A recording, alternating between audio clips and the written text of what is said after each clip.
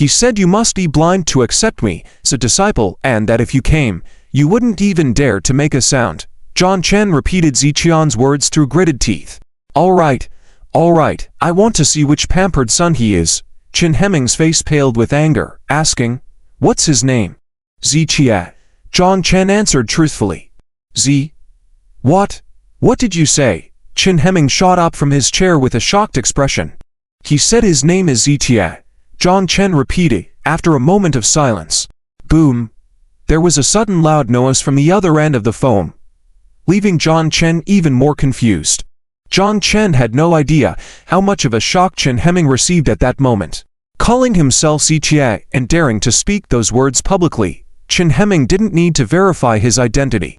He already guessed who John Chen had provoked. Master, John Chen called, furrowing his brow. I don't care where you are now, or what you plan to do. Right now, you immediately turn back and cannot step a foot out of Ru Hall, otherwise, I will break your legs. With those words, Chen Hemming, showing signs of his anger, berated John Chen before abruptly hanging up the phone. This fool, Chen Hemming, whether angry or shocked, his hands were trembling, and he stood up to go back to his room to pack. On the other side, after hanging up the phone, John Chen felt puzzled. He couldn't understand why Chen Hemming had such a contrasting attitude. Initially, Chen Hemming had gotten John Chen's location and promised to send someone over immediately. But as soon as Ziqian's name was mentioned, Chen Hemming suddenly changed his mind and told John Chen to go home. Could it be that his identity is a bit complicated? John Chen wondered. Or does Master also know that he is ruthless, so he fears I'll be harmed further? John Chen figured this out and his face showed a wry smile. Knowing Ziqian's level of skills, Chen Hemming surely understood who Ziqia was. John Chen guessed that Chen Hemming was afraid John Chen would suffer a loss, and that's why he asked John Chen to immediately return home, while Chen Hemming would handle Ziqia personally. Thinking this, John Chen smirked. Chen Hemming coming personally meant that regardless of Ziqian's background, he wouldn't escape unharmed. Finish the call. What did old Chen say? Ziqia looked at John Chen with a hint of banter in his tone. You don't need to be arrogant. I tell you, this matter is not over. John Chen gritted his teeth slightly. His anger hadn't fully subsided yet, but remembering Chen Hemming's words, he could only grit his teeth and turn to leave. Witnessing this scene, Chen Ruoxu, Lian Chao, Li Yue, and others were confused. Why did John Chen, after saying he wanted to deal with Ziqia, now leave after talking to Chen Hemming on the phone? It didn't make sense. With Chen Hemming's wide network, a few phone calls from him, and Ziqia wouldn't be able to escape. John Chen had made tough remarks earlier, but now he was leaving without a word, which was incomprehensible to Lian Chao. Indeed, this matter is far from over, Ziqia said meaningfully. Glancing at John Chen, my master said he will personally come back to deal with you. So, enjoy the remaining days you have left. When my master returns, your time will be up, John Chen said threateningly, then left with his bodyguards to get on the car. Wait, John Doctor, what's going on? Lian Chao hurriedly ran up to John Chen and asked. John Chen frowned and coldly said, what's going on? Do I need to report to you? No. What I mean is, our cooperation. To hell with our cooperation. John Chen kicked Lian Chao, cursing, you stood me up the first time we set a meeting. And the second time you let me get beaten up and did nothing about it. You're like an idiot. John Chen, still not satisfied, after kicking Lian Chao, kicked him again before leaving. Lian Chao flushed with anger. John Chen publicly kicked him twice, making him feel extremely embarrassed. Despite feeling ashamed and enraged, he dared not retaliate against John Chen. As Lian Chao watched John Chen's car drive away, he remained standing there with a red face. He had promised Chen Ruoxu that he would definitely bring John Chen to help them participate in the medical conference. But now, things had taken a turn for the worse. The first time they were supposed to meet, they were blacklisted by the hotel, and the second time, the meeting ended in a fight. Both incidents were related to Ziqia, fueling Lian Chao's anger. He wished he could kill Ziqia right then and there. Invite someone to dinner and just do that. Why provoke Mr. Z? Now everything is a mess. Inside out. Isn't that being a disgrace? These remarks felt like sharp knives piercing Liang Chao's heart, further fueling his frustration. In his anger, he glared at Chen Jinyao, but she faced him fearlessly, even playfully.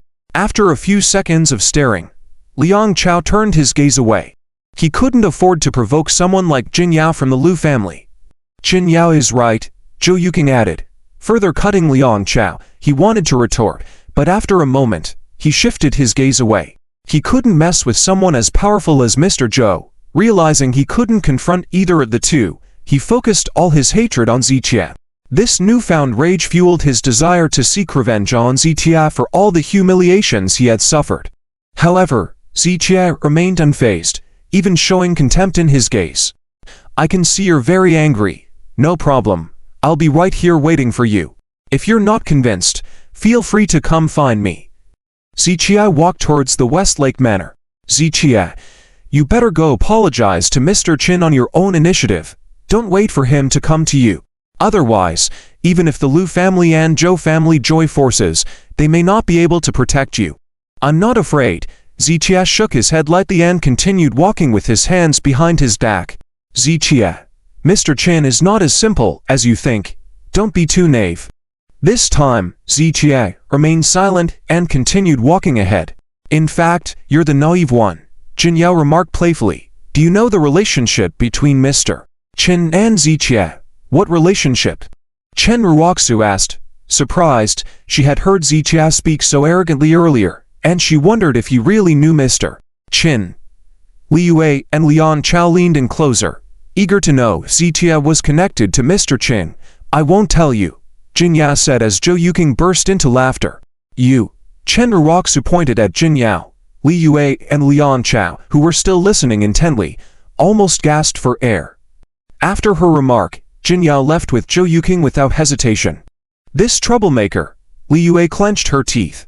Jinyao's sudden return caught them off guard. Jinyao stopped, turned around, and asked, Do you really want to know? Yes.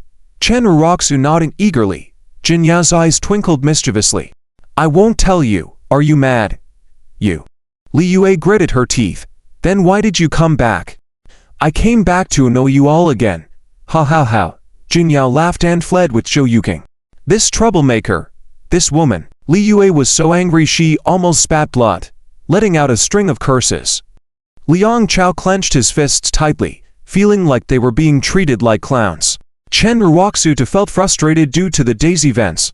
She had hoped to discuss cooperation with Zhang Chen, but Ziqian's presence had disrupted their plans repeatedly. Ruoxu. Liang Chao began, but Chen Ruoxu cut him off. We invited Mr. Zhang to dinner to discuss cooperation. Why did you have to provoke Ziqia? Chen Ruoxu frowned, feeling her first hint of disgust towards Liang Chao. She had hoped that their close relationship would lead to his assistance in developing the Chen group and preparing for the medical conference. But as time passed, it became clear that he wasn't providing any substantial help, disappointing Chen Ruoxu. If you trust me, Ruoxu, I will definitely handle everything well, Liang Chao said earnestly, raising his right hand to make a promise to Chen Ruoxu. After a few seconds of eye contact, Chen Ruoxu shook her head slightly and said, I'm sorry. I may have spoken out of line earlier, Liang, please don't mind. I'm a bit tired, so I'll head back first. With those words, Chen Ruoxu walked towards the parking lot and left in her car before Liang Chao could catch up. Damn it! Liang Chao cursed as he watched Chen Ruoxu's car drive away, his eyes filled with anger. It's all that scoundrel Ziqian's fault. He must have known we were coming here, so he deliberately caused trouble, just to disgust us. Li Yue also fumed with anger. He deserves to die. He really deserves to die. Liang Chao clenched his fists tightly, a deep cunningness flashing in his eyes. He had originally planned to use Chen Ruoxu's trust in him to execute a wicked plan that would ruin Ziqian's reputation. Before putting this plan into action, he wanted to sweeten the deal for Chen Ruoxu with the Zhang Chen incident, to make her believe in him even more. But now, not only did he fail to deepen Chen Ruoxu's trust in him, but he even made her feel annoyed, causing him to lose ground. And all of this was because Ziqia, the culprit behind everything. I just wanted to ruin him and have him thrown into prison for life, Liang Chao continued. But now, I've changed my mind. I want him dead. Liang Cao's rage was unprecedented this time. He was determined to kill Ziqia to satisfy his hatred and ensure the success of his plan. Does Qin Divine Doctor have to kill him? I'm not sure. Li Yue replied hesitantly after some thought. They had never dealt with Qin Himing directly, and were unsure of his character and methods. Even though he fought with John Chen and insulted Qin Himing, the worst he would get is a beating, not death. But now, I can only find peace by killing him. Only by killing him can I continue with my plan. Liang Cao resolved with a cold expression. He was well aware that Ziqia couldn't match up to Qin Himing's strength, but he was determined to make Ziqia disappear to achieve his aims. Qin Divine Doctor probably won't kill him, but he definitely won't let him off easily, Li Yue suggested. Let's wait and see. If Qin Divine Doctor deals with him, we can seize the opportunity to finish him off completely. After contemplating the idea for a moment, Liang Cao agreed, deciding to wait one more night before taking any action. If Ziqia remained unharmed the next day, Liang Cao would personally see to it that Ziqia disappeared from this world. Let's wait until tomorrow. If Ziqia is still alive and well, then I will make sure he dies. Liang Cao eventually agreed with Li Yu's suggestion, understanding that Ziqia was a formidable opponent. By letting Qin Himing handle Ziqia first and then striking when he least expected it, Liang Cao believed he could eliminate Ziqia for good. All right, we'll follow the plan when the time comes, Li Yue nodded. I'll go contact some people. Ziqia has connections with Zhang Kai now. If I randomly hire someone, Ziqia might find out. I need to find some ruthless outlaws from outside of town, Liang Cao said with a malicious glint in his eyes. He would wait just one more night, and if Qin Himing didn't take care of Ziqia, he would personally ensure that Ziqia disappear from the world. Time passed by, and it was already 8 p.m. in the western district of Tianhai City, at the Ruhtang Traditional Chinese Medicine Hall. Compared to hospitals, Ruhtang was relatively small, with less than 15 rooms including the pharmacy, consultation room, acupuncture room, and a waiting area. However, its reputation in the traditional Chinese medicine community was significant, as it was owned by the renowned healer Qin Himing. Although Qin Himing rarely appeared at the hall, preferring to treat VIPs at their residences, the two-day affairs were usually managed by John Chen and others. Besides John Chen, Qin Himing's direct disciple, there were several male and female apprentices responsible for various tasks at Ruhtang. Despite being called master by the apprentices, they were not officially disciples of Qin Himing, merely apprentices at the traditional Chinese medicine hall. In the lounge of Ruhtang, John Chen sat with a grim expression on his face, surrounded by 3 men and 2 women. Although Zhang Chen was usually arrogant and domineering, he dared not disobey Qin Himing's instructions, so he hadn't left the place since returning from Zihu Manor. They had just received word that Qin Himing would soon arrive at the hall, so they were all waiting.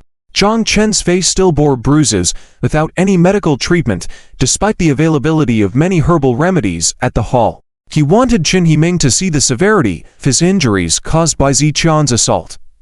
Senior brother John, you should apply some medicine first, one of the female apprentices suggested, offering a balm. I said no, can't you understand? Zhang Chen snapped, scaring the apprentice into silence. Don't be mad, senior brother, he will pay for what he did tonight, the other apprentices murmured in an attempt to soothe him. I will make him pay tenfold. Zhang Chen gnashed his teeth, his eyes filled with malice. Knowing Qin Himing's prowess in Tianhai City, Zhang Chen was confident that Ziqia, regardless of his connections, could not escape his fate that night. Ziqia, you are in for a world of hurt, Zhang Chen thought vindictively, planning the best way to humiliate Ziqia is satisfy his own grievances. Master is back, a voice from outside interrupted their conversation. Where is Zhang Chen? Upon hearing Qin Himing's voice, Zhang Chen and the others quickly stood up and headed towards the door to greet him. However, before Zhang Chen and the others could reach the door, they saw Qin Himing swiftly walking into the lounge. Qin Heming's face was as dark as water, devoid of any trace of a smile. They had never seen Qin Heming in this state before. It was understandable, as Zhang Chen was his closed-door disciple and now, seeing him in such a condition, Qin Heming must be very angry and would definitely immediately take Zhang Chen to seek revenge. Master, you're finally back. Look, my junior brother was beaten badly. John Chen shouted, stepping towards Chin Hemming and pointing to his own face. You rascal! Why didn't I beat you to death? Chin Hemming suddenly yelled and then fiercely slapped John Chen. A loud slap echoed in the lounge. John Chen's pleading voice abruptly stopped, and he barely managed to stand still after retreating to steps. This scene left John Chen flabbergasted, and the other apprentices perplexed to the extreme. What was going on? Chin Hemming rushed back from out of town non-stop just to help John Chen seek revenge, right? Then why did he slap John Chen without even asking about the situation as soon as he saw him? Master, why are you hitting me? John Chen covered his face with one hand. Looking bewildered, I am hitting you. Chin Hemming stepped forward and delivered two more resounding slaps. These two slaps landed firmly on John Chen's face. He purposely didn't apply any medicine during the daytime, after being injured by Zitia, to show Chin Hemming his injuries. Yet now, after seeing John Chen, Chin Hemming further aggravated his injuries. Master, please don't hit junior brother. Several apprentices finally reacted and hurriedly stepped forward to block. Get out of my way. Anyone who tries to stop me, I'll hit them too. Chin Hemming pushed everyone aside and stepped forward again, delivering another slap to John Chen. Kneel down. Chin Hemming thundered, and John Chen didn't dare to resist, immediately dropping to his knees. Chin Hemming then struck John Chen's face again with force. The apprentices were all stunned. In their eyes, Chin Hemming was always calm and composed in handling situations. But today, seeing Chin Hemming in such a furious state left them utterly perplexed. What had happened to make Chin Hemming so angry? The apprentices were puzzled. John Chen was even more puzzled. That they dared not ask or say anything at this moment, and could only wait for Chin Hemming to calm down first. The sound of slaps continued, echoing throughout the Ru Hall. John Chen's cries of pain could be heard clearly. He had been so arrogant in front of Zitia during the day, and now he was screaming in agony from the beating he was receiving. More importantly, after receiving dozens of slaps, he still couldn't figure out why he was being ruthlessly beaten. No matter how John Chen inquired, Chin Hemming remained silent, only stopping after John Chen's face was swollen and bleeding, slightly calming down. You ungrateful rascal, I was only gone for a short while, and you caused chaos. Have I spoiled you too much in normal times? Chin Hemming coldly stared at John Chen, loudly questioning him. Master, it was Zitia who beat me, not the other way around. Why are you punishing me? John Chen's face swollen and bruised, felt that the beating was simply unfair. He beat you, that's your luck. Do you know who he is? Chin Hemming delivered another slap. Who is he? John Chen was shocked. Could it be that Zitian's identity was truly extraordinary? He's someone you can never afford to provoke.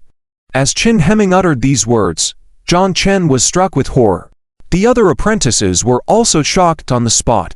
John Chen was highly skilled in medicine and had a great reputation among the social elites in Tianhai City, especially with him being Chin Hemming's disciple. It was unimaginable for them that Zitia was someone John Chen could never afford to offend. This realization left the apprentices and John Chen both speechless and frightened. Master, I don't know. John Chen lowered his head slightly. He finally understood why he was being beaten, but he still couldn't comprehend why Zitia was a person Chin Hemming feared so much. In the entire Tianhai City, no one dared to act against Chin Hemming, yet Zitian's appearance had taught John Chen a lesson. You don't need to know, you should be grateful he only beat you up. If he killed you, it would have been in vain. Chin Hemming's words left John Chen pale, a sense of fear evident in his eyes. Now go clean up, I will take you to apologize. Chin Hemming knew that to seek Zitian's forgiveness, they needed to show complete sincerity. As Zitian's grand disciple, Chin Hemming knew he had to take responsibility for his disciple's actions. Therefore, he refrained from calling Zitia in the afternoon, as meaningless apologies wouldn't lead to forgiveness. Yes, John Chen replied, and quickly headed to the restroom. Chin Hemming stood still for a moment, then picked up his phone and walked into the neighboring room.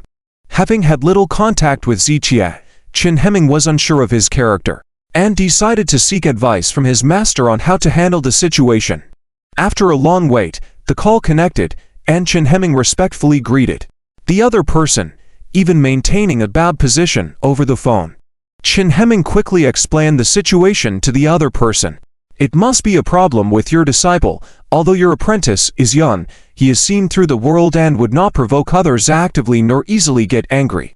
I've told you before, when taking in disciples, don't just look at their medical talent. Medical skills can be developed slowly, but character cannot. These words spelled the end of John Chen's prospects. Master, I understand. I will sever ties with him later. Chen Hemming nodded. However, before that, I want to take him to apologize to our master. No need. The other person refused. Chen Hemming was puzzled. Since John Chen had done wrong, shouldn't he apologize? I told you before, he said. Our master instructed explicitly that no one should disturb him before he regains his memory. If he regains his memory and acknowledges us voluntarily, then it is acceptable. But, until then, we must not approach him proactively. There was a tone of resignation in his voice. If it weren't for the direct orders from Zitia, he would have already rushed to Dianhai City to reunite with Zitia. Master, I understand. Chen Hemming nodded first, then looked a bit troubled. But that disobedient disciple offended the master. If he doesn't apologize, you don't understand him. He does things as he pleases to cultivate his mind and body. Why would he care about a mere formality of an apology? Not disturbing him is the best apology you can give. What I mean is, if your disobedient disciple goes too far, it won't be necessary for you to apologize. Because the master won't let him see another day of sunlight, the other person said. Chen Hemming nodded heavily after the statement, letting go of that idea. Master, I understand, he said. The seriousness in the other person's words was not an exaggeration. Even Wang Ao, the North Territory war god known for his decisive actions, was just one of Ziqian's disciples. If Ziqia wanted someone gone, how difficult would that be? Thinking of Wang Ao, Chen Hemming hurriedly asked, by the way, Master, you mentioned bringing Wang Ao back. When will he arrive in Tianhai? The situation is tense in the North Territory. Orders are strict. He can't return in person for now, but he has sent a team that will arrive in Tianhai soon. During this time, continue to monitor the master's situation. If it's just regular matters, leave it to the master. It will help him train his mind better, but if someone ignorant decides to take advantage of the master's vulnerability, I will go against the master's orders to ensure they are eliminated. The other person's voice was chilling as he spoke. Understood. I will pay close attention. Recently, I found out that the master seems to have parted ways with the Chen family girl. Should I intervene in this matter? Chen Hemming had been silently observing all of Ziqian's experiences during this time. However, he refrained from interfering as instructed by his master, who emphasized that Ziqia had sealed his memories to return to the mundane world to solidify his state of mind. This led Chen Hemming to hold back and not interfere. You don't need to intervene. This is a good thing. This statement from the other person left Chen Hemming momentarily stunned. Ziqia was abandoned and cast out by the Chen family, and this was considered a good thing. Master, I don't understand. Chen Hemming shook his head slightly. In this world, there are two things that can awaken a person, truth and suffering. Truth brings you back to your essence, while suffering elevates your soul. Only through experiencing hardships and gaining profound insights can one's soul become enriched, and their state of mind becomes as solid as a rock. Chen Hemming listened intently, holding his breath. It had been a while since he heard his master speak in such a manner. By experiencing death in the heart, attachment is shattered, nature is revealed, and the Tao emerges. This is the death of the heart leading to the birth of the Tao. Therefore, these events will only make the master stronger, and there is no need for us to intervene. As the other person finished speaking, Chen Hemming contemplated deeply. Measuring a person's spirit and state of mind is not about reaching the pinnacle, but about the resilience shown when reaching the low points. The master had reached the peak above all, but now look at his resilience in this low point. What do you think? The other person asked with a smile. Chen Hemming nodded quickly. Very strong. I thought this incident would break the master, but ever since parting ways with Chen Uroxu, the master discarded his past desolation. Confirming your statement of death in the heart leads to rebirth. Indeed, the complexities of the human world often test one's state of mind. They believe that with wealth and power, they are above all, but in the master's eyes, they are just tools for tempering his state of mind. As for the Tianhai Chen family, they could have reached the pinnacle of wealth and power by seeking the master's favor, but they couldn't grasp the opportunity.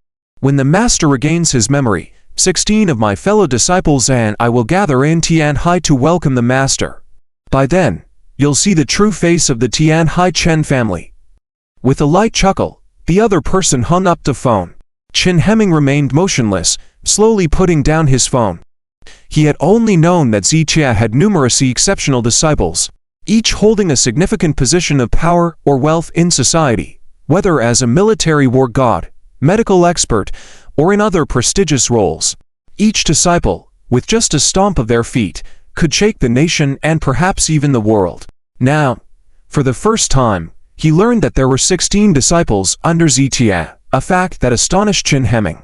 Although he didn't know who these disciples were, he understood that being chosen by Zichia, and they were exceptional individuals. When these disciples would gather in Tianhai City to honor Zichia, the entire city would likely bow at Zichian's feet in reverence. The Chen family has indeed blinded themselves. Chen Hemming sighed deeply. Master, I'm ready. Shall we go? At that moment, John Chen had changed into fresh clothes and came into the room to ask. Go? Go where? Chen Hemming asked nonchalantly. Aren't we supposed to make amends? John Chen inquired, looking puzzled. You are going to apologize to Mr. Z? Are you worthy? Chen Hemming's words startled John Chen, widening his eyes. You don't need to call me master anymore. From this moment on, Chen Hemming and John Chen have no relation. Chen Hemming took a deep breath, deeply valuing John Chen but finding it necessary to make this decision.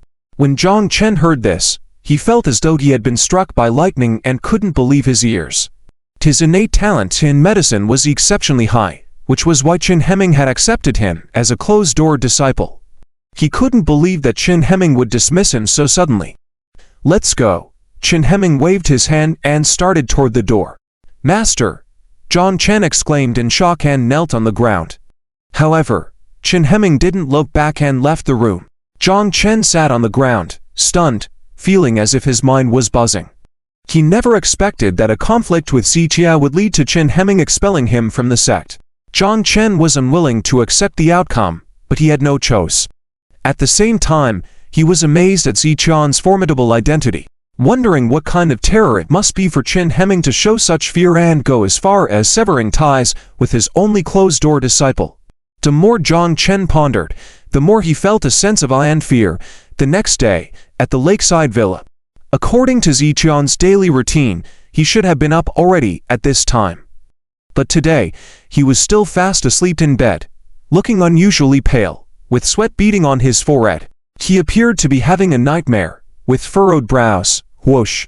Zichia suddenly opened his eyes wide, sat up abruptly, and began gasping for air. He was drenched in sweat, his pajamas soaked through. These strange dreams had started 6 months ago, so Zichia was no stranger to them. However, today's dream was the most vivid and complex one he had ever experienced. In the dream, many familiar yet unfamiliar faces kept appearing in his mind. However, when Zichia woke up and tried to grasp those images and faces, he couldn't. It was as if he was himself in his dreams, but upon waking up, he turned into a completely different person, with a blank mind. Why do I feel like I'm being suppressed by something? Zichia furrowed his brows slightly and mumbled to himself. He felt like his memories were blocked by a thin layer of paper, seemingly easy to break through, but he couldn't find a way to do it now. Zichia gently massaged his temples, trying to recall several times, but to no avail. It seems like I need to get the 7-leaf evergreen vine to break through this barrier. Zichia slowly got up, knowing that once he gathered and consumed the 3 herbal ingredients, he would be able to break through this barrier blocking his memories. According to Lu Jinyao, the Medical Skills Conference would be held within a week at the earliest, meaning that if everything went smoothly, Zichia could get the 7-leaf evergreen vine within a week. Thinking about this, Zichia felt a hint of anticipation. With his current state of mind, there weren't many things that could make him hopeful, and the 7-leaf evergreen vine was one of them. Zichia picked up his phone and saw that Zhou Yuqing and Lu Jinyao had sent him many messages, inviting him to go shopping and play with them. Although Zichia wasn't very sensitive to romantic matters, he could vaguely guess their intentions based on their attitudes and interactions with him the day before. Zichia shook his head slightly, put down his phone, and went to the shore to freshen up. On the other side, at Liang Cao's home. After returning from Westlake Manor yesterday, Liang Cao had been preparing a plan to deal with Zichia. By now, he had almost completed his preparations, but he hadn't taken action yet because he listened to Li Yu's advice. Seeing John Chen's imposing appearance yesterday, he was determined not to let Zichia off easily. Liang Cao thought of having Zichia face off against John Chen first. With his identity as Qin Hemming, even if he didn't kill Zichia, he could still leave Zichia half dead. Then, he could strike again while Zichia was injured, ensuring a fatal blow. So, he was waiting for news of John Chen's move against Zichia, but after waiting for 2 hours, there was still no word. Liang Cao grew impatient and called John Chen's number. However, just as the phone rang, the call was ended by the other party. Liang Cao's eyes narrowed, and he immediately dialed another number. "Hello." This time, John Chen answered quickly. "Dr. John, it's me, Liang Cao." Liang Cao quickly got up and introduced himself with a forced smile. "You idiot, why are you calling me?" Without hesitation, John Chen berated Liang Cao harshly upon hearing his voice. No one knew what John Chen's current mood was. He was extremely frustrated. If it weren't for Liang Cao, he wouldn't have gone to Westlake Manor, wouldn't have met Zichia, and wouldn't have had this conflict. Without the conflict with Zichia, he wouldn't have been beaten up by Qin Hemming and subsequently expelled from the sect. So Liang Cao was the root of all his troubles. Why would John Chen have a good attitude towards him? "Dr. John, please don't be angry. I didn't want yesterday's events to happen either. I wanted to ask when you were planning to take action against Zichia, and if there's any way I can help." Liang Cao continued to smile cautiously and asked, "Deal with him? Do you think Zichia is so easy to handle? Get lost."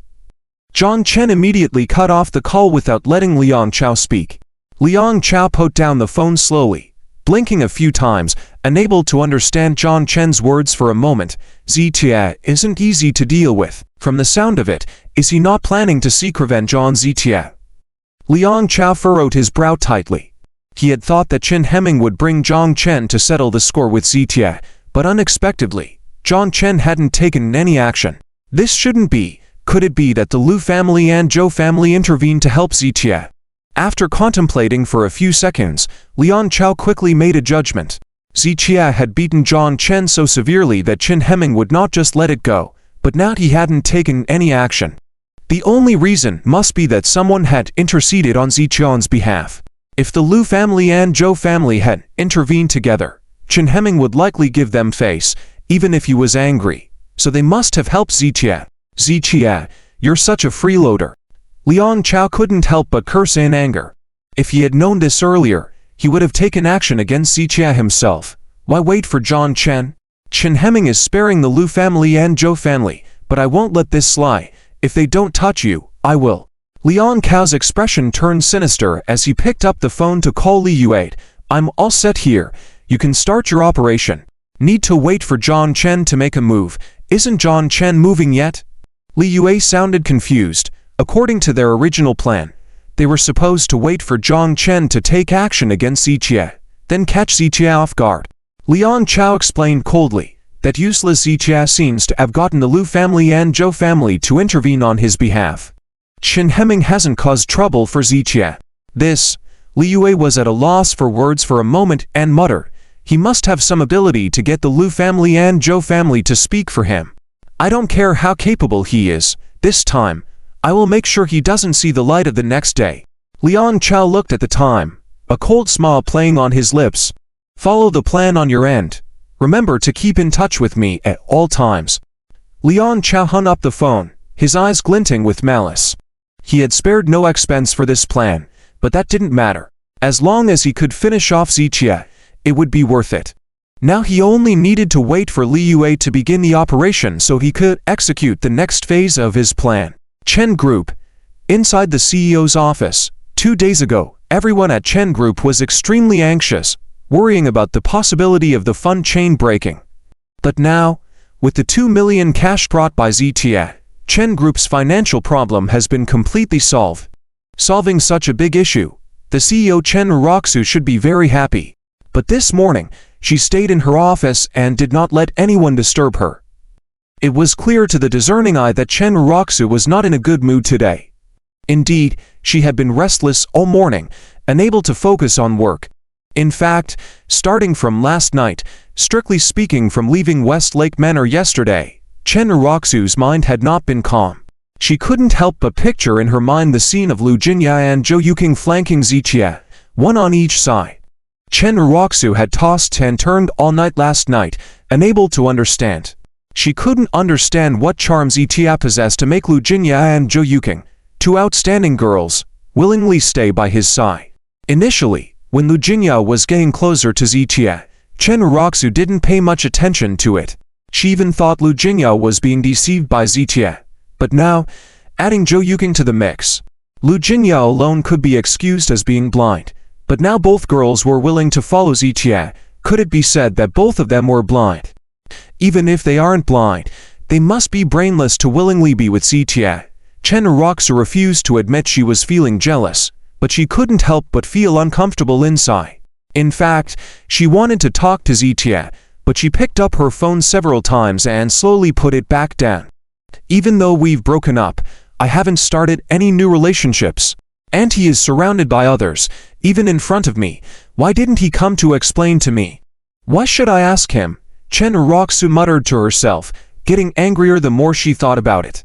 It was because she was angry that even though she was in a bad mood, she purposely refrained from contacting Ziqie. Just because you lent Chen Group 2 million, doesn't mean I will be grateful to you. I will pay back this money with interest, and from now on, I won't need your help anymore. Chen Uroxu bit her lip and stubbornly muttered to herself. Uroxu. Just then, Li Yue entered pushing the door, her face showing a sense of urgency. What's wrong? Chen Uroxu asked quickly. Quick, let me borrow your phone. I'm in contact with a client, but my phone suddenly died. Hurry up and let me use it. Don't keep the client waiting. Li Yue took the phone, pressed a few times in front of Chen Uroxu, but the screen remained black and unresponsive. Here, without thinking, Chen Uroxu handed her phone to Li Yue. Li Yue quickly pressed a few times on the phone and then placed it against her ear. Oh, Chen, sorry. My phone suddenly shut down. Li Yue spoke while walking out of the office. Chen Uroxu picked up Li Yue's phone and looked at it a few times. Isn't it out of power? Chen Uroxu shook her head slightly and connected Li Yue's phone to the charger. After about 5 minutes, Li Yue returned to the office. All settled, I negotiated a new partnership.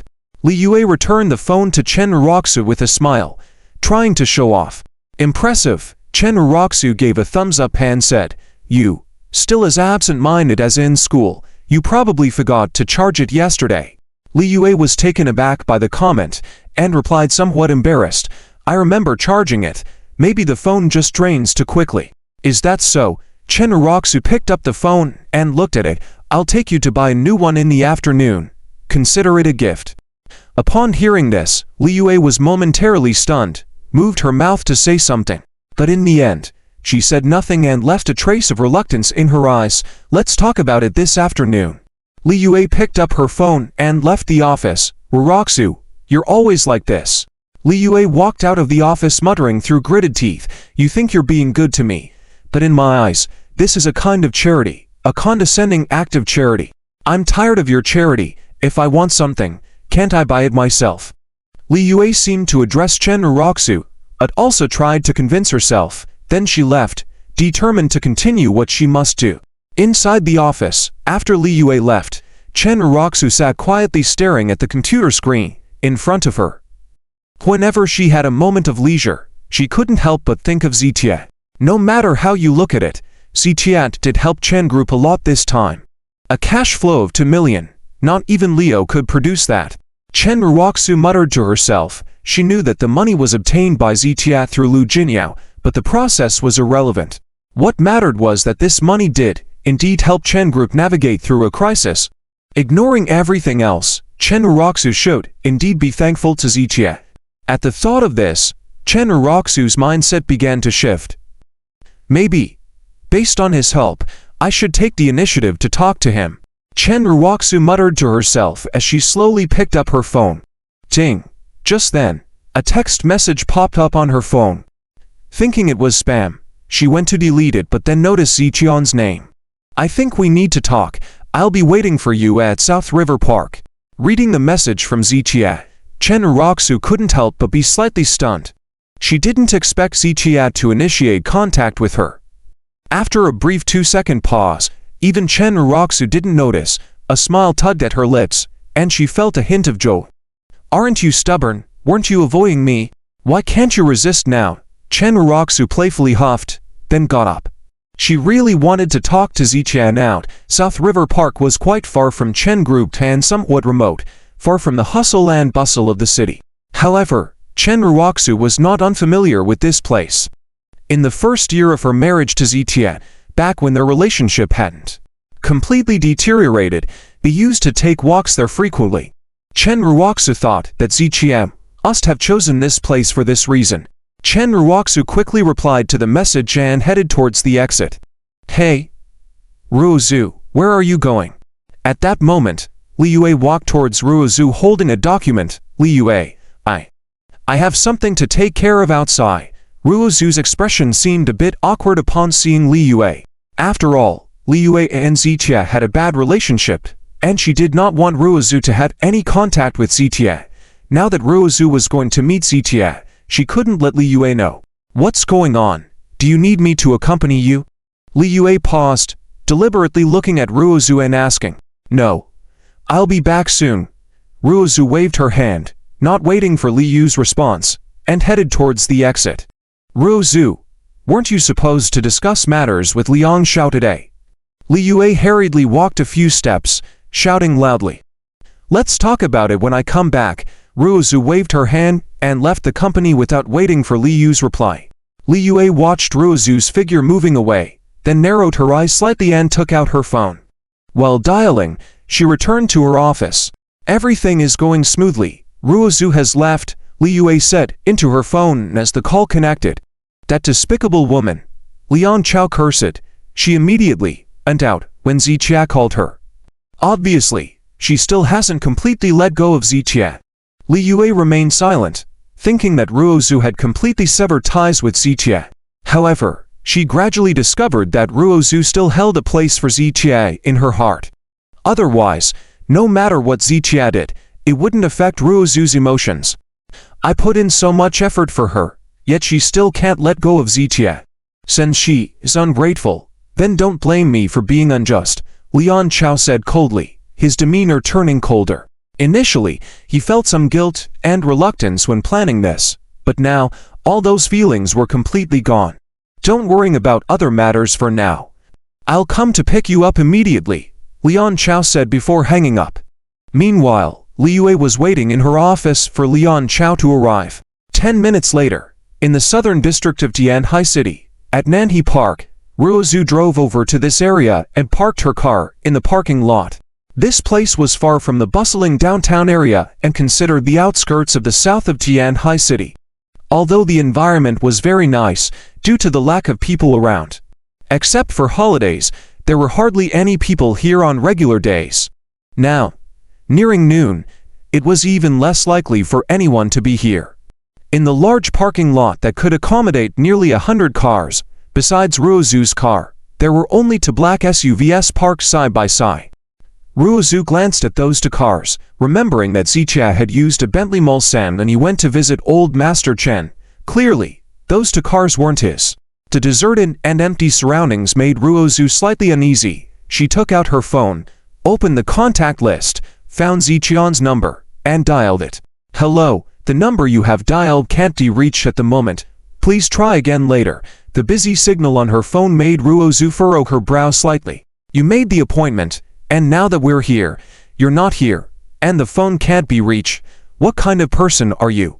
Ruozu was very angry, contemplating leaving, but she wanted to confront Ziqia, Lu Jinya, and Zhou Yuqing about their relationship face to face. I'll give you another 10 minutes. If you're not here, then I'm leaving, Ruozu muttered, then sat in the car waiting.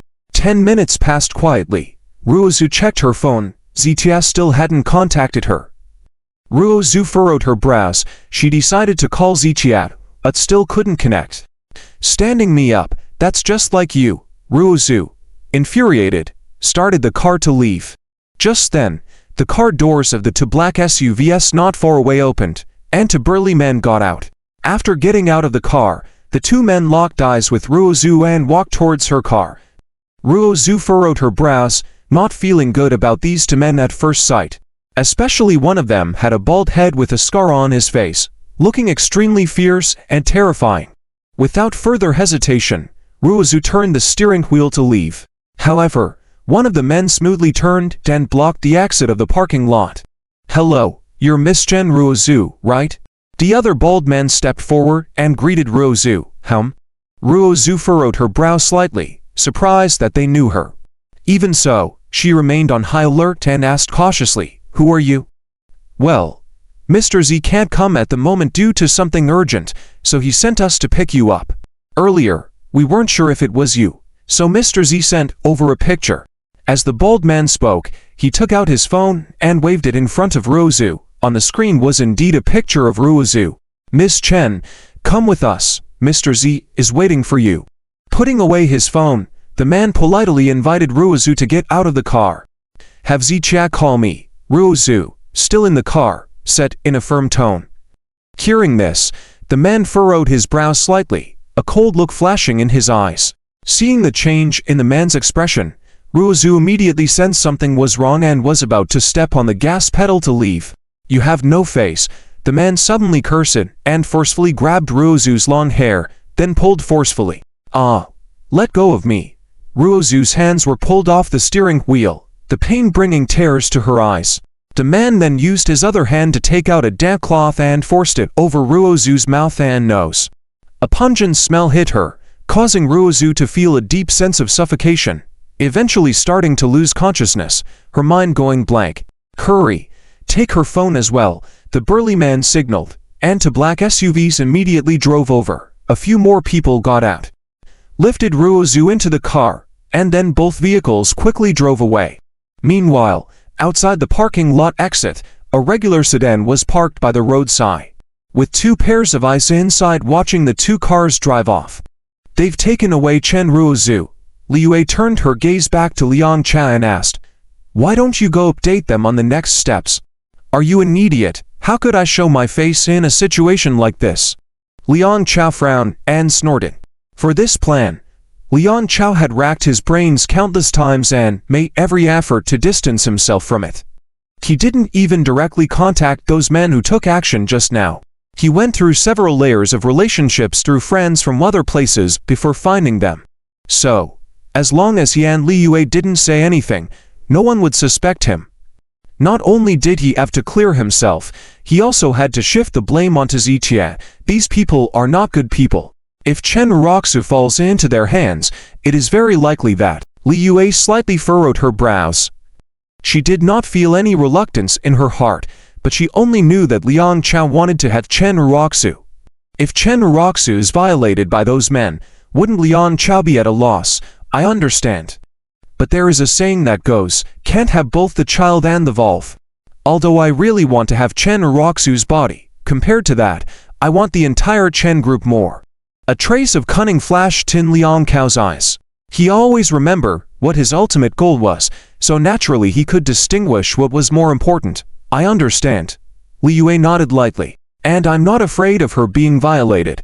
If she is violated, won't my chances be even greater? Liang Cha said this, and Liyue couldn't react at first. But after pondering for a few seconds, Liyue slowly widened her eyes. Liang Cha, are you suggesting? That's right, Chen Roxu is already a divorced woman.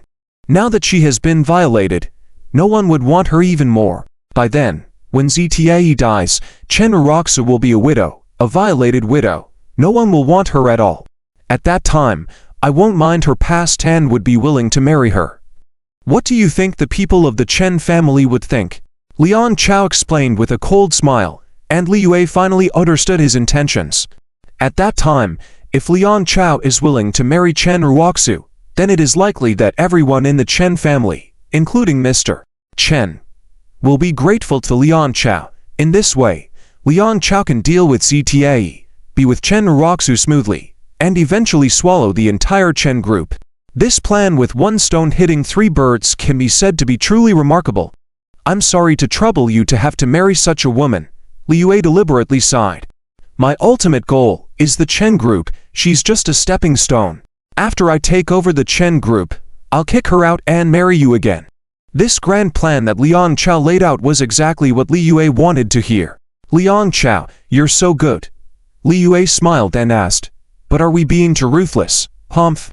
Throughout history, those who are harmless cannot be husbands, and those who are not ruthless cannot stand firm. Liang Chao squinted slightly. You should call Ziqia now. I've already arranged it on that site, and today, I will make sure he disappears from this world completely. Liang Chao, Ziqia is indeed very strong. With just a few people, will we be able to defeat him? Liu Yue took out her phone but expressed her worries. She had seen Ziqia fight alone against hundreds of people without losing. With just a few men today, she doubted they would be enough to kill Ziqia. Do you know the saying, no matter how high your martial arts are, you're afraid of a kitchen knife? In today's society, it's not about who has the biggest fist. Don't worry, I have everything arranged. He must die today. After saying this, Liang Chao prompted Liu Yue to call Ziqia. As they drove towards the 2 black SUVs, at the same time, at the lakeside villa, Ziqia was on the phone in the living room. Just now, Zhang Kai called him, telling him about Zhang Peng and others. As Ziqia expected, Zhang Kai had the means, and Zhang Peng and the others eventually revealed everything. Mr. Z, I found out who ordered Zhang Peng. I'm preparing to talk to the other party these 2 days. I should be able to handle it myself. If I really can't, then I'll ask for your help. Upon hearing Zhang Kai's words, Ziqia nodded lightly. The matter with the Black Tiger Club was ultimately related to him, and if Zhang Kai couldn't handle it, he couldn't just sit back. Handle it as best as you can and don't affect me here. After hanging up the phone, Ziqia received a call from an unknown number. Ziqia, is that you, Ziqia? The urgent voice of Liu Yue sounded through the phone. Hearing Li Yu's voice, Ziqian's brows furrowed slightly, and he was about to hang up the phone.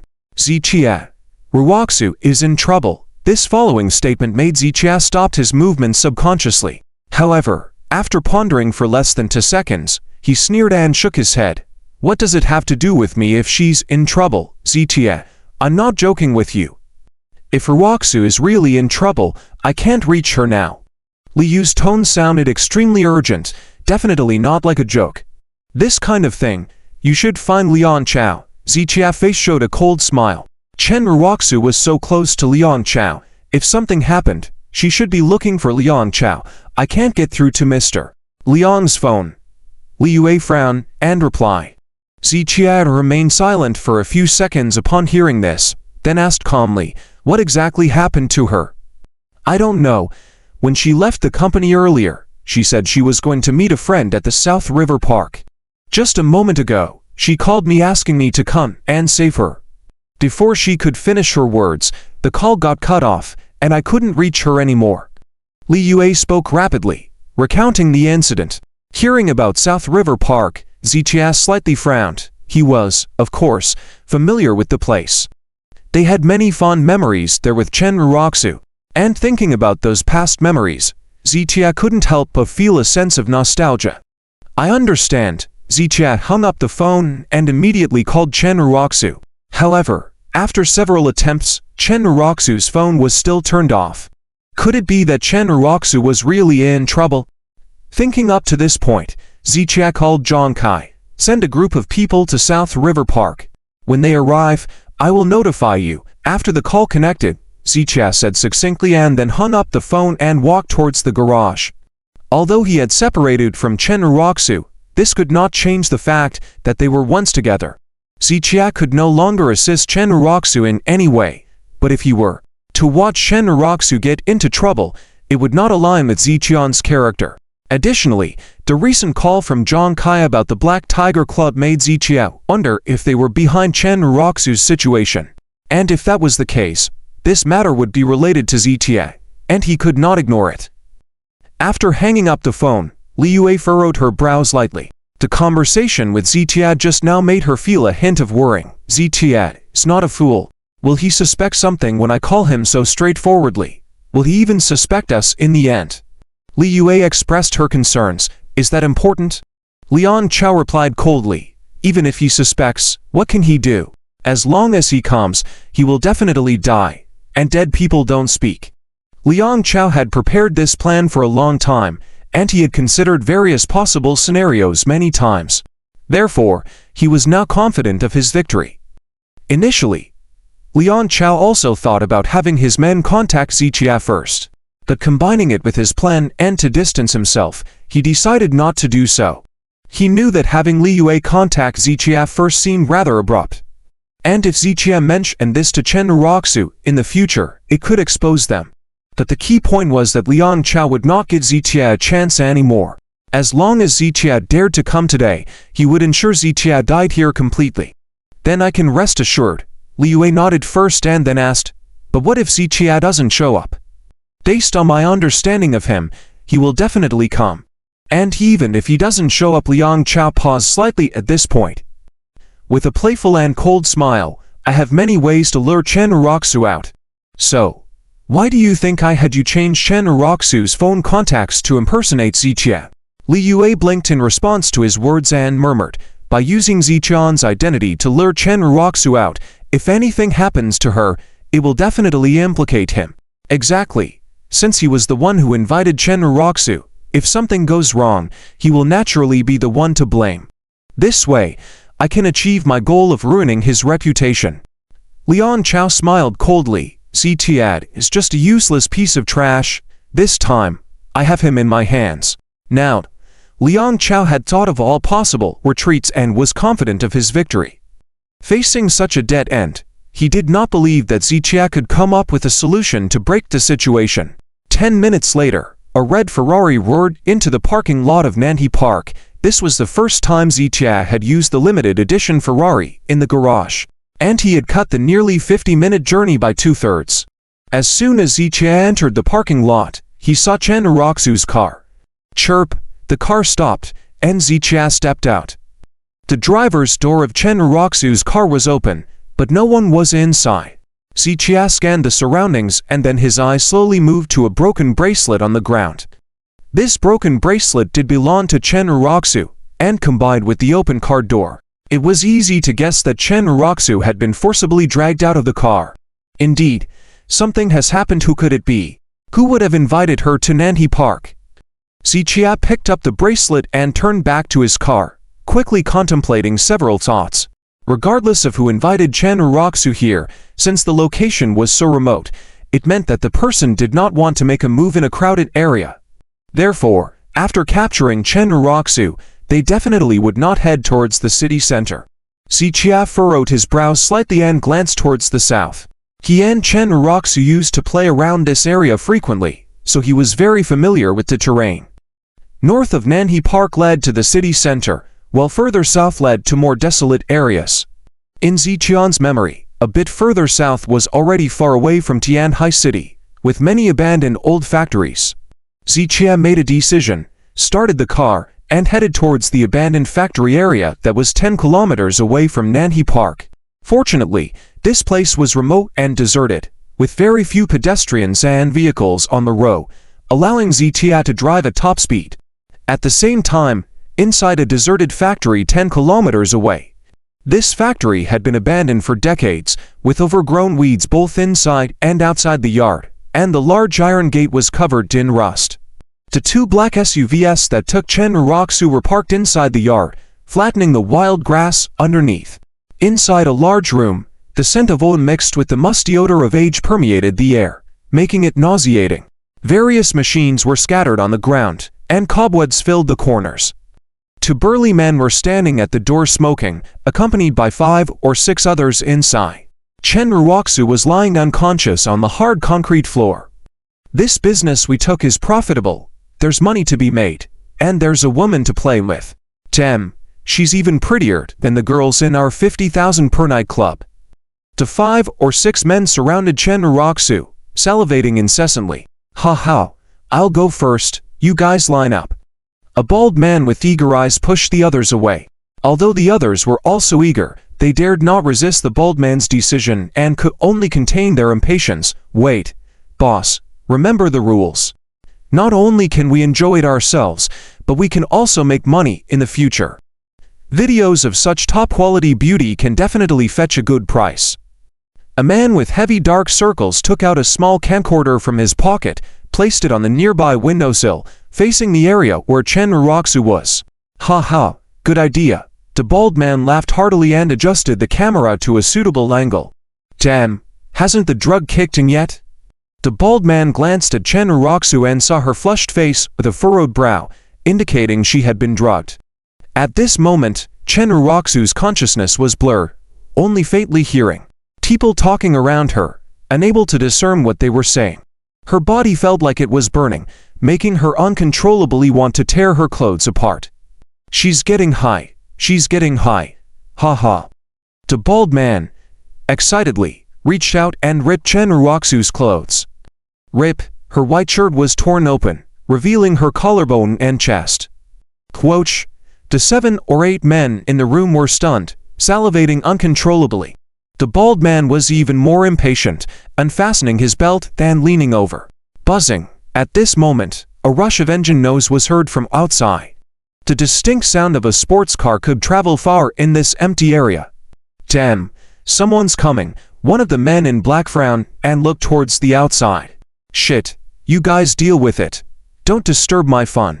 The bald man's mind was clouded, ignoring everything as he reached out towards Chen Ruroxu. Boss, looks like someone is coming towards our direction, 2 men at the door shouted perplexedly. At this moment, looking out from the perspective of the 2 of them, they couldn't see any vehicles, but they could hear the sound waves getting closer to them. The sports car's body and chassis were too low, practically invisible in the knee-high grass. Roar, roar, vroom, as the engine roared louder. The 2 burly men suddenly noticed the grass in the yard from the gate collapsing continuously. It was as if there was a giant snake swiftly moving through the grass, crushing and knocking down countless blades.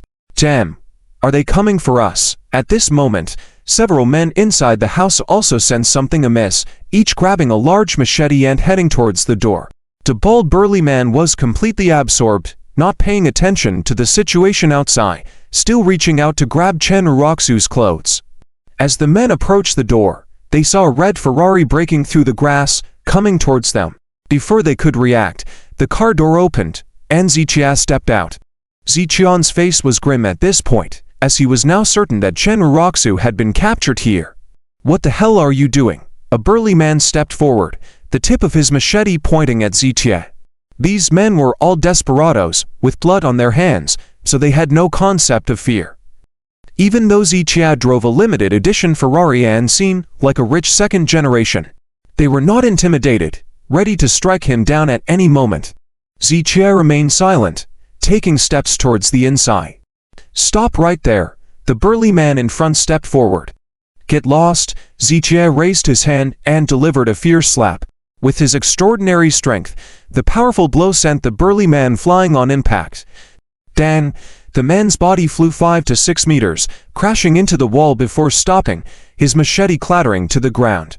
After landing, he struggled to get up with his hands and feet but failed. The remaining men were dumbfounded. They had never seen someone being slapped and sent flying so far. However, they quickly reacted. Seeing Zichian's hostile approach, they raised their machetes ready to strike. Their intent was clear, aiming to strike Zichia down without hesitation. However, their strength was no match for him, and their speed to slow in comparison. Facing several machetes coming at him, Zichia remained unfazed, stepping forward to meet them head-on, delivering a kick. Bang! The man at the forefront was kicked in the abdomen by Zichia, sending him flying backward. The force expelled him off the ground and back. Dang! Bang! Bang! While the man flew back, he harshly collided with the others. One of the men's machetes pierced into the abdomen of the burly man in front. With cries of pain, the men were all knocked into the house. Zichia wasted no time, marching into the house. Inside, the bold burly man had just stripped Chen Ruroxu's upper garment off, not yet taking the next step, before his men were kicked into the house. Perplexed, the bald man turned to face the doorway, meeting Zichia with a cold gaze. The bald man was stunned, while Ziqian's brows furrowed slightly. He had expected to face many thugs inside but found it surprisingly empty, with only the bald man and a few others present. If it were the Black Tiger gang seeking revenge, they would have surely known his capabilities and sent more people to attack. However, the small number of weak adversaries present seemed suspicious. Were they not affiliated with the Black Tiger gang, or did they believe they could take him down with just a few weaklings? "Who the hell are you?" The bald burly man raised his pass, eyeing Ziqia coldly. Ziqian's gaze fell on the flushed-faced Chen Uroxu lying on the ground. His rage surged upon seeing his once-lover in such a state. He had thought that after their separation, Chen Uroxu's well-being was none of his concern.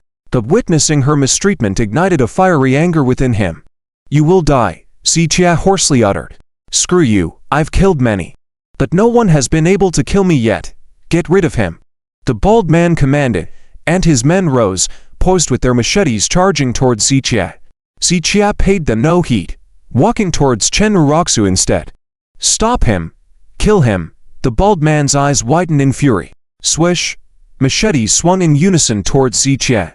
"Back off!" Ziqia swiftly dodged, delivering a powerful kick. Bang! As his leg struck, a man's head took the full force of the blow, causing him to fall back, colliding with the others once again.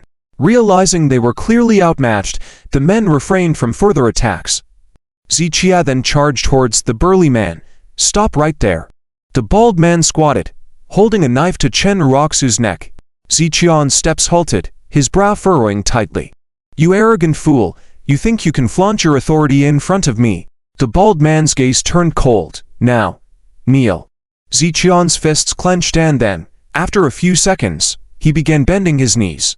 "Ha ha!" The bald man laughed. In that moment of distraction, Ziqia abruptly sprung up, hand forward with incredible force, closing the distance between them in an instant. Damn! Click! A fierce punch landed heavily on the chest of the burly man. Accompanied by the sound of broken ribs, the bald burly man's body soared into the air and flew backwards. Puff! While in midair, he spat out a mouthful of blood. Boom! The bald burly man's body slammed harshly into the wall, causing several cracks in the long-neglected wall, with numerous sand and debris falling down. Hiss! Several men on the side gasped in shock, all incredibly shaken by the scene. The bald burly man, upon landing, looked pale, one hand covering his chest, the other struggling to stand up. After a few attempts to struggle, he once again spat out blood, his face even paler, and it was extremely difficult for him to even stand up. From his appearance, it was clear that Ziqia had broken several of his ribs with that brutal punch. Such a violent and ruthless method made all the burly men unable to contain their accelerated heartbeats and uncontrollable tremble in bodies.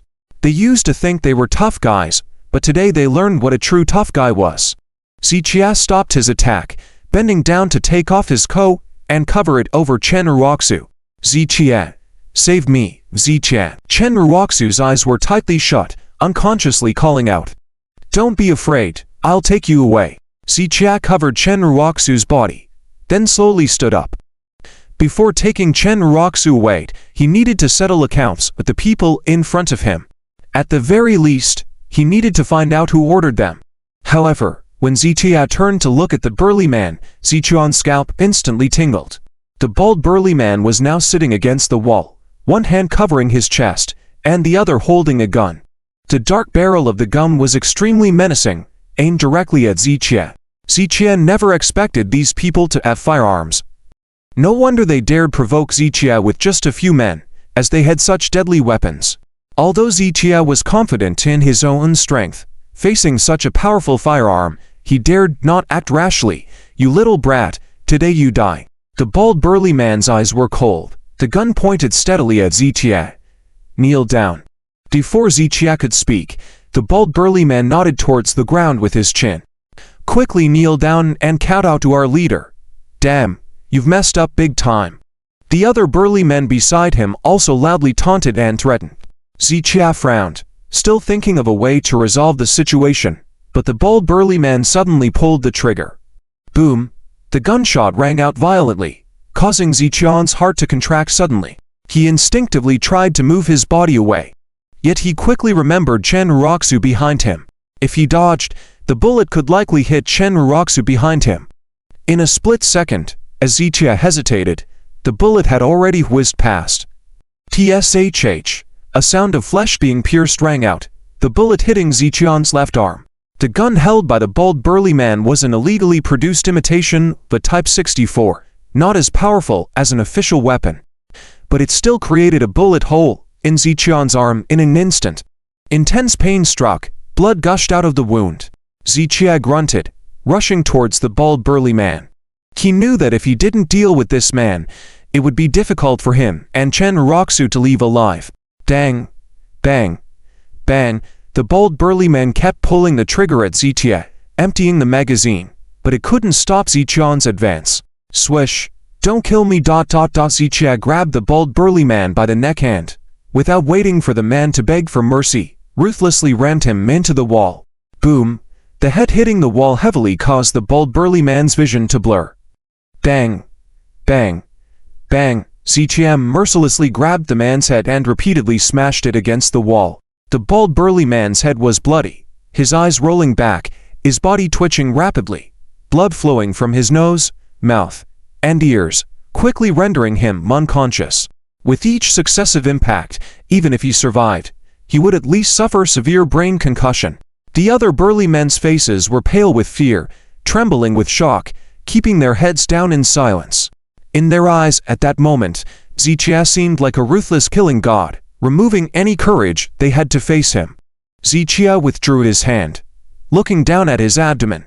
The bald burly man had fired several shots, most of which Zichia had managed to evade, but one bullet had hit his lower abdomen.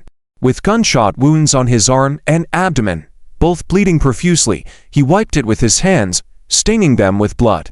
Although Ziqian's physical resilience was exceptional, continuous bleeding like this would be difficult for him to withstand. He couldn't waste time and had to quickly treat his wounds. After a brief pause, Zichia rapidly approached the burly men. Amidst their screams, Zichia ruthlessly broke their tibia bones, took their car keys, then turned and headed towards Chen Ruroxu. There's an abandoned factory about 10 kilometers south of Nanhe Park. Take these men away from here. I need to ask them some questions. Zichia made a call to Zhang Kai on his phone. With injuries on his body, he couldn't afford to waste much time and had Zhang Kai send someone to take these men away first. Then he could interrogate them properly to find out who had sent them. Zichia didn't want this matter to involve the authorities, as it would be beyond his control once it did. Instead, he preferred to handle these matters personally, only then could it be resolved cleanly. Chen Ruroxu's face flushed, her body twisting uncontrollably, eyes opening occasionally, but she couldn't recognize Zichia, only a dazed look in her eyes. Even the coat Zichia draped over her had fallen off from her constant writhing. Zichia could tell at first glance that Chen Ruroxu had been drugged. Under normal circumstances, Zichia could help Chen Ruroxu expel the drugs through massage, even without using acupuncture. However, given the current environment and his condition, he couldn't do so. He had to take Chen Ruroxu to the hospital and attend to his own injuries quickly. Zichia helped Chen Ruroxu up, and as the drugs took effect, she grabbed Zichia and pressed her red lips against his face. Behave. Zichia furrowed his brow slightly, evading the pain in his arm and abdomen, carrying Chen Ruroxu in his arms, quickly heading outside. The burly men inside the room had all their leg joints broken, unable to stop Zichia, and struggled to stand up, watching helplessly as Zichia left. The car roared to life, and Zichia swiftly drove away from the abandoned factory. Unbeknownst to him, a pair of eyes on the rooftop of a nearby house were watching this unfold. Hiss. Seeing Zichia drive away, Liyue gasped in shock, eyes filled with disbelief. Just now, after Liyue heard the sound of gunfire, she understood where Liang Cao's confidence came from. No wonder Liang Cao only sent a few people and yet had such great confidence in taking down Zichia. It turned out that the other party had firearms in hand. So when she heard the gunfire, Liyue understood that Zichia was definitely doomed. No one could survive under the attack of firearms. However, at that moment, she actually saw Zichia carrying Chen Ruroxu out, and then driving away. Did all those strong men bring out firearms and still couldn't kill Zichia? Liyue didn't understand, and Liang Cao's expression was equally grim. Before this plan began, he had envisioned countless possibilities.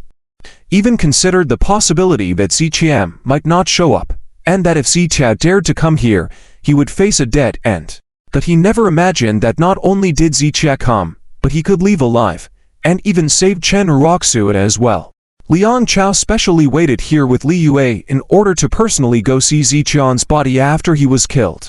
But with the current result, he was extremely shocked and unable to accept it. However, no matter if he could accept it or not, this was the reality that happened before his eyes, the reality he witnessed firsthand. Damn it, what the hell is going on? Liang Chao furrowed his brows, clenched his fists, and couldn't understand it at all.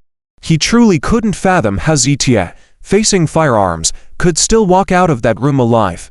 Yes, what's going on? Those are guns after all. Li Yu's voice trembled slightly. Li Yue wasn't particularly concerned when Ziqian was fighting against 100 people alone before today. But facing firearms and still being able to leave calmly, was he still a human being? When the gunfire rang out just now, even though Li Yue was so far away, she couldn't help but feel fear in her heart. Those were guns, known as the great equalizers of all living beings, capable of killing someone from 100 meters away with just a pull of the trigger. Who could survive under such a weapon? Li Yue was shocked, while Liang Chao's expression was as dark as could be. Liang Chao had carefully planned for so long, considered numerous possibilities in advance, even thought that Ziqian might not come, and that if he did, a certain death awaited him. But no matter what, he never expected that not only did Ziqian come, but he could also leave alive, and even rescue Chen Ruoxu. Liang Chao was waiting for Ziqian to be killed so he could personally go to the scene and see Ziqian's body. But with this current turn of events, it truly left him incredibly shocked, and he found it hard to accept. It seems we can only resort to the initial plan, Liang Chao said slowly after a few moments of silence. The initial plan. Li Yue was taken aback by his words. Initially, Liang Chao had planned to frame and incriminate Ziqian, making him take the blame, and even escalate the matter into a criminal case, sentencing Ziqian to 10 or 20 years. However, after the incident at Westlake Manor, Liang Chao changed his plan. He wanted to directly kill Ziqian, and now that he couldn't kill Ziqian, the only thing left was to return to the original plan, to ruin Ziqian's reputation and have him arrested. Liang, I understand. Should we go to the scene to see if they're dead or not, or if they have any confessions? Li Yue inquired, her eyes glancing towards the abandoned factory over there. No need. Let's go. Liang Chao turned around, picking up his phone as he did so. He definitely wouldn't be in direct contact with those few strong men, but he had his own way of relaying the next set of instructions. Have your people carry out the original plan. Also, tell them to stick to the script I previously provided. If they utter a single wrong word, I'll kill their entire families. After Liang Chao finished his ominous statement, he hung up the phone, then popped out the SIM card and broke it before tossing the phone far away. With that, he had effectively erased any connection between himself and the ongoing situation, making sure that no matter the investigation, his name wouldn't come up. On the other side, Ziqian drove with Chen Ruoxu, finding the nearest hospital on the map. By this time, Ziqian's arm and abdomen wounds were bleeding profusely, staining his clothes red in large patches. Ziqian dashed into the hospital, with Chen Ruoxu in his arms, where the patients and hospital staff were left dumbfounded at the sight, but quickly sprang into action to make way for the urgent case. Treat her for poisoning. Ziqian, now ashen-faced, still managed to reach the emergency department and handed Chen Ruoxu to a young female doctor of about 20. Huh? What happened? The female doctor was taken aback when she saw Ziqian covered in blood. I don't need you to bother about me. Look after her. There are hallucinogenic drugs in her system, and another kind of detoxifying drug. You should know how to handle it. Ziqian briefly explained Chen Ruoxu's condition, then stepped aside to open the emergency medical kit, fetching bandages and other tools. Watching Ziqian's skilled movements, the female doctor was increasingly puzzled, but looking at Chen Ruoxu's situation, she didn't dare further delay and hastily had a nurse bring them to a room. Ziqian quickly bandaged his wounds before deciding not to receive treatment there. Firstly, being a gunshot wound, the hospital's discovery would undoubtedly lead to reporting, causing trouble for Zichie. There might be various investigations to cooperate with, a huge waste of time. Additionally, the Western medical treatment for these types of wounds differed substantially from traditional Chinese medicine, and the Western approach might not heal Ziqian's injuries before the medical competition began. Therefore, he wouldn't stay there for treatment, and given his significant blood loss and the shortage of time, he needed to return to the lakeside villa as soon as possible. After assessing his physical condition, Zichie walked out of the emergency room and found a female doctor. "Please take care of the patient for me. I have informed the patient's family. Her name is Wang Qiufang. She will be here soon." Zichie had called Wang Qiufang on his way. Despite his lack of fondness towards Wang Qiufang, she was after all Chen Naroxu's biological mother, more reliable than Li Yue. "Your injuries," the doctor frowned. "I'm fine." Zichie waved his hand and was about to leave. The costs," the doctor paused halfway through her sentence, suddenly noticing the Ferrari car key in Ziqian's hand, and abruptly stopped speaking. On the other side, abandoned warehouse. Before coming to Nan, just them. Take them down. As soon as the two sides came face to face, angry shouts erupted, with steel pipes mixed in with fierce kicks, causing this group of strong men to beg for mercy in pain. What a death wish without looking at the situation.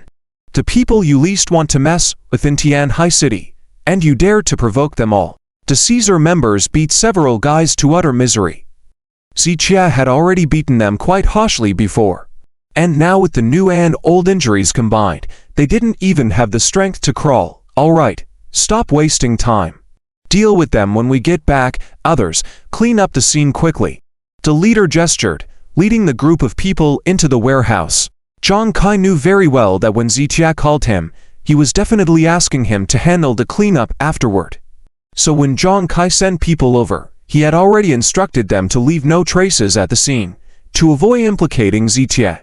For the members of Caesar, dealing with this kind of situation was as simple as eating and drinking. However, today's scene, in addition to some bloodstains that needed to be cleaned up, there were also scattered bullet casings. Searching for these things truly wasted time. They had guns in their hands. Damn, Mr. Z is really powerful. He can't even beat him with a gun. Just stop talking nonsense. Who has ever made Kai Jie admire him so much in his life? If Mr. Z wasn't strong, could he have impressed Kai Jie so much? Stop arguing. Hurry up and clean up. As they spoke, they quickly cleaned up the scene.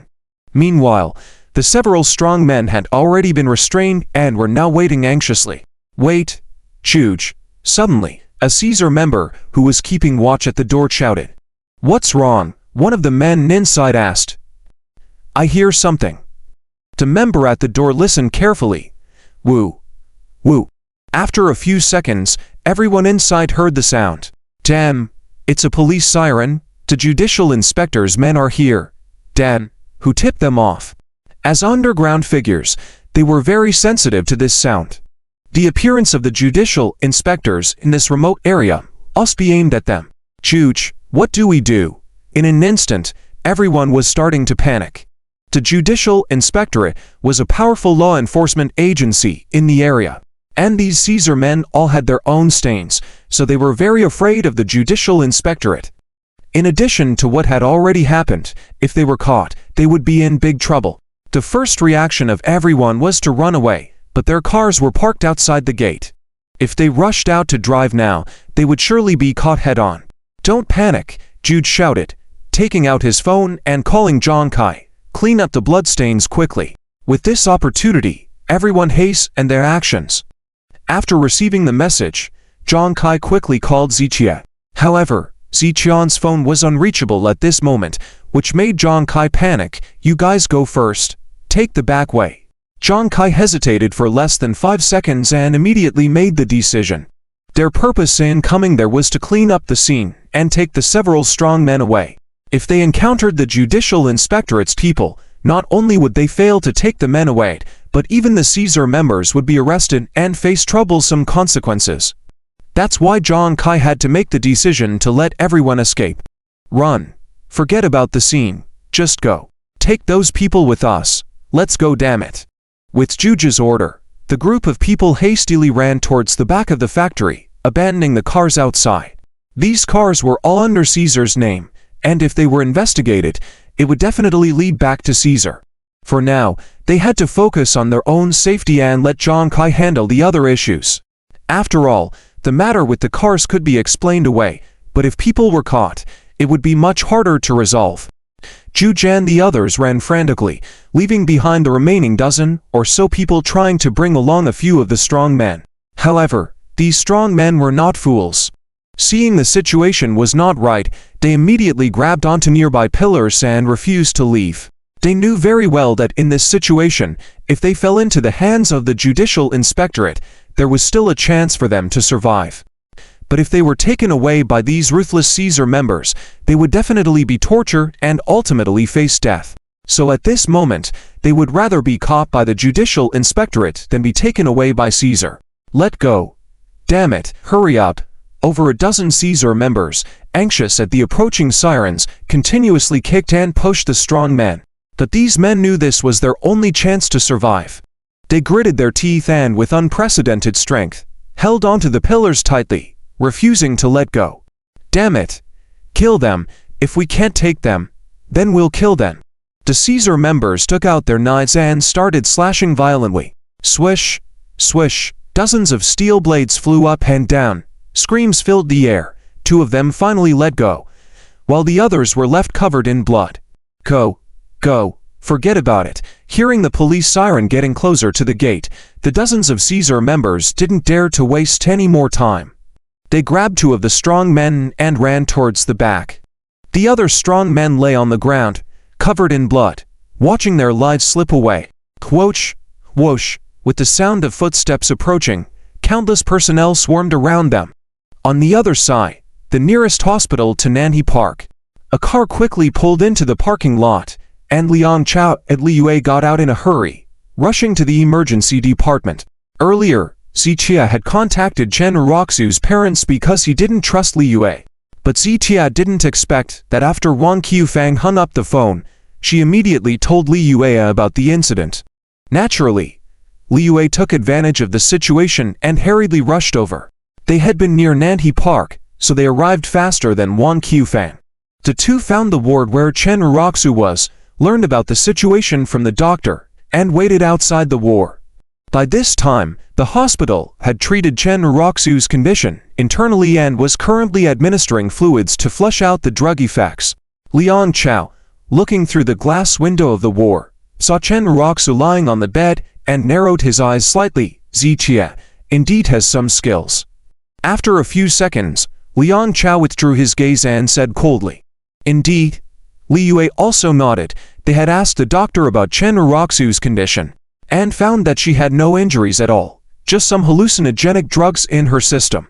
This indicated that the other party hadn't harmed Chen Roxu, and all of this was undoubtedly due to Zichuan's efforts. Facing several strong men alone, with the other side armed not only with weapons, but also using Chen Roxu as a hostage, Zichia still managed to come out unscathed, which greatly shocked Liang Chao and Li Yue. The doctor said Zichia left with his injuries. Why did he leave? Li Yue asked with her own doubts. Nonsense. Long Country has strict control over firearms. Any hospital receiving a gunshot patient will immediately contact the supervisory office, and Zichia would be in big trouble then. So, he left quickly. It was the wisest decision. Liang Chao sneered. However, this gives us an opportunity. Since he's not here, we can say whatever we want, and it will be true.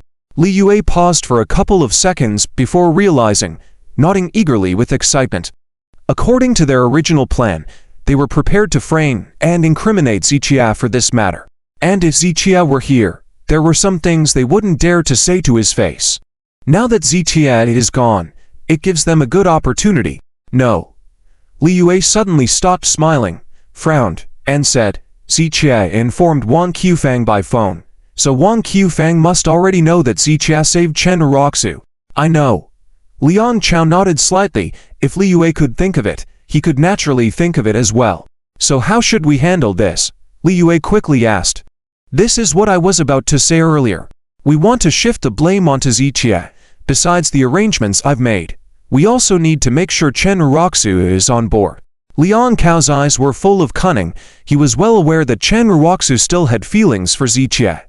If Liang Cao and Li Yue accused Ziqie directly, Chen Ruoxu might not believe them. Therefore, he needed to arrange some other things to address this issue. We need to bring Wang Qufang over and unite with us. Liang Cao voiced his idea. After pondering for a few seconds, Li Yue nodded and asked, "What exactly should we do?" "Let me tell you." Liang Cao glanced at Shizhou, then lowered his voice to explain his plan to Li Yue. "Okay, I understand. I understand." Li Yue listened attentively, nodding continuously. After more than 20 minutes, Wang Qufang and Chen Liu hurriedly arrived. "Young Master Liang, Li Yue, where's Ruoxu?" "How is she?" Wang Qufang asked anxiously. "Aunt Wang, don't worry. Ruoxu is fine now," Li Yue quickly replied. Young Master Liang has already paid the medical bills and instructed the doctor to give Ruoxu the best medicine. She's fine now. Upon hearing this, Wang Qufang and Chen Liu let out a sigh of relief. "That's good. Thank you so much, young Master Liang, we are really grateful to you." Wang Qufang expressed her gratitude to Liang Cao, then leaned against the door of the ward to check on Chen Ruoxu. Although Chen Ruoxu had already been put on a drip, her complexion still looked abnormal. What's going on? Why did she come to the hospital all of a sudden? Wang Qufang looked at Liang Cao and Li Yue after observing for a while. Earlier, Ziqie just informed her that Chen Ruoxu was in this hospital, but didn't mention about her being admitted. When Wang Qufang tried calling again, Ziqian's phone was already switched off. "Aunt Wang, Ruoxu was drugged," Li Yue blurted it out, causing both Wang Qufang and Chen Liu to widen their eyes. As adults, they easily understood the implication of being drugged. "Who did it? Who dared to do this to my daughter? I will fight them!" Wang Qufang shouted angrily, as Chen Liu quickly tried to calm her down, pointing towards the signboard that prohibited loud noises. "Let me in. I must know who did this. I will definitely confront them." Wang Qufang's voice didn't lessen at all, shouting loudly. "Aunt Wang, please don't get agitated." Li Yue and Liang Cao tried to persuade her. "How can I not be agitated? Where's Ziqie? Wasn't he the one who brought Ruoxu to the hospital? Where is he?" Wang Qufang was filled with anger at the moment, trying to call Ziqie again, but his phone was still switched off. Liang Cao and Li Yue exchanged a glance, and Li Yue immediately understood Liang Cao's intention. "Aunt Wang, come with me. I need to tell you something," Li Yue said, leading Wang Qufang aside, while Liang Cao stayed with Chen Liu, briefing him on Chen Ruoxu's condition at the ward's door. "Li Yue, do you know something?" Wang Qufang furrowed her brows and asked. "Aunt Wang, this matter might be related to Ziqie," Li Yue said, causing Wang Qufang to frown even more. "Are you saying Ziqie harmed Ruoxu?" "Exactly," Li Yue nodded. "That's impossible," Wang Qufang dismissed. "He called me to inform me that Ruoxu was in the hospital. Why would he do that if he wanted to harm Ruoxu?" Although Wang Qufang had a poor impression of Ziqie and considered him worthless, Li Yu's explanation still didn't sit well with her. "Aunt Wang, this is just my speculation. I knew when Ruoxu went out. It was Ziqie who asked her to come out, and then I couldn't reach her afterwards. When you called me, Ruoxu was already in the hospital. Think about it. Can Ziqie evade responsibility in this matter?" Hearing Li Yu's words, Wang Qufang fell into contemplation. Since it was Ziqie who asked Chen Ruoxu to come out, even if he didn't directly harm her, there must be some connection between Ziqie and the incident. Then why would he do this? Wang Qufang was having trouble comprehending. If Ziqie indeed drugged Chen Ruoxu, why would he then take her to the hospital? I don't know the exact reason, but since Ruoxu divorced him, he has harbored resentment towards her. He has intentionally sabotaged Ruoxu's collaborations with other companies before. I think this time, he did it to ruin Ruoxu. Li Yue shook his head sadly. Many people are like this. If they can't have something, they want to destroy it. Wang Qufang, upon hearing this, couldn't contain her anger. I knew it, a freeloader like him. How could he be so cooperative?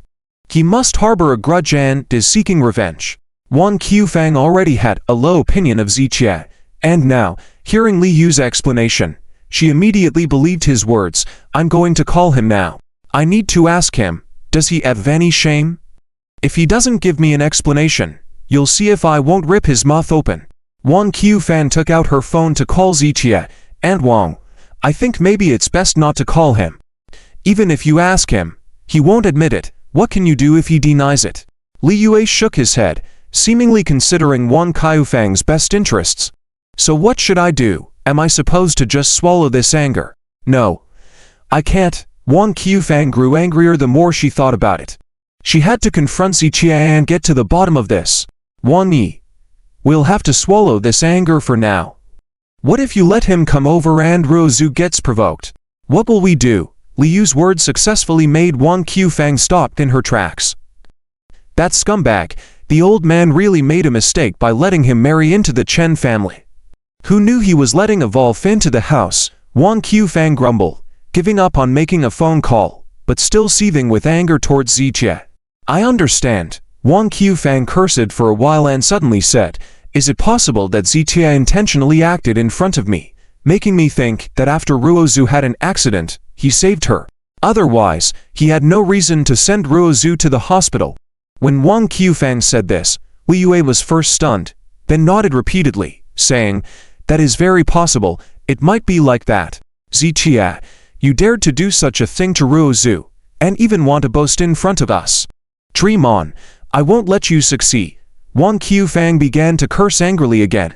Wang Yi, let's not worrying for now whether Ziqie did something to Ruozu. Li Yue glanced at Liang Chao and then looked back at Wang Qufang, saying, I have an idea now. Do you want to listen? What idea? Wang Qufang asked quickly. When Ruozu wakes up later, we'll tell her that Ziqie wanted to harm her. And Liang Chao saved her, Li Yue said. And Wang Qufang frowned, in confusion. Why? Wang Qufang asked. Wang Yi, there are things you don't know, and I won't hide it from you.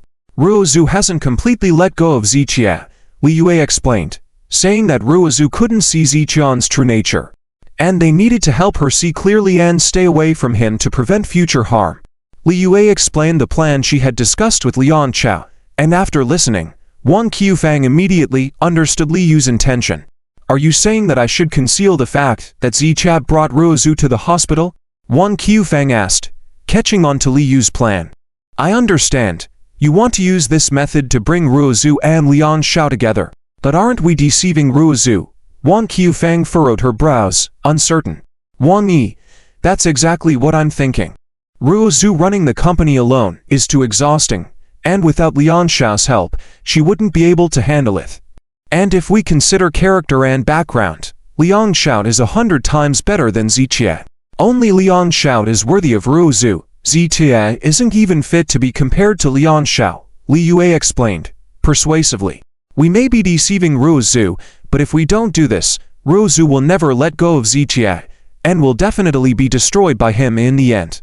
So, even if it's a lie, it's a well-intentioned one, Li Yue reasoned convincingly.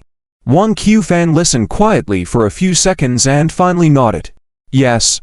This is a well-intentioned lie, all for Ruozu's good. Tell me in detail again, how should I talk to Ruozu later? Wang Qufang agreed, and Li Yue discreetly gestured to Liang Chao, who understood, and his eyes held a chilling smirk. Now, they were waiting for Chen Ruoxu to wake up so the three of them could stage a good show and pin all the blame on Ziqie. And this was just a part of Liang Cao's plan. He had other plans to make sure Ziqie was ruined completely. At the lakeside villa, in the living room, Ziqie had already taken care of his wounds. Dealing with gunshot wounds was not easy. The most important thing was to remove the bullet fragments to prevent infection. But this was not a difficult task for Ziqie. He quickly treated his wounds, applied a herbal ointment, and the pain eased significantly. After bandaging his wounds, he finally had the time to take out his phone, which was out of battery, so he plugged in the charger. Soon, he saw several missed calls on his phone. Ziqie first called Wang Qufang to ask about Chen Ruoxu's condition, but she didn't answer. He then called Zhang Kai. Mr. Z, why couldn't I reach you on your phone? Zhang Kai's tone sounded urgent. The phone die. How did things go on your end? Ziqie looked at the time, preparing to interrogate the men he had captured to find out who had ordered them to target Chen Ruoxu. Mr. Z, I messed up this matter. Zhang Kai's words made Zichia frown slightly. I didn't expect the police arrived before our men could clean up the scene, so I had to order our people to retreat. Zhang Kai explained the situation to Zichia. After a few minutes, Zichia's frown deepened. None of those people, we couldn't bring any of them back. Zichia was very dissatisfied with this outcome. We had taken 2, but they were resisting, and our men had to flee on foot. We couldn't take them, so we had to. Zhang Kai carefully explained, feeling nervous because he hadn't handled the task Zichia gave him, and now he was very tense. No, this doesn't seem right. After a while, Zichia shook his head slightly. He had already noticed something was off. Initially, he thought the men targeting Chen Uroxu might be remnants of the Black Tiger Society seeking revenge. But now, it seemed more complicated than Zichia had initially thought. The South River Park was already remote, the abandoned factory even more desolate, and officers of the inspectorate wouldn't go there without reason, so someone must have made a report. Could these incidents be related, Mr. Z? Will this matter have any impact on you? Zhang Kai asked, then reassured, you can trust me, even if things come back to me, I won't involve you. Now, it's hard to say. Zichia shook his head slightly. He had initially thought the abduction of Chen Uroxu was a simple kidnapping case, but now it seemed more complex than he thought. Zichia had a vague sense that there were unseen hands manipulating everything behind the scenes. Who could it be? Zichia frowned, pondering. He couldn't determine at the moment if the incident targeted Chen Uroxu or himself, so he couldn't make an accurate judgment. After all, even with high intelligence, one couldn't predict the future, and Zichia wasn't the type to foresee things, so at this moment, he couldn't figure out what was going on. You find a way to get those few people out. Listen to my notifications for the rest of the matters, Zichia said, then hung up the phone. He searched through his contacts list, trying to find someone to help investigate this matter. Just then, Zichia's phone rang, showing the current chairman of Jingshu Cheng, Wanbo. Mr. Z, where are you? When the call connected, Wanbo's tone was somewhat solemn. What's the matter? Zichia furrowed his brows slightly. He hardly dealt with Jingshu Company's affairs, so any issues from Wanbo should have been directed to Lu Jingyao. Wanbo took a deep breath. The inspectorate's people are here, saying there's a case they need your cooperation to investigate. The inspectorate, Zichia's lips curved into a slight cold smile upon hearing this. Things were getting more interesting. First, Zhang Kai's people encountered the inspectorate, and not long after that, the inspectorate's people came to Jingshu Company looking for him.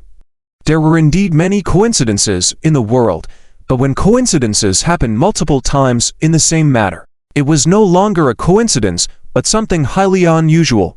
There must be something behind all of this, intentionally orchestrated by someone. Zichia was now very sure that from the beginning until now, someone had been setting up the situation, but he couldn't determine who it was yet. I know it was Liu who informed me if Ruozu was taken, Zichia said thoughtfully, remembering Liu's phone call. At that moment, Zichia began to have suspicions about Liu. However, after a few seconds, Zichia shook his head slightly, dismissing the thought. Liu was indeed not a good person, but Zichia was certain she didn't have the capability or intelligence to orchestrate such a scheme. As for Liang Chao, Zichia thought for a moment, it didn't seem to match his style. If these people were indeed brought by Liang Chao, considering his character, he would handle Zichia himself, believing he had the upper hand with his weapons. So, while Zichia didn't completely eliminate Liang Chao as a suspect, he temporarily considered him as one of the doubtful subjects. The current situation was that Zichia couldn't be completely sure who was the mastermind behind everything. However, he was now certain that the other party was targeting him, not Chen Uroxu. The inspectorate summon should also be a move by the other side. Since the other party had made their move, Zichia naturally couldn't back down. Mr. Z, are you available? Seeing Zichia's silence, Wanbo asked softly, I'm available, I'll come over now. Zichia nodded, then hung up. Zichia couldn't avoid being taken by the inspectorate, and more importantly, he wanted to see who was manipulating everything. So, he had to personally face this matter. However, before Zichia left, he needed to make some preparations. Zichia didn't like going into battles unprepared, especially since he hadn't even identified his enemies yet. Thus, He couldn't allow himself to fall into a trap. Therefore, he had to prepare some countermeasures in advance. Liu Jingyao's words were quite right. Ziqia suddenly remembered something Liu Jingyao had said before. To survive in this society, money and power were indispensable. Experience had proven Liu Jingyao was right, because sometimes, even if you didn't provoke others, there would always be foolish people looking to provoke you. With this in mind, Ziqia began to go through his phone contacts while grabbing his car keys and heading outside. Living in Tianhai City for 2 years, he had treated numerous high-ranking officials with his medical skills. Although he didn't have extensive connections, at the very least, there were people willing to help Ziqia. The network he had built over the past 2 years would serve as his foundation in dealing with this matter. At the hospital, Chen Uroxu had not yet woken up. Wang Qufang and the others were waiting in the ward. Earlier, Ziqia had called Wang Qufang, and she had immediately hung up the phone upon answering it. She now fully believed Liu's words. Thinking that Chen Uroxu was harmed by Ziqia, she had agreed to work with Liu, using deceitful means to match Chen Uroxu with Liang Chao. At that moment, Liang Chao and Liu, who had arranged everything, were smiling and confidently executing their plan. Everything was progressing according to their scheme, and they were very satisfied with the outcome. Suddenly, Chen Uroxu coughed, and the people around immediately gathered around her. "Uroxu, are you awake? How do you feel?" Wang Qufang quickly held Chen Uroxu's hand, her face full of worrying. "Lao Chen, hurry and call the doctor," Wang Qufang said. Then Chen Liu immediately got up and left the ward. In the gaze of Wang Qufang and the other two, Chen Uroxu slowly opened her eyes. "Ziqia, where's Ziqia?" Looking around, Chen Uroxu uttered Ziqian's name. Upon hearing Chen Uroxu call out for Ziqia, Wang Qufang's expression darkened, and Liang Chao furrowed his brows. "Why are you looking for that waste?" Wang Qufang asked coldly. Chen Uroxu fell into silence. When she was still groggy earlier, she vaguely felt a familiar voice in her ears and a comforting embrace. Her instincts told her that the one speaking and lifting her must be Ziqia. "Let me tell you, stay away from that waste. He's a dangerous person. If Liang saved you, you wouldn't be in this condition now." Without waiting for Chen Uroxu to speak, Wang Qufang rebuked her again. "Mom, what are you saying? How did he harm people?" Chen Uroxu's head was still a mess, but Wang Qufang's words made her extremely uncomfortable. Wang Qufang grew even angrier, shouting, "You were harmed by Ziqia because you're like this. How can you say he harmed people? What?" Chen Uroxu was taken aback and shook her head several seconds later. "It's impossible. It's not him. It's someone else, I remember." Chen Uroxu rubbed her slightly sore temples, vividly recalling how she was taken away by several unfamiliar men after being knocked unconscious. How could this experience relate to Ziqia? Are you stupid? Those people must have been sent by Ziqia. How else would they know you were at Nanhe Park? Wang Qufang shouted loudly, and Chen Uroxu fell into silence. She remembered when she arrived at the parking lot of Nanhe Park, the 2 black SUVs were already there, waiting for her, as if they were specifically targeting her. Could it be that Ziqia had instructed those people to take her away? But why would Ziqia do that? No, Ziqia wouldn't do this to me. Several seconds later, Chen Uroxu shook her head firmly. Chen Uroxu once said, in person. She separated from Ziqia because Ziqia could not help her on her path of growth, but it was absolutely not because Ziqia did not love her. She never doubted Ziqian's love for her. So, she did not believe that Ziqia would do such a thing to her. "Uroxu, you think too highly of him. He used to be nice to you, but it was all a deliberate disguise. Don't you see how he has changed now, intentionally sabotaging our cooperation aside? Just yesterday, he was all over the place in front of you. You saw all of that, right?" Liu's words made Chen Uroxu fall into silence once again. Indeed, during this time, she had noticed that Ziqia had changed, becoming very unfamiliar to her. But no matter how much Ziqia had changed, she still felt that he would not harm her in this way. "I can't believe he would be capable of such things." Chen Uroxu shook her head again. Li Yue immediately continued, "You didn't believe he would two-time you before, right? But now, Uroxu, stop daydreaming. It's because you broke up with him that he bears a grudge against you and wants to ruin you in every possible way. From the beginning until now, the cooperation with the Liu family, the cooperation with Jin Cheng, and even the deliberate targeting by Jing Shu, aren't these all things he orchestrated? Li Yu's words made Chen Roxu speechless once more. All the events that had unfolded today, along with Li Yue and Wang Qiufang's words, forced Chen Roxu to believe. After all, it was indeed Ziqiat who messaged her and made an appointment with her at Nanti Park, and she coincidentally met with an incident at Nanti Park. It was too much of a coincidence, however, no matter how elaborately Li Yue and Wang Qiufang painted the picture. Her intuition told her that it was Ziqiat who had brought her to the hospital. "Mom, Li Yue, I am willing to believe you, but I cannot rely solely on your words. Since Ziqiat is also a party involved, I must find out the truth from him," Chen Roxu said, preparing to call Ziqiat. In the past, Chen Roxu believed everything Li Yue and Wang Qiufang said without question, but now her mindset had unconsciously changed. Upon seeing Chen Roxu about to call Ziqiat, Li Yue felt a bit anxious. However, Liang Chao remained calm, seemingly unfazed by Chen Roxu contacting Ziqiat. Soon enough, Li Yue understood why Liang Chao was so composed. Chen Roxu searched for her phone, but she couldn't find it. "Where is my phone? Those people took it." Chen Roxu panicked when she couldn't find her phone. Liang Chao remained silent, inwardly smirking.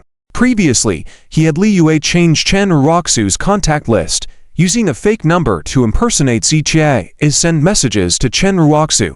This scheme was at risk of being exposed, so he had arranged for the individuals to destroy Chen Roxu's phone deliberately. Now, as Chen Roxu tried to find her phone, it was nothing but wishful thinking. "Roxu, calling him is pointless. Just one sentence from me. Ziqiat arranged for you to go out, and regardless of his direct involvement, he can't wash his hands of this matter," Wang Qiufang said coldly. Li Yue quickly added, "Accept the reality, Roxu. Ziqiat was putting up a front in front of you before, which is why you thought he was nice to you. Now that his true colors have been unveiled. But I remember clearly that he was the one who brought me to the hospital." Chen Roxu shook her head slightly. Wang Qiufang frowned and retorted immediately, "It was Liang Chao who brought you here. I witnessed it myself. If it was Ziqiat who brought you here, where was he then? And how did Liang Chao find me?" Chen Roxu paused and asked. Wang Qiufang hesitated at the question, not expecting Chen Roxu to inquire in this manner, and she genuinely did not know how to respond. "I have a friend in the monitoring bureau. They received a distress call claiming there was illicit activity in an abandoned factory 10 kilometers outside Nanhi Park. When my friend recognized you, they contacted me, and I rushed over to bring you back." Liang Chao stepped forward and calmly explained. Upon hearing this, instead of an immediate response, Chen Roxu turned her head slowly to look at Li Yue and Wang Qiufang. Li Yue and Wang Qiufang nodded earnestly, confirming that everything Liang Chao said was true. "Roxu, actually, I didn't tell Aunt Wang and Li Yue earlier. While I was bringing you back, Ziqiat was on site, and those people you mentioned were with him. Ziqiat sent someone to take you there, but as for what they intended to do, I am not sure," Liang Chao said to Chen Roxu with the utmost sincerity. "What?" Chen Roxu widened her eyes slowly. Li Yue and Liang Chao were also a bit puzzled by his words, not expecting Liang Chao to craft such a believable story. Wang Qiufang, especially, furrowed her brows slightly at this moment. She suddenly realized the extent of Liang Chao's lying abilities and the skill in fabricating the truth. This observation made Wang Qiufang feel somewhat uneasy, as if Liang Chao and Li Yue were teamed up to deceive them. But upon second thought, they were doing this to break Chen Roxu completely free from Ziqiat, which was ultimately for Chen Roxu's benefit. With this realization, Wang Qiufang ceased overthinking and understood that she must cooperate fully to keep Chen Roxu away from that waste of a person, Ziqiat, and be with Liang Chao. "Roxu, I was worried you couldn't handle this revelation. I didn't want to say it earlier, but I truly don't want to see you deceived by Ziqiat. The truth is, it was him who orchestrated all of this, who asked people to take you away. He wants to ruin you completely." Liang Chao took a deep breath and made a final conclusion. Chen Roxu stood there surrounded by 3 individuals. One was a business partner who had helped her a lot, One was her best friend of 10 years, and one was her birth mother. The three of them spoke together. How could she not believe them? As the saying goes, seeing something 3 times makes it real. At this point, Chen Ruoxu had no choice but to believe. Chen Ruoxu closed her eyes slightly, took a deep breath, and tried hard to calm her emotions. She never imagined that Zichia would do such a thing to her. While she did not pay much attention to Zichia sabotaging the Chen group's cooperation earlier, she never expected him to target her, seeking to destroy her completely. After being with Zichia for 2 years, she never once thought he could be this kind of person. Liang, thank you for saving me, and thanks to Li Yue as well. But I still want to ask him face to face why he treated me like this. Chen Ruoxu adjusted her emotions and looked firmly at the three of Wang Qufang. Although Chen Ruoxu actually believed the words of the three of Wang Qufang, she still wanted to personally ask Zichia why he did this to her. Even based on the 2 years of their relationship, she wanted Zichia to give her an answer in person. Dang dang, before the Wang Qufang trio could answer, the hospital door was knocked on. Chen Liho led the doctor in, and after the doctor performed a detailed examination on Chen Ruoxu and confirmed she was okay, they were prepared to leave. At that moment, the hospital door was knocked on again, and this time several staff members from the inspectorate wearing uniforms entered. Seeing these inspectorate staff members, both the doctor and the others were stunned. Hello, which one of you is Comrade Chen Ruoxu? A middle-aged, short-haired person stepped forward and asked the group. Hello, it's me, Chen Ruoxu quickly responded. Comrade Chen, we have a case here that requires your cooperation in the investigation. As the short-haired middle-aged person spoke, he also looked at the others. Inspector, please go ahead. The doctor understood the meaning and quickly led the nurse out. The short-haired middle-aged person nodded slightly, then turned to Wang Qufang and the others. We are her family members, Wang Qufang quickly explained. Okay. Then you don't need to leave, Comrade Chen. According to our investigation, the person responsible for your abduction has been identified. As the short-haired middle-aged person spoke, he opened the file in his hand, preparing to ask Chen Ruoxu some questions. But at this moment, Chen Ruoxu couldn't focus on anything else. She immediately asked, who is the suspect? Do I know them? Hearing this, the short-haired middle-aged person paused, then truthfully replied, you do know the person. Based on our investigation and comparing the information, your husband, Zichia, is responsible for this. Currently, Chen Ruoxu had only signed a divorce agreement with Zichia, and they hadn't completed the formal divorce paperwork, so according to the information gathered by the inspectorate, they were still legally married. When Chen Ruoxu heard this, she was struck as if by lightning. Despite the assurances from the Wang Qufang trio, she had held on to a sliver of hope in her heart, believing that Zichia would not do this to her. But now, with the inspectorate staff confirming the truth, that last shred of hope in Chen Ruoxu's heart shattered. When we went to apprehend him, he had already left the scene, correct? Chen Ruoxu remembered what Liang Chao had said earlier and looked at the inspectorate staff member and asked. That's correct, the middle-aged short-haired person shook his head. No. Chen Ruoxu turned to look at Liang Chao in surprise. Earlier, Liang Chao had explicitly stated that Zichia was at the scene when he rescued Chen Ruoxu. Yes, he wasn't there when we arrived. However, we caught his associates, and they have confessed to everything. This statement from the middle-aged short-haired person once again plunged Chen Ruoxu into despair. It turned out that Zichia was indeed behind everything, including those men who had harmed Chen Ruoxu, who were also sent by Zichia. Realizing this, Chen Ruoxu was overwhelmed with sadness, lowering her head slightly. Inspector, Zichia has a wide network in the underground world in Tianhai City. It is said that he knows boss Zhang Kai from Caesar Palace. Please investigate this thoroughly. Liang Chao squinted slightly and stepped forward to remind them. This comrade's reminder is well noted. At the scene, we found some vehicles. And after verifying those vehicles, they indeed belong to Caesar Palace.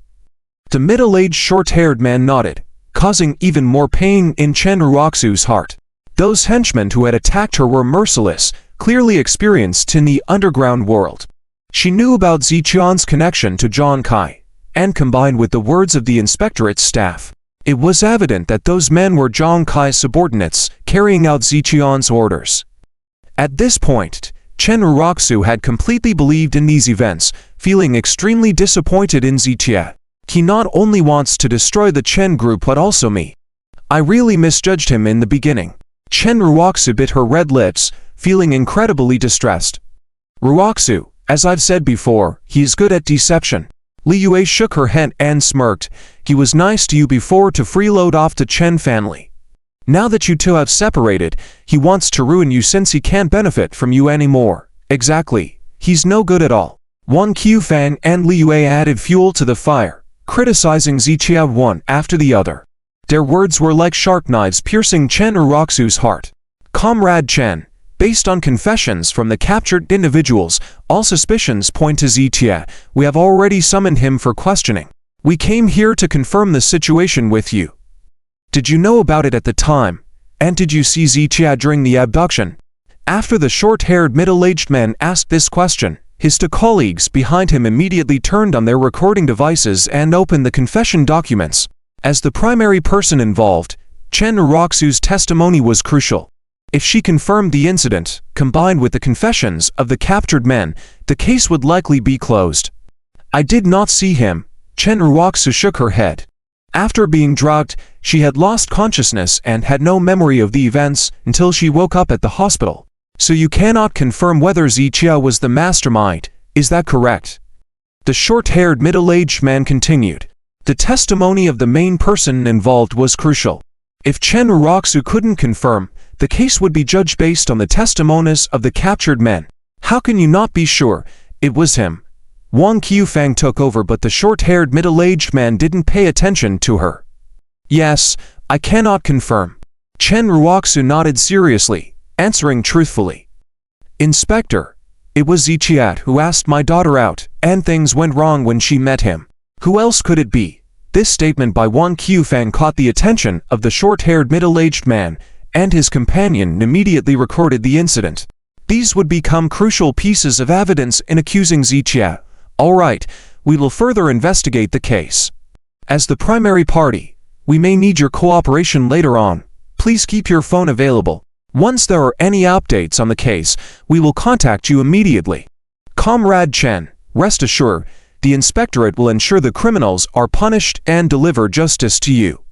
After the short-haired middle-aged man finished speaking, he prepared to leave with his team. Wait, Chen Ruoxu suddenly called out to them, softly asking, how long will he be sentenced for?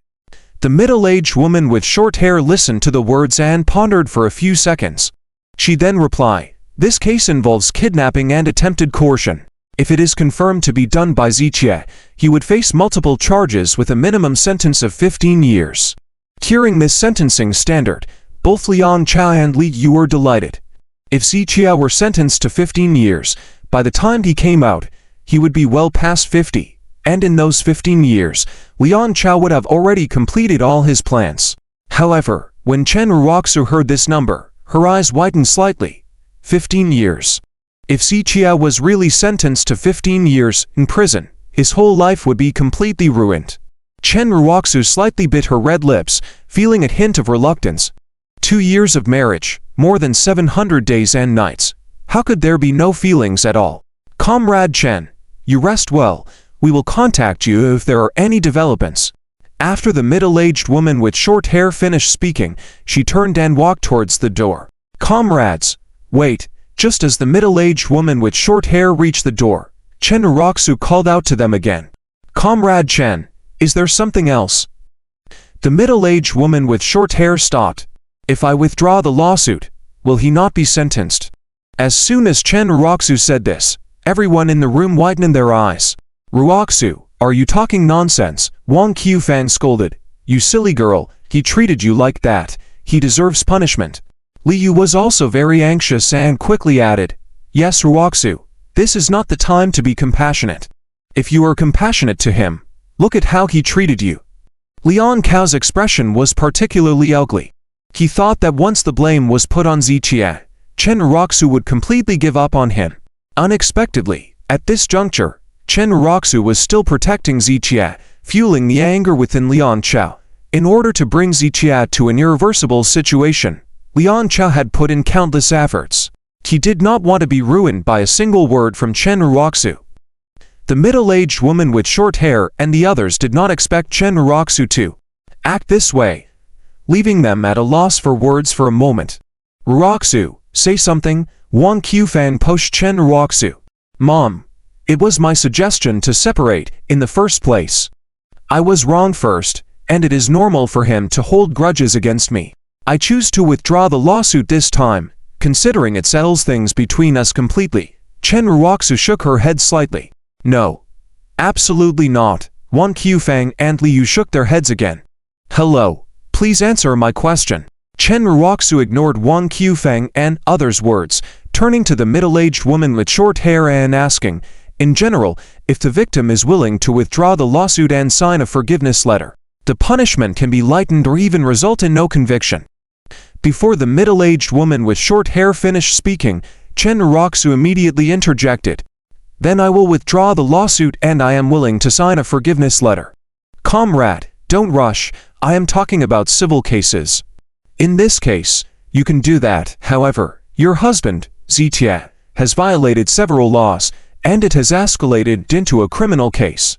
For criminal cases of this nature, even if you, as the victim, withdraw the lawsuit, it is useless because the local authorities will press charges against Zitia."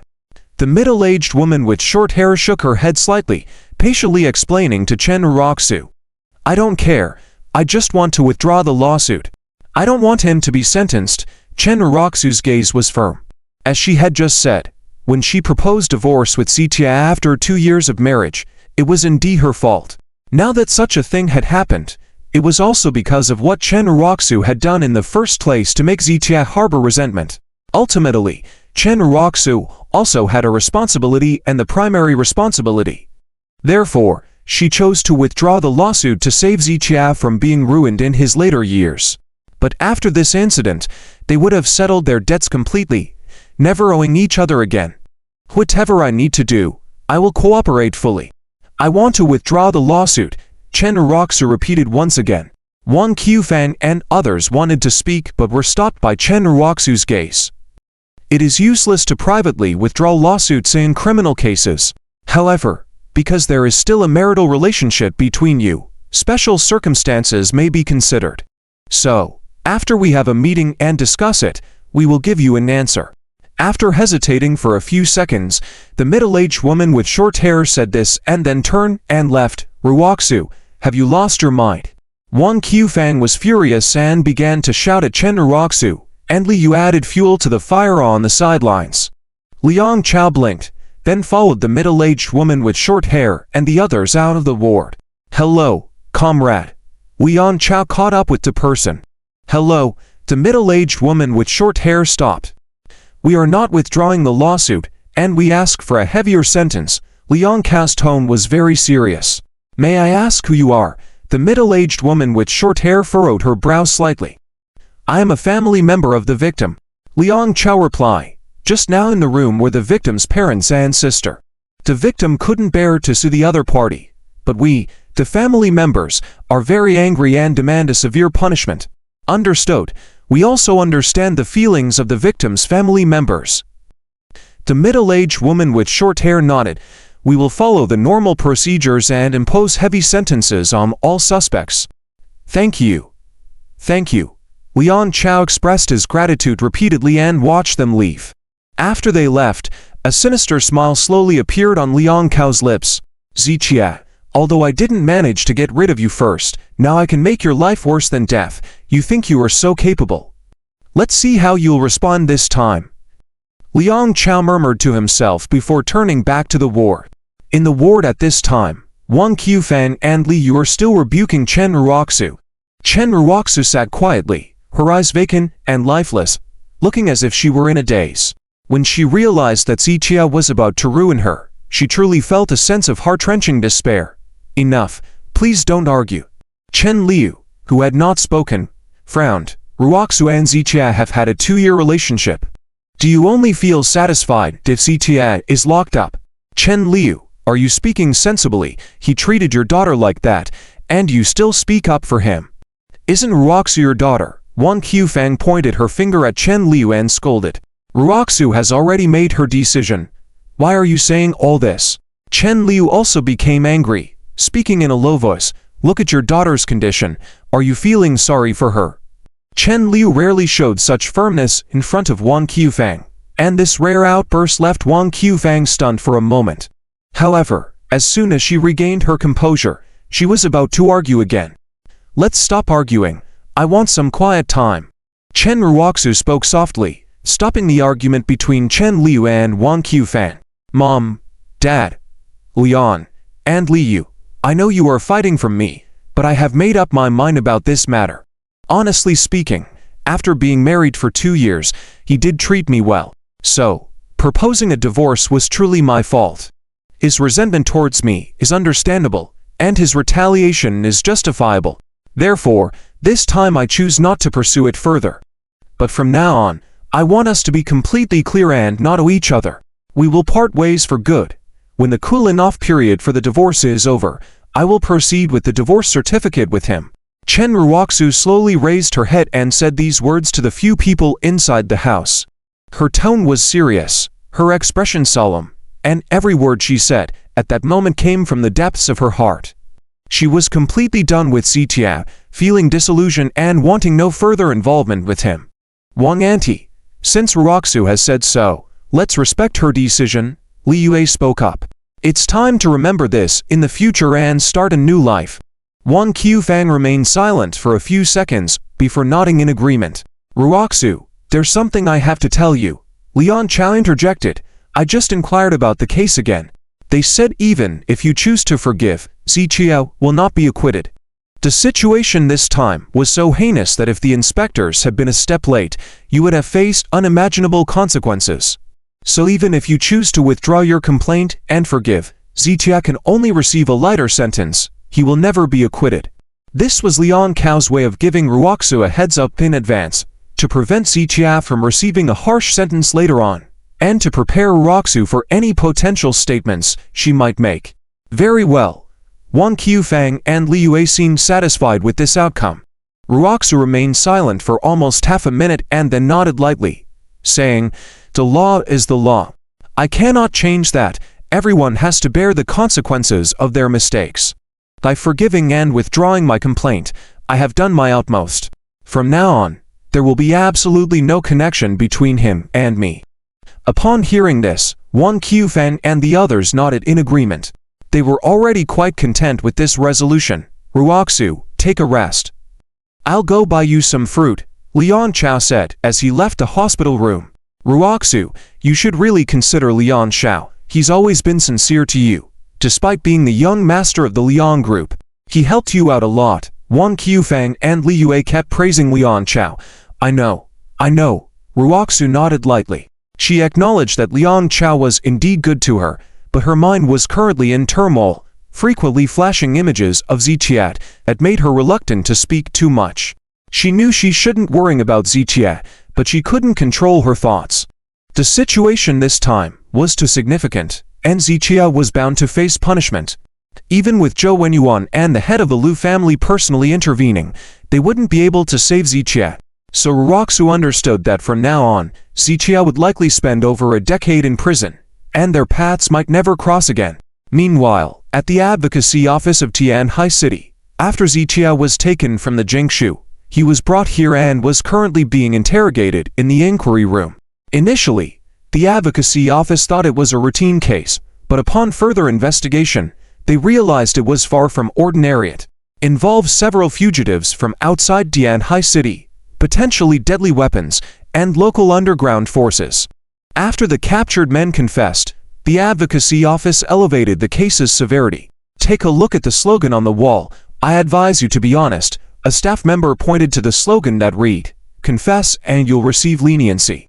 Resist and you'll face severity. No need to scare me," Zitia replied expressionlessly.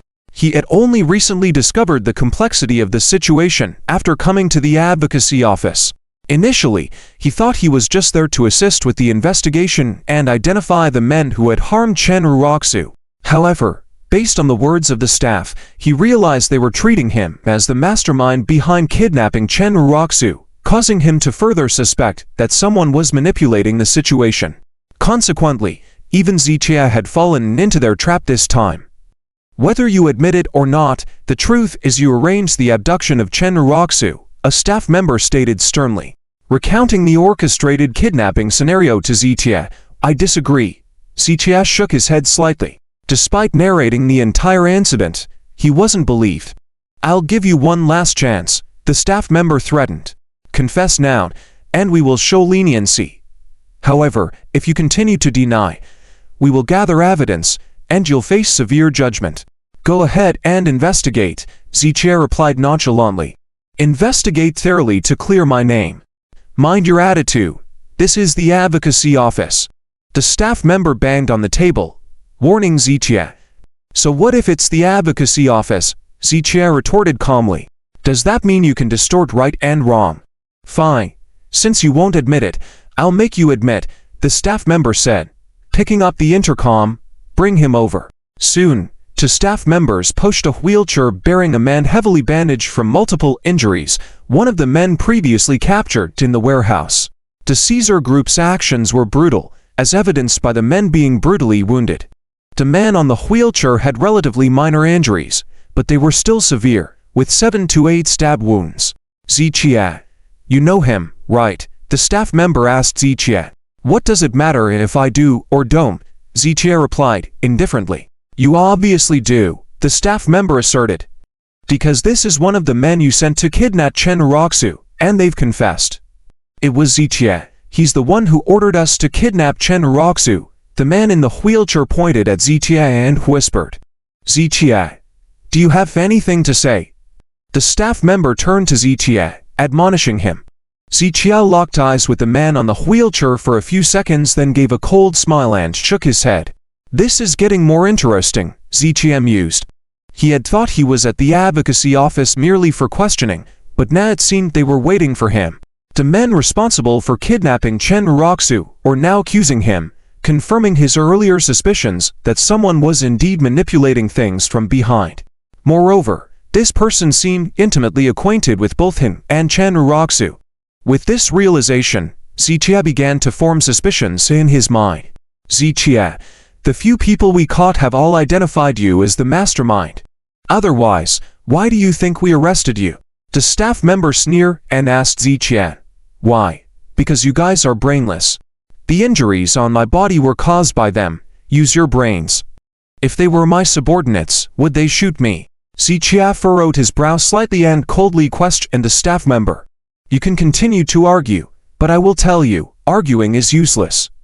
The staff member waved his hand, having already determined that Zichia was the mastermind behind the scenes, so he didn't care what Zichia said. He promised to pay us after catching Chen Uroxu, but after we caught her, he didn't pay as agreed, which led to conflict. The injuries on our bodies were caused by him, and later he found some thugs from Tianhai City to silence us. Also, the gun was provided by him. The man in the wheelchair looked at Zichia and spoke. This statement shifted all blame to Zichia. Zichia, do you still want to argue? The staff member smirked. The situation now is that these suspects all insist that Zichia instructed them.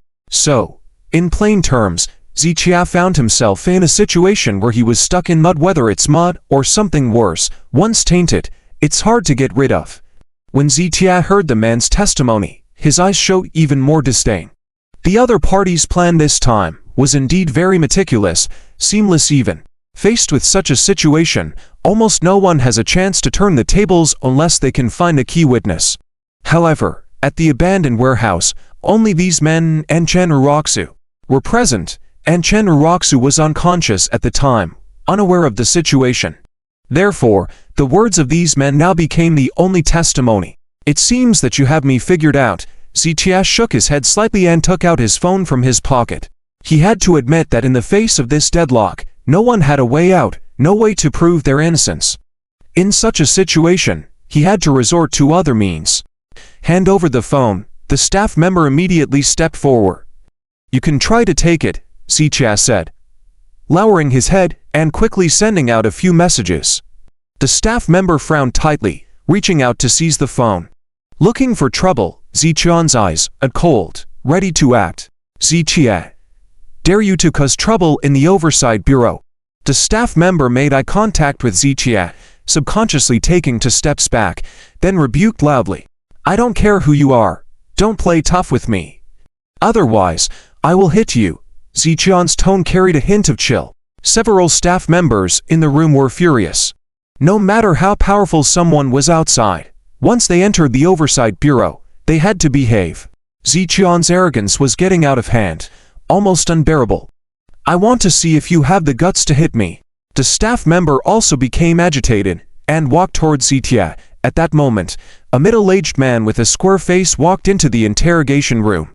Director, several staff members in the room greeted respectfully. This man's name was Zhao Yongzheng, the head of the Oversight Bureau. He had authority over the entire bureau and the dozens of districts it managed.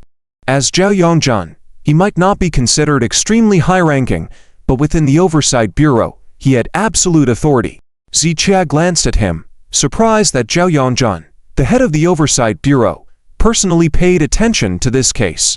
It suggested that someone must be orchestrating this case with considerable power behind it. Director, we have interrogated all the suspects, and they all identified Zichia as the mastermind of the case. But Zichia denies it, and just now he tried to make a call to contact the outside world. When we intervened, Zichia even attempted to assault our staff. Several staff members reported the situation to Zhao Yongzheng.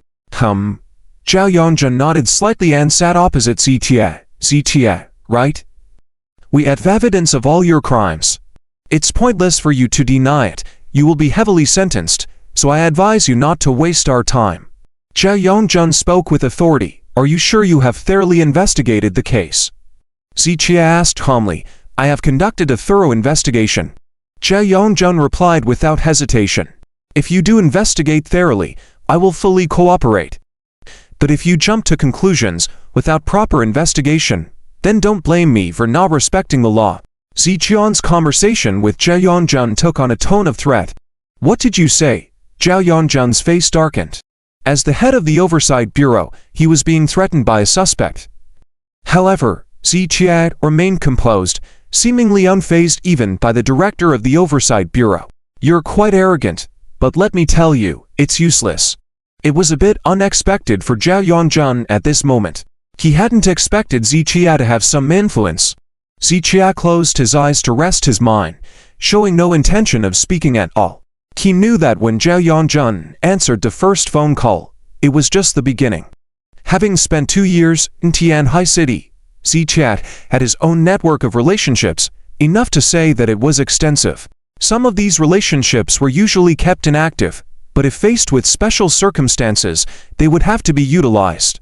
For instance, in today's situation, since Zhao Yongzheng was not following the normal procedures, Zichia naturally had to resort to some unconventional means.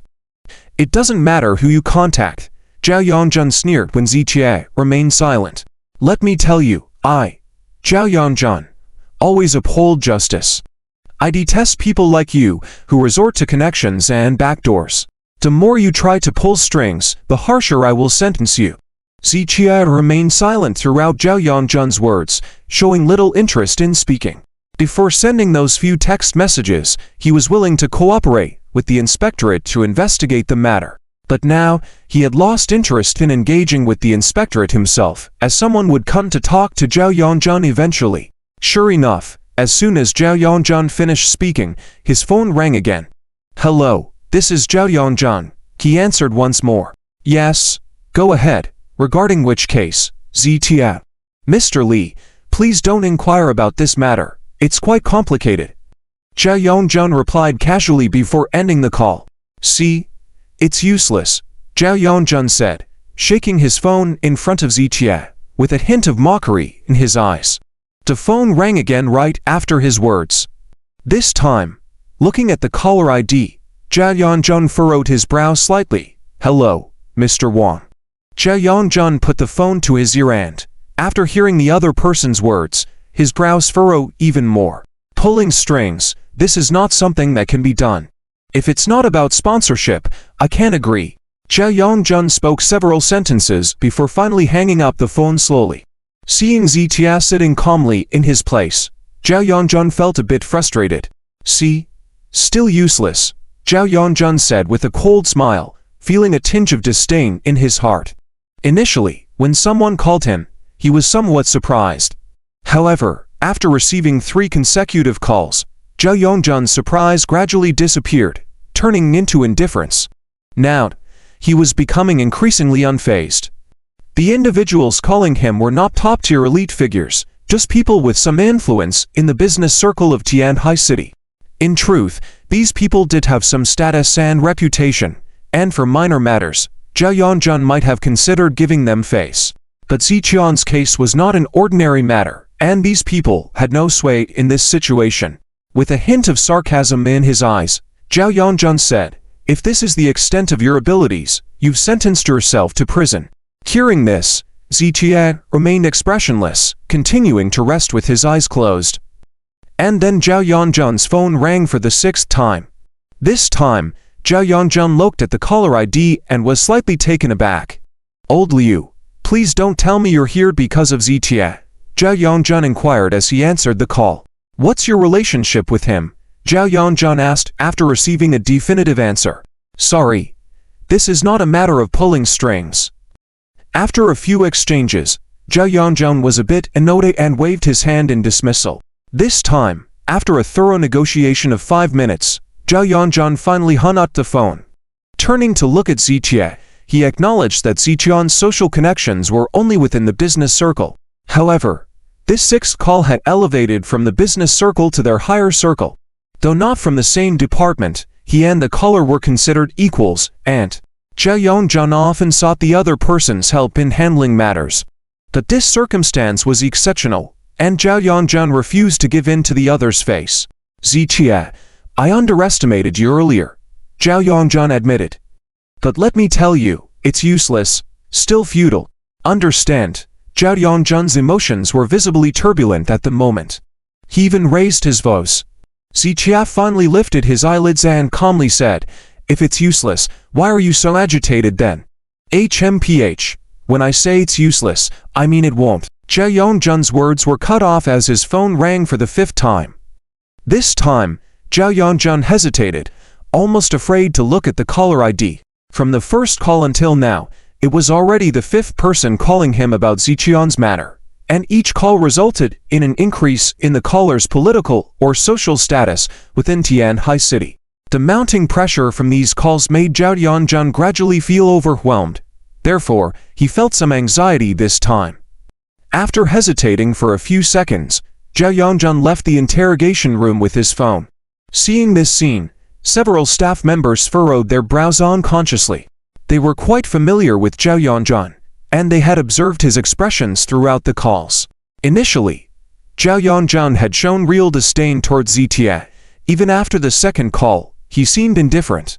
However, from the 3rd call onwards, they keenly noticed Zhao Yongzhen's emotions becoming unsettled, trying to maintain composure after the 5th call. From these observations, they concluded that Ziqia indeed used his social connections to resolve the matter, and the influential individuals he enlisted were formidable one after another. As members of the inspectorate, they had seen many situations where people reach out for personal favors, but this frequency and intensity of calls were unprecedented. Could it be that Ziqia had some extraordinary background connections? With this thought, the staff members exchanged glances, showing a hint of astonishment. At that moment, they couldn't say much and had to wait for Zhao Yongzhen to finish his calls to discern the situation better. However, this time, they had to wait for more than half an hour. When Zhao Yongzhen re-entered the interrogation room with an unsightly expression, the staff members couldn't help feeling a sense of unease. Being Zhao Yongzhen's subordinates, they knew his character and way of doing things very well. The grim expression on Zhao Yongzhen's face was evidence that much had occurred during that half hour outside the room. In the room, the staff members maintained silence, cautiously monitoring Zhao Yongzhen's expressions. Zhao Yongzhen's countenance was grave, his brows furrowed tightly, and his gaze was fixed on Ziqia. Nobody knew the complexity of his emotions at that moment. Over that half hour, he had answered 3 more calls, all related to Ziqian's matter, some asking for favors, others inquiring about the case. Especially the last call, the caller held a higher position in the political arena than Zhao Yongzhen. continuous calls for over an hour had overwhelmed him, with their hotline constantly occupied. The situation made Zhao Yongjun feel like he had stirred up a hornet's nest. From the business circle to Zhao Yongjun's circle, from people lower in status than him to sitting on an equal footing with him, and then to his superiors. Each time rising higher, each one stronger, the continuous phone calls made Zhao Yongjun extremely frustrated. However, the more Ziqia did this, the more he felt extremely disgusted.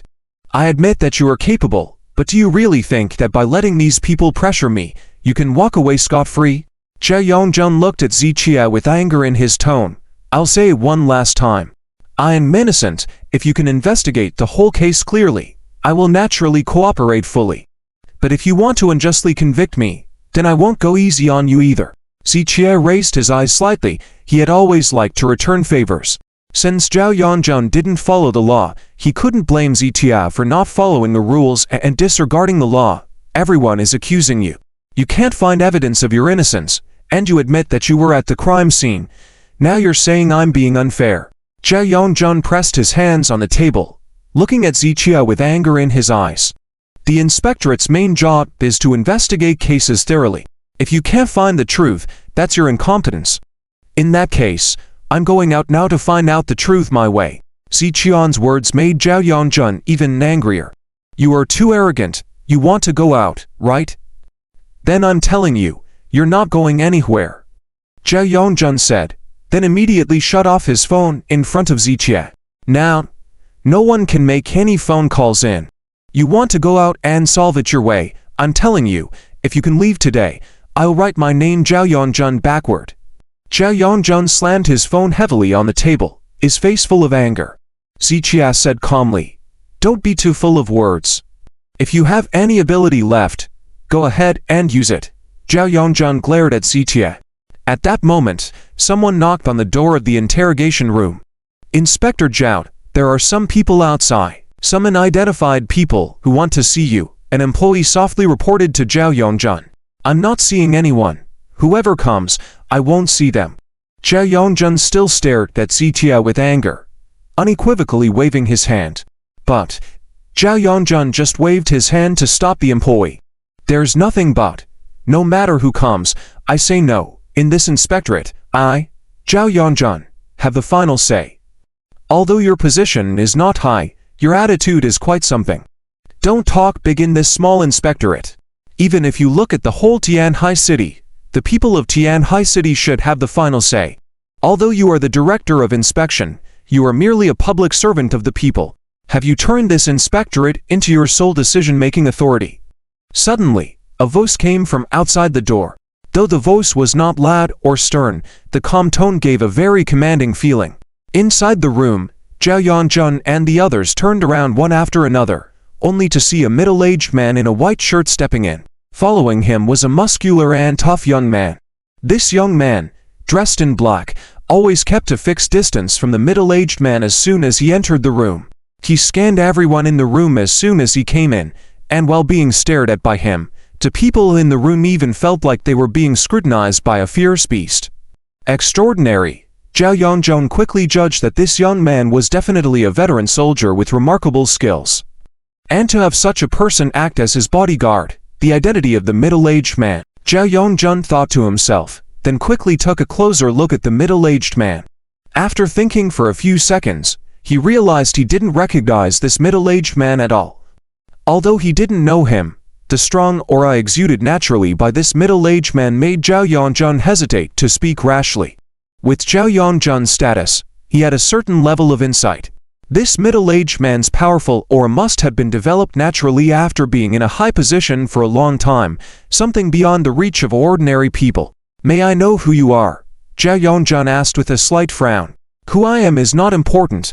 If you must know, I am just an ordinary member among millions of people in Tianhai City. The middle-aged man calmly replied, glancing around the room and nodding slightly when he saw Ziqia. This slight nod made Zhao Yongjun understand that this middle-aged man had come for Ziqian's matter.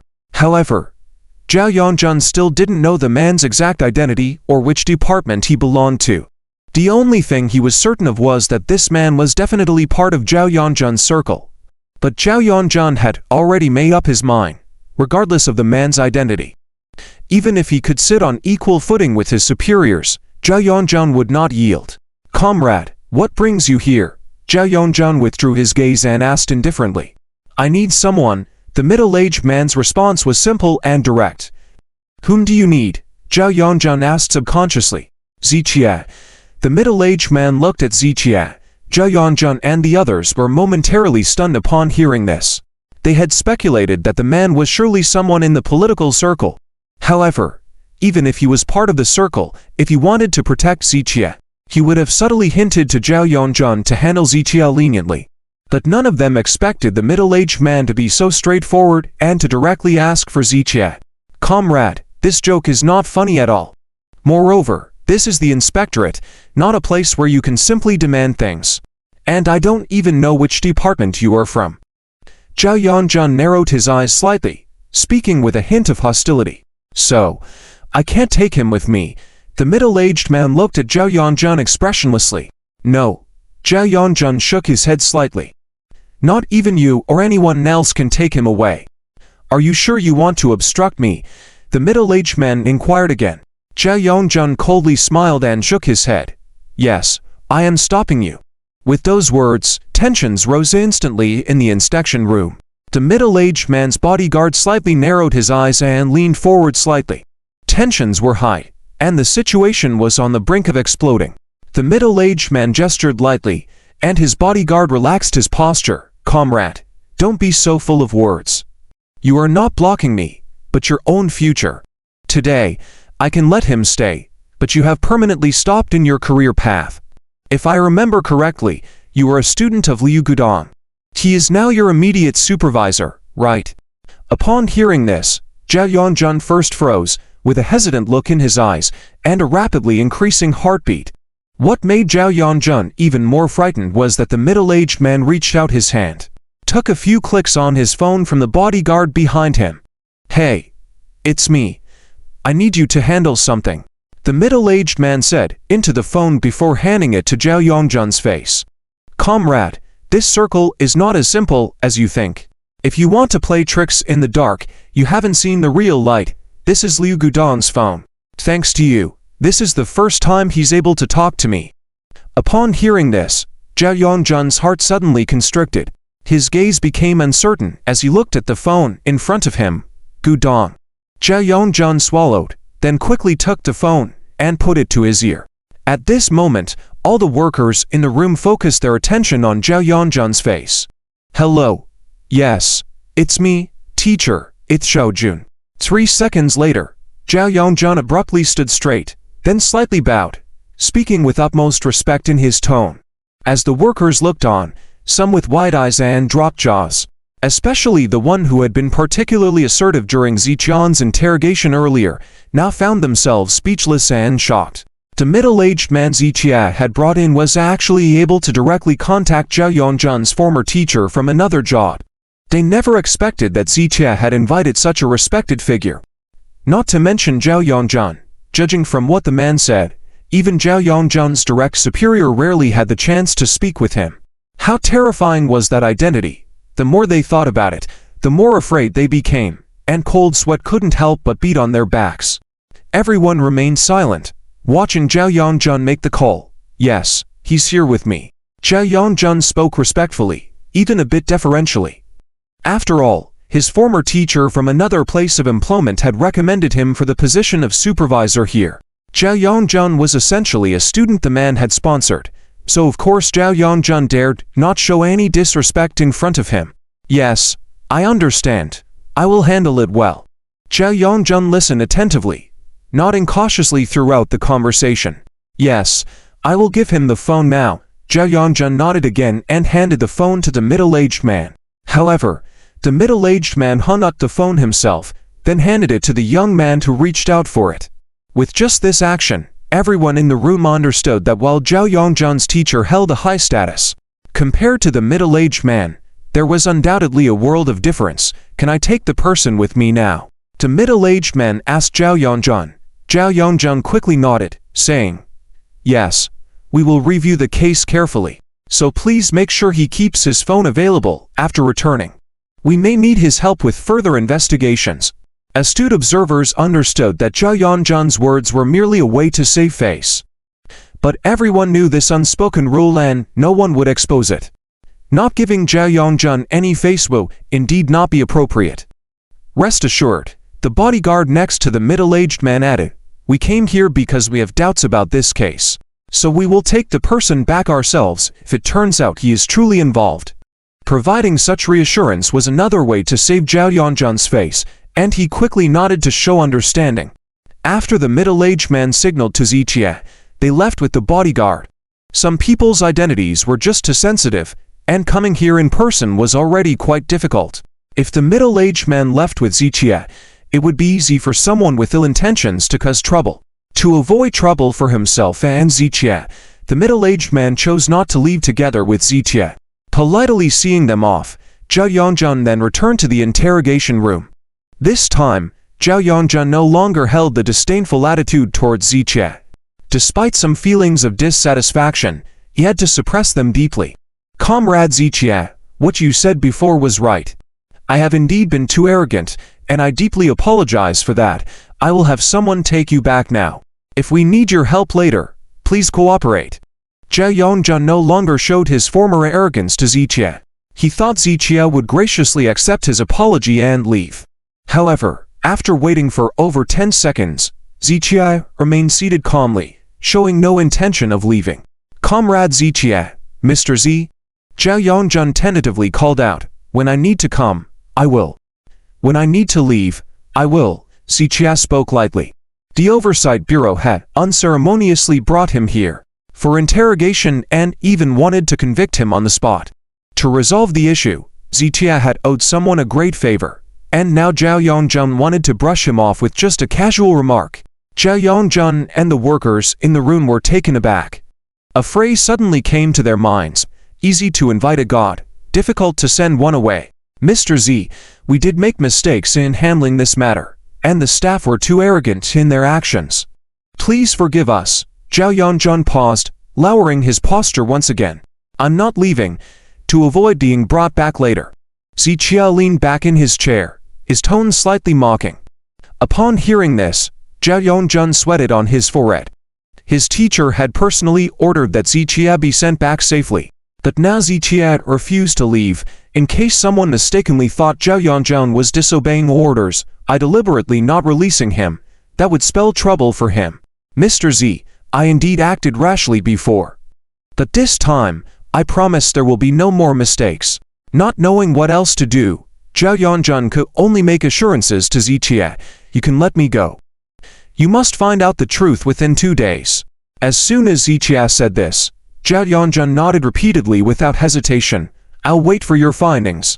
With that final statement, Zichie left the interrogation room. "Mr. Z, I'll have someone take you." Zhao Yongzhan quickly followed Zichie, who had returned in their enforcement vehicle before, so now he naturally had to use it to send Zichie back.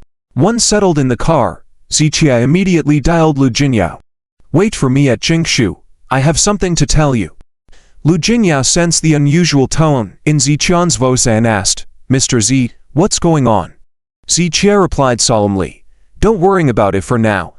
You checked the data on Lianxi Group for me earlier, right?" "I did," Lu Jinyao quickly confirmed. "Good." Zichie glanced at the driver and spoke softly, "We'll talk when I get there." With those words, Zichie reclined in his seat, closing his eyes to rest. They say courtesy calls for reciprocity. Zichie was clear about grievances and favors. If someone had already declared war on him, he had to launch a strong counterattack. Office of the Inspector General, Zhao Yongzhan. Zhao Yongzhan stood in front of the window, watching Zichie's vehicle leave before he let out a long sigh. Re-establish a special investigation team. Zhao Yongzhan withdrew his gaze. "We must conduct a thorough investigation. This case is not that simple, Director." But those suspects have all pointed to Zichie. The assistant furrowed his brow. Even Captain Li saw the victim and the victim's family. Through their accounts, it is clear that Zichie is the mastermind and Chen Ruoxu was lured out by him. The current situation was that all the arrested suspects had accused Zichie. Moreover, even the clues provided by Chen Ruoxu and others all pointed to Zichie, According to normal procedures, this case could have been closed already, and there was no longer any significance in conducting further investigations. Director, if we delay closing the case out of fear of the other party's identity, it may affect the reputation of our inspectorate, the assistant's brow furrowed. He felt that Zhao Yongjun had let Ziqiang go because of Ziqiang's influential background. No, you don't understand, Zhao Yongjun replied. My mentor is upright and would never easily back down. I have followed him for 10 years, solved hundreds of cases, and the only thing that can make him back down is the truth. And this time, my mentor letting Ziqiang go indicates that this case is not what we think it is. So I suspect that the testimonies of those suspects may not be true. Zhao Yongjun waved his hand. Having been in law enforcement for over a decade, he understood that based on the current situation, the case could likely be closed. However, he knew the integrity of his mentor. Regardless of the high status of the middle-aged man, if unreasonable demands were made, Zhao Yongjun's mentor would reject them. Since there was no rejection, it indicated that Zhao Yongjun had not thoroughly investigated this case, or there were still many doubts. I understand. I will question them separately again. The assistant nodded after a brief moment of contemplation and left the office. Shortly after the assistant left, two more staff members entered the office.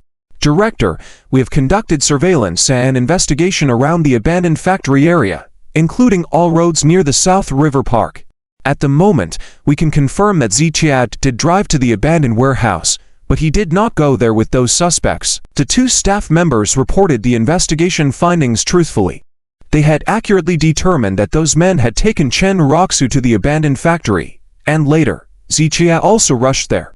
Footage was captured of Ziqiang leaving in his car and a large convoy from the Caesar Palace heading towards the abandoned factory. If Ziqiang was an accomplice, shouldn't he have gone to the factory with those suspects? Zhao Yongjun carefully pondered and discovered several suspicious points. We considered that too, but if Ziqiang had no connection with those suspects, why would he have leisurely gone to the abandoned factory? One staff member softly stated, in other words, before Ziqiang went to the factory, he already knew that the victim had been kidnapped. Hearing this, Zhao Yongjun contemplated for a few seconds before nodding in agreement. This indeed did not make sense, and he would likely need to ask Ziqiang about it. We have accurate control of the external situation, but during the time Ziqiang entered the abandoned factory, we have no way to verify what happened. A staff member shook his head. The abandoned factory had been deserted for over a decade, lacking even electricity, not to mention surveillance cameras. Therefore, their only way to understand what occurred inside the abandoned factory was through questioning Ziqiang and others present. However, Zhao Yongjun was already doubting the testimonies of those men, which had led the case to a standstill, who reported the incident. Zhao Yongjun asked with a furrowed brow. I asked our operator, but we couldn't trace the caller's identity through the number, the staff member replied. However, based on the signal points of the phone call at the time, it was in the area of that abandoned factory. According to the suspects' accounts, they got into a conflict with Ziqiang and realized they were no match for him, so they had to call the police for self-protection. The initial assumption was that this case was straightforward, but as they delved deeper, they discovered various discrepancies. The inspectorate's investigations couldn't rely on suspicions, they needed sufficient evidence. We must swiftly investigate, time is running out, Zhao Yongjun urged. Within 2 days, we must solve the case. Recalling Ziqiang's words, he couldn't help feeling a headache.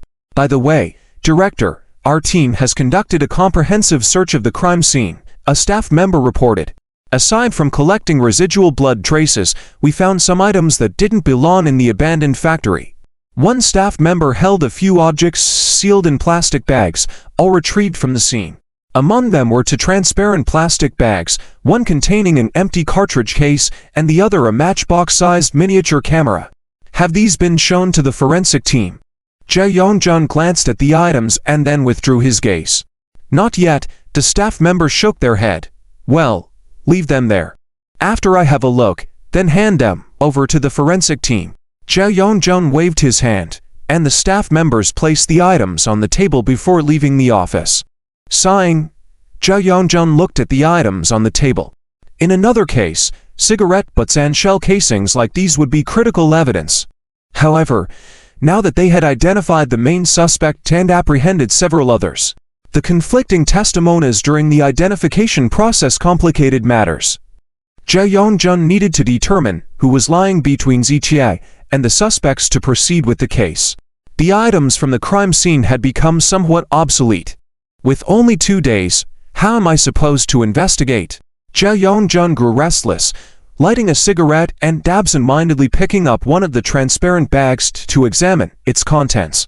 Meanwhile, at Jingshu Company, when Zichie arrived, El Jinya was already waiting in the office. Zichie, what happened to you? Upon seeing Zichie, El Jinya exclaimed. Zichie had bandages on to wounds on his body, one on his abdomen covered by clothing, but the bandage on his arm was visible. It's nothing, just some situations I encounter. Zichie shook his head lightly and sat down in the office. No. Tell me, did someone attack you? Who was it? El Jinya widened her eyes, well aware of Zichion's formidable skills, making it seemingly impossible for an ordinary person to harm him. If Zichie can injure Xiaotie, the other party's strength must be very strong. And to be able to find someone like this to help oneself, it indicates that the identity of the mastermind behind the scenes is extremely complex. Thinking of this, in Lu Jinya's mind, a name involuntarily emerged, the Tianhai Lin family. I can't be completely sure yet. Zichie shook his head slightly. Mr. Z, I'm sorry. Lu Jinya looked at Zichion's arm, her eyes gradually reddening. Why are you apologizing? Zichie looked puzzled. Lu Jinya, with a self-blaming expression, said, in a low voice, during this time, you've helped our Lu family a lot. It must be that the enemies of our Lu family are holding a grudge against you, so they sent someone to harm you. Zichie raised an eyebrow at her words. Lu Jinya's reasoning was not without basis, but he now harbored more doubts in his mind that it was Liang Chao who was the mastermind behind it all. Based on the information Zichie had learned so far, it was clear that the other party was clearly targeting him, and had a deep understanding of both him and Chen Ruoxu. The people around Zichie would not act in such a way, leaving only the people around Chen Ruoxu, plus the phone call Li Yue made to Zichie earlier. Zichie suspected that all of this was likely a play directed by Liang Chao and Li Yue. I'm sorry for implicating you. Lu Jinya extended her hand to touch Zichion's arm, but hesitated for 2 seconds before retracting her palm. Don't worry, my injury isn't severe. Let's put that aside for now. What about the information you were having me look into? After Zichie finished speaking, Lu Jinya quickly walked to the side and brought over a file folder. Lu Jinya saw that it was inconvenient for Zichie to flip through the documents with just one hand, so she promptly helped open it next to him. Mr. Z, I used to think that the Liang group was just slightly stronger than the Chen group. But upon closer inspection, I did discover many hidden secrets. Lu Jinya understood Zichion's character, so he decided not to discuss Zichion's injury further and began to focus on the business at hand. Go on, Zichie said, as he looked through the information, listening to Lu Jinya explaining the situation. The Liang group doesn't seem as simple as it appears. Lu Jinya shook his head. If you hadn't reminded me, I wouldn't have thought to investigate them. But upon doing so, I found that the Liang group is closely related to the Lin family. The Lin family? Zichie raised an eyebrow. Lu Jinya nodded. Yes, the Tianhai Lin family, like our Lu family, is also one of the 3 giants of Tianhai City. The medical conference in Tianhai City has always been jointly organized by the 3 giants, and this year is no exception.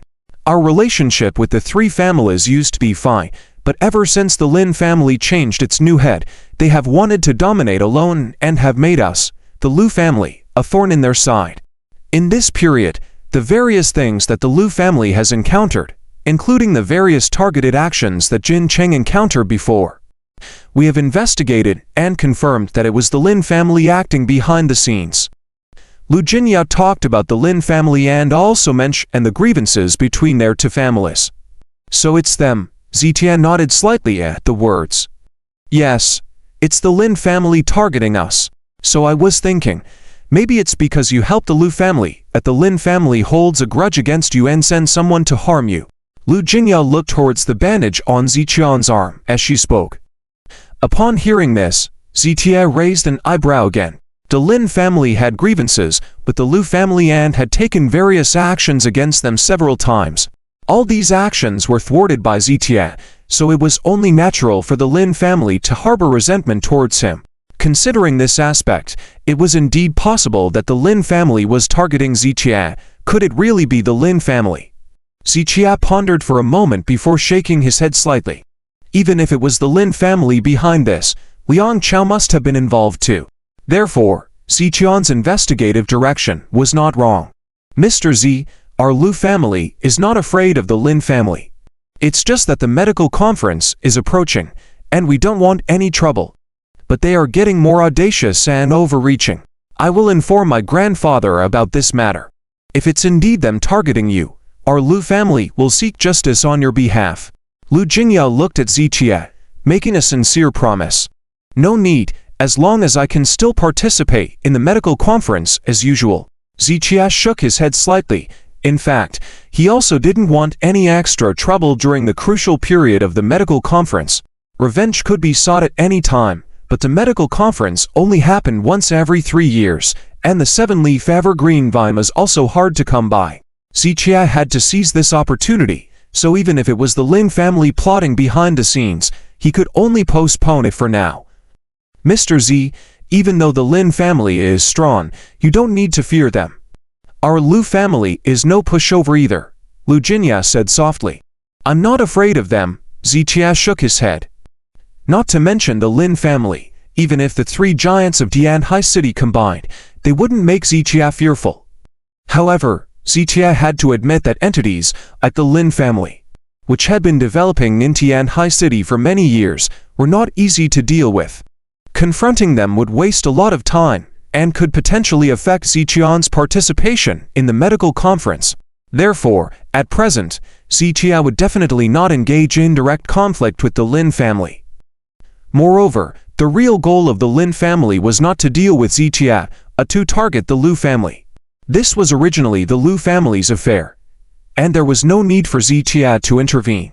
However, Ziqia wouldn't let Liang Chao off the hook. I'm not sure if it's the Lin family behind this incident, but even if it is, there must be Liang Cao's shadow in it. Ziqia spoke as he flipped through the information about the Liang group in front of him. Liang Chao, Lu Jinyao nodded. Speaking of Liang Chao and the Liang group behind him, they not only have contacts with the Lin family, but have also made quite a few moves in the past year. Several companies have been acquired by them through various means, and I still can't figure out what they're up to.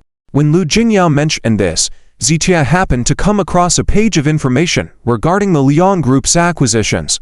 As Lu Jingyao had said, the Liang Group had indeed acquired many companies over the past year, and these companies were either in the same industry or had some connection to their industry. Ziqia couldn't figure out the real purpose of the Liang Group yet, but one thing was for sure, they were playing a bigger game, and there was a possibility that this game was being directed by the Lin family. The Chen Group also has close ties to the Liang Group's business domain, so the Chen Group should also be among those they want to acquire. Ziqia thought of this and suddenly recalled what Li Yue had told him when she found him at Caesar Palace earlier. Li Yue had mentioned that Liang Cao's goal was to swallow up the entire Chen Group, and now it appeared to be true. Liang Cao's real purpose in getting close to Chen Roxu was to devour the Chen Group. Ziqia had previously only speculated, but now, after seeing this information, he was 100% certain. Mr. Z, I also think the same way about Chen Roxu, interrupted Ziqianshu. Chen Roxu is just a complete fool. Hearing this, Lu Jinyao was stunned for a moment, then nodded repeatedly. She really is a fool. I have never seen such a stupid woman before. Lu Jinyao had long wanted to say these words, but she always refrained from speaking ill of Chen Roxu in front of Ziqianshu because Chen Roxu was his ex-wife. Now that Ziqianshu himself said that Chen Roxu was foolish, Lu Jinyao naturally no longer concealed her true thoughts. Mr. Z, please don't blame me for speaking bluntly. I used to think Zhou Yuqing was silly, but compared to Chen Roxu, Zhou Yuqing can be considered exceptionally intelligent. In 2 years, how Chen Industries has developed, Chen Roxu does not understand at all. She doesn't even believe in her husband, but believes in her so-called best friend. It's truly unbelievable. Lu Jingyao shook her head repeatedly. She also found out that Chen Uroxu had known Li Yue for 10 years, 8 years longer than she had known Ziqianshu. This made her realize that although Chen Uroxu and Li Yue had a deep relationship, it should never surpass the bond between a woman and the man she shares a bed with. Li Yue is very scheming, Ziqianshu nodded, feeling disgusted from the first day he met her. She is not just scheming, she has completely manipulated Chen Uroxu. As I investigated Chen Industries, I also looked into Liang Chao and Li Yue and found that their relationship is quite extraordinary. Lu Jinya continued, then I followed the threads and discovered that Li Yue currently holds considerable power within Chen Industries. Although she seems to be looking out for Chen Uroxu on the surface, in reality, she has marginalized Chen Uroxu. Li Yue handles internal company matters and external partnerships, and Chen Uroxu needs Li Yu's approval for all information. In short, whatever Chen Uroxu knows is what Li Yue wants her to know. I even suspect that Li Yu's words carry more weight within the company than Chen Uroxu's. Lu Jingyao shook her head slightly, feeling that Chen Uroxu's current situation was truly pitiful. Upon hearing Lu Jingyao's words, Ziqianshu became even more convinced that Liang Chao was planning to take over Chen Industries. Li Yue was sidelining Chen Uroxu and playing matchmaker between Liang Chao and Chen Uroxu. With their collaboration, taking over Chen Industries would not be a difficult task.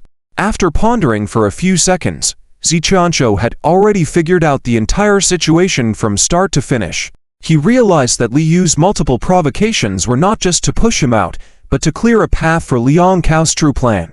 Without Ziqianshu's reminders, Chen Uroxu would be easily manipulated by Liang Chao and Li Yue. Their plan has already been set in motion, and I am just a pawn in their scheme. Ziqianshu shook his head slightly. They have been planning this for a long time, and I have been played by them without even realizing it. Mr. Z, if it weren't for you supporting the Chen family, Chen Uroxu would definitely not be able to sustain herself, Lu Jinyao softly remarked. With a green tea best friend like Li Yue, not only would she fail to develop Chen Industries, but she might even face bankruptcy soon. It's clear that she has a trusting nature, but for some reason, she does not trust you, Mr. Z. Lu Jinyao sighed softly, feeling a mix of pity and anger towards Chen Uroxu. Upon hearing this, Ziqianshu closed the files in front of him. He had no emotional bond with Chen Uroxu from the beginning, as it was Chen's father who had meddled in their relationship. This had caused resentment within Chen Uroxu towards Ziqianshu, leading her to always view him through colored lenses. I actually don't think Chen Uroxu is truly foolish, she just has an insatiable desire for power that has led her to lose herself. Even to the extent of being delusional, Lu Jinya shared her thoughts. Based on my investigation, as long as Chen Industries thrives, she would sacrifice anything. Li Yue and Liang Chao explode this, making her only focus on them, neglecting everything else. It's like she's floating in a vast ocean and can only see the lifeline she deems as her savior, Li Yue and Liang Chao. But she fails to realize that her ability to stay afloat was due to you supporting her beneath the surface. As women from prominent families, I do sympathize with her. Although we have experienced similar fates, the difference lies in the fact that I chose to trust you, Mr. Z, while she chose to trust others. Lu Jinyao shook her head in sorrow, reflecting on their respective choices and consequences. After Lu Jinyao's words, Ziqianshu fell into silence. After a long moment, he sighed. Chen Industries is the old man's legacy, a child I raised as well. But now, it seems like it's truly going to be ruined by them. Mr. Z, will you take action? Lu Jinya asked softly. No, Ziqianshu answered without hesitation. He had clearly stated that he would no longer assist Chen Industries, despite helping out to some extent out of gratitude for the old man's previous kindness. After giving the $2 million the other day, Ziqianshu believed he had repaid that favor and had no further obligations towards Chen Industries. 2 years ago, the old man gave me a chance to work, provided me with a place to stay, and a family.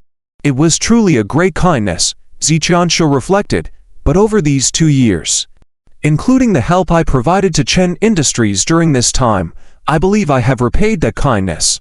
From now on, whether Chen Industries survives or fails, it has nothing to do with me. If it goes bankrupt, It's Chen Ruoxu's own fault.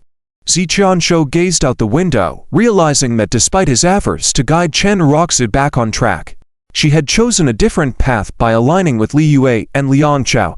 Seeing no hope for change, Ziqianshu was resigned and certain that he would no longer intervene. Mr. Z, are you really not going to intervene with the Chen family anymore? Lu Jingya asked this question with a hint of meaning in her eyes. Ziqia did not answer immediately, but slowly got up and walked to the floor-to-ceiling window. Last time, I warned Mr. Chen that Liang Chao might have plans against the Chen group. But after Mr. Chen told her what I said, she thought I was intentionally causing discord. Ziqia shook his head slightly. I've done what I should do in terms of warnings. Since she doesn't believe me, I won't get involved in anything related to the Chen family from now on.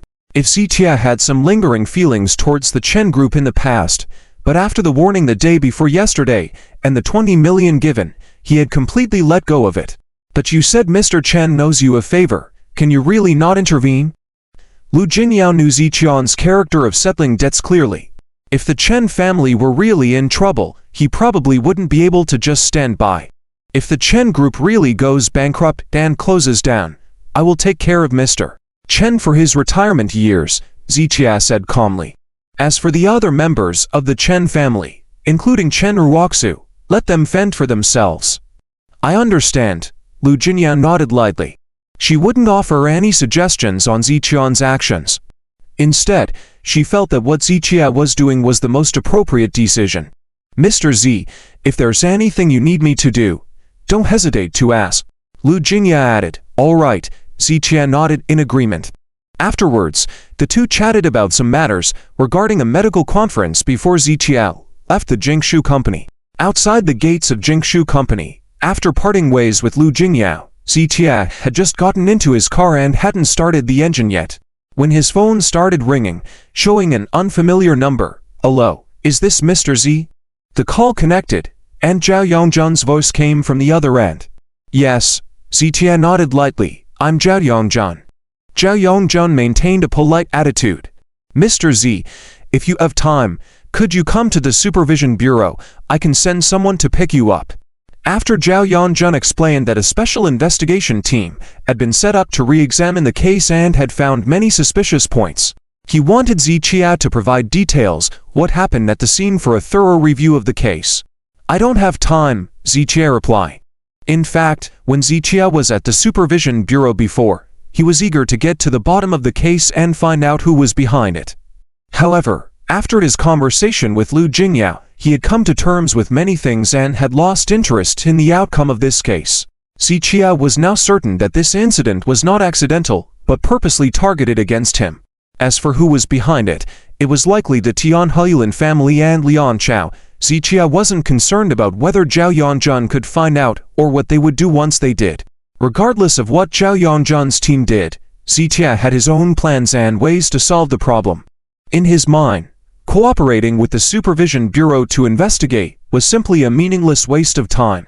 Mr. Z, I assure you that the previous situation will not happen again. Please cooperate with us.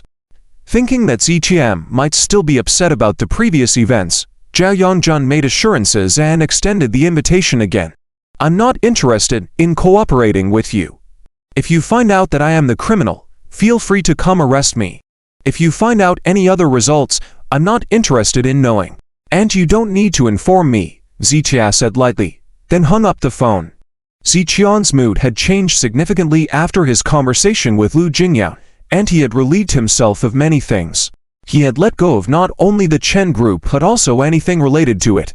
However, while Ziqia had let go, on the other end of the phone, Zhao Yongzhen's face turned sour as he listened to the dial tone. He believed that Ziqia must still be upset, which was why he deliberately refused to cooperate. In the current situation, pressure was coming from above him, from Ziqia. And he felt helpless, causing him a great deal of frustration. Damn it. The more Zhao Yongzhen thought about it, the more frustrated he became.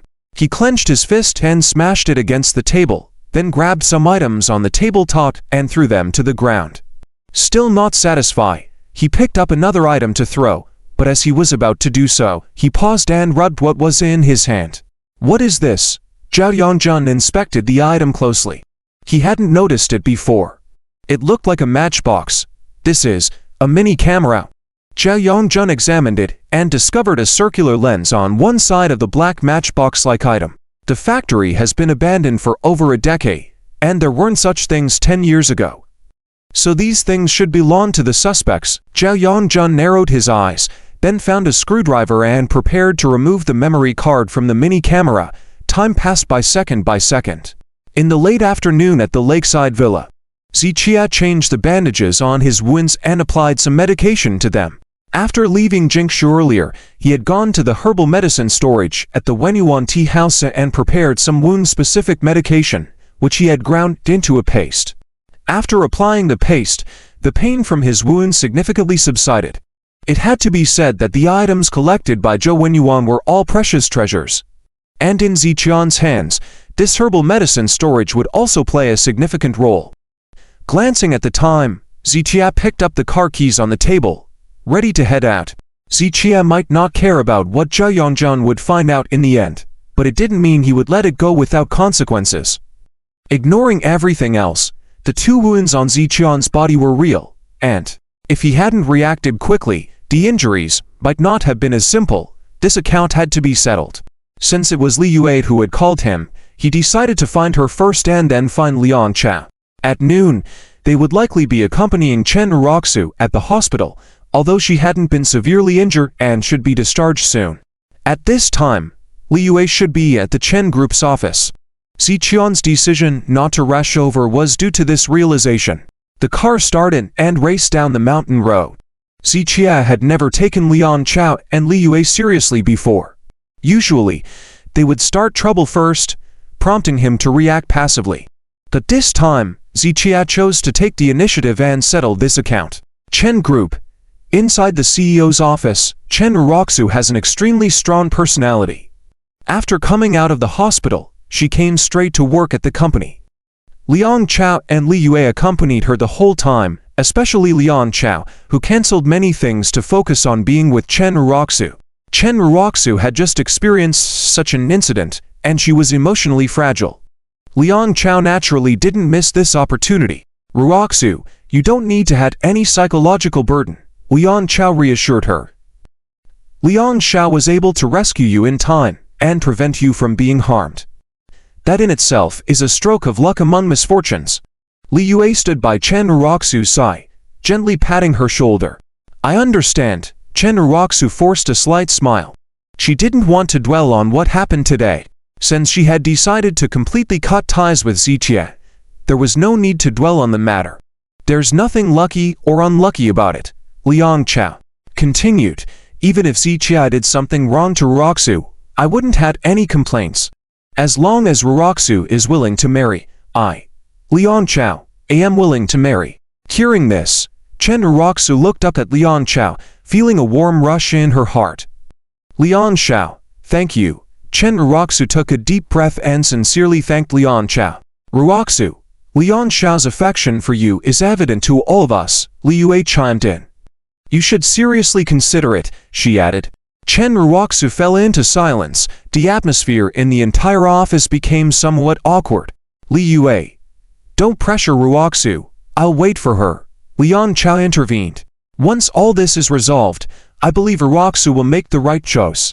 After waiting a few seconds, Liang Chao immediately lightened the mood with a smile. He somewhat understood Chen Uroxu's personality, realizing that rushing things at this moment would not be wise. With Ziqia now out of the picture, Liang Chao had no obstacles and plenty of time ahead to fulfill his plans. Liang Chao, I'm sorry, but I haven't made up my mind yet. Chen Uroxu lifted her head slowly and explained softly. It's okay, I'll wait for you. Liang Chao smiled then prepared to leave. Uroxu, rest well, Li Yue will see me off. Chen Uroxu wanted to see Liang Chao off, but Liang Chao and Li Yue stopped her. That's all right. Chen Uroxu nodded and sat back down. Liang Chao and Li Yue took the elevator together. At this moment, both of them were in good spirits. With Ziqia out of the way, their plans would face no further hindrances. Liang Chao's acquisition of the entire Chen Group was just around the corner. Where should we celebrate tonight? Li Yue gazed at Liang Chao with a seductive look. Wait for my call, Liang Chao replied lightly.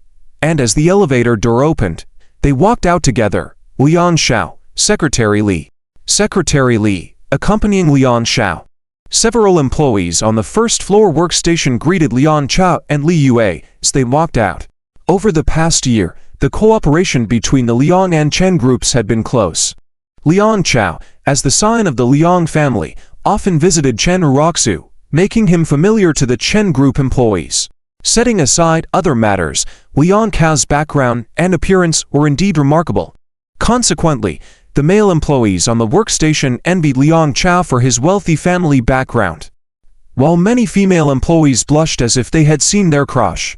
Hello, everyone. Liang Chao greeted everyone with a gentle smile, displaying his grace. They responded with smiles and then began discussing among themselves. Liang Xiao comes from a prominent family, handsome, and not a bit arrogant. You'd want a boyfriend like Liang Xiao, that's right. Truly envy our CEO. Liang Xiao is so devoted to her, they are truly a perfect match. Ah, it's fate. If not for the CEO's useless husband, Liang Xiao would have taken the beauty long ago. Exactly. That Zitia is not worthy of the CEO at all. Compared to Liang Xiao, it's like night and day. As the employees discussed Zitia, they couldn't help shaking their heads, feeling sorry for Chen Uroxu. These employees did not keep their voices down while gossiping, and even Liang Chao and Li Yue could hear everything clearly. Hearing these words, Liang Chao felt quite pleased, feeling a bit floaty. In his mind, even the solace of Ziqian's feet were no match for him. You're here too, you dog. Suddenly, a voice full of disdain reached them, causing the partially ecstatic Liang Chao to furrow his brow slightly. Liang Chao and Li Yue, along with dozens of employees on the workstation, turned to the company's entrance. A young man in his 20s had appeared at the entrance, and at this moment, he was looking at Liang Chao with a contemptuous look. The reason the security personnel at the Chen group didn't stop him was that everyone in the company knew that this man was the infamous useless husband of Chen Uroxu, Zitia, who in the Chen group didn't know about Ziqian's useless reputation. Why is he here? Haven't seen him for several days, right? Now that you mention it, he used to come to deliver food to CEO Chen frequently. Why hasn't he been around lately? Don't you know? There were rumors in the company a few days ago that the CEO and he were getting divorced. I wonder if it's happened yet. Divorce, that's good. This kind of useless guy doesn't deserve the CEO at all. Look, there's still a bandage on his arm. Probably got beaten up, haha. As soon as the employees recognized Ziqia, they immediately started gossiping and laughing openly. Although they knew Ziqia was Chen's son-in-law, they also knew that Ziqia was very unpopular in the Chen family. Even Chen Uroxu's secretary, Li Yue, dared to shout at Ziqia. Therefore, the employees of the Chen group naturally had no respect for Ziqia. Amidst the mocking laughter, Liang Chao and Li Yue frowned, feeling surprised. They hadn't expected Ziqia to show up here. Weren't those officials from the inspection bureau supposed to summon Ziqia? Ziqia should be getting questioned at the inspection bureau right now. How could he be here? Was he not apprehended yet? Why did Ziqia come to the Chen group at this moment? Could it be that he wanted to explain the situation to Chen Uroxu? Thinking about this, Liang Chao and Li Yue both felt a sense of urgency. They didn't want Ziqia to contact Chen Uroxu. Ziqia, with a cold smile on his lips, looked at Liang Chao and Li Yue, initially planning to find Li Yue first and then bring her to confront Liang Chao. Unexpectedly, they were both present, which was even better. Now he could settle the score with them together. Ziqia, what are you doing here? Ruzu isn't at the company. Li Yue took a few steps forward, frowning at Ziqia. I'm here to find you. Ziqia stepped forward. What do you want with Li Yue? Liang Chao's heart skipped a beat. I'm also here to find you. Ziqia spoke again. Upon hearing this, Liang Chao and Li Yue were momentarily stunned. Did Ziqia come here specifically to find the two of them? Liang Chao squinted slightly, a sense of unease welling up inside him. Could it be that his actions had been exposed? No, that couldn't be. His plan this time was seamless. Even if Ziqia was clever, he wouldn't be able to trace it back to him. Thinking about this, Liang Chao regained some confidence. I'm not interested in dealing with you, nor do I want to waste time on you. Liang Chao averted his gaze and was about to walk away. However, Zichia slowly moved to block Liang Chao's path, not saying anything, but the message was clear. Zichia, what do you mean by this? Liang Chao furrowed his brows, while Li Yue immediately joined in, glaring at Zichia. The surrounding employees began to whisper once again, not expecting that Zichia, this useless person, would dare to stand in Liang Chao's way. Zichia, don't push it. Move aside immediately. Li Yue frowned. Is today's matter related to the two of you? Zichia asked in a flat tone. Hearing this, a hint of panic flashed through the depths of Liang Chao and Li Yu's eyes. Even though they tried to conceal it well, Zichia keenly sensed it. And their reactions further confirmed Zichion's suspicions. Although he didn't have concrete evidence, he had already concluded that everything that had happened, including Chen Ruozu being taken away and himself being injured by firearms, was all orchestrated by Liang Chao and Li Yue. With the culprit identified, it was time to settle the score. What nonsense are you talking about? Liang Chao's face turned angry. Daring to act but not daring to admit it, Zichia coldly smiled and retorted. Zichia, don't be too arrogant, Li Yue shouted. Arrogant? Let me show you what true arrogance is. Zichia patiently stood up and swiftly raised his arm to slap. Slap! The slap landed on Li Yu's face, causing her to stumble and fall to the ground. Zichia, have you gone crazy? Liang Chao's temper flared instantly. You kneel down too. Zichia turned around abruptly and delivered a merciless slap to Liang Chao's face. Slap! This slap struck Liang Chao's head hard, causing him to see stars and his head buzzing. Liang Chao staggered a few times, but managed to stay on his feet. I will make you kneel. Without a word, Zichia delivered another slap. Slap! Liang Chao couldn't bear it this time, and fell to the ground, sitting with eyes spinning. 3 slaps, 2 people knocked down, and the entire first floor of the company fell into silence. Dozens of employees, including cleaning staff and security guards, were dumbfounded. They couldn't believe their eyes. Zichia, the well-known waste, the son-in-law with no background, had just physically lashed out at Liang Chao and Li Yue. They vividly remembered the last time Zichia visited Chen Corporation. Li Yue treated him disrespectfully, and Zichia didn't dare to retaliate. But now, in a matter of days, that waste who had been shouted at by Li Yue had returned to the company and dared to physically strike Li Yue down. While they were still digesting this, Zichia dealt with Liang Chao, the young master of the Liang family, who had the powerful Liang Corporation backing him. Zichion's audacity in confronting Liang Chao brought astonishment. Zichia, how dare you lay hands on young Master Liang and Secretary Li? Are you courting death? Several male employees slammed the table and shouted at Zichia, try me. Zichia squinted at the men, his icy gaze making them shrink back and remain seated at their desks. You scoundrel, you've schemed against me numerous times. Do you think I have no temper? Zichion's steady demeanor was crumbling, fueled by Liang Chao's repeated offenses. Zichia, are you crazy? Li Yue scolded with a hand covering her face. You only have one hand left and you dare to show off. One hand is enough to deal with you. Zichion's voice lower, then grabbed Liang Chao's collar, lifting him completely off the ground. Slap! Another slap sent Liang Chao sprawling on the floor again. The employees who once saw Liang Chao as a wealthy, elegant heir now witnessed him being thrashed around by Zichia as if he were a fragile chick. Security! Li Yue shouted, and a dozen or so of Chen Corporation's security guards hesitated, reluctant to intervene.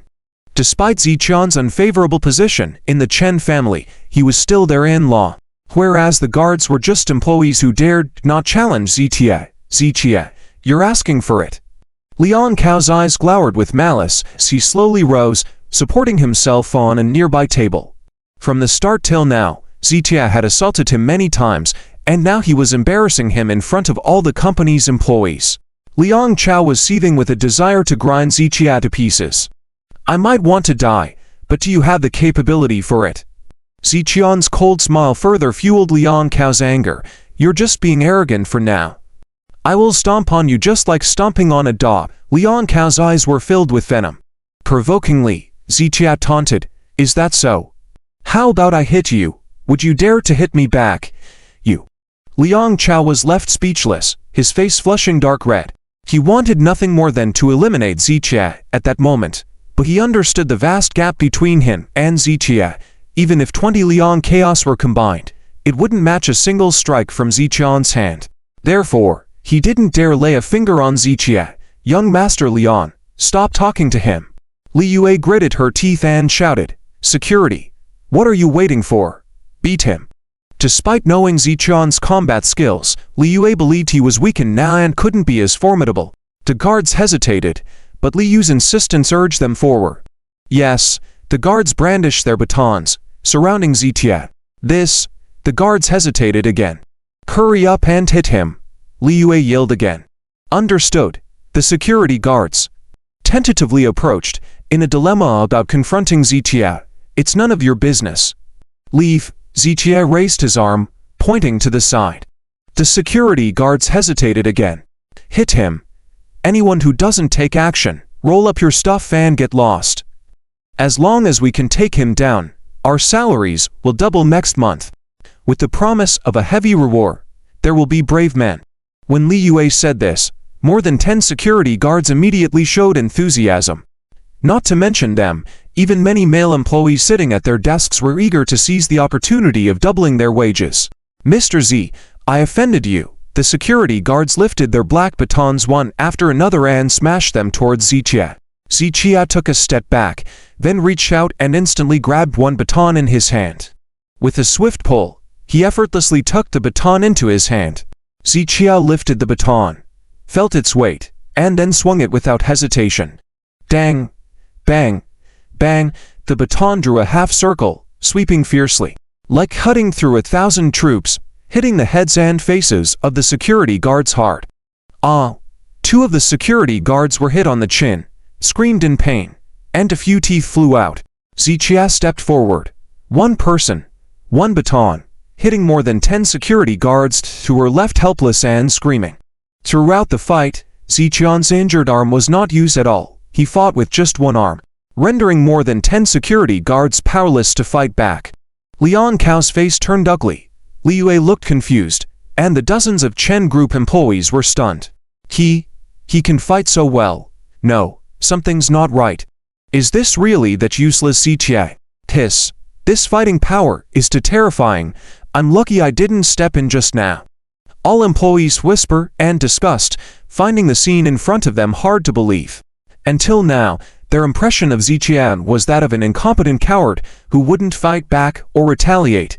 Even the secretary Li Yue dared to shout at him. But today, seeing Zitia act so ruthlessly, none of the 10+ people could challenge him. This scene shocked them beyond belief. "Get lost," Zitia pointed at the door and sternly commanded. This time, all the security guards rushed outside, not daring to approach Zitia. Zitia slowly withdrew his gaze and looked at Liang Cao. "It's your turn next." With just a few words from Zitia, Liang Cao took 2 steps back in fear. "Remember what I said, right?" With Ziqian's words, both Liang Cao and Li Yue recalled what Zitia had said to Liang Cao at the Blue Sky Bar a few days ago. 3 strikes and you're out. Provoke me again, and I'll put an end to the Liang family." Liang Cao turned pale, and panic overflowed in Li Yu's eyes. In the past, they would never have believed Zitia had the guts, but during this time, Zitia seemed like a completely different person, extremely ruthless, making them not dare to doubt him. "Come here, face your doom." With Ziqian's words, Liang Cao trembled all over. While he wanted to get rid of Zitia, he definitely didn't have the courage to challenge him. After Zitia said these words, silence fell over the room once again. People initially thought Zitia just wanted to teach Liang Cao a lesson, but now it seemed like Zitia wanted Liang Chaos life. Their first reaction was that Zitia was just bragging to scare people. But when they saw Liang Cao's pale face and trembling body, a thought surfaced in their mind scalded be that Zitia wasn't bluffing, and he really wanted to kill Liang Cao. Will he really dare? What happened these past few days that caused such a change in him? This time, all employees whispered in hushed tones, afraid to make Zitia unhappy. Ziqian's recent actions left them shocked and unable to understand. Zitia glanced at the employees murmuring among themselves. "Hush!" All the employees fell silent at once, keeping quiet with their heads down, no longer sneering or mocking. Seeing this, A faint cold smile crossed Ziqian's lips. He remembered how, over the past year, every time he visited the Chen group to meet Chen Ruoxu, everyone treated him disrespectfully, mistaking his politeness for weakness. Today, when he showed such a violent sigh, everyone was too frightened to even breathe, no longer daring to taunt him. Ziqia withdrew his gaze with a touch of a cold smile. He looked at Liang Chao again. Are you deaf? Come here, it's time to face your doom. Ziqia pointed his black baton at the ground. What makes you think I'll come over if you tell me to? Liang Chao looked fierce and craven. Though he was already terrified to the extreme, he still wanted to save face. If you don't come over, then I'll come to you. As Ziqia spoke, he began to step forward steadily toward Liang Chao. Ziqia, what are you trying to do? Li Yue stared wide-eyed, extending her arms to block Ziqia. Smack. In response, a loud slap rang out. Just that one slap made Li Yue stagger back a few steps. She was dreaming if she thought she could stop Ziqia. Calm and composed, Ziqia continued to approach Liang Chao with an unhurried pace. But in Liang Chao's eyes, the smile on Ziqian's face seemed like the grin of the Grim Reaper. The sound of Ziqian's footsteps on the floor felt like a death knell. Liang Chao's forehead broke out in tiny beads of sweat, and his back was covered in cold sweat. His trembling body couldn't be controlled as he continued to retreat until he bumped into a table and had to stop, staring wide-eyed as Ziqia kept getting closer. The closer Ziqia got, the more violently Liang Chao's body shuddered. He couldn't even speak a complete sentence. You seem to be very afraid of me, trembling like that. A cold smile appeared in Ziqian's eyes. You. Liang Chao refused to admit that he was afraid of Ziqia, and he didn't want to lose face in front of so many people. But this deep-rooted fear that came from within, he couldn't control at all, and his body's reaction was uncontrollable. Liang Chao was very aware of how difficult it was to deal with Ziqia standing in front of him. Even conventional weapons couldn't kill him. It was because of this that Liang Chao wanted to use the inspectorate to sentence Ziqia to death. Heaven does not destroy people, but people often lead themselves to destruction. If you court death, then I'll fulfill your wish. Ziqian's expressionless face raised the police baton high. Liang Chao widened his eyes, seeing Ziqia in front of him as the judge of life and death, holding the judge's pen that could determine life and death. The stroke of the pen and Liang Chao's life would be taken. Don't kill me. Liang Chao was scared, sweat pouring down his face, mumbling for mercy. In the end, he was so scared by Ziqia that he didn't dare to show even a hint of defiance anymore. Ziqia, dare to commit murder in public, the inspectorate will never let you off. I'm telling you, this company has comprehensive surveillance, your every move will be recorded. Li Yue shouted while pointing her phone at Ziqia. Other employees nodded in agreement. Even if Ziqia was strong, society had order and law. If Ziqia dared to commit murder in public, not to mention Liang Chao, even if it was an ordinary civilian, the inspectorate would never let him go. Li Yu's words did have some effect. Ziqian's movement stopped. Seeing Ziqia pause, Li Yue and the others immediately smirked, knowing that Ziqia didn't have the courage, unless he wanted to spend his remaining years in prison. However, after a 2-second pause, Ziqia suddenly chuckled. I hate it the most when people threaten me. With that, the police baton in Ziqian's hand came crashing down with a loud impact.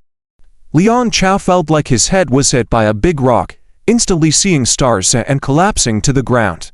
Before Liang Chao could scream in pain, he felt his nose heat up as blood gushed uncontrollably from both nostrils.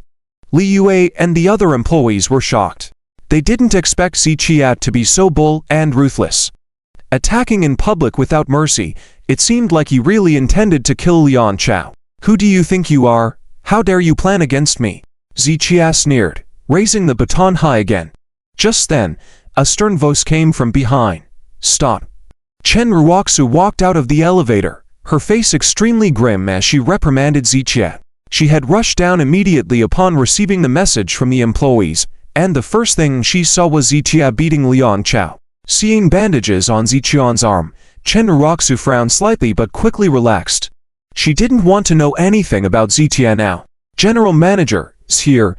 President, please intervene. This Ziqia is crazy. He hit Secretary Lian, even beat young Master Leon. He said he wanted to kill young Master Li just now. Please stop him. The employees were relieved that Chen Ruoxu was there. Ruoxu. Li Yue walked quickly to Chen Ruoxu's side and whispered, young Master Li saved you earlier and foiled Ziqian's plot. He holds a grudge and has come for revenge against young Master Li. Hearing this, Chen Ruoxu felt even more repulsed by Ziqia. Ziqia wanted to destroy her, and when she didn't pursue him earlier, he dared to push further. Ziqia, stop. Chen Ruoxu stepped forward, scolding Ziqia angrily. Do you remember, what qualifications do you have to control me now? Ziqian's attitude towards Chen Ruoxu left everyone baffled. They remembered vividly that Ziqia used to be subservient to Chen Ruoxu, not daring to talk back, like a humble lapdog. But now, he dared to speak to Chen Ruoxu in such a manner. I have no authority to control you, but this is the Chen group, and anyone causing trouble here, I have the authority to manage. Chen Ruoxu rebuked coldly, a statement that Ziqia couldn't refute. However, being unable to refute didn't mean Ziqia would obey. I feel like hitting people, regardless of the situation. Ziqian's words were followed by another strike. Get out. Chen Ruoxu rushed forward, pushing Ziqia away and shielding Liang Chao with her body. Ziqian's hand paused immediately. At that moment, Ziqia widened his eyes in surprise.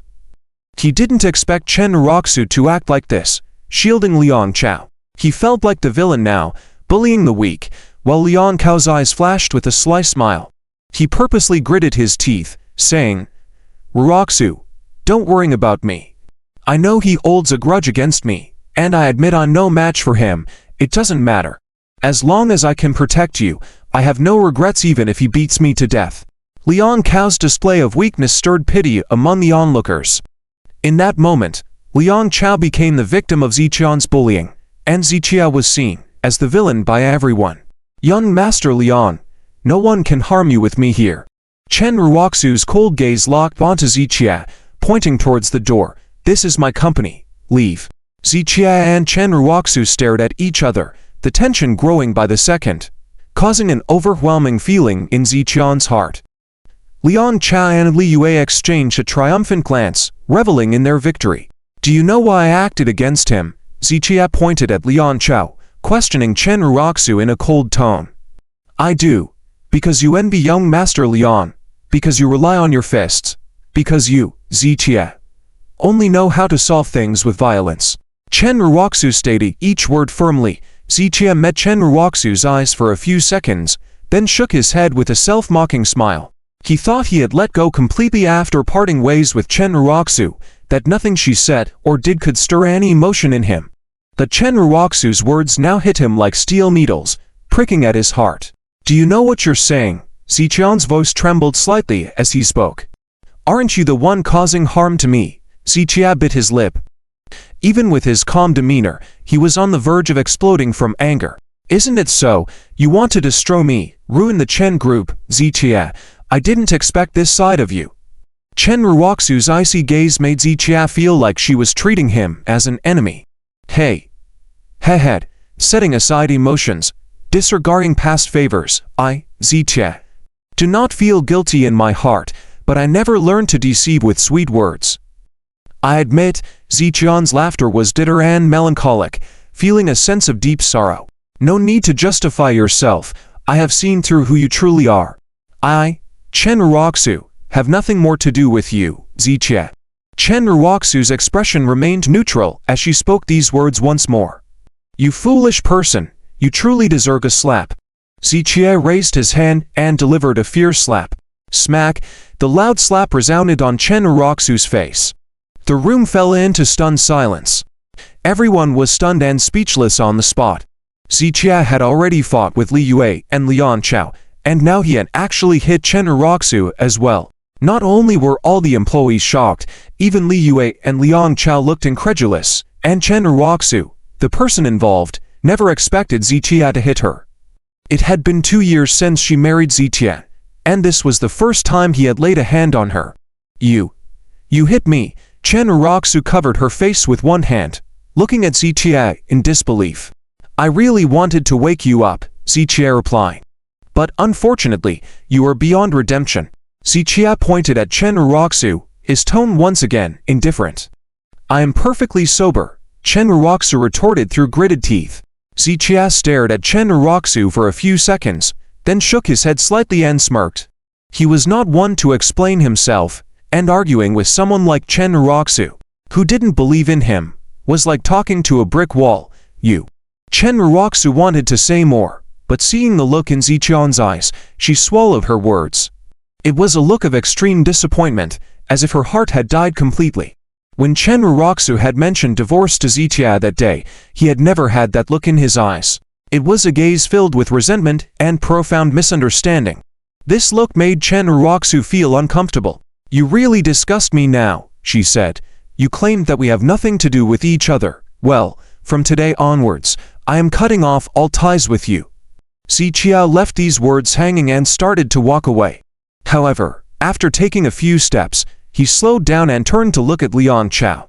Liang Chao flinched in fear, avoiding eye contact with Zichia. Zichia, if you ever lay a hand on Liang Chao again, I will not spare you. Chen Uroxu once again stood in front of Liang Chao. Zichia chuckled. Remember, you brought this upon yourself. With a cold smile, Zichia turned and left. If Chen Uroxu insisted on protecting Liang Chao, Zichia would spare his life. Not only would he spare Liang Chao's life, he would also witness how Liang Chao gradually swallowed up the Chen group. Chen Uroxu believed Liang Chao was a good person, and time would eventually reveal the truth. Zichia, I know you are unhappy about the separation I suggested, Chen Uroxu spoke up. But let me tell you, everyone has their own convictions. You have yours, and I have mine. Expanding the Chen group is my conviction. For this conviction, even if I know some things are wrong, I will still do them. Chen Uroxu took a step forward and, through gritted teeth, said these words to Zichia's back. Zichia paused his steps. He could sense that Chen Uroxu's words carried a hidden meaning. However, at that moment, it no longer mattered. Over the past 2 years, Zichia had no regrets towards Chen Uroxu or the entire Chen family. It was enough for him. I've said all I wanted to say. Take care of yourself, Zichia said as he left the company, quickly driving away. Chen Uroxu watched his car disappear into the distance before turning back. Uroxu, are you just going to let him go like that? Li Yue was visibly displeased, her tone accusatory. This was how she normally spoke to Chen Uroxu in the company. What else would you suggest? Chen Uroxu asked calmly. You should report him to the authorities and have him arrested. Li Yue snapped back. Firstly, I did not stop you from making that call. Secondly, how I handled things does not require your interference, Chen Uroxu said, leaving Li Yue momentarily stunned and the other employees puzzled. They realized that both Zichia and Chen Uroxu had changed. Before, no matter what Li Yue said, Chen Uroxu would always agree and trust her unconditionally. However, today, Chen Uroxu's demeanor surprised everyone, as if a long-suffering person had finally risen to fight back and reclaim power from the enemy. The more they thought about it, the more confused they became, and they dared not say anything. Everyone, get back to work. Liang Chao, please come with me, Chen Uroxu said before heading into a separate office. Liang Chao and Li Yue exchanged a glance before following Chen Uroxu into the office. Once the door closed, a tense silence fell over the room. Liang Chao and Li Yue were both uneasy. They had noticed the change in Chen Uroxu's attitude towards Li Yue earlier. Did Chen Uroxu discover something within that short half hour? Liang Chao, Li Yue, I'm sorry for putting you through this. Chen Uroxu apologized softly to them. Hearing her words, Li Yue and Liang Chao breathed a sigh of relief. They realized they had misunderstood, and Chen Uroxu's earlier behavior was likely due to being hit by Zichia and not in the right mood to talk. Uroxu, I wasn't trying to teach you how to handle things. It's just that Zichia caused trouble in our company and was too harsh on Liang Chao. We shouldn't have let him go so easily, Li Yue said, while cleaning up Liang Chao's nosebleed. He not only hit Liang Chao, he also hit me and you. It's too arrogant of him. Li Yue was puzzled and she felt that Chen Uroxu was intentionally protecting Zichia. The medical skills conference is about to take place. I don't want any distractions at this critical time, Chen Uroxu explained. Li Yue was left speechless. The conference was indeed crucial and it was Chen Uroxu's top priority. In the face of this event, all other matters could be set aside. Therefore, Li Yue had no more arguments. The conflicts with Zitia during this period had already caused many of their plans to fall apart. "Uroxu, I'm fine," Li Yue said after a moment of contemplation. "But Liang Xiao has been working tirelessly for us, and now he's in this state. We shouldn't ignore it. Don't worry about me." "I respect all of Uroxu's decisions," Liang Xiao immediately added. "Liang Xiao, I'm sorry for making you suffer a bit for the sake of the medical skills conference," Chen Uroxu said earnestly. "After the conference, you may seek revenge on Zitia as you see fit. But before that, I don't want any more accidents." Chen Uroxu looked at Liang Xiao, emphasizing her seriousness. "If it's about snow, I understand. For the sake of not affecting our participation in the medical conference, I will endure this matter for now." Liang Xiao pretended to be magnanimous. She nodded, then continued, "Even if I don't deal with him, he won't have a good outcome. Just by the fact that he kidnapped you, it's enough for him to be in deep trouble. By the way, Liang Xiao, speaking of this matter, shouldn't he have been arrested? Why is he still out there?" Li Yue furrowed her brows and asked, "The procuratorate needs to follow procedures for handling cases.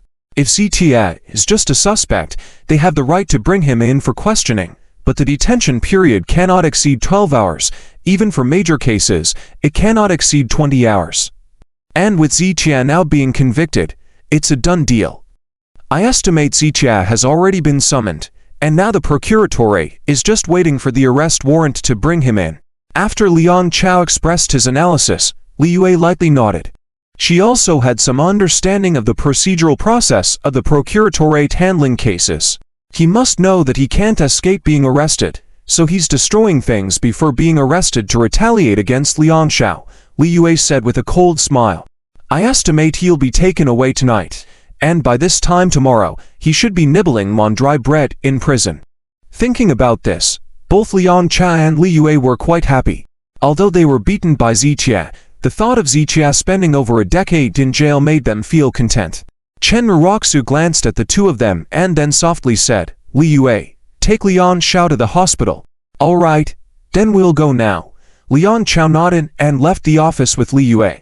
Chen Uroxu watched the backs of the two as they left, squinting her eyes slightly, her gaze filled with very complex emotions.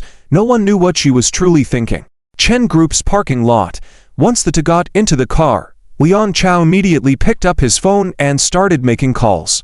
After several consecutive calls and confirming that his arrangements were without any flaws, he felt more at ease. Initially, he was very confident in this plan, but Zitia showing up unexpectedly seeking revenge, coupled with Chen Uroxu's unusual behavior earlier, made him wonder if he had overlooked something. However, after some inquiries, he dispelled his doubts. Even if Zitia could guess the truth, as long as Chen Uroxu believed in Liang Xiao and Li Yue, Zitia wouldn't be able to cause much trouble. "Ziqian's slap was well-deserved," Li Yue said with a cold smile. Originally, because of this incident, Chen Uroxu was extremely disappointed in Zitia. Now that Zitia had slapped Chen Uroxu, their relationship was truly severed, and there would be no chance of reconciliation. HMPH. It's one thing for him to hit Chen Uroxu, but he dares to hit us. This scum. Even if he's arrested, I will make sure he doesn't have an easy time. Liang Xiao gritted his teeth slightly. If it weren't for Chen Uroxu's timely appearance today, he would have been half dead at Ziqian's hands. This grudge, he must repay no matter what. Once he's arrested, we'll bribe some inmates in the prison to deal with him properly, Li Yue snorted, indicating that no matter how capable Ziqia was, he would be at the mercy of the inmates. I'll make a call to ask why he hasn't been arrested. Liang Xiao picked up his phone and dialed a number. Okay, I got it. 2 minutes later, Liang Xiao hung up the phone with a satisfied expression. How did it go? What did they say? Li Yue asked eagerly. It's secure. Ziqiao will definitely be heavily sentenced this time, Liang Xiao said with a satisfied look. Li Yue asked again. Why? My friend at the procuratorate told me not to ask too many questions. This case isn't simple, even higher-ups are alarmed, so he didn't dare to say too much, Liang Xiao said with a cold smile. When he asked his friend why Zijia hadn't been arrested, he didn't expect his friend to avoid the topic entirely and only mentioned that it had alarmed high-ranking officials, making Liang Chao refrain from asking further. What? Li Yu's eyes widened slightly. So, this case's complexity has caught the attention of higher-ups. So even if the Lu family and Zhou family intervene, they won't be able to save him, will they? Of course not, Liang Chao said with great satisfaction. That's great, Li Yue was equally delighted. Now that Ziqian's heavy sentencing was a sure thing, any attempts by Lu Jingyao to protect Zijia would be futile. Once he's taken in, I will make him suffer. However many times he hits me, I'll make sure he pays 100-fold. Liang Chao said through gritted teeth with a cold smile, then started the car and drove off. On the other side, Zijia left the Chen group and went straight back to the lakeside villa. Zijia has known Chen Roxu for over 2 years, but today was the first time he laid hands on her. With Ziqian's current calm demeanor, there was hardly anything that could truly anger him, but today he couldn't contain his rage. He was angry at Chen Roxu's unreasonable behavior, her inability to distinguish right from wrong, and her extreme foolishness. The kidnapping of Chen Roxu was a play orchestrated by Liang Chao and Li Yue, and Zijia was shot twice while trying to save her, almost losing his life at the abandoned factory. After rescuing her, she accused Zijia of harming her, sided closely with the mastermind Liang Chao, and protected him. This behavior was no different from siding with the enemy. Zijia never expected any gratitude for saving Chen Roxu, but her nonsensical and foolish behavior truly infuriated him. As for the last words Chen Roxu said, Zijia heard them clearly and understood her meaning. There are things you know are wrong, but you're willing to continue down that path to help Liang Chao develop the Chen family. That you can't see clearly whether Liang Chao is helping you or harming you. Even if he has some benefits for the Chen family, it's only because he wants to fatten the Chen family before killing it. Zijia shook his head with a cold smile. Some things he saw clearly while Chen Roxu, as the person involved, seemed to have no sense of suspicion towards Liang Chao and Li Yue. When Zijia first met Chen Roxu, she had just graduated and was naive to the complexities of the workplace and the deceitful nature of people, behaving like a bookworm without a hint of cunning. He thought that after 2 years of experience, Chen Roxu would have matured. However, looking at her now, Chen Roxu not only hadn't matured but seemed to be regressing in intelligence. However, all of this had no bearing on Zijia. He had said what needed to be said, done what needed to be done several times. If Chen Roxu believed, she believed, and if she didn't, Zijia wouldn't say another word. As an adult, everyone has the right to their thoughts and choices, but they also should bear the consequences of each choice they make. After Zijia returned to the lakeside villa, he focused on studying medical books. With the medical conference approaching, he didn't think about anything else and wanted to devote all his energy to the conference. Therefore, when Lu Jingya and Zhou Yuqing called again to invite him out to play, he turned them down one after another. The fact remained that he was determined to excel in this medical conference and must obtain the 7-leaf evergreen vine. Before the conference, he needed to study specifically for the assessment of the conference. After all, the medical conference not only assessed practical skills, but also tested theoretical knowledge in various pharmacology and pharmaceutical fields, which happened to be Ziqian's weakness. With the conference nearing, he indeed needed to make up for this area. Zijia turned off his phone and immersed himself in medical books, a night tasked with no interruptions. The next day, at 2 p.m., Zijia was on the Via's observation deck, holding a cup of tea in one hand and a medical book in the other. From yesterday evening until now, no one disturbed him after he turned off his phone, and he was enjoying the peace. I heard from Lu Jingyao that in the previous medical conferences, there were extensive assessments on medicinal materials identification, pharmacological knowledge, and human acupoints. I remember there are several books in the pharmacy that detail all discovered types of medicinal materials and their corresponding effects. There are also several acupuncture point comparison charts, more detailed and comprehensive than any medical book available on the market. Zijia put down the medical book and prepared to finish the tea in his hand before going to Wen Yuan tea house. Since yesterday, he had come across some good prescriptions and could also gather some medicinal herbs to verify personally. Old Joe really gave me a great treasure. Zichia shook his head with a smile, looking towards the distant Thousand Island Lake. Not only Wen Yuan but also the old master Lu who gave him this villa were very satisfying to Zichia. He didn't care much about the luxury of the residence, but the scenery of Thousand Island Lake was superb. Away from the bustling city, perfectly suited for Zichian's quiet and reserved nature.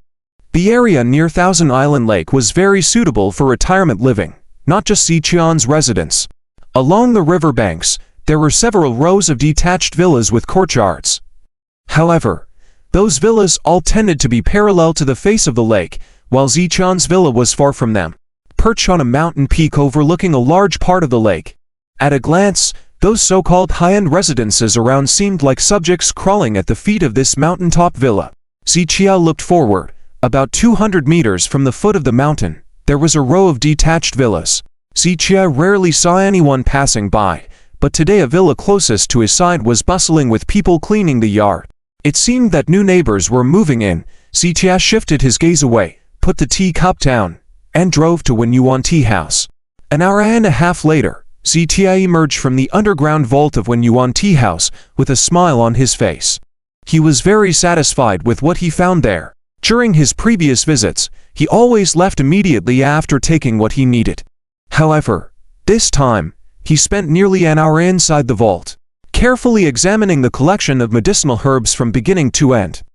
After this thorough inspection, Zichia realized that he had previously underestimated the value of this pharmacy. The variety of collections and rarity of the medicinal herbs inside were awe-inspiring.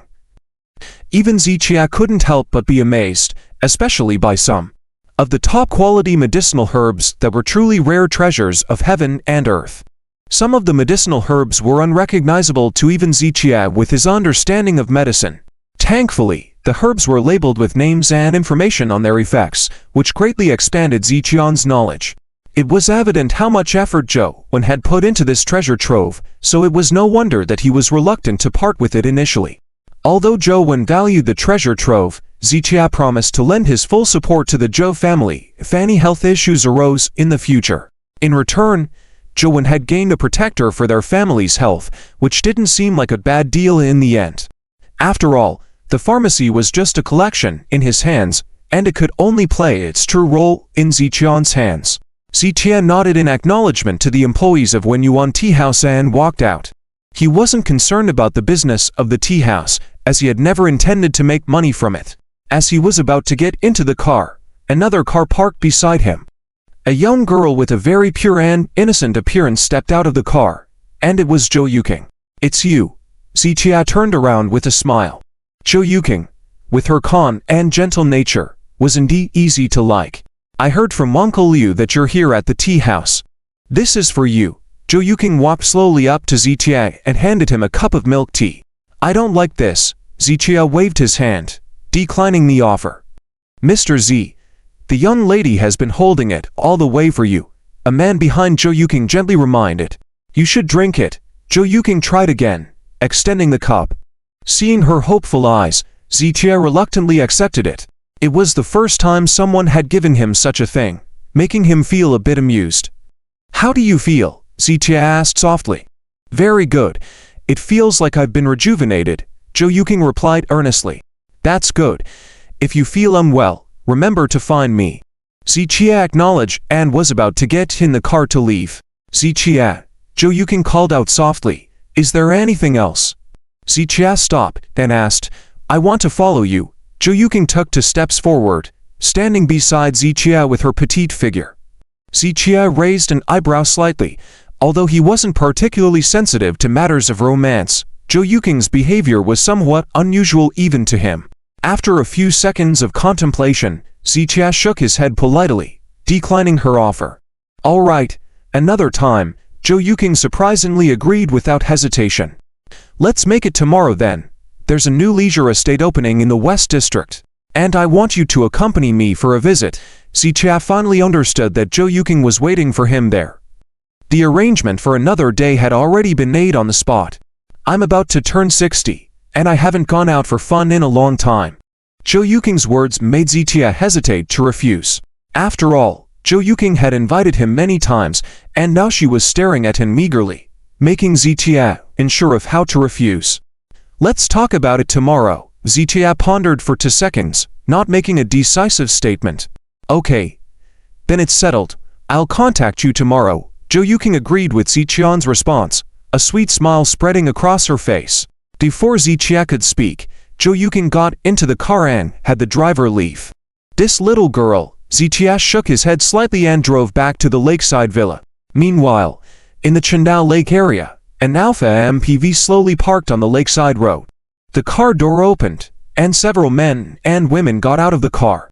Chen Ruoxu, Liang Chao, and Li Yue were among them, along with 2 female and 1 male assistants from their respective companies. Liang Chao, why are we here? Chen Ruoxu looked around with some confusion. Earlier this afternoon, she had gone to inspect a cooperative partner's factory with Liang Chao. The factory was near Chendao Lake, and after the inspection, Liang Chao had the driver bring them here. Ruoxu, the scenery here is nice, it's perfect for relaxing. Liang Chao paused and continued. A lot has happened these past few days, and I wanted to take you out. Is that so? Chen Ruoxu nodded gently. The scenery here was indeed beautiful, especially the vast Chendao Lake. Just looking at it made her feel more relaxed. Oh. Liang Chao is so considerate, we're envious. Li Yue teased on purpose, and the others joined in. Chen Ruoxu blushed slightly, turned her head to look at the lakeside villa standing tall on the distant mountain peak. It was hard not to notice the grandeur and aura of the lakeside villa in the Chendao Lake area. The lakeside villa at Chendao Lake, Chen Ruoxu murmured with envy in her eyes. Not only her, but Liang Chao, Li Yue, and the others also had a look of admiration in their eyes. In the upper circles of Tianhai City, everyone knew about this lakeside villa. It belonged to Chen Ruoxu's grandfather, Mr. Chen, and was highly esteemed. In the vast Tianhai City, there were plenty of wealthy and powerful individuals, but this lakeside villa, with its unparalleled dignity, was one of a kind. Living here was a symbol of status. I heard that this villa was sold for over 2 billion last year. Liang Cao's words left everyone, including Chen Ruoxu, in awe. Spending over 2 billion on a residential property was a sign of extreme wealth. The annual salary of Li Yue and the others could reach millions. But it would take them 200 years of hard work to afford it without eating or drinking. I still find the figure of over 2 billion staggering, Li Yue and the other employees expressed. Their eyes filled with curiosity and longing for the lifestyle of the top wealthy individuals. Shall we go take a look? Suddenly, an employee suggested with anticipation. Yes. Yes, Li Yue and the others nodded eagerly. Isn't it inappropriate? Chen Ruoxu actually wanted to visit the villa as well, but she knew that the entire lakeside villa, including the mountain it was on, was private property. It would be inappropriate to intrude. It's fine. No one should be living here yet. Last time I came here, there was no one around. Liang Chao smiled. Besides, I know many of Tianhai City's wealthy and powerful individuals. The owner of this villa might be a friend of mine from the Liang group.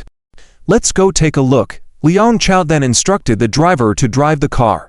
Let's not take the stairs, it's faster by car.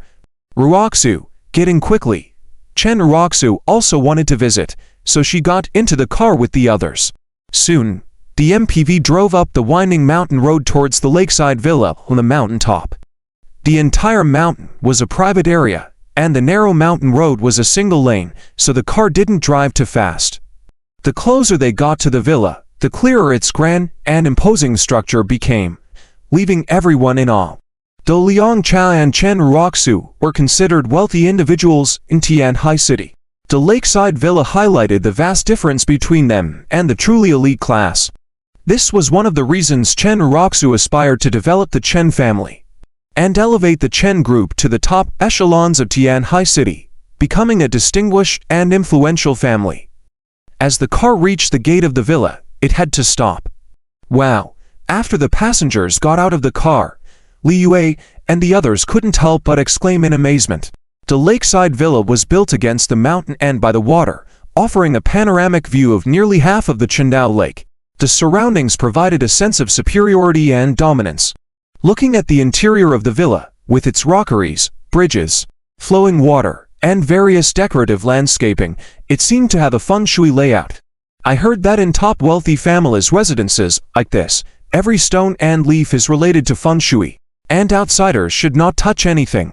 Liang Chao showcased his knowledge, explaining as he stood outside the villa's gate. The more they understood, the more they admired and envied the lifestyle of the top wealthy individuals. If we could live here, even for just a few days, it would be fulfilling. Li Yue and the others couldn't stop admiring, and even Liang Chao, who had high standards, nodded in agreement. After all, this villa was not merely worth billions, but also symbolized the status of the top wealthy and powerful individuals in Tianhai City. Li Yue and the others started taking pictures with their phones. They would take photos and share them when they visited popular spots. And now, faced with this villa that symbolized ultimate power and authority, they couldn't miss the opportunity. Buzz! Suddenly, the sound of a car engine roaring from the bottom of the mountain caught their attention. Chen Ruoxu and the others turned around to see a Bentley racing up the hill, speeding towards the mountaintop along the winding mountain road. The road was narrow and only allowed for one car to pass at a time. When Chen Ruoxu and the others had driven up, it was slow, but this car was speeding, indicating that the driver was familiar with the road and was likely the owner of the villa. The owner of the villa is back. We should leave quickly. Chen Ruoxu felt like a thief caught in the act, blushing as she headed towards the car. It's okay. Maybe I know the owner. Liang Chao was not in a hurry. He speculated that if he knew the owner, he might get a chance to show his face in front of Chen Ruoxu. As they were talking, the Bentley approached swiftly and abruptly stopped behind Chen Ruoxu and the other's car. The sunlight reflected off the shiny paint of the car, making Chen Ruoxu's eyes hurt. She suddenly realized that the car looked familiar. This car. Chen Ruoxu furrowed her brow slightly. She found this car very similar to the one Zichia had driven when they went to visit Master Lu before. Hey, it really is my friend. Liang Chao suddenly stepped forward with a smug smile on his face. No way. Liang Chao, you know him.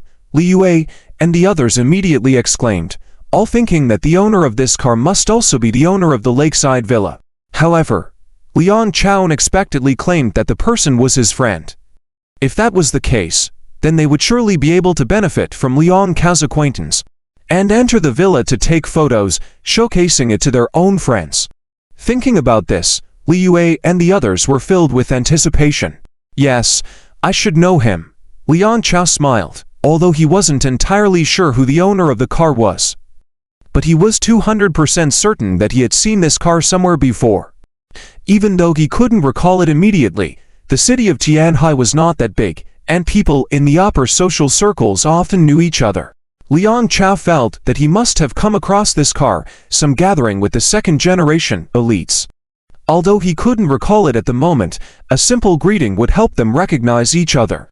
With this in mind, Liang Chao became even more pleased, realizing that he needed to show his face in front of Chen Ruoxu today. On the other hand, Chen Ruoxu was surprised. She had never expected that Liang Chao would know such a prominent figure. Just moments ago, she had thought the car looked like Ziqian's, leading to a brief panic as she wondered if Ziqia was the owner of the villa. Now, she realized how absurd her thoughts were.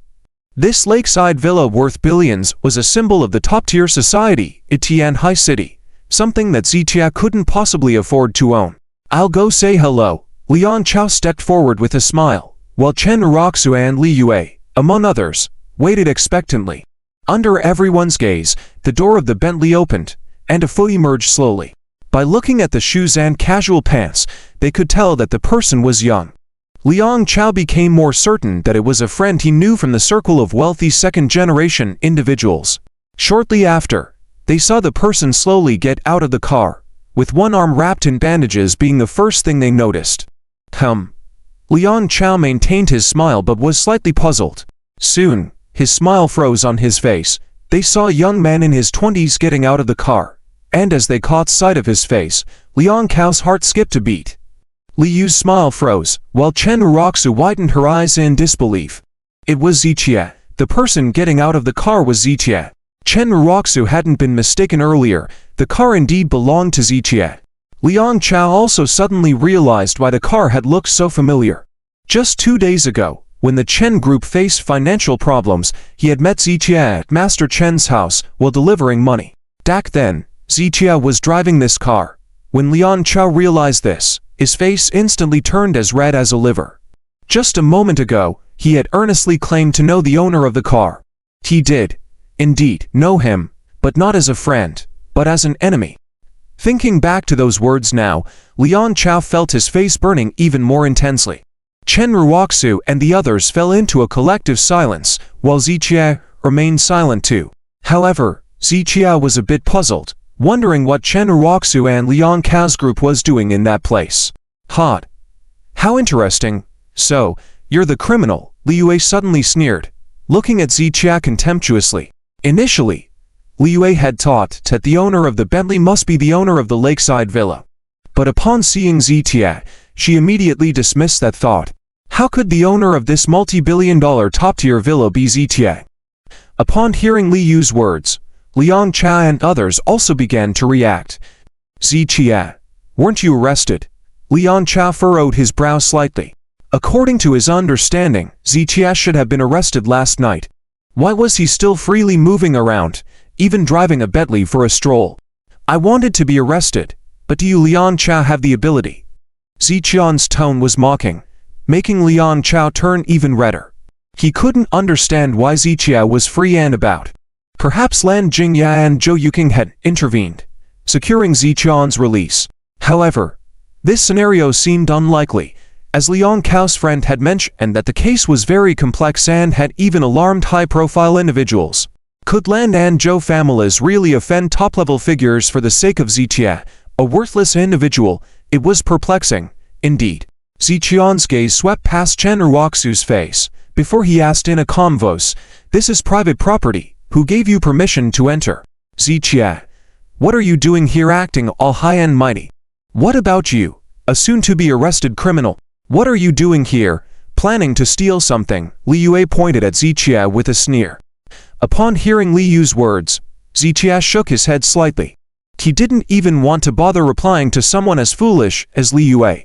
Ziqia, I'm not afraid to let you know, Liang Chao said coldly. After the medical congress ends, I will buy this villa and give it to Ruoxu as a gift. That's why we came early to look at the house today. What are you doing here?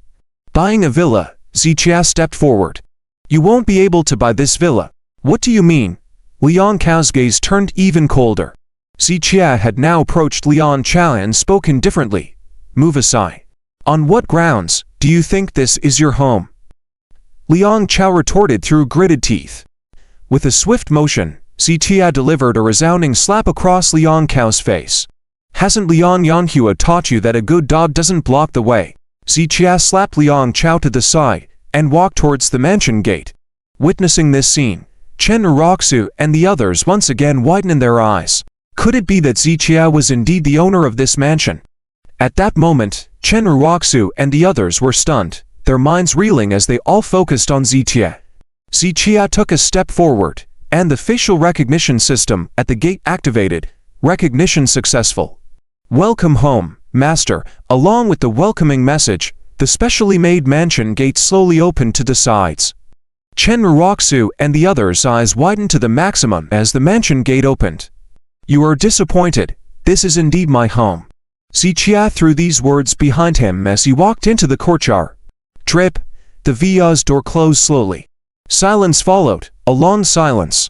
Chen Ruoxu and everyone else stared wide-eyed, their expressions as if they had seen a ghost. All eyes were locked onto Ziqia through the gaps in the railing of the villa's door. Liang Chao and Li Yue even thought, could the facial recognition of the villa be broken, or is Ziqia proficient in some lock-picking technique, allowing him to enter the villa? In short, countless thoughts flashed through their minds, but they simply could not accept the fact that this lakeside villa, revered by countless top celebrities in Tianhai City, turned out to be owned by Ziqia. With everyone's gaze fixed on him, Ziqia walked through the courtyard and entered the living room. As the main door of the living room opened, Ziqia stepped into the villa. At this moment, Chen Ruoxu and the others remained silent. Each person's emotions were complicated. Why aren't you leaving? After about half a minute, Ziqia appeared on the villa's viewing platform, overlooking the entire scene from a high vantage point. Chen Ruoxu and the others had no choice but to look up at Zitia standing on the via's viewing platform. Liang Cao's face turned extremely dark, while Li Yue and the other assistants were utterly stunned. Looking at Chen Ruoxu, her head was buzzing at this moment, feeling like her heart had stopped beating. She was even so shocked that she forgot to breathe. Zitia, the owner of this lakeside villa, could it be the mysterious wealthy person who spent over 2 billion to purchase this lakeside villa?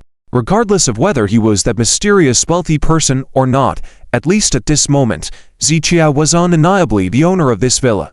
Why? This is impossible, Li Yue muttered with wide eyes. In their minds, Zitia was just a bottom feeder living off women. And this lakeside villa was a symbol of wealth and power in the top echelons of Tianhai City. It was simply inconceivable to associate Zitia with this top-class mansion. But no matter what they were thinking, at this moment, Zitia stood on the via's viewing platform, looking down on everyone like an emperor.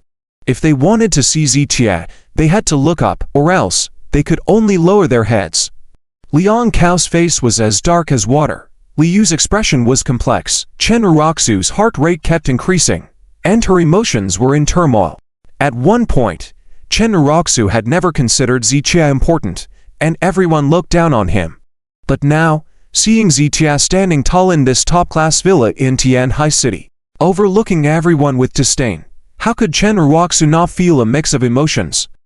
Not too long ago, Zitia was a son-in-law she could boss around, someone everyone regarded as useless. But now, Zitia stood tall in the top mansion of Tianhai City, looking down on everyone. This made Chen Ruoxu's heart filled with a multitude of emotions. The entrance of this top-class mansion seemed like an insurmountable barrier, dividing the inside and outside into two separate worlds.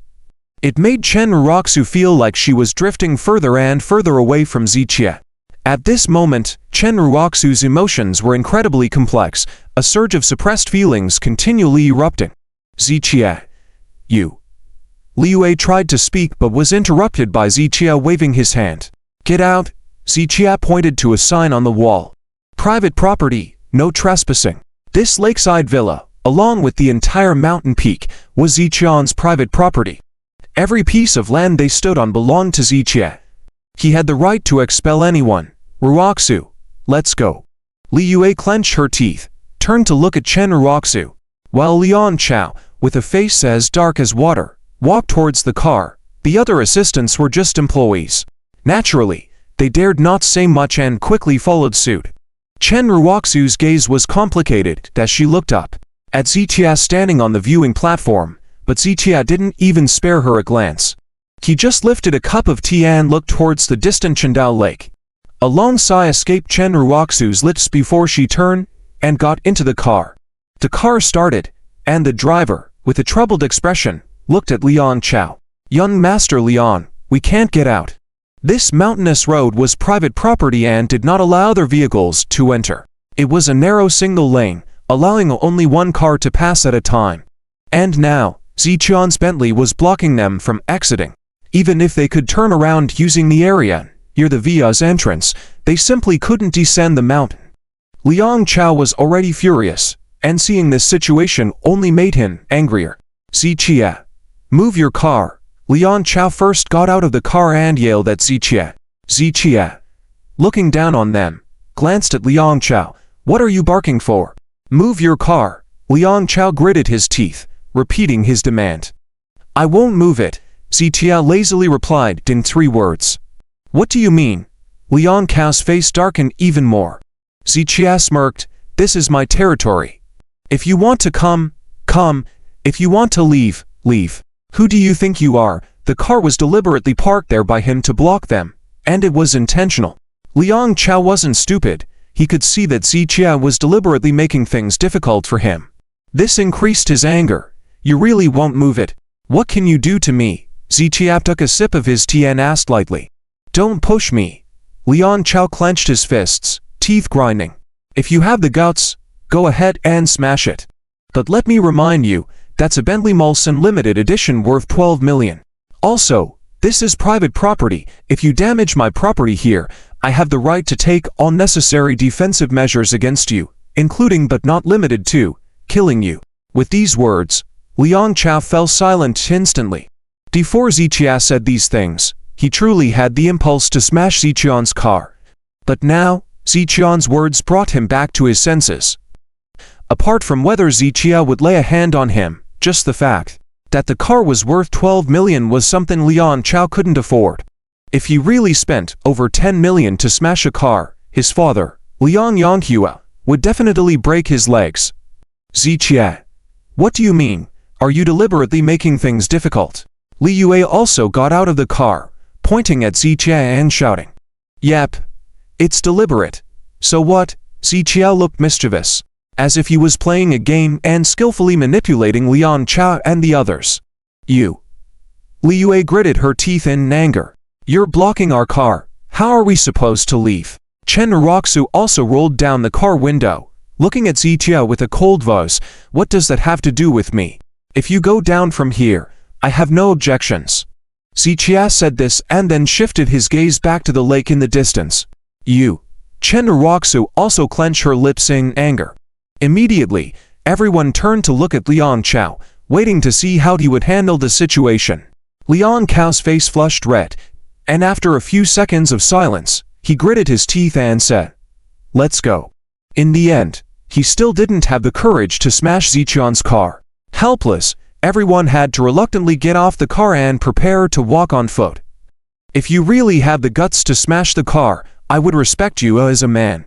Unfortunately, you're just a useless person. Zichia, standing on the observation platform, lightly threw out another remark. This sentence was like a slap in the face, hitting Liang Chao hard and making his face flush with pain. The term useless was originally used by Liang Chao to insult Zichia, but now it was thrown back at him, unchanged by Zichia. Zichia, you're the real useless one. I just couldn't be bothered to smash your crappy car. Liang Chao was truly furious and roared at Zichia. Hehe, you don't dare to smash it, but I do. With these words, Zichia suddenly kicked out. Dang, the flower pots on the observation platform flew out one by one, as if they had eyes, all heading towards Liang Chao's car. Dang, whoosh, the flower pots hit the windshield directly, shattering it into pieces, falling to the ground. Zichia, you're pushing it too far. Liang Chao's anger reached its peak as he pointed at Zichia and shouted angrily. If you have the guts, you smash it too. Zichia coldly chuckled. Humiliation, endless humiliation erupted in Liang Chao's heart. But he had no choice but to swallow his anger. Just you wait. Liang Chao left with everyone, looking disheveled. Those stairs also belong to me. Whoever dares to leave, I'll break their legs. With these words, Zichia extinguished Liang Chao's idea of going down the stairs. Ultimately, Liang Chao had lost the qualification to confront Zichia head-on. Over the past year, he had repeatedly humiliated Zichia in front of Chen Roxu numerous times. And now, within less than half a month, Zichia had repaid all those humiliations step by step. Liang Chao looked at Zichia with venom in his eyes, then gritted his teeth and left the mountain path, followed by Li Yue and others. Chen Roxu once again looked up at Zichia, as if she wanted to say something. You leave too, Zichia replied bluntly. Chen Roxu reluctantly pointed at Zichia and had to turn and leave. At that moment, Li Yue and Liang Chao felt extremely frustrated. Initially, they had finished touring the factory with Chen Roxu, expecting nothing to happen. But Liang Chao wanted to bond with Chen Roxu and insisted on coming to the villa. Now, their relationship hadn't improved, and Liang Chao was humiliated by Zichia. It was truly a self-inflicted humiliation, and the more Liang Chao thought about it, the more frustrated he became. Zichia stood on the observation platform, watching Liang Chao and the others walk downhill along the mountain path. He shook his head. Life is so dull. Occasionally teasing the monkeys is not bad. Zichia was in a good mood at that moment. Previously, the events at the Chen group had bothered him, but now all the frustration had disappeared. Happiness never vanished but just transferred. Liang Chao and Li Yue, on the other hand, now turned to Zichia for their happiness.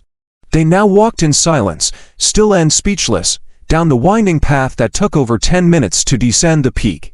Once they reached the foot of the mountain, they all turned back to look at the villa on the mountaintop. Some assistants didn't hold any resentment towards Zichia. but internally marvel at how someone so young could have such terrifying wealth and power. Chen Ruoxu and Li Yue furrowed their brows, unable to comprehend the situation. According to what Liang Chao had said the day before, Zitia should have been arrested and would be suffering in jail. Yet there he was, alive and well outside. Not only that but also transforming into the owner of the top-notch villa by the Thousand Islands Lake. This complex situation left them all feeling confused. Liang Chao, what's going on here? Li Yue asked, turning to Liang Chao. With resentment in his eyes, Liang Chao stared at the villa on the mountain as if he wanted to burn it down along with Zitia. Unfortunately, that was just wishful thinking. Liang Chao, you said he would be arrested last night, right? Li Yue furrowed her brows again and asked. He should have been, but the Luan Zhou families intervened to protect him, Liang Chao said coldly. Also, this villa definitely isn't something Zitia bought. It's likely the property of the Lu or Zhou family. Yes, I don't believe he bought it either, Li Yue chimed in. This lakeside villa was sold over a year ago, definitely not bought by Zitia. Li Yue snorted, remembering the Zitia from over a year ago, who was an underachiever. If he could spend billions on the villa, he wouldn't have reached the point of divorce with Chen Ruoxu.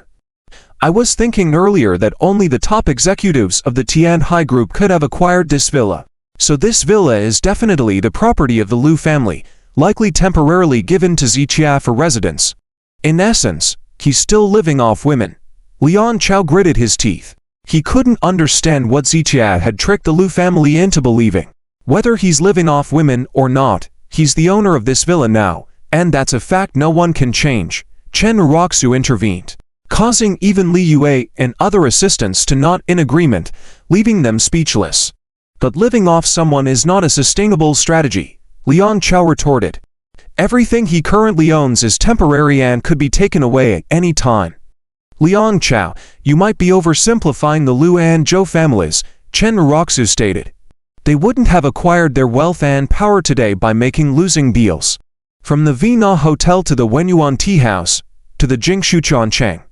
And this 20 billion villa, Chen Ruoxu continued, if it was simply because Zitia had a close relationship with Lu Jinyao and Zhou Yuking, would the Lu and Zhou families just hand over these assets to him?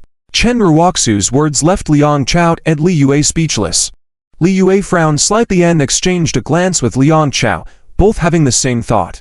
Chen Ruoxu's sudden display of intelligence was intriguing. In the past, whatever they said, Chen Ruoxu believed.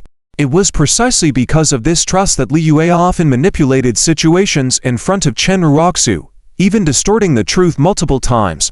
And Chen Ruoxu truly believed it all, allowing Li Yue and Liang Chao to firmly control her. But now, they suddenly felt a sense that Chen Ruoxu was gradually slipping out of their control. This feeling made them both uncomfortable. Perhaps we just don't know her well enough, Chen Ruoxu said, looking up at the villa on the mountaintop. The experiences during this period had made her question her previous thoughts. Seeing Chen Ruoxu's expression change, Liang Chao furrowed his brow once again. He had been worried all this time that as Zitia grew, Chen Ruoxu would start to value him more. So he had set up a trap for Zitia and Chen Ruoxu, to ensure that Zitia would never be able to rise again, thereby cutting off Chen Ruoxu's aspirations entirely. But to his surprise, he still couldn't stop it. Now that Chen Ruoxu saw Zitia as the owner of the villa, she indeed began to value him. This realization brought a strong sense of crisis to Liang Chao. If Chen Ruoxu valued Zitia, she would undoubtedly look down on him, which would greatly affect his future plans. Liang Chao now had to choose: either continue to suppress Zitia or make Chen Ruoxu see that he was more powerful than Zitia. With these thoughts in mind, Liang Chao's eyes flashed several times, and he began to devise a new plan. Ruoxu, I've asked someone to come pick us up. Let Li Yue and them go back first. I need to talk to you about something, Liang Chao said, inviting Chen Ruoxu. However, Chen Ruoxu shook her head. There are still some things to handle at the company. I need to go back quickly. In truth, Chen Ruoxu's words were merely a polite refusal to Liang Chao. There was actually nothing going on at the company, just her own thoughts weighing on her. Today's events had left her feeling extremely conflicted. In the past, she would have definitely sought out Zichia to find out the truth about everything. But yesterday, she had vowed to have no further involvement with Zichia, so she couldn't actively reach out to him now. How about this? Come with me. I'll talk to you alone, Liang Chao said, walking towards the side, and after a pause, Chen Roxu followed. They walked several tens of meters away before Liang Chao stopped and began to speak to Chen Roxu. Watching them, Liang Yue couldn't help but feel a twinge of envy towards the villa on the mountaintop. Though she often appeared disdainful of Zichia in front of Liang Chao, deep down, she envied his current life. If only I had tried a little harder that night, Liang Yue muttered, furrowing her brow. That night at Caesar Palace, she had thought her charm alone would be enough to captivate Zichia, but to her surprise, her proactive approach had only earned her a slap in the face from Zichia. At the time, Liang Yue had, indeed, been furious. However, now seeing Ziqian's immense achievements, managing Vienna Hotel and Jingshu Chongqing, and living in such a luxurious mansion, her previous anger vanished instantly, replaced by regret for giving up so easily. After a few minutes, Chen Roxu suddenly exclaimed in excitement, causing Liang Yue to raise an eyebrow in curiosity. As they conversed for nearly 10 minutes, Chen Roxu returned with a smile on her face, much happier than before. What did Liang ask you that made you so happy? Liang Yu's tone was full of sarcasm. It's confidential for now, Chen Roxu replied, shaking her head. At that moment, a car arranged by Liang Chao arrived, and after exchanging greetings, everyone got into their respective vehicles. Roxu, you can go back and rest for now. I'll discuss the follow-up matters with Li Yue. After we're done, I'll have her taken back, Liang Chao said, and Chen Roxu nodded before boarding another car with the company assistant. Chairman, Secretary Li seems to have a good relationship with Mr. Liang, the assistant remarked, glancing outside the window. I know, Chen Roxu nodded slightly. She wasn't blind and could naturally see many things.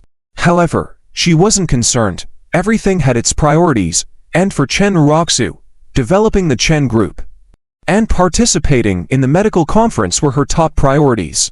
As long as she could successfully carry out these tasks, she could ignore everything else.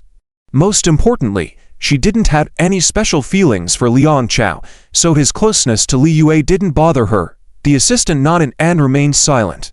As Chen Roxu's car drove away, Liang Chao also got into the car with Li Yue. What did you tell Chen Roxu? Li Yue asked, puzzled by the change in Chen Roxu's mood after speaking with Liang Chao. I told her that I wanted to introduce the Chen Group to the Tianhai Lin family, Liang Chao said, causing Li Yu's eyes to widen in shock. What? You want to introduce the Lin family to the Chen Group? This, Li Yue was astounded. She knew that the Tianhai Lin family was a powerful ally of the Liang family and a crucial asset of the Liang Group. Such substantial resources and connections were not something the Liang family would casually deploy, let alone introduce to others, and Liang Chao was so open about it with Chen Roxu. I'm well aware that Chen Roxu divorced Zichia not because of a crack in their relationship, but simply because Zichia couldn't help her grow the Chen Group, Liang Chao explained, and Li Yue immediately understood. As Chen Roxu's best friend, she knew that Zichia genuinely cared for Chen Roxu and had never done anything to betray her.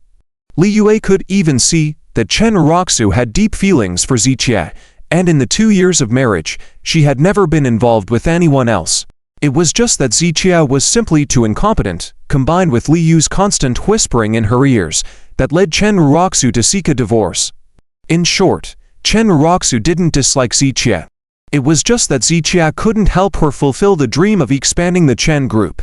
Do you think that with Ziqian's rapid growth, increased resources, and connections, Chen Roxu's thoughts might change? Liang Cao's words brought Li Yue to a realization. Formerly, Zichia was nothing in Liang Cao's eyes. With the Liang Group as his backing and born into privilege, Liang Chao possessed things that Zichia could never reach even if he told for generations, but now things were different. Ziqian's achievements could now completely overshadow Liang Chao. In this situation, Chen Roxu will undoubtedly compare the two, and that was precisely what Liang Chao feared. I must make Chen Roxu understand that I am stronger than Zichia and have a wider network. So, recommending the Chen Group to the Lin family is a decision I have to make now, Liang Chao said. He lit a cigarette, admitting reluctantly that he could not compare to Zitia in terms of what he possessed now. On Chen Ruoxu's side, her deep obsession with developing the Chen family led her to be almost obsessed with power, even to the point of being fanatical and misguided in her pursuit. Therefore, Liang Chao had to bring in the Tianhai Lin family to make Chen Ruoxu understand that even though Zitia had everything now, he still couldn't compare to him. Otherwise, if Chen Ruoxu felt that Liang Chao couldn't help her anymore, she might gradually distance herself from him, making it impossible to move forward with his plans. Introducing her to the Lin family this time is like betting everything on one throw, Liang Chao said. If I can't achieve my goal quickly, then I will have to use some other means. Liang Chao exhaled a puff of smoke, thinking that swallowing the Chen group would be best done through getting close to Chen Ruoxu, avoiding unnecessary troubles. However, if this path didn't work, he wouldn't waste much time and would resort to more aggressive measures. But some of these aggressive measures would require the help of the Tianhai Lin family, so he was preparing for all possibilities in advance. I understand. Li Yue nodded slightly and then frowned, asking, but what about Zitia? What's his story? I was thinking. And what Chen Ruoxu said does make sense. The Chen and Lu families are not fools. If Zitia wasn't valuable, they wouldn't treat him so well. This was also something Li Yue found puzzling. Liang Chao sneered. Then why did Chen Laozi value Zitia so much initially, even marrying Chen Ruoxu to him? Well, Li Yue furrowed her brow and replied, it was because 2 years ago, Zitia presented a formula aiding the rapid development of the Chen family. That's right, without that formula, the Chen family wouldn't have developed so quickly, and I wouldn't have paid attention to them. But unfortunately, with the capabilities of the Chen group, they couldn't fully develop that formula. Liang Chao squinted slightly. This formula was also partly why he wanted to take over the Chen group. I know that, Li Yue nodded softly. 2 years ago, Zitian's formula was developed into several derivative products by the Chen group, all of which were very effective. However, they hadn't fully explored the potential of the formula yet. That was why the formula was tightly controlled, accessible only to the core members of the Chen family, beyond even Li Yu's reach. Otherwise, she would have handed over the formula to Liang Chao long ago. Recently, Zitia presented another formula. Liang Chao narrowed his eyes slightly. You should know how huge the potential of this formula is. I understand. Liang, are you suggesting that Zitia is highly regarded by the Lu and Zhou families because of this formula? Li Yue finally understood everything. It made sense why Zitia had been thriving recently. It was all because of that formula, and she had to admit that the potential of that formula was indeed enormous. The company Jingshu Chang, created less than 10 days ago, had become a prominent company in the Tianhai City commercial circle, all thanks to that formula. Even the Tianhai Lin family is very interested in that formula, Liang Chao remarked, causing Li Yue to inhale sharply. With 2 of the Tianhai 3 giants showing interest, it proved how invaluable that formula was. But we don't have to worry. Liang Chao suddenly changed his tone, sneering. Businessmen always seek benefits. Zitia is currently valuable to them, so they hold him in high regard. Just like 2 years ago, when Zitia married into the Chen family with a formula. But now, didn't he get kicked out by Chen Ruoxu? The same goes for the Lu family now. If Zitia can't continue to produce more and better formulas, he will eventually be kicked out by the Lu family. So, even if he's doing well now, it's only temporary. Sooner or later, he will return to being a nobody, Liang Chao said disdainfully. In the business world, using people and then burning bridges was common. In a business environment filled with various interests, people often used each other, and the Lu and Zhou families wouldn't value Zitia solely based on a single formula. I understand, Li Yue nodded in agreement. Once I recommend Tianhai Chen family to Chen Ruoxu, Zitia will be nothing. As Liang Chao drove away, he chuckled, leaving. Meanwhile, at the lakeside villa, Zitia was studying medical books and categorizing herbs he had retrieved from Wenyuan tea house. Despite a slight inconvenience due to his injured arm, it didn't affect him much. After sorting the herbs, Zitia picked up a medical book that detailed all the acupuncture points on the human body. After a few minutes, He furrowed his brow slightly and closed his eyes, visualizing a complete matrix of acupoints on the human body. It is mine. Ziqian was surprised to find that as he researched various medical books and pharmacology, a part of his memory seemed to awaken in his mind. The study of these medical books and herbs seemed to unlock more medical knowledge in his mind, enhancing his understanding of traditional Chinese medicine. The 5,000 years of Chinese history has a profound cultural heritage. The art of traditional Chinese medicine is extremely profound and mysterious, Ziqian murmured to himself. The more he delved into the study of traditional Chinese medicine, the more he realized its intricacies. The ancient texts, such as the Compendium of Materia Medica, Treatise on Cold Damage, Prescriptions from the Golden Chamber, and the Yellow Emperor's Inner Canon had thoroughly explored the human body. The flow of Qi in the 12 meridians, the 3 divisions and 9 sections, the organs, the acupoints, and all parts of the body. Ziqian could find corresponding remedies in traditional Chinese medicine for all of them. After contemplating for a while, Ziqian set the medical book aside and picked up the herbs he had collected. He had seen some new prescriptions yesterday, and one of them seemed beneficial for his current condition, so he decided to give it a try.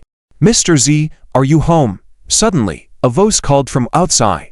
Luo Jingyao unlocked the gate and entered the villa. "Mr. Z, you definitely need this," she said mysteriously, handing a file folder to Ziqian. "What thing?" Ziqian took the file bag, feeling its weight in his hand. "You'll know when you see it. I put in a lot of effort to get it," Landis pointed out with a smirk, sitting across from Ziqian. Ziqian opened the file folder upon hearing this. "Is this the information for the Medical Skills Conference?" Ziqian flipped through a few pages and saw some clues. "Yes." Landis nodded. "To be precise, it's all the information from the previous Medical Skills Conference, including the assessment content and the entire process." Ziqian glanced at the detailed records and asked, "Is this like getting a backdoor entry?" Ziqian asked with a smile. "Not really." Landis immediately shook her head. Many people have been preparing meticulously for the Medical Skills Conference for years, studying the previous conference in detail. Since Mr. Z decided to participate last minute, he naturally needs to understand it more.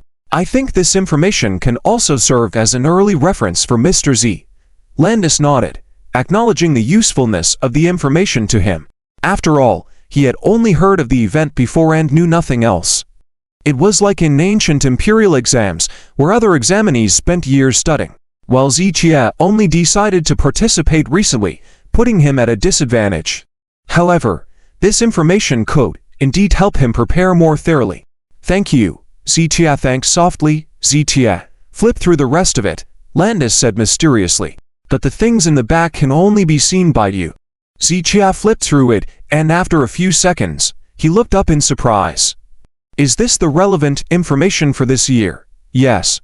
Landis nodded with a smile. "Now, this is truly a backdoor entry." Ziqian looked down at the information and said lightly, "Isn't this unfair to other medical practitioners? In this world, there is no absolute fairness, don't you think, Mr. Z?" Landis' tone carried a hint of depth. "You're right," Ziqian agreed. "There is no fairness in today's world. It's like a select few making rules and the majority following them. Even the concept of fairness is decided by a select few. Don't feel pressured, Mr. Z, this isn't a secret. The 3 giants of Tianhai are the organizers, and naturally need to familiarize themselves with the process in advance, so we all get this early. And regarding the 3 giants, they each have businesses or individual practitioners they want to support. They give this information to their people in advance as well," Landis explained carefully, afraid that Ziqian might think she was providing unfair advantages. "I understand," Ziqian nodded lightly. "By the way, Mr. Z, what's the matter with that car outside? I noticed the windows were shattered." Landis remembered seeing the smashed windshield of the Toyota offered before entering the villa. "A group of shameless people came." Ziqian paused and then described today's events, including his visit to the Chen group yesterday. "What? Chen Uroxu actually claimed that you harmed her. She's so naive. Just because Liang Cha and Li Yue said something, she believed it?" After listening, Landis furrowed her brows and couldn't help but defend Ziqian's integrity. "That's typical of her," Zichia shook his head slightly. He didn't want to dwell on this topic. If before, there was a lingering attachment in his heart for Chen Roxu after their breakup, yesterday, when she said she wanted nothing to do with him and he slapped her, any remaining attachment completely vanished. So now, Zichia didn't want to mention Chen Roxu at all and was indifferent to anything related to her. When Zichia put Chen Roxu's name on the same level as that of strangers, she didn't even deserve to make him angry. Mr. Z understood. Focus on preparing for the medical skills conference. We should strive for success, even if we can't make steamed buns. Landis didn't say much, just waved her fist to encourage Zichia. All right, Zichia nodded lightly. Then I won't disturb you, Mr. Z. The conference dates will be announced in the next 2 days, and I'll let you know in advance. Landis didn't linger and left. She had matters to attend to as she now had the qualifications to engage with the core of the Land family. As one of the organizers of the Medical Skills Conference, there was much for her to take care of in the coming days. After Landis left, Zichia went back to reviewing the file. Time passed by, second by second. At 8 p.m., at Chen Roxu's residence, since parting ways with Zichia, Chen Roxu had gradually adapted to life without him. Tonight, Wang Qufang was keeping her company. You finally see Ziqian's true colors now, right?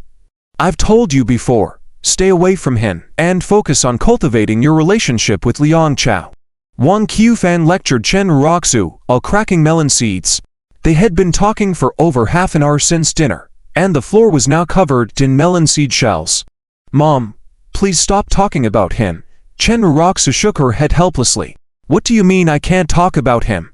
Wang Qufang frowned. He's a morally corrupt, bottom-tier trash. A person like him will never turn over a new leaf. What's he going to do to me, a bottom-tier impoverished person? I used to think so too, but things are not like that at all. Chen Roxu replied. The lakeside villa by Qian Daohu, are you familiar with it? She asked. Of course. Why? Wang Qufang grabbed a handful of seeds. The lakeside villa was a top-tier luxury residence in Tianhai City, and she was indeed familiar with it. Chen Roxu looked Wang Qufang in the eye. That lakeside villa, worth over 2 billion, is now Ziqian's asset. So what if it's Ziqian's asset? Wang Qufang instinctively wanted to dismiss it but then widened her eyes in realization. What? What did you say? I said, that villa worth over 2 billion at Qian Daohu is now Ziqian's property. Chen Roxu repeated. Oh my heavens! Wang Qufang jumped up from the couch, the melon seeds in her hand scattering all over the floor. The living room was silent. Wang Qufang stared wide-eyed, standing there like a fool. She was shocked beyond belief at the moment. The villa by Kyonghu Lake worth more than 2 billion yuan turned out to be Ziqian's residence. That top-notch mansion was highly sought after by countless wealthy and influential people. The Chen family could only envy it, never daring to even dream of owning it. Ruo Zhu, don't tease me. Wang Qufang took a deep breath after being stunned for over 10 seconds. I'm not. This afternoon, Li Yue and Lian Shao and I saw him showing his face entering that villa. He indeed is the owner of that villa. Chen Roxu shook her head slightly. She could understand Wang Qufang's shock because she, too, was speechless when she saw Zitia entering the villa in the afternoon. Oh my goodness! Wang Qufang widened her eyes, wanting to say something but didn't know how to put it into words. At one time, Zitia was considered a good-for-nothing in her eyes, just a housekeeper for chores at home. When Roxu broke up with Zitia, Wang Qufang even believed that without the Chen family, Zitia would end up starving on the streets for the rest of his life. She had even vowed at that time that if Zitia could turn his life around, she would give up her eyeballs. But now, learning that the villa belonged to Zitia, Wang Qufang's emotions were extremely complex. Zitia, in her eyes, was nothing but a low-life loser. And now, this supposed loser has moved into the top-notch mansion that even the Chen family could only look up to. This situation would leave anyone in a mix of conflicting emotions. Wang Qufang's heart was in turmoil, just like Roxu's in the afternoon, maybe even more intense. How could he be so capable? Wang Qufang asked this question with great difficulty. Perhaps he is indeed capable, and we underestimated him. Chen Roxu shook her head with a sigh. Wang Qufang nodded at first, but then frowned. "No, you go find him and ask him to give the villa to us." Huh? Chen Ruoxu looked at Wang Qufang in confusion. Wang Qufang frowned and repeated, "I'm telling you, go ask him to give back the villa." "Mom, what are you saying?" Chen Ruoxu was even more puzzled. No matter how thick-skinned she was, she couldn't bring herself to do such a thing. "After he has caused you so much harm this time, shouldn't he compensate you?" Wang Qufang felt that her demand was entirely reasonable. "Mom, as I said, I initiated the breakup. It's normal for him to harbor grievances and want to retaliate. Let's not bring this up again. From now on, there is no more debt between us. How can I shamelessly ask him for the villa?" Chen Ruoxu frowned tightly, finding Wang Qufang somewhat unreasonable. "No more debt?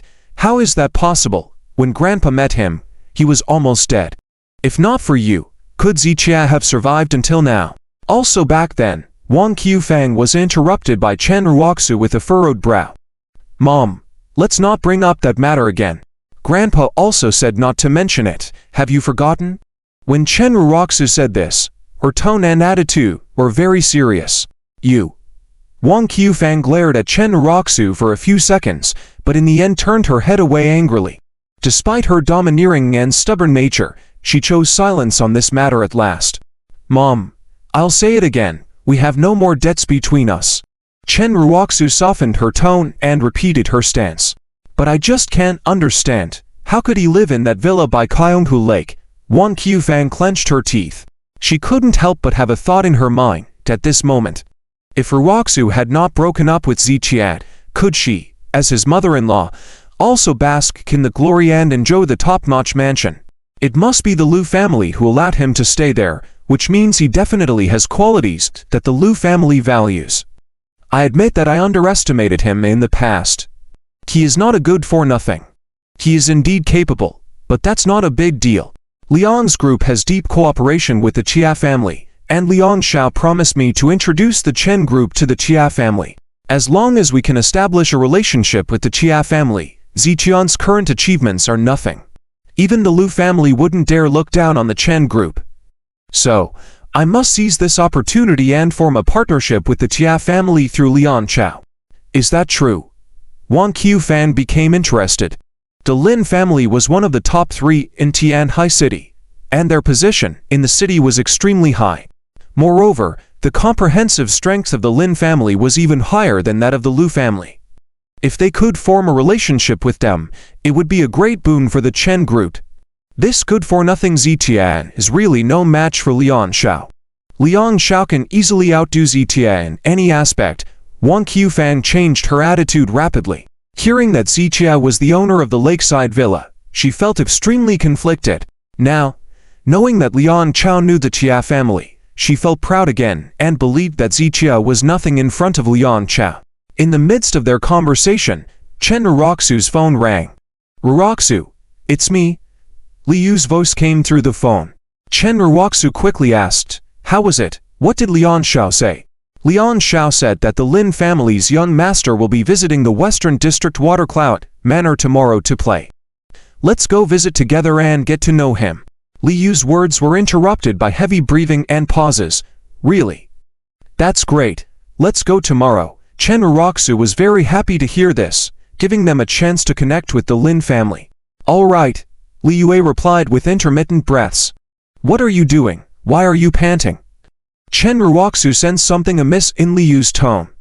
"Oh, nothing. I'm just eating spicy snacks." "No. I'm running. I'll talk to you later." Liu's breath became even heavier, and she quickly hung up the phone. Chen Ruoxu was speechless. She put down the phone. "This girl, is she secretly trying to lose weight behind my back? Why does it sound like there's a man with her?" Wang Qufang came over with a smile. "What are you saying, Mom?" Chen Ruoxu was taken aback by the words, her face turning slightly red. "Hey, Mom has experience, can't I tell?" Wang Qufang rolled her eyes. "Oh, I won't talk to you anymore." Chen Ruoxu shook her head speechless, picked up her phone, and went back to the bedroom. Liang Xiao had helped her establish contact with the Tianhuilin family, and she had to seize this opportunity. If she could impress the Tianhuilin family and even establish cooperation with them, It would definitely bring great wealth to the Chen group, so she had to take the meeting seriously the next day. The next day, by the lakeside villa. At 9:30 in the morning, Ziqianru was studying medical books as usual. The phone rang, and Zhou Yuqing called. Ziqia, do you remember what you promised me yesterday? The call connected, and Zhou Yuqing spoke bluntly.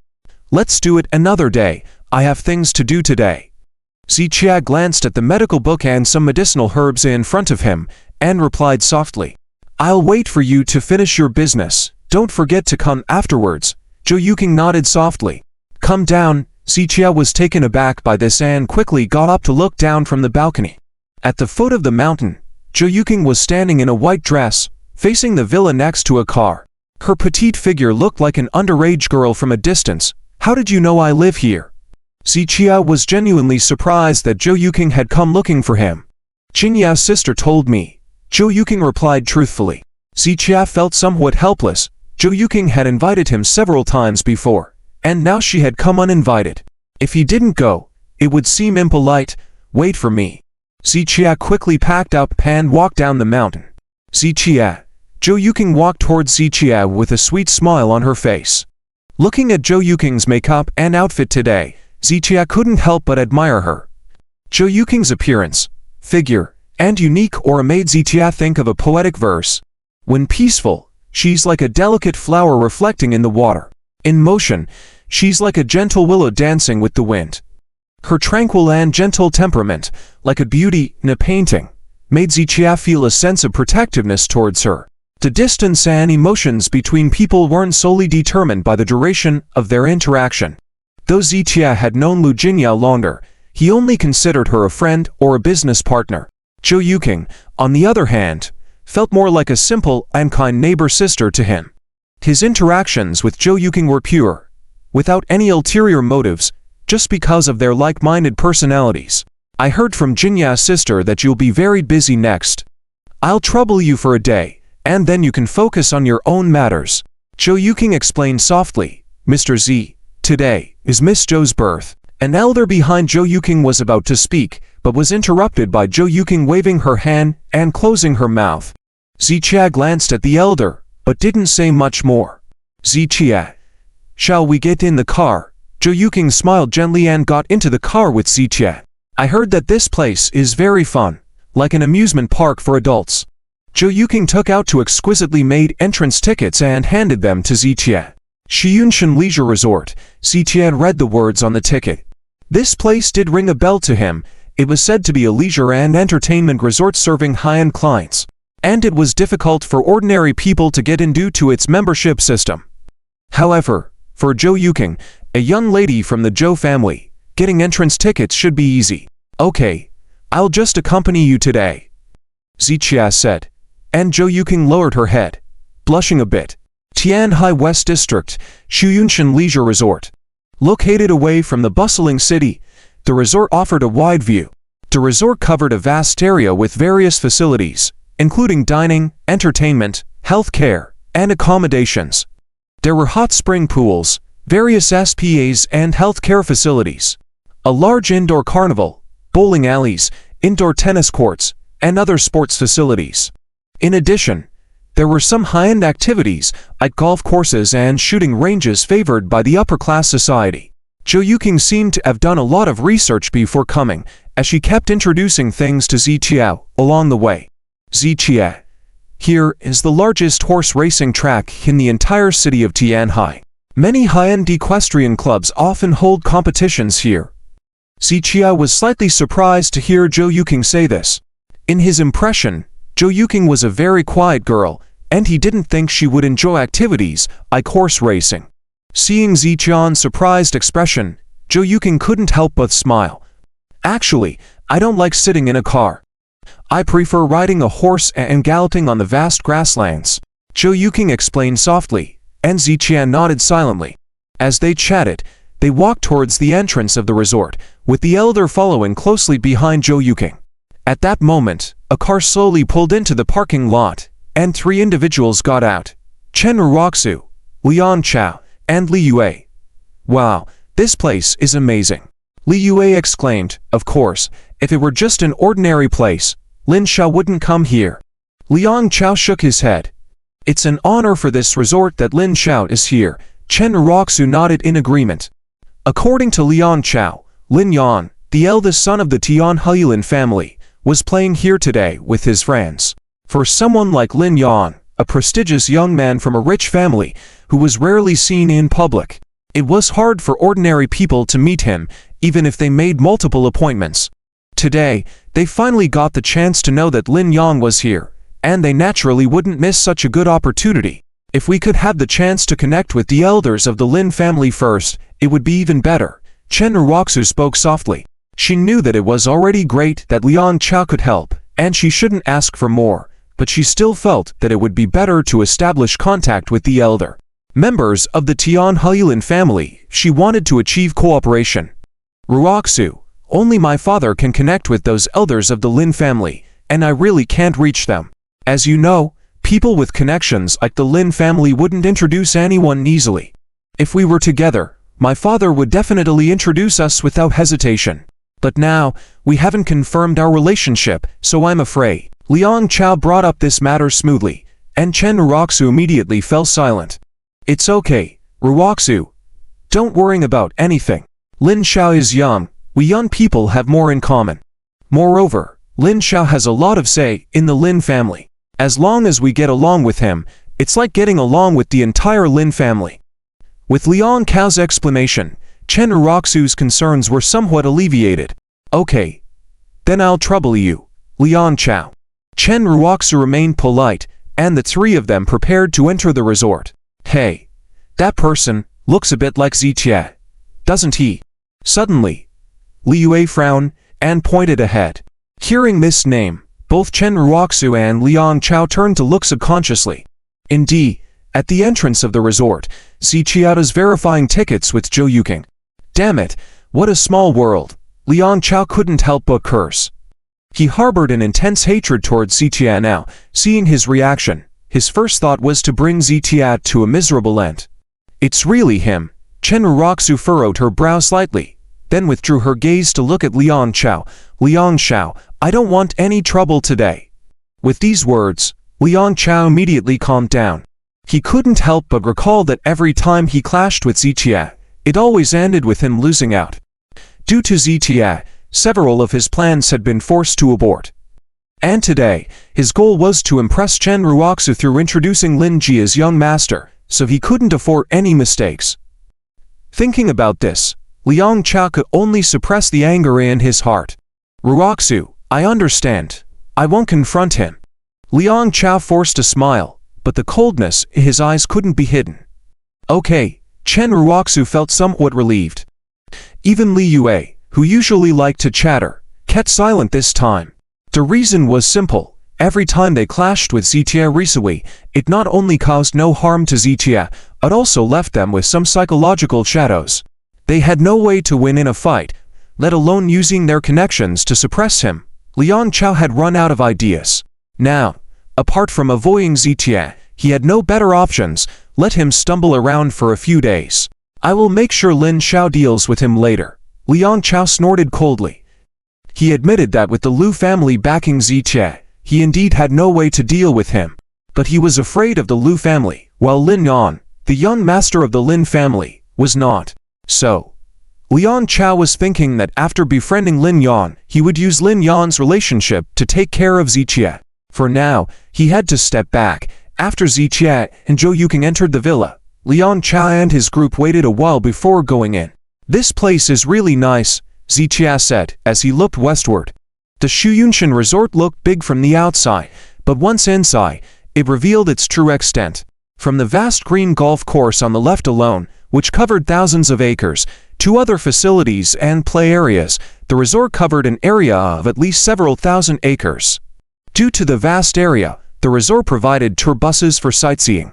Li Bo, you don't need to follow me, Zhou Yuking said as she turned to the elderly man behind her. Miss, I must stay with you, Li Bo insisted, as protecting Zhou Yuking was his duty. All right, Zhou Yuking didn't insist further and quickly caught up with Zitia. The two of them chatted aimlessly as they walked forward. Suddenly, Zichia paused as he saw some familiar figures. It was Liang Chao and his group of 3. When Ziqian's eyes met theirs, Liang Chao seemed to sense it and immediately turned to look at Zichia. Despite the distance of several dozen meters between them, Zichia could feel the cold malice in Liang Chao's eyes, as if he wanted to swallow Zichia alive. Zichia coldly smiled, then started walking straight toward Liang Chao. Seeing this, Liang Chao hesitated for a moment, then quickly turned his gaze away, and called for a sightseeing car, taking Chen Uroxu and Li Yue to leave swiftly. Why did Zichia leave like that? Zhou Yuqing remembered that the last time Liang Chao saw Zichia, he went crazy and attacked him like a mad dog. But this time, upon seeing Zichia, Liang Chao turned and left, leaving Zhou Yuqing puzzled. He got scared. Zichia replied with a slight shake of his head. Zhou Yuqing chuckled suddenly. What are you laughing at? Zichia was confused. Nothing. Let's go play over there, Zhou Yuqing said, as she grabbed Ziqian's hand and ran ahead. Throughout the rest of their time there, Zichia never encountered Liang Chao's group again. Undisturbed, he and Zhou Yuqing had a great time playing. Xiunshan Resort, known as the adult Disneyland, truly lived up to its reputation. Many large attractions unseen from the outside were available here. They had tried over a dozen activities, with Zhou Yuqing mostly applauding and enjoying watching Zichia. Zichia, I didn't expect you to be so skilled. Zhou Yuqing thought that Zichia rarely engaged in such high-end activities. His performance, however, surprised her greatly, as he quickly mastered every activity and played them quite well. Just playing around, Zichia said, waving his hand casually. Behind Zhou Yuqing, Li Bo re-examined Zichia. He had heard from Mr. Zhou Wenyuan that Zichia had no significant family background and was just a son-in-law of the Chen family. People like him should have had limited opportunities to experience activities like bowling or golf popular in upper-class circles. Li Bo clearly saw that Zichia effortlessly excelled in these activities. Although some activities initially seemed awkward for Zichia, he quickly adapted. While Zhou Yuqing was impressed by Zichia, Li Bo thought differently. Given most young people of Ziqian's age were either studying hard or working to make ends meet, they wouldn't have the time or resources for such high-end activities. Only the affluent would be able to indulge in such activities. Considering Ziqian's lack of background, Li Bo couldn't make sense of the situation. Mr. Z, have you previously engaged in these activities? Eventually, Li Bo couldn't contain his curiosity. No, Zichia shook his head slightly. He wasn't entirely truthful because, when he engaged in those activities, many images flashed in his mind, as if he had experienced them before. This familiarity allowed him to quickly excel in those amusements. Never. Li Bo paused momentarily and asked again, then Mr. Z, where is your hometown? Upon hearing Li Bo's question, Zichia frowned slightly. Forget about his hometown. Zichia didn't even know if he still had parents now. However, he didn't want too many people to know about his amnesia, so naturally, he wouldn't truthfully tell Li Bo. Li Bo, please don't ask. Zhou Yuqing saw that Zichia didn't want to answer, so she spoke up to end the topic. Okay. Mr. Z, I'm sorry. Li Bo quickly apologized, but he was starting to have suspicions about Ziqian's identity. When he returned, he planned to tell Zhou Wenyuan about this matter so Zhou Wenyuan could investigate Zichia thoroughly. Zichia, let's go over there. Next, Zhou Yuqing and Zichia played several activities together. Zichia cooperated fully with everything, almost welcoming whatever came his way. Zichia knew that there is a method that could help amnesic patients recover their memories, which is to have them experience past events or see scenes they have encountered. This treatment method is called scene recall, and it can indeed stimulate the patient's brain and aid in recovery. Today's trip to the Watercloud Sky Mountain Villa made Zichia feel familiar, so he naturally didn't refuse. Zheng is amazing. Li Xiao is so impressive. Suddenly, cheers were heard from the nearby Taekwondo gym. On the square stage, a muscular young man without a shirt suddenly kicked sideways, kicking his opponent off the platform. Instantly, dozens of men and women around the stage erupted into cheers once again. Zichia, do you want to try? Zhou Yuqing asked with a smile. Then without waiting for Ziqian's answer, she took Ziqian's hand and led him over. Li Xiao, really amazing. Just as Zichia approached the stage, he heard Liang Chao's voice. Turning to look, he saw Liang Chao, along with Chen Ruoxu and Li Yue, cheering for the young man on stage. When can we see Lin Xiao, Liang? Chen Ruoxu lowered her head slightly and asked Liang Chao. Don't worry, Li Zhang has a good relationship with Lin Xiao. I've already talked to Li Zhang, and he will take us to see Lin Xiao later. Hearing Liang Chao's words, Chen Ruoxu nodded gently and continued to patiently wait. Li Zhang on the stage was very strong, quickly defeating 5 or 6 opponents. The people around him, who were also second-generation circle members, were all applauding and cheering. Zhang Jie is truly amazing. Hey, Zhang Jie was already a black belt master in Taekwondo 5 years ago. Let me tell you, in the second-generation circle in Tianhai City, Zhang Jie might not have the wealthiest family, but in terms of combat power, not even Lin Xiao can compare. I heard he went to the home country of Taekwondo, Korea, for further study for a year. His current strength is even more terrifying. Dozens of second-generation men and women around were discussing. Undoubtedly, Li Zhang's combat power was considered invincible among them. Go down, you're no match either. I'm telling you, Taekwondo is the world's #1 fighting technique. Those in Longguo practicing Sanda and Shaolin Kung Fu are nothing compared to Taekwondo. Li Zhang on the stage defeated another opponent, looking proud and scornful. Although his words were arrogant, everyone below was nodding in agreement. They had seen Li Zhang defeat a Sanda champion before, so they felt Li Zhang did have the confidence and strength to back up his words. Zitia, he's quite annoying. Zhou Yuqing frowned slightly. Ignore him. Zitia shook his head with a smile and prepared to leave with Zhou Yuqing.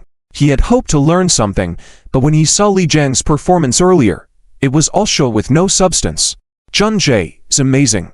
Liang Chao shouted again, and happened to turn his head to see Zitia. Seeing Zitia, Liang Chao first furrowed his brow, then had an idea. What? You want to challenge Zhang Jie? Liang Chao shouted loudly at Zitia, and everyone immediately turned to look at Zitia following Liang Chao's gaze. This guy looks a bit unfamiliar. Regardless if he's unfamiliar or not, I just want to know, where did he get the courage to challenge Zhang Jie? Ha ha. Look at him. He still has bandages on his arms, probably just trying to show off in front of the girl. But that girl does indeed look good. These second-generation people were all part of the same circle and knew each other, but they didn't know Zitia. Although Zhou Yuqing was the daughter of the Zhou family, a genuine rich beauty, she never joined these people's circle. Additionally, she had been sick for years, so no one knew her. Zitia. Zhou Yuqing frowned and grabbed Ziqian's clothes. Ziqian never expected Liang Chao to stoop so low. He didn't dare to challenge Zitia head-on, so he deliberately started trouble in the middle. This sowed discord successfully, catching Li Zhang's attention. Do you want to challenge me? Li Zhang glanced at Ziqia with a bit of disdain. Ziqia didn't look particularly strong, with injuries on his arms, so why challenge Li Zhang? Hehe. Liang Chao coldly laughed. He was eager to see how Ziqia would respond. If Zitia didn't dare to fight, he would leave humiliated. But if Zitia dared to fight, Li Zhang's strength would definitely overwhelm him. In any case, Liang Chao wanted to see Zitia embarrassed in public today. Liang, didn't I tell you not to provoke him? Chen Ruoxu frowned slightly. Liang Chao quickly explained. He said Zhang Ji's strength wasn't enough, and I overheard it. Ruoxu, don't talk. Think about how Zitia treated you before. Today, let Li Sha help you vent your anger. Li Yue also added fuel to the fire. Chen Ruoxu frowned slightly upon hearing this. She knew Ziqian's fighting skills were good, but he had only fought some underground thugs. Faced with Li Zhang, a true martial artist, Ziqia might not be a match. Moreover, with Ziqia being injured, there was no way he could compete with Li Zhang. If Ziqia really fought Li Zhang, he would surely be beaten badly. I'm asking you, do you want to challenge me? Li Zhang, seeing Ziqian's silence, furrowed his eyebrows and asked again. No, Ziqia replied simply. Ha ha, coward, I thought a master had arrived, but you backed down before even fighting. Everyone burst into laughter, including Li Zhang, who showed a hint of disdain. You're not qualified for me to challenge. Ziqian's words caused the laughter to abruptly stop. Everyone looked at Ziqia in astonishment. What did he say? He just said that someone as strong as Li Zheng wasn't qualified to be challenged by him. Li Zheng's performance earlier was already quite arrogant, so they did not expect Zichia to be even more daring than Li Zheng. However, the key question was, while Li Zheng was arrogant due to his strong abilities, what made Zichia act this way? The disdain in Li Zheng's eyes turned into sullenness. He started learning Taekwondo at the age of 10, and now it has been over a decade. Over the years, he has studied under nearly 10 Taekwondo masters, all of whom he has easily defeated. His most famous achievement was when he fought against a national freestyle wrestling champion, and made the opponent admit defeat within 3 minutes. Following that, he furthered his studies in the neighboring country, and deepened his understanding of Taekwondo, becoming even stronger. Despite his formidable fighting prowess, even in the eyes of Zichia, he was not worthy of being challenged, leaving Li Zheng enraged. "You." Li Zheng was about to speak when he saw Zichia walking away with Zhou Yuking. "Stop right there. You talk tough and then run away. Are you even a man?" Li Zheng's face darkened, and others shook their heads disdainfully. Everyone could see that Zichia was simply a coward who only knew how to talk big. However, Zichia had no interest in facing off against Li Zheng, and continued to leave with Zhou Yuking. "Coward. Stop right there." Li Zheng's expression darkened as he picked up a half-empty bottle of mineral water and hurled it towards Zichia. "Who are you calling spineless?" Li Bo's eyes turned cold, ready to step in, but before Li Bo could do anything, Zichia swiftly grabbed the mineral water bottle midair. With all eyes on him, Zichia turned around slowly. "Have some dignity, will you?" Zichian's comment further angered Li Zheng. "If you are a man, come and face me. If you admit you're a coward, crawl away from here." Most of the second-generation rich were arrogant, with Li Zheng being particularly cocky due to his strength. With dozens to hundreds of people present, including Chen Uroxu, all eyes were on Zichia, waiting to see if he would dare to accept the challenge from Li Zheng. After a 2-second stare-down with Li Zheng, Zichia turned to Zhou Yuking. "Just wait for 2 minutes." "Can you handle him in 2 minutes?" Zhou Yuking asked with a smile. "Not only him," Zichia replied playfully. Zhou Yuking lightly touched Zichian's injured arm. "Be careful," Zichia nodded, then turned and walked towards the arena, with men and women around him making way. "Li Bo, keep an eye on him," Zhou Yuking said, to which Li Bo immediately nodded. "Miss, rest assured, with me here, no one can harm Mr. Z." Finally, someone with some courage. "Brother Zheng, this is the first person who dares to challenge you." The crowd erupted again, with Chen Uroxu shaking her head slightly. He can't even see through such a simple provocation. How clueless! Chen Uroxu was not worried about Zichia.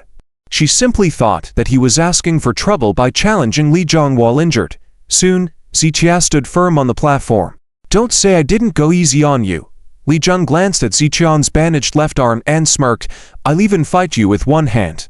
Zichia did not reply. He looked at Li Zheng with a playful expression, as if talking to him was a waste of breath. Died. Li Zheng's eyes turned cold as he stomped his foot on the platform and charged forward aggressively. As Li Zheng ran, the entire steel platform made a dull thud with each step. "He's going all out. It's over. Get ready to call 120 emergency services." This guy might leave here lying down. Confidence comes from strength, but being arrogant without the strength is just being ignorant. Mocking laughter filled the surrounding area. No one believed in Zichia. Li Zheng's eyes were filled with malice. He clenched his fist the size of a sandbag and struck violently towards Zichian's head. With his terrifying strength, if the punch landed, it would at least cause severe brain trauma. Inflicting such severe harm without reason showed how cold-hearted Li Zheng was. In contrast, Zichia seemed to be frozen by Li Zheng's punch, standing still without moving. However, right when Li Zheng's fist was about to hit Zichia, Zichia suddenly raised his arm and fiercely slammed the mineral water bottle in his hand. Crack! Though Zichia was the last one to strike, his action landed first, with the bottle hitting Li Zheng's face heavily. The impact caused Li Zheng to stagger. "What? He's so fast. He's got some skills indeed." The onlookers were stunned by Zichian's speed. Li Zheng, showing some skill, quickly regained his balance and delivered a powerful kick towards Zichia. "Sit down." Zichia, still holding the mineral water bottle, struck back again. Crack! The sound of the bottle hitting Li Zheng's thigh resounded loudly. Ouch! Li Zhong cried out in pain, losing his balance and falling to the ground. What? Is he pretending? No, this guy is strong. The spectators grew even more astonished, observing Ziqian's remarkable speed. Li Zhong, showing some strength, quickly regained his balance and delivered a powerful kick towards Ziqia. Sit down. Ziqia, still holding the mineral water bottle, struck back again. Crack! The sound of the bottle hitting Li Zhong's thigh was deafening. OW! Li Zhong painfully sat on the ground, gasping for air, completely losing the courage to fight back against Ziqia. The surrounding crowd was dumbfounded. With just one arm, Ziqia had rendered Li Zhong powerless to retaliate. From start to finish, Li Zhong didn't even touch Ziqian's clothes.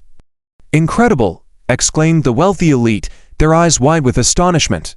As Ziqia walked past them, they made way, giving him a path. Looking at Liang Cao's expression, it had turned extremely ugly. Originally thinking of letting Li Zhong deal with Ziqia, Liang Cao was taken aback by Ziqian's strength despite only using one arm. Passing by Liang Cao, Ziqia suddenly turned back slowly. Liang Cao's expression changed, quickly looking away. You deserve this. The next moment, Liang Cao felt a gust of wind before the water bottle struck his face. Snap! The bottle smacked heavily against Liang Cao's nose, making it instantly sore and causing blood to flow along with tears. I told you to remember your meals, not just your lessons.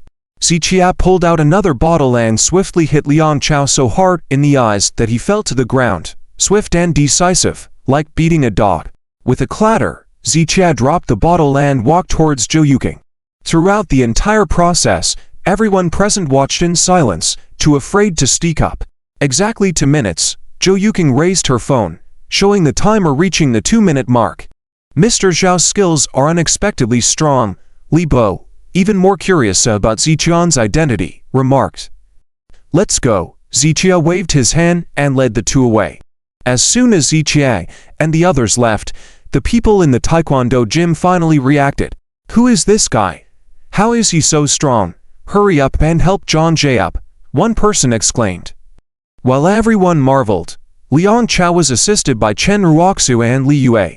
It seemed like Ziqia intentionally hit Liang Cao in the nose, making it red and bloody, resembling a clown with makeup. Liang Xiao, I warned you not to mess with him. Aren't you asking for trouble? Hearing Chen Ruoxu's words, Liang Cao felt extremely aggrieved, unable to do anything but grit his teeth and clench his fists. Who the hell is that kid? Does anyone know him?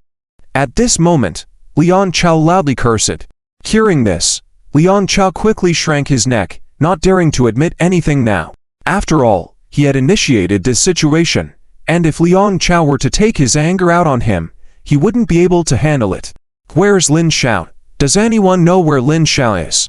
Liang Cao gritted his teeth, ready to talk to Lin Yan about the incident.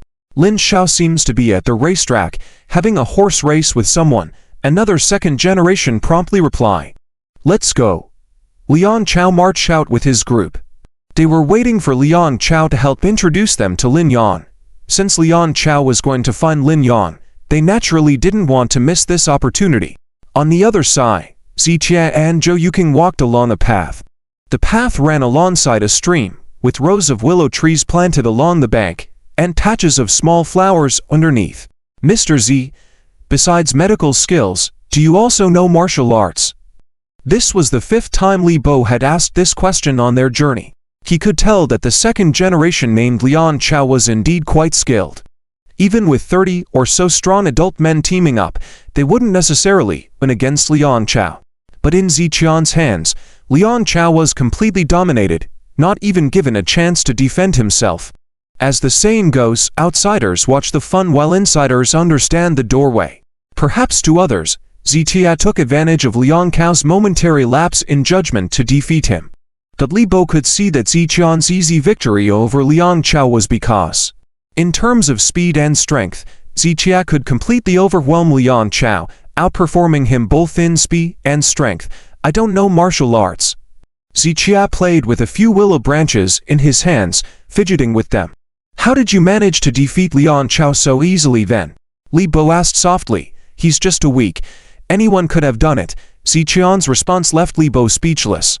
But since Ziqia didn't want to say more, It would be impolite to continue pressing him, so Libo nodded and walked back to the two behind him. Zichia, what are you doing?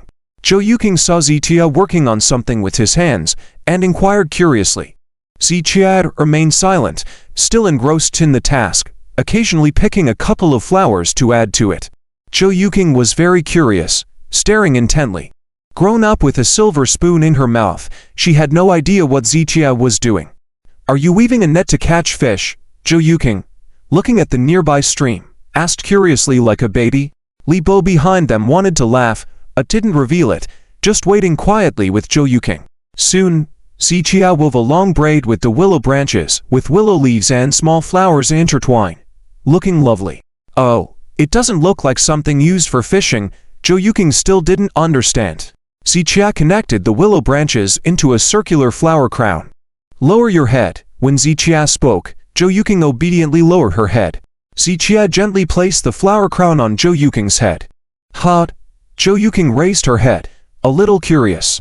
Since she was much shorter than Zichia, with the two of them so close, she had to lift her face to see Zichia, with her naturally rosy lips and fair skin, against the backdrop of the colorful flower crown. Her face looked even more charming and adorable. Is this for me? Zhou Yuking's cheeks reddened. Yes. Happy birthday, Zichia nodded gently. Upon hearing Zichian's words, Zhou Yuking froze, even surprising Li Bo behind her. She had interrupted Zichia halfway during his previous attempt, thinking he hadn't heard her clearly, but Zichia actually remembered. In that moment, even Li Bo couldn't help but admire Zichian's thoughtfulness. Zhou Yuking was stunned for a few seconds, blinked her clear eyes, and then her face flushed uncontrollably. Her heart was filled with infinite delight. The most important thing was not the value of the gift, but the feeling of being remembered and cherished. Zhou Yuking blushed slightly and lowered her head, then stretched out her arms to hug Zichia. Hey, hey. Li Bo reached out to stop her, but Zhou Yuking had already embraced Zichia. Standing on tiptoes, Zhou Yuking whispered softly in Zichian's ear, "Thank you, I really like this gift." The scent of a young girl, mixed with the subtle fragrance of the flower crown, wafted into Zichian's nose.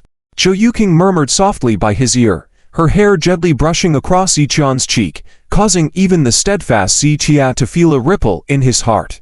Li Bo behind them couldn't help but marvel at the scene.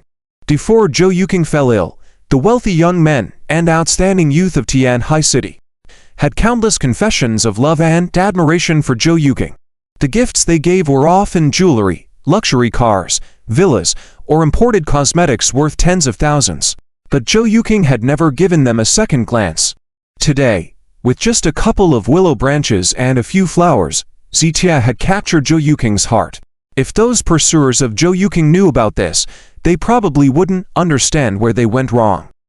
It could only be said, when comparing people, they can be infuriating. Well, miss, how about we go walk ahead? Uncle Li lightly coughed, actually reminding Zhou Yuking. Although Master Zhou Wenyuan had a very high opinion of Zichia, Uncle Li always felt that since Zichian's identity was not clear, Zhou Yuking must not get too close to Zichia. Today's interaction with Zichia made Uncle Li feel that Zichia was not as simple as he seemed on the surface.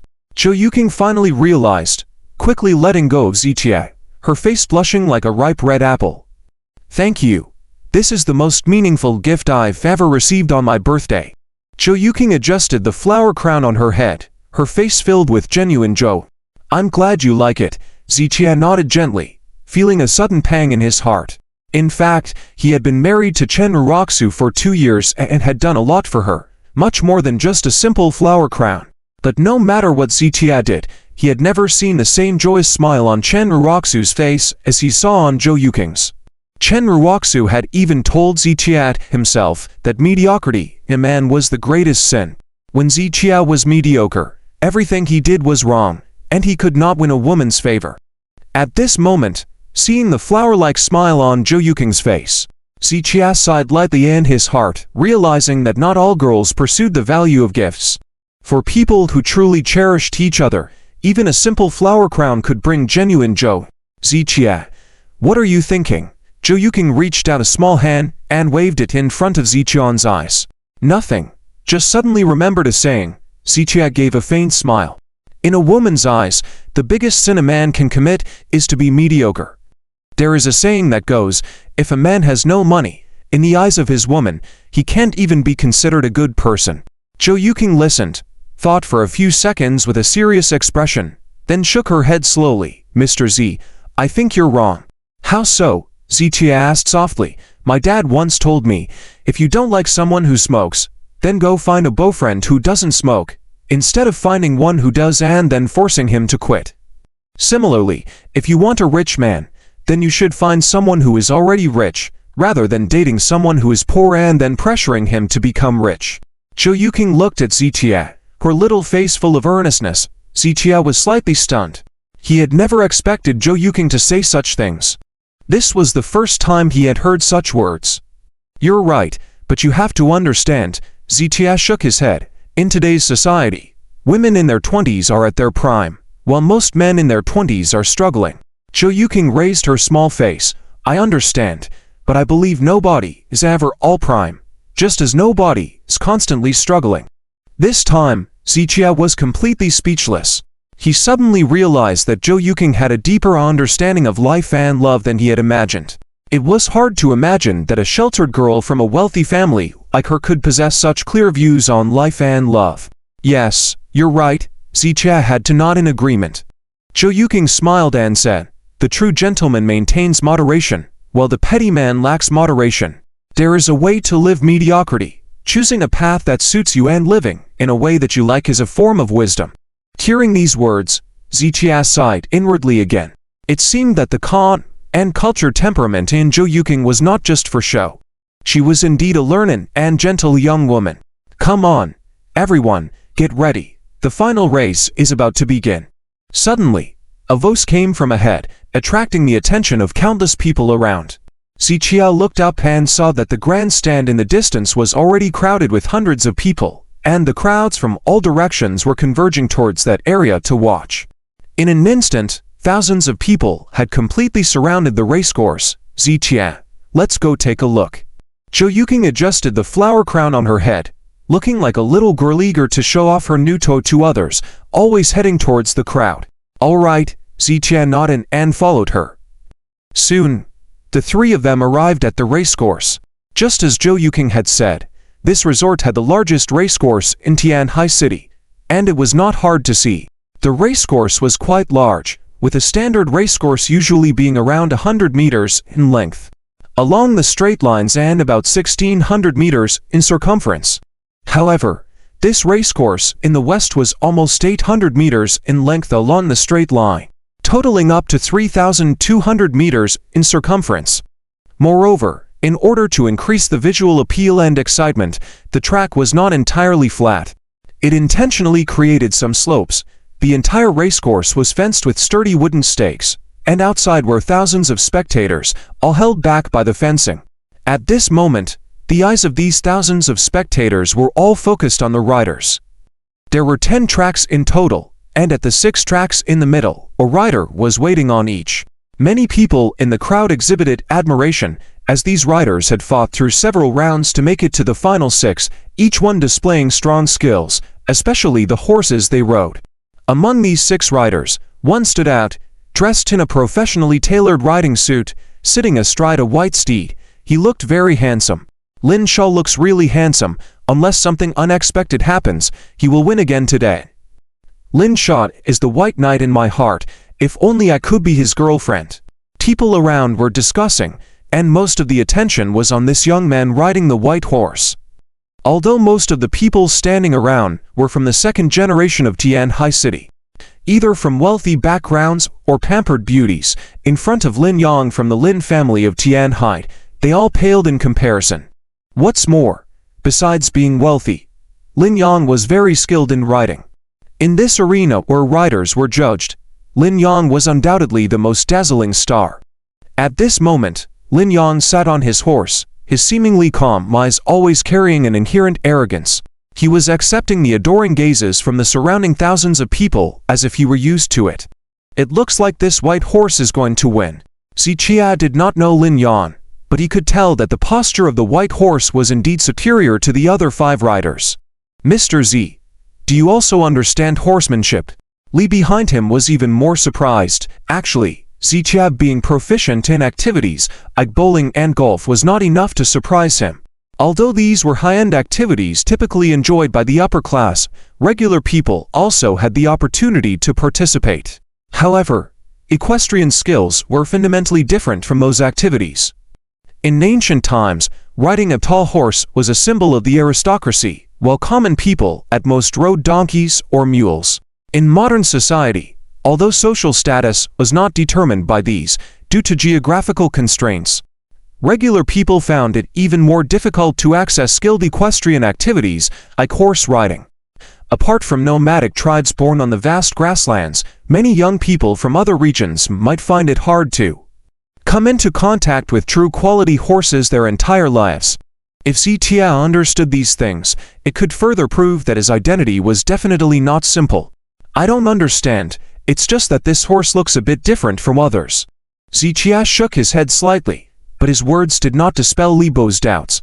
It is said that a good horse is hard to come by, but a good judge of horses is even rarer. Having the discerning eye to spot a good horse was no simple feat.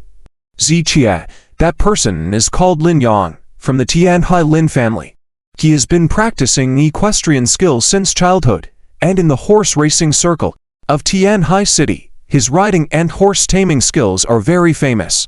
Zhou Yuqing explained quietly to Zichia on the side. Upon hearing this, Zichia furrowed his brow slightly. He wasn't interested in Lin Yan's equestrian skills, but he was familiar with the Tianhai Lin family.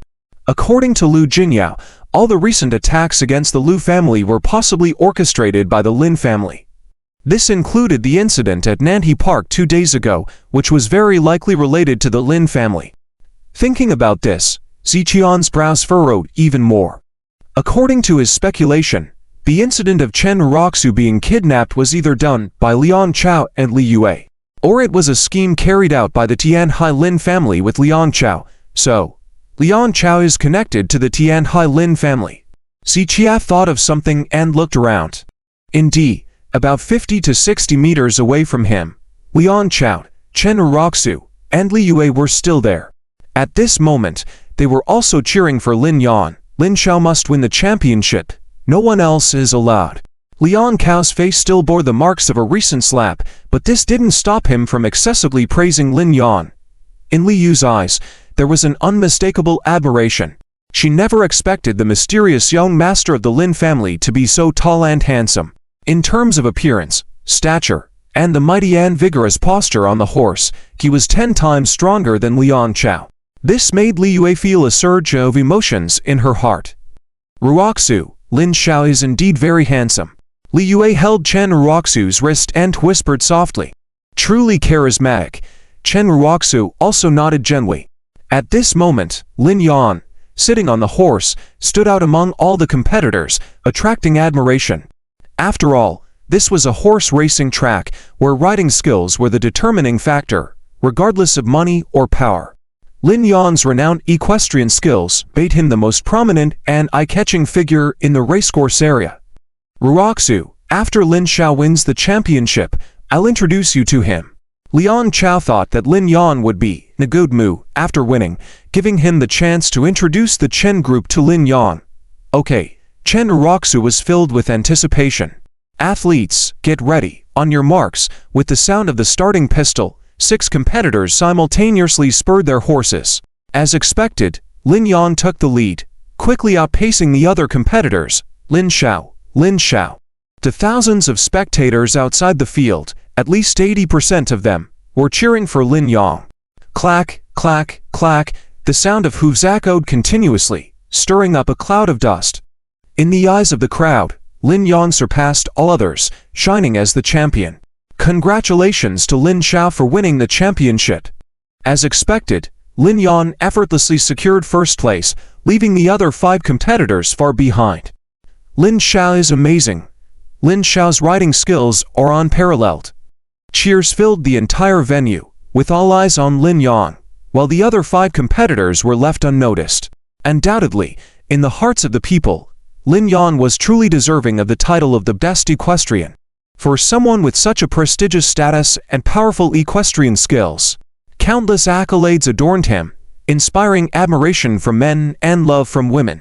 Most women admire strength, and powerful men can quickly captivate them.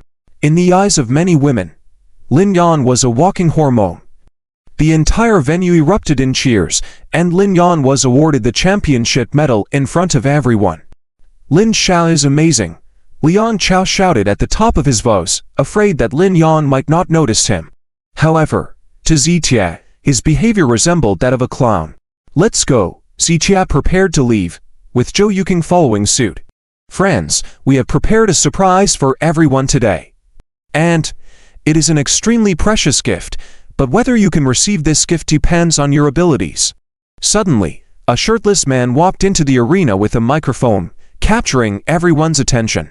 What gift is this? Zhou Yuking stopped in her tracks, looking curiously in that direction. Among the thousands of people present, all were very curious to see how valuable this gift was. Even Lin Yan had paused his steps upon hearing this. After keeping everyone's curiosity piqued, the shirtless man finally picked up the microphone to speak. As all eyes focused on him, a 10-meter long truck slowly reversed into the field, stopping against the racecourse fence at the tail end. The rear door of the truck opened automatically, and the crowd fell silent, gazing towards the back of the truck. Neigh, neigh, a horse's neigh sounded, and a magnificent horse leapt out of the truck, landing and swiftly galloping around the racecourse. Thud, thud, the sound of hooves drummed the ground, raising clouds of dust. This horse was tall and elegant, its black fur gleaming like satin. It was entirely black, with a cluster of white hair on its left hoof, adding to its beauty. What a horse, the black cloud treading snow. A superior horse from beyond the Great Wall, unmatched for thousands of miles. Immediately, voices of amazement filled the arena. The riders, including Lin Yan, were filled with ardor. This horse, Zitia furrowed his brow slightly. This horse is a true rare breed, Li Bo whispered. Zitia nodded slightly, knowing that it was indeed a great horse, but what made him furrow his brow was not this. It was the feeling of familiarity that washed over him at the first sight of this horse. Zitia furrowed his brow tightly. At this moment, he had a feeling in his heart that this horse was definitely not the first time he had seen it. However, try as he might, he simply couldn't recall where he had seen it before. As he strained to remember, a sudden pain shot through his temples. Zitia, are you okay? Zhou Yuking noticed Ziqian's unusual expression and quickly turned to ask. I'm fine. Zitia waved his hand slightly. He didn't know why he had this familiar feeling, but for now, he couldn't remember, so he remained silent. At this moment, the black steed stopped running, pounding its front hooves on the ground and neighing a few times.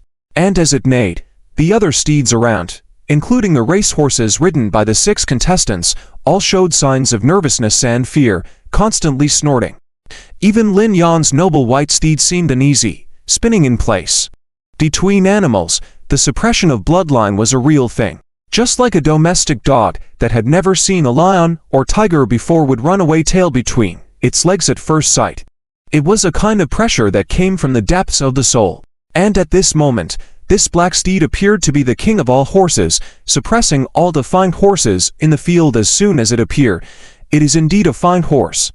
Lin Yan sincerely praised, not only him, but the whole crowd echoed their approval incessantly. Although the bare-chested man had not yet introduced the origin of this horse, everyone had already seen the extraordinary nature of this horse. But Zitia keenly observed that the horse had several injuries on its body, as if it had been whipped. However, even with these injuries, the horse still exuded an undiminished majesty, like an indomitable warrior. Your eyes are sharp to recognize this as a 1,000-mile horse. That's right, this steed truly possesses the lineage of the sweat-blood treasure horse. As for its value, I won't say much, I believe you all understand. With these words from the bare-chested man, the whole venue erupted in awe. The sweat-blood treasure horse was globally renowned as a top-notch steed. Last time overseas, I personally witnessed a purebred sweat-blood treasure horse being auctioned off for 70 million. Looking at the quality of this horse, even if the lineage is not very pure, it's estimated that the price would be over 30 million. Is this owner crazy, giving away such a precious gift worth millions? Nobody is a fool. I reckon this isn't as simple as it seems. As the surrounding people exclaimed and discussed, the bare-chested man introduced the age, origin, and other important information about the horse. In short, the horse was in its prime, with no visible flaws anywhere on its body. In ancient armies, horses served from the ages of 3 to 17. Mr. Lee paused. According to his calculations, this horse is 9 years old. 9 years old, 9 years ago. Ziqian murmured with a slightly furrowed brow. All right, stop with the introductions. You said you wanted to gift this to all of us, right? What are the conditions? Yes, quickly state the conditions. If not, don't give it as a gift. Let us buy it, or set a price for us to bid. Numerous people around impatiently shouted. Even Lin Yong was prepared to bid. No, since we said it's a gift, then it's a gift by all means. But there's a condition, and that is to tame this horse on the spot here. If anyone can truly tame this horse and run a lap around the field, then the horse is free. The bare-chested man's words left the whole venue momentarily quiet. Seconds later, laughter erupted from the crowd. Ha ha! What a joke! Is that the condition? I say, boss, if you intend to give it away for free, just say so. No need for these meaningless acts, right? There are at least 100 skilled horse tamers here. To tame a horse is a piece of cake. All right, I see through it now. This opportunity must be prearranged for someone to go and tame it, right? Countless people shook their heads and sneered. They thought the bare-chested man's words were nonsense. Taming a horse was the most basic thing for so many skilled equestrians present.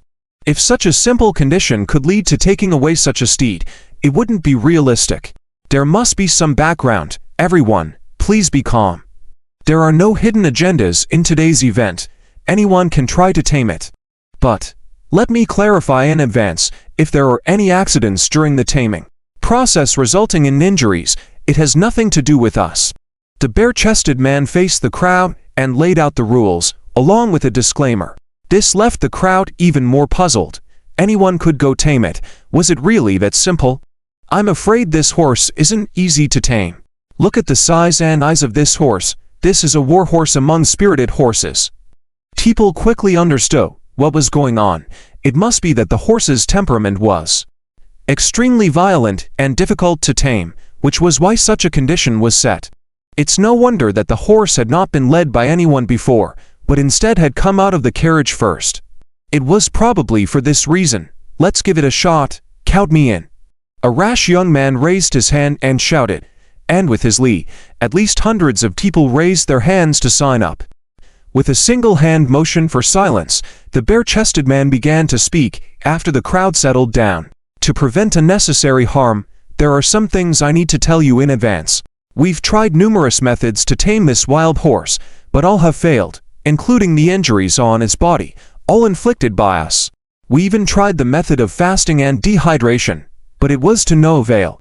Our experienced horse tamers were injured by it, 7 of them, and 2 are currently hospitalized.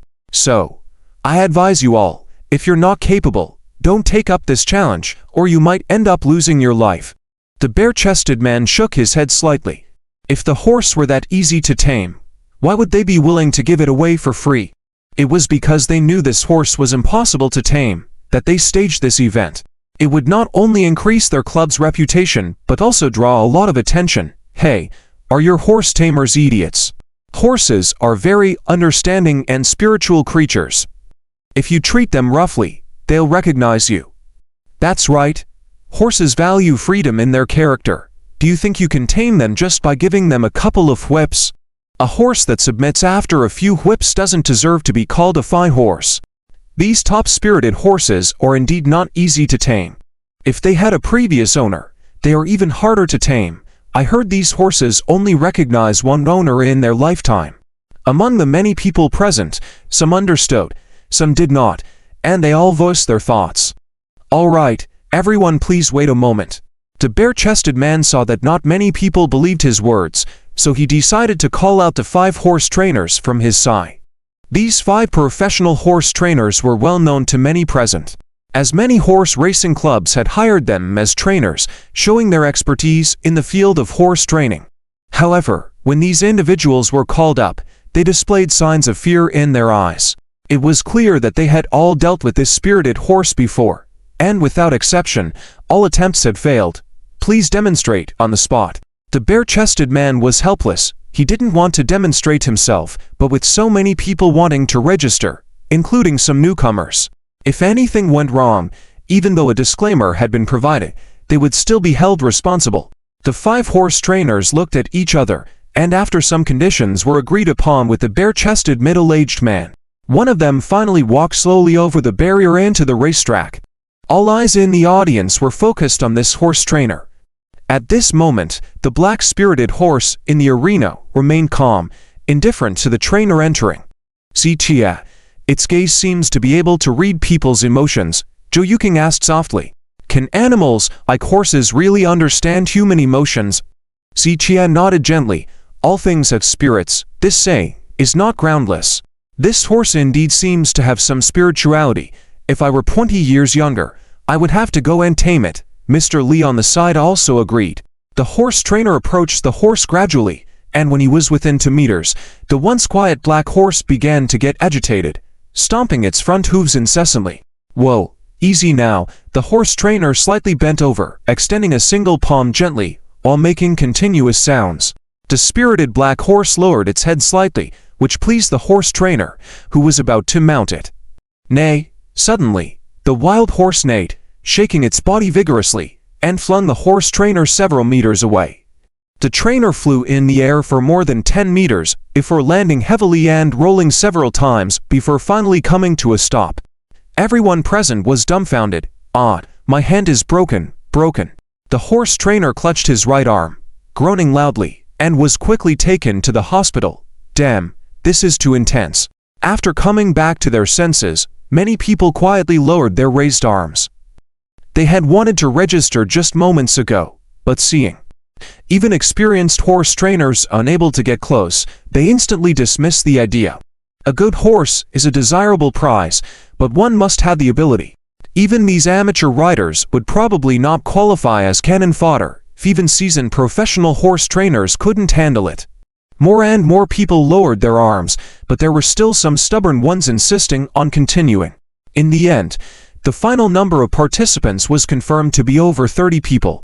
These 30 individuals were all professional riders, including the 5 riders who had just competed with Lin Yang. Their riding skills were excellent, and they each had their own experiences in horse training. After signing the waiver agreement, these riders lined up and entered the arena one by one. The first person, without even getting close to the horse, hurriedly jumped out of the enclosure, forfeiting the attempt. But others were a bit more stubborn, each thinking of themselves as exceptional, and believing they could tame the horse in front of the audience. With so many people present today, being able to tame this spirited horse would not only earn the prize steed, but also bring them fame within the horse racing community in Tianhai City. So, despite the horse's fierce temperament, these individuals were still eager to try. However, as each rider entered the arena to tame the horse, those who were eager to try gradually lost their enthusiasm. Within a short 10-minute period, 8 individuals had attempted to tame the horse, but none of them could even touch a hair. The most skilled rider barely got within half a meter of the horse, while the rest were chased out before even getting within a meter, tumbling over backward and exiting. 2 individuals were kicked in the head by the horse for being too slow, suffering broken bones on the spot. Non-participants felt relief at the results, while many registrants forfeited after witnessing the failures. Damn, this so-called destined individual, I guess I'm not that lucky now. Forfeit, forfeit. More and more people gave up, and those who bravely entered the arena also returned empty-handed. In total, more than 10 individuals went in, all failing without exception. The horse seemed to feel provoked by so many people approaching it, becoming even more aggressive, kicking one rider over 10 meters away. The rider suffered fractured ribs and was rushed to the hospital. Witnessing this, the remaining hopefuls lost their last bit of fantasy and all forfeited. It seems we all wish to succeed, but no one has the ability. Let's end it here today. If any of you are still interested, you can join our club for future opportunities, the bare-chested man said before he noticed a young man walking towards the arena. Even Lin Xiao is interested. The bare-chested man immediately became spirited. Lin Yang was a renowned figure in the Tianhai City horse racing community. Wow, Is Lin Xiao going to give it a try? It must be a sure thing if Lin Xiao's riding and horse training skills are better than those professional trainers. Amidst the discussions, Lin Yan approached the horse holding the reins in his left hand and a whip in his right. Unlike other riders, Lin Yan confidently and swiftly closed in on the horse. Perhaps the horse was tired, or for whatever reason, it did not dodge this time as Lin Yan seized the opportunity to mount. Great! Lin Xiao is awesome. I told you, this horse is sentient. It only recognizes its true master. It seems that Lin Xiao is its true master. The crowd erupted in cheers. Achieving what so many failed to do naturally garner admiration from the spectators. Even Chen Uroxu's eyes lit up with excitement. However, in the next moment, the horse let out a long whinny and began to thrash his body vigorously. Lin Yan's expression changed, and he grabbed the horse's mane, striking it with the whip. The whip landed, reopening the wounds on the horse's skin, but it did not back down. Instead, it became more violent, thrashing uncontrollably. Go for it! Lin Xiao, Lian Chao shouted enthusiastically. However, before he could finish his sentence, Lin Yan failed to withstand the force and was thrown off the horse. The horse was now completely enraged, lifting its front hooves to stomp down heavily. Startled, Lin Yan scrambled to his feet and, disregarding his image, scrambled and crawled towards the enclosure. Neigh! The spirited horse let out a long neigh, chasing after Lin Yan. Quick, save Lin Xiao! People cried out in shock. Hurry! Get a tranquilizer gun! Seeing the situation spiraling out of control, the bare-chested man ordered someone to fetch a tranquilizer gun to shoot the horse.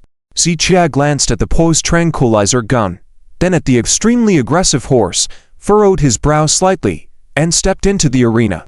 Who is that person? Step forward. This horse is clearly mad.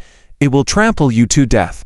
Don't use the tranquilizer gun. Shoot it dead with a real gun. Seeing Zitia enter the arena, countless people paled, and the bare-chested man's expression changed abruptly.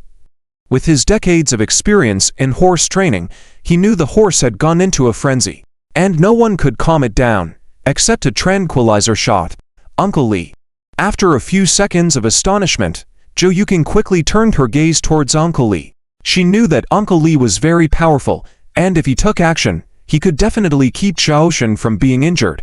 Uncle Li furrowed his brows. He also thought Xiaoshen's actions were reckless, but when he saw Xiaoshen's firm back, he couldn't help but have an idea. Could it be that Xiaoshen could really tame this fierce horse? Tame my ass, isn't he just showing off? Liang Chao sneered contemptuously, feeling that Xiaoshen was just seeking attention. Yes, just wants to be in the spotlight, but let's see if he's capable.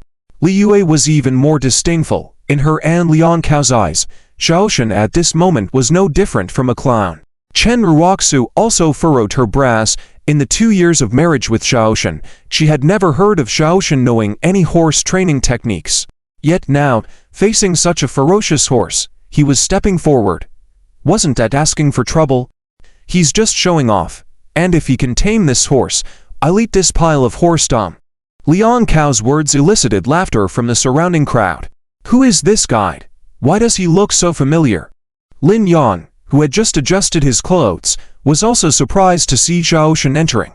Don't know, the people around shook their heads. He's asking for trouble. Lin Yan averted his gaze, extremely confident in his horse training skills.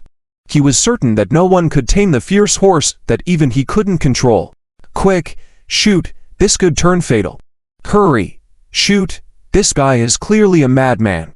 If someone dies later, you'll be held responsible. His left arm is still wrapped in a bandage. It's courageous to fight with an injury, but courage doesn't mean strength. Hearing the urging voices of the people around him, the shirtless man became more anxious and quickly gave orders to the people beside him.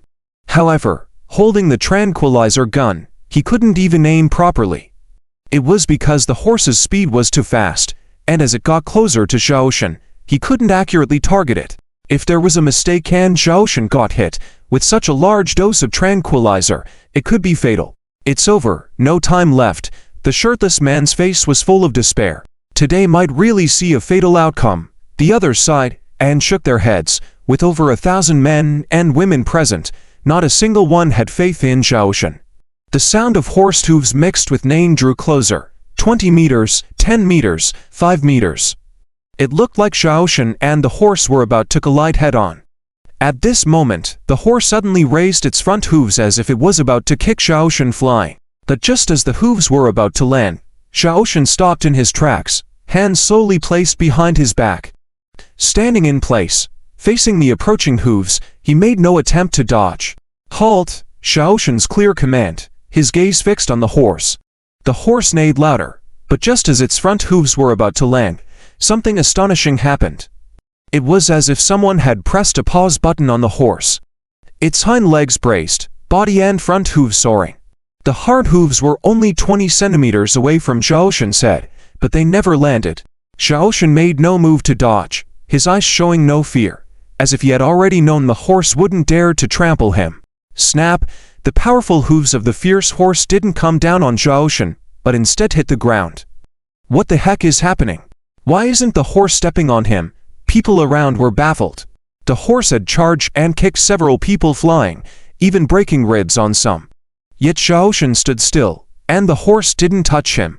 This was incomprehensible. The horse continued to stamp the ground with its hooves, as if preparing to attack, but it never made contact with Xiaoshan's body. What's going on? Did he drug the horse? The crowd of over 1,000 spectators couldn't understand the scene before them. They had expected Xiaoshan to be kicked flying, but the previously unruly horse seemed subdued as if Xiaoshan had control over it. This was beyond comprehension. The horse trainers, including the shirtless man, professional riders like Lin Yang, and those like Lian Chao were all frowning in confusion. Who is he? How is he so skilled? Can he really tame that horse? No, this doesn't count. He has to get on the horse and make it run a lap around the arena to succeed. Suddenly, the crowd fell silent as Xiaoshan slowly reached out to touch the horse's head. After snorting, the horse surprisingly didn't resist. Instead, it obediently lowered its head slightly. Nay, what's going on now? He's not being attacked, and now he's patting its head. People were once again astonished. Lin Yan's expression soured, feeling embarrassed. If that unknown guy managed to tame the horse that even he couldn't, it would be a great blow to his pride. As everyone watched, Xiaoshan skillfully mounted the horse. As soon as he did, the horse became restless again. See, he didn't manage to tame it. The horse was probably just tired earlier. Watch, it will throw him off soon. Seeing the horse agitated again, many shook their heads, with Lin Yang and Lian Chao wearing smug smiles. In the arena, the man and the horse were in a wrestling match. Hooves stomping the ground, raising a cloud of dust like thick smoke scattering. People nearby even got a face full of dust. In the midst of neighing, Xiaoshan's body swayed and was about to be thrown off when he grabbed the horse's neck with one hand, swung in the air, and mounted it again. As his body rotated, the crystal pendant around his neck flung out and caught the sunlight, reflecting light into the horse's eyes. Neigh, neigh, neigh. At this glint of light, the horse's eyes suddenly changed, followed by an unusually sorrowful neigh. Some people even sensed a touch of sadness in that neigh. What's happening? The crowd was getting more bewildered. The horse stopped struggling and swiftly ran towards the fence. Coming to a stop about 5 meters from the fence, it braced its hind legs and raised its front hooves high. Neigh, neigh, neigh. The majestic horse stood tall on his front hooves. Xiaoshan leaned on the horse, towering over everyone from this height. At this moment, everyone in the arena was staring dumbfounded at the scene, with the sun shining brightly, and dust flying around them. In that moment, the scene seemed frozen in time. Zichia sat proudly on the back of a horse. Like an invincible victorious general on the battlefield, the sunlight at the horizon sprinkled on Ziqian's body, making him look as if he was clad in a golden armor. The whole crowd held their breath and focused their attention. Everyone looked up to the tall horse and Zichia sitting on its back. Zichia, like a triumphant king from a battle, enjoyed the adoration of everyone. Zhou Yuking's beautiful eyes showed surprise, then turned shyly red. The bow I like is indeed very impressive. This time, Li Bo had no retort. His heart was also filled with admiration. Looking at Lin Yan, at that moment his face turned extremely unpleasant.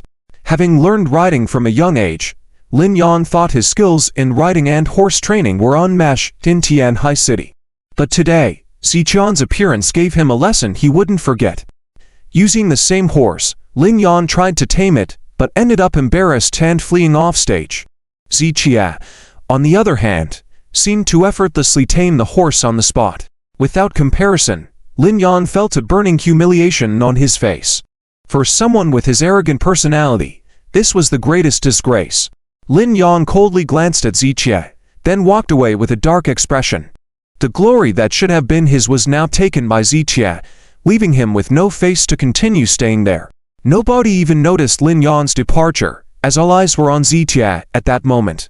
Ziqia gently patted the horse's back, and the horse seemed to understand his intentions, obediently placing its front hooves down and stepping forward slowly. This obedient behavior was a stark contrast to its previous unruly state. Damn, did he really tame it? It's like taming a fierce beast with ease. Amazing, who is he? I've never seen him in the horse racing circle before. Thousands of young men and women around expressed their astonishment.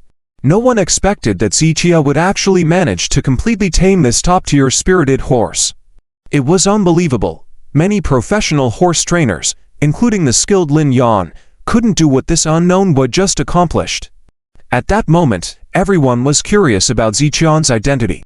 However, Chen Ruroxu and her friends were not curious about Ziqian's identity at all. That they were equally astonished. Ziqian, do you know horse riding too? Li Yue was puzzled. Chen Ruroxu wanted to say something, but after moving her mouth, she swallowed her words. A sense of unfamiliarity arose within her heart once again. She had been married to Ziqia for 2 years, yet she felt she never truly understood him. This feeling was not new to Chen Ruoxu. Since that day at Fusheng Street, she had started to question the depth of her understanding of Ziqia. Today, this feeling grew stronger. She had to admit that she had never really known Ziqia before. His martial arts skills, medical skills, and the stunning horse training display today were all unknown to her. Previously, she saw Ziqia as an ordinary man with no remarkable qualities.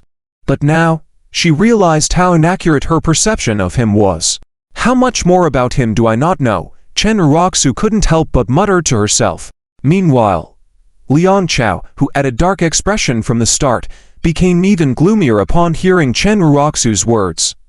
He had wanted to show Ziqia the difference using Lin Yan's powerful background. But he never expected Ziqia to overshadow Lin Yan upon their first meeting. Boss, can you make the call? Suddenly, Ziqia turned to the shirtless man and asked, "Huh?" The shirtless man came back to his senses and nodded repeatedly. "I will keep my word." It was evident from his eyes that he was reluctant. After all, this horse was worth millions, and its value couldn't be measured in terms of money in this domain. To give it away for free made his heart ache, but if they tried to back out now, it would be embarrassing, and their club wouldn't be able to continue operating. Damage to their reputation would result in even greater losses in one horse. So, the shirtless man couldn't afford to go back on their agreement. Clearing his throat, he said, "Let's congratulate this rider for successfully taming this spirited horse. From now on, this horse belongs to this gentleman." The dust settled, and Ziqia gained ownership of the horse. "He's really amazing. Congratulations. Which family does he come from? Does he have a girlfriend?" Among the countless admirers, even many wealthy and beautiful women felt ripples in their hearts. As Ziqia didn't lose out to Lin Yan in looks, coupled with his impressive horse training skills, he attracted the admiration of many girls present. "Sir, please come over to register your information and sign a few words." The shirtless man looked at Ziqia. "Okay." Ziqia nodded lightly and rode over. As Ziqia approached the fence, some girls standing nearby couldn't help but feel hopeful. "Hey handsome, can you take me for a ride?" "Me too. I can pay." "Take me for a ride. I will record a video to share on social media." Suddenly, more than 10 bold and beautiful girls reached out to Ziqia. However, Ziqia ignored them and looked straight at Zhou Yuking. "Would you like to ride together?" Ziqia smiled faintly and asked. Zhou Yuking nodded eagerly. "I would." "Come." Ziqia extended his palm. Amidst the envy and jealousy of countless girls, Zhou Yuking stepped forward, extended her hand, and was pulled onto the horse by Ziqia. "Does he already have a girlfriend?" His girlfriend is so beautiful, she looks like a star. That floral crown is so pretty, I want one too. Why does she look familiar? Let me think where I've seen her. Amidst the discussions of the surrounding people, Ziqie and Zhou Yuqing rode the horse together, attracting the attention of everyone. They appeared like a couple handpicked by the heavens, capturing the gaze of thousands in attendance. Ruoxu, look at him, is he a scumbag? Li Yue was also jealous and began to curse. Chen Ruoxu bit her lip lightly, her already complex emotions now reaching the peak. She couldn't help but think, if she hadn't separated from Ziqie, would she be the one with him now? Upon thinking about it, Chen Ruoxu looked at Zhou Yuqing on the horse, and a hint of jealousy flashed in her eyes. She knew very well that she had already separated from Ziqie, and she had declared with her own mouth that she had nothing to do with Ziqie anymore. However, seeing such a scene at this moment still made her feel uncomfortable. Even though she knew it was wrong, who could truly control their own emotions? If people could really forget when they said they would, then there wouldn't be so many lovesick men and women in the world. Chen Ruoxu's heart was in turmoil as she looked at Ziqie and the other person. Unlike her, Zhou Yuqing was extremely happy at this moment. Her petite body was tightly snuggled in Ziqian's arms, and her eyes were full of sweetness. Ziqie, I had a very happy birthday. The sound of rushing wind and the shouting voice of Zhou Yuqing filled the air. Suddenly, someone in the area played a song.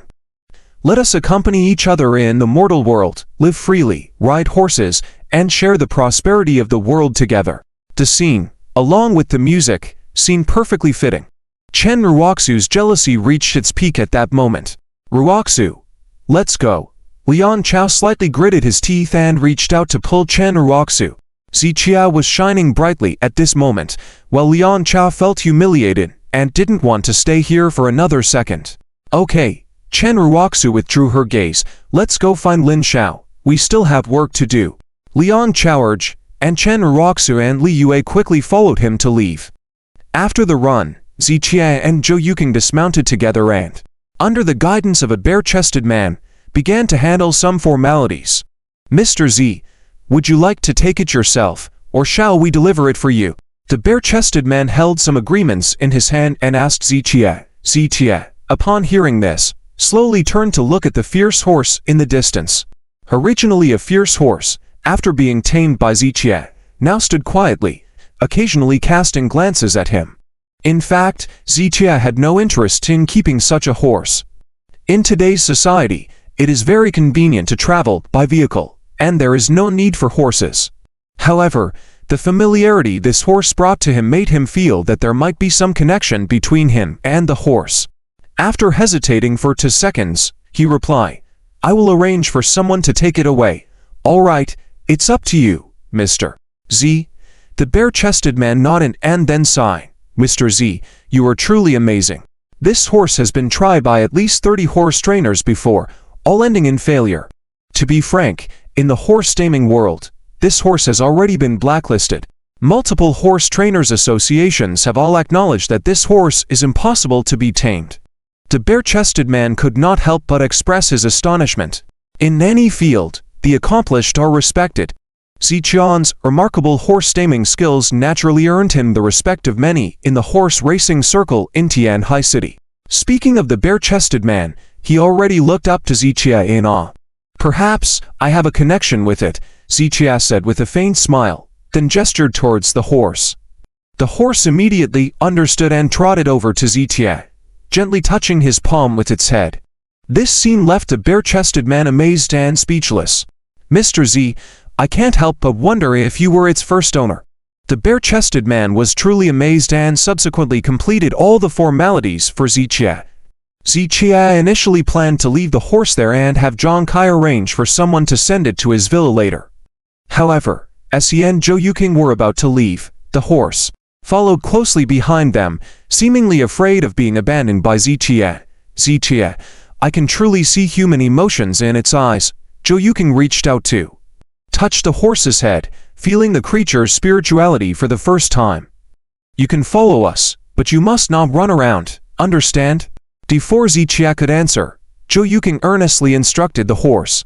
The horse seemed to understand Zhou Yuqing's words, and it neighed softly in response. Ha ha, it understands me, it's wonderful, Zhou Yuqing laughed happily, and Li Bo also felt amazed. When Li Bo attempted to touch the horse, he was almost kicked away by a hoof.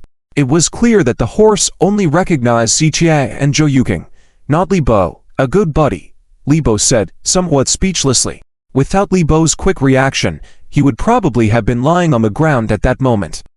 Let's go together, Ziqie nodded and left with Zhou Yuqing. The horse followed behind Ziqie, like a pet, obediently trailing along. The sight of the three of them walking in front and the horse following behind attracted numerous onlookers. However, compared to the relaxed and cheerful mood of Ziqie and his companions, Liang Chao felt frustrated, as if he had eaten a fly. Lin Xiao left. When did Lin Xiao leave? Liang Chao gritted his teeth slightly and asked a young man. The young man waved his hand and replied, just now, Lin Xiao saw someone tame the horse and probably felt embarrassed, so he left early. Upon hearing this, Liang Chao felt even more frustrated.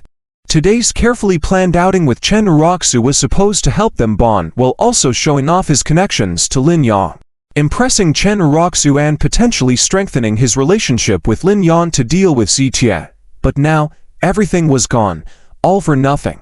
The emotional bond was not developed, and he didn't even get to see Lin Yang. Instead, Ziqie, the useless person, stole the spotlight today. This was not just a wasted effort, it was a major setback. And all of this, including Lin Yang leaving early, was all because of Ziqie, the main culprit who disrupted everything, even causing Lin Yang to leave due to being overshadowed by Ziqie. Originally, with Chen Uroxu's reminder, Liang Chao had been deliberately avoiding Ziqie, but unexpectedly, Ziqie once again ruined his plans. It's all that bastard Ziqian's fault. If he hadn't insisted on stealing the limelight, we would have met Lin Xiao by now. Li Yu's words added fuel to the fire, causing Liang Cao's anger to explode instantly. So many times, Ziqie had ruined his plans. So many times, Ziqie had publicly humiliated him, and Ziqian's lingering presence had haunted him numerous times. The burning rage that surged within him was like a flame, consuming him entirely, making him lose his rationality on the spot. Dastard! Today, I won't let him go. Liang Cao's eyes were bloodshot, his fists clenched tightly, and with a fierce look, he glanced to the west, then swiftly ran in the direction Ziqie had left. Liang Xiao, Li Yue exclaimed, reaching out to grab him. Liang Xiao, don't be impulsive. Chen Uroxu also quickly tried to stop him. However, at this moment, Liang Chao was already filled with anger, his head buzzing, unable to hear any external sounds. Ziqie, you stop right there. Liang Chao yelled as he ran, scolding Ziqie. Ziqie furrowed his brow slightly upon hearing the voice, then turned to look this way. What is he trying to do? Zhou Yuqing was puzzled. Someone who remembers kindness but forgets harm. Ziqie squinted slightly. He had warned Liang Chao before that if he provoked him again, he would end the Liang family. It seemed that Liang Chao had clearly brushed off what Ziqie had said. While Ziqie had never taken Liang Chao seriously and knew he couldn't harm him, having a toad squatting on your foot, even if it doesn't bite, is irritating. Ziqie would eventually get fed up, so he was gradually developing the urge to kill Liang Chao. Li Bo, Zhou Yuqing frowned and called out. Li Bo immediately stepped forward, standing in front of Ziqie and Zhou Yuqing. Ziqie, you bastard. Liang Chao continued to run and curse loudly. If given a gun at that moment, he would probably not hesitate to pull the trigger at Ziqie. Stop. Li Bo stepped forward and grabbed Liang Chao by the neck. Liang Chao had wanted to resist at first, but he quickly realized that despite Li Bo's old age, his physical strength was not weak at all. With just one hand holding Liang Chao, he couldn't move forward. Ziqie, I will never let this go. I will never let this go. Liang Cao's eyes were filled with a sinister fierceness. He wished he could only find peace by tearing Ziqie apart. What do you have to make me not let this go? Ziqie glanced at Liang Chao, his tone calm with a hint of playfulness. He didn't even need to use his hands now. Liang Chao couldn't get near him. I will definitely kill you, remember, sooner or later, I will kill you. Liang Chao stared at Ziqie, knowing Ziqie was very strong and that he was no match for him in a one-on-one fight. But that didn't stop him from wanting to end Ziqie. You better act sooner, otherwise, Once I finish what I need to do, I will definitely kill you first. Ziqian's expression remained unchanged, with a hint of cold smile in his eyes. He never spoke empty words, what he said must be done. But with the medical congress approaching, he didn't want Liang Cao's trashiness to affect his important matters. Liang Xiao, at this moment, both Chen Roxu and Li Yue rushed over and pulled Liang Chao aside. Ziqia, what do you mean? Li Yue pointed at Ziqia and questioned him. What do you mean? Li Bo frowned. My young lady and Mr. Z were just walking peacefully, and he had to come rushing in like a mad dog. Took initiative, Ziqia turned around. Ziqia, I have something to tell you. At this moment, Chen Roxu suddenly stepped forward and called out. Not interested, Ziqian's response was simple and decisive. Chen Roxu was stunned and bit her lip. Then do me a favor. No, Ziqia remained simple with just 2 words. Ziqia, what's gotten into you? Li Yue stepped forward and scolded. Do you know if it wasn't for Roxu withdrawing her complaint, you would have been arrested already? Ziqia furrowed his brows slightly upon hearing this, not quite understanding Li Yu's meaning. Do you think you could have been released on bail because of the Lu family's merits? Let me tell you, it's because Roxu, as the victim, chose to withdraw her complaint that the Lu family could protect you. Otherwise, you would just sit in jail for a lifetime. Li Yue bit her lip, mentioning this again just to sow discord and make Chen Roxu more resentful of Ziqia. It turned out her idea was right. Chen Roxu silently nodded after hearing this. Initially, out of past affection, she had chosen to withdraw the complaint and forgive. And without her forgiveness, as the victim, Ziqia would never have been let out. However, to Ziqian's ears, these words were meaningless, and he shook his head with a cold smile. He had nothing to do with what happened. He was guiltless. I walk upright and do as I say. Since you, Chen Roxu, chose to believe Liang Chao, don't mention withdrawing complaints or forgiveness. Do you think I will be grateful? You're wrong. To me, you're just self-indulgent. Ziqia looked at Chen Roxu and said unemotionally. Each word he said felt like a steel needle, piercing deep into Chen Roxu's heart. Chen Roxu really couldn't believe that the once caring Ziqia had become so heartless. Ziqia, who used to only show concern for her, now spoke such cold words. Ziqia, you've really changed. After a long time, Chen Roxu shook her head with a bitter smile. I am who I am. If you think I've changed, then examine your own reasons. Still, in the end, it's all thanks to you. With that, Ziqia turned and left, and Zhou Yuqing silently followed. Ziqia, have some backbone and don't leave. Liang Chao once again cursed angrily at Ziqia. Am I being too kind to you? Ziqia stopped, furrowing his brow, his tone filled with a chilling determination. Liang Chao clenched his teeth, not having released his anger yet, was determined not to let Ziqia leave unscathed. Just then, a dense sound of footsteps was heard, and a large group of people in uniform work clothes, carrying black rubber batons, were seen running towards them. They must be the security personnel of this estate.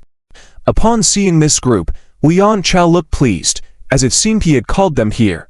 However, Ziqia, upon seeing the group, showed no fear but rather shook his head with a hint of helplessness.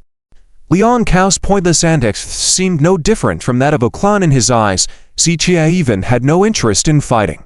Li Bo, thank you for your trouble. With this, Ziqia left with Zhou Yuqing. Ziqia, if you are a man, don't be a coward. You gutless wimp, are you afraid? I'm not afraid of you. This estate has shares of the Liang Group. This is my territory. I say you leave, you leave. If I say you stay, you can't leave. Liang Cao's gaze turned fierce. This was his confidence. As he spoke, 50 security personnel from the estate surrounded Ziqia and the others. Zhou Yuqing attempted to say something, but Ziqia motioned for her to remain silent. Stepping forward, Ziqia looked calmly at Liang Chao. I don't want to waste words with you. Listen carefully, lay a finger on me, and today, you, Liang Chao, will die. With his hands behind his back, Ziqian's calm tone exuded a powerful oppression. With that statement, the whole place fell silent. Ziqia had just made his declaration. If Liang Chao dared to let these people lay hands on him, then Liang Chao would die. Now, It was up to Liang Chao to dare to provoke Zichia, or if Zichia had the courage to kill Liang Chao if he dared to do so. Quiet, a long silence. At this moment, Zichia and Liang Kaosi faced each other. This was a showdown between the two of them, with others merely spectators. Zhou Yuqing was silent.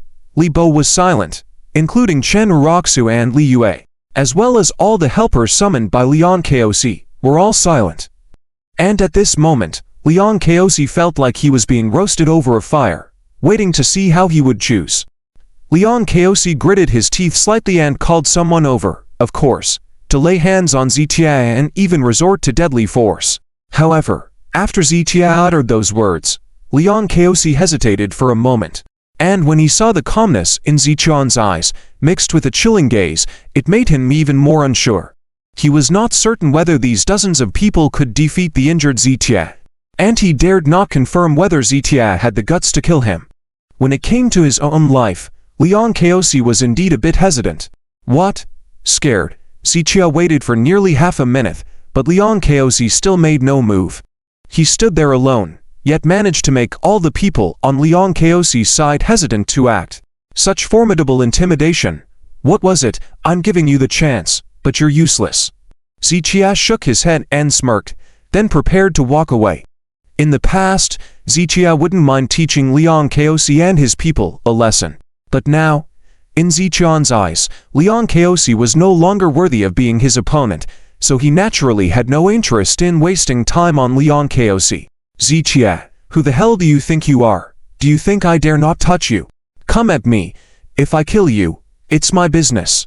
Liang Kaosi couldn't suppress the anger in his heart any longer, glaring with bloodshot eyes as he gave the order loudly. Liang family group held some shares in this mansion, being one of many shareholders, so naturally, the security here would listen to Liang Kaosi. Therefore, everyone responded, raising their weapons to move forward. Meanwhile, Zichia remained motionless, his gaze becoming even colder. Words spoken cannot be taken back. Today, as long as these people touch Zichia even once, Zichia would definitely take down Liang Kaosi. Deep beep. At that moment, a car honked. Before the crowd could react, several black Pajeros quickly drove up and parked beside them, all Pajero S-grades. From the quality of the cars, it was evident that their identities were not ordinary. Moreover, being able to drive here, it proved that they were part of the management of shareholders in this mansion. Upon seeing the front car, Liang Kaosi's eyes lit up, and he hurriedly stepped forward. Dad, you're here? As Liang Kaosi called out Dad, Chen Uroxu on the side couldn't help but feel a sinking feeling. Whether Zichia fought with Liang Kaosi or not, that was merely a struggle between young people. But if Zichia faced Liang Yanhua, he would be in deep trouble. After all, the overall strength of Liang family group, behind Liang Yanhua, was much stronger than Chen family group, and more importantly, they had connections with the Chia Heilin family. Now that Liang Yanhua had arrived, if Liang Kaosi persisted in going after Zichia, today's situation might not end well. However, Chen Uroxu quickly suppressed the worrying that rose in her heart. Since Zichia spoke so decisively a moment ago, there was no need for her to worry about him. Liang Yanhua was also shocked. Could it be that Zichia not only knew Zhou Yuqing but also knew Zhou Jinpeng? Looking at Chen Uroxu and Li Yue, they were utterly dumbfounded at this moment. They had always thought that Zichia had established a relationship with the Zhou family by deceiving Zhou Yuqing. And the Zhou family treated Zichia only out of face for Zhou Yuqing. However, just now, they clearly heard Zhou Jinpeng refer to Zichia as Mr. Z when mentioning him. If Zichia relied on Zhou Yuqing to get close to the Zhou family and live off their wealth, why would Zhou Jinpeng address Zichia with such respect as Mr. Z? Even if Zichia really became the son-in-law of the Zhou family, Zhou Jinpeng shouldn't have addressed him as Mr. So, there was only one reason. That was Zhou Jinpeng knew Zichia not because of Zhou Yuqing's relationship with him. Liang Yanhua. This, even though Liang Yanhua had seen many big scenes, he couldn't help but stutter at this moment. He knew Zichia and knew that Zichia was a useless son-in-law of the Chen family, so he never paid attention to Zichia. But he never expected that even someone like Zhou Jinpeng, a bigwig in the business circle, would respect Zichia so much, which made Liang Yanghua a little at a loss. But Liang Yanghua saw the clues, while the furious Liang Chao couldn't discern anything. Uncle Joe, don't be tricked by him. Not only is he close to Miss Joe, but his relationships with other girls are also not shallow. He's playing both sides. He wants to deceive Miss Joe for money and sex. Liang Chao stepped forward and revealed this matter. Upon hearing this, Zhou Jinpeng frowned slightly. Thinking his words had an effect, Liang Chao was about to sneer, but suddenly found Zhou Jinpeng looking at him with hostility. Deceive for money and sex. Zhou Jinpeng shook his head with a smile and then slapped him across the face. The slap pushed Liang Chao back to steps. Zhou Jinpeng's face darkened. Slandering my daughter's reputation, you really have some nerve. Dad. Liang Chao looked angrily at Liang Yanghua. Shut up, idiot, without saying another word. Liang Yanghua gave Liang Chao a resounding slap.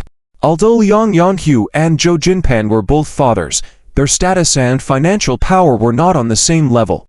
Even if Liang Chao was at fault, Zhou Jinpeng hitting him would be unjust. Dastard. Liang Chao gritted his teeth and cursed under his breath. He had expected his father to support him when he arrived, but he ended up receiving 2 slaps. The humiliation he felt at that moment was like swallowing a fly, doubly so. That those 2 slaps also woke him up. It seemed that Zhou Jinpeng knowing Zichia is not because of Zhou Yuking's relationship. Mr. Z, are you alright? Zhou Jinpeng stepped forward slowly and inquired about Zichia. The use of you in this address shocked Liang Chao and others. Calling Zichia Mr. Z was one thing, but using you at this moment was another level. You represented elders or one superior.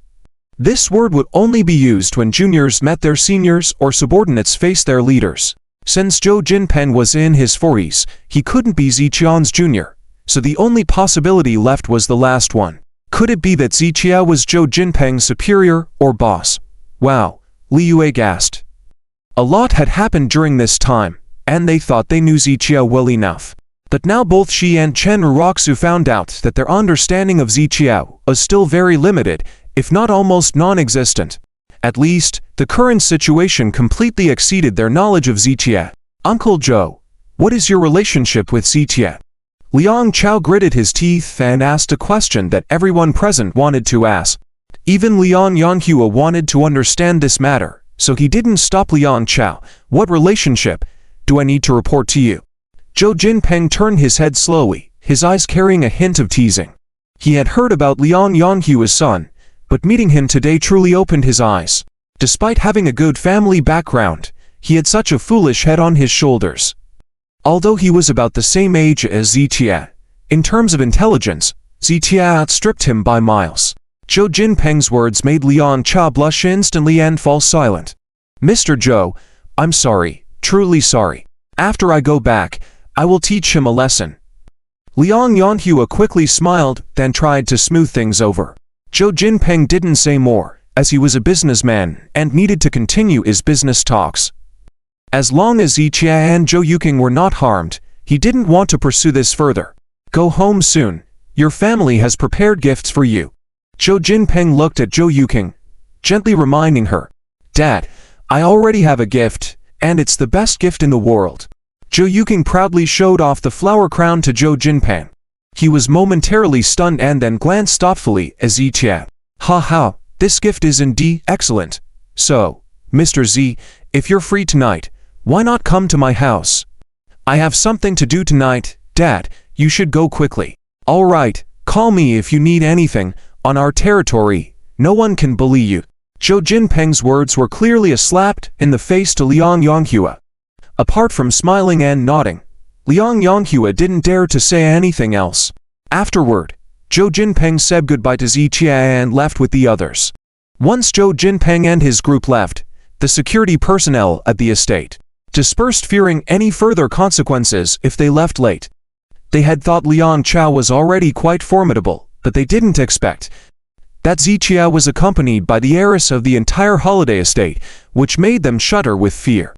If they had really laid hands on Zichia just now, they might not have had a good outcome. Soon, only the 3 of them were left on Liang Chao's side. Except for Chen Ruroxu and Li Yue, Liang Chao was left alone. Zichia, Your ability to live off others is not small. I tell you, even if you can deceive for a while, you can't deceive forever. There will be a time when you will cry. Liang Chao gritted his teeth, his eyes full of undiminished hatred. Although he could see that Zhou Jinpeng was very polite to Zitia, it did not make him fear Zitia from then on. Instead, it made him hate Zitia even more. Could you please stop talking? Before Zitia could speak, the usually quiet Zhou Yuking took over the conversation. How? Why? Liang Chao was taken aback. You're just too stupid. Every time you speak, your lack of intelligence is exposed. With those words from Zhou Yuking, Liang Chao's face immediately turned red. But unfortunately, he dared not be disrespectful to Zhou Yuking in any way. The last time someone used foul language against Zhou Yuking, Li Liang was slapped dozens of times in public. Although the Liang family group was not weak in strength, it was completely incomparable to the Zhou family. Therefore, Liang Chao had no choice but to endure. He had no doubt that should he dare to disrespect Zhou Yuking, with just one phone call, Liang Yanhua would come back and slap Liang Chao relentlessly. Thinking of this, Liang Chao had to forcefully suppress the anger in his heart. However, he did not dare to direct his anger towards Zhou Yuking but instead directed all his anger and hatred towards Zitia. Zitia, this is not over. Watching Zitia and the others leave, Liang Chao gritted his teeth and clenched his fists. Liang Chao. Li Liang walked over with Chen Ruoxu. Liang Chao glanced at Chen Ruoxu, feeling even more furious. Today, being humiliated by Zitia in front of Chen Ruoxu made him feel both aggrieved and ashamed. Chen Ruoxu's feelings at this moment were also quite complex. Previously, in Chen Ruoxu's mind, Zitia was indeed not on par with Liang Chao. Whether in terms of family background or personal ability, Liang Chao was far superior to Zitia. However, during this period, Liang Chao had repeatedly provoked Zitia, but each time ended in Liang Chao's failure. In all these instances, whether in terms of financial resources, personal combat abilities, power and connections, or other aspects, Zitia completely overwhelmed Liang Chao. From the auction, to the Blue Sky Bar incident, to the Westlake Manor and today, at the Mountain Resort, Liang Chao had challenged Zitia every time, but each time was met with defeat. Even setting aside power and financial resources, purely in terms of mindset and intelligence, Liang Chao was far inferior to Zitia. This made Chen Ruoxu unable to help but once again compare the two. Previously, Li Liang said that Zitia was not even worthy to carry Liang Chao's shoes, which Chen Ruoxu fully agreed with. That the recent events had shown Chen Ruoxu that Zitia was not inferior to Liang Chao. While Liang Chao was stagnating with the Liang group, Zitia had surged forward. He was no longer the same as before. Chen Ruoxu's view of Zitia was gradually changing. His rate of growth is truly surprising me. Chen Ruoxu sighed lightly. Liang Chao coldly snorted. Humph, he's just relying on the Luanzhou families. What is he without their help? Exactly. Ultimately he's still relying on others, with no real ability of his own. Li Liang immediately echoed. This time, Chen Ruoxu did not agree as she usually did. She couldn't help but think that Liang Chao's strength also came from the backing of the Liang group. According to Liang Chao and Li Liang, if it weren't for the Liang group supporting Liang Chao, what would he be? As for Zitia, his ability to get support from the Luanzhou families was indeed a skill and ability. After all, the Luanzhou families were not philanthropic, they wouldn't help just anyone they saw. Zhou Jinpeng's attitude towards Zitia is very respectful. It's definitely not as simple as just because of Zhou Yuking. Chen Ruoxu shook her head slightly, refuting Liang Chao and Li Liang. Why even bother thinking about it? The overall strength of the Zhou family is not as good as the Lu family. Zitia is so close to Lu Jinyao. Zhou Jinpeng is polite to Zitia out of respect for the Lu family. Li Liang sneered, unable to think of any other reason why Zhou Jinpeng would treat Zitia with respect. Yes, that's right. Liang Chao immediately nodded. In any case, he's still just a freeloader on women. At Liang Chao's words, Chen Ruoxu hesitated for 2 seconds and did not say anything more. Perhaps she didn't have as many ulterior motives as Liang Chao and Li Liang, but she could see many things as they were. Previously, when the boss of Caesar Palace, Zhang Kai, was respectful and polite to Zitia, Li Liang and Liang Chao had also said it was because of the Lu family's influence. However, during the incident at the Blue Sky Bar, Zhang Kai himself had said that he respected Zichia not because of the Lu family, but because Zichia was worthy of respect. This time, when Li Liang and the others said the same thing once again, Chen Roxu was starting to doubt. However, she did not argue with them, just nodded and remained silent. After all, she still needed Liang Cao's help at the moment. Roxu, you shouldn't have withdrawn the lawsuit, he should have been locked up for life. After all that you've done for him, he still says you're self-delusional, truly heartless. Li Liang brought up the matter again. Let's not talk about this anymore. Chen Roxu shook her head. I've said it before, I owed him before. But after what he did, there are no more debts between us, HMPH. Li Liang grunted and said no more. Liang Chao, feeling a bit uneasy, apologized to Chen Roxu. It's all right, Chen Roxu waved her hand. Although she felt very disappointed, she also knew she couldn't blame Liang Chao, but don't worry, I will contact Lin Sha after I return. If everything goes as expected, we can meet in a couple of days. Even if that doesn't work out, I will find a way to have my father personally introduce the Chen group to the Lin family. Liang Cao's words reassured Chen Roxu. Once the Chen group established a relationship with the Tianhai Lin family, the achievements awaiting the Chen family in the future would be immeasurable. If they could achieve some recognition at the medical arts conference, the opportunities for the Chen family would soar even higher. Thinking of this, Chen Roxu's anticipation grew. Roxu, don't overthink it. Zichia may have some abilities now, but he still can't compare to Liang Shao. Don't forget, at the very beginning, our ability to participate in the medical arts conference with the Lu family was all thanks to Liang Shao. Li Liang first signaled to Liang Chao, then took the opportunity to speak to Chen Roxu. I know, I am truly grateful for Liang Shao's help to me and the Chen group. I will always remember it. Chen Roxu nodded hurriedly. At the commercial banquet of the Lu family, if it were not for Liang Cao's help, the Chen family would never have obtained the opportunity for cooperation. Now, Liang Chao was helping to introduce the Chen group to the Tianhai Lin family. Each of these little acts of assistance made Chen Roxu deeply moved. It was precisely because of Liang Cao's help that Chen Roxu had become so close to him. Let's go back first. After the medical arts conference, I will settle the score with Zichia. Liang Cao's low voice ended the conversation, and he left with Chen Roxu and Li Liang. On the other side, Zhou Yuqing, together with Uncle Li, accompanied Zichia back to the lakeside villa. Even the spirited horse had been arranged by Uncle Li to be sent back in a large car. It was all thanks to Zichia living in a villa with its own yard. For anyone else, they might not have the conditions to raise a horse. Zichia closed the gate without tethering the horse and let it roam freely in the yard. Zhou Yuqing did not rush to leave, but took a handful of grass and followed behind the horse to feed it. Watching Zhou Yuqing and the horse moving back and forth in the yard, Zichia frowned in thought. The horse made him feel very familiar, but he couldn't recall where he had seen it before, which made Zichia feel very uncomfortable. At that moment, his phone rang. It was Zhao Yongzhen from the supervisory office. Zhao Yongzhen, Zichia raised his eyebrows slightly. Could it be that Zhao Yongzhen over there has already figured out the case? Although Zichia currently has no interest in the outcome of the case, if it could really be resolved, he would still like to confirm whether this incident was solely the doing of Liang Chao or if it had the shadow of the Tianhai Lin family. Thinking about this, Zichia slid to answer the call. Hello, Mr. Z?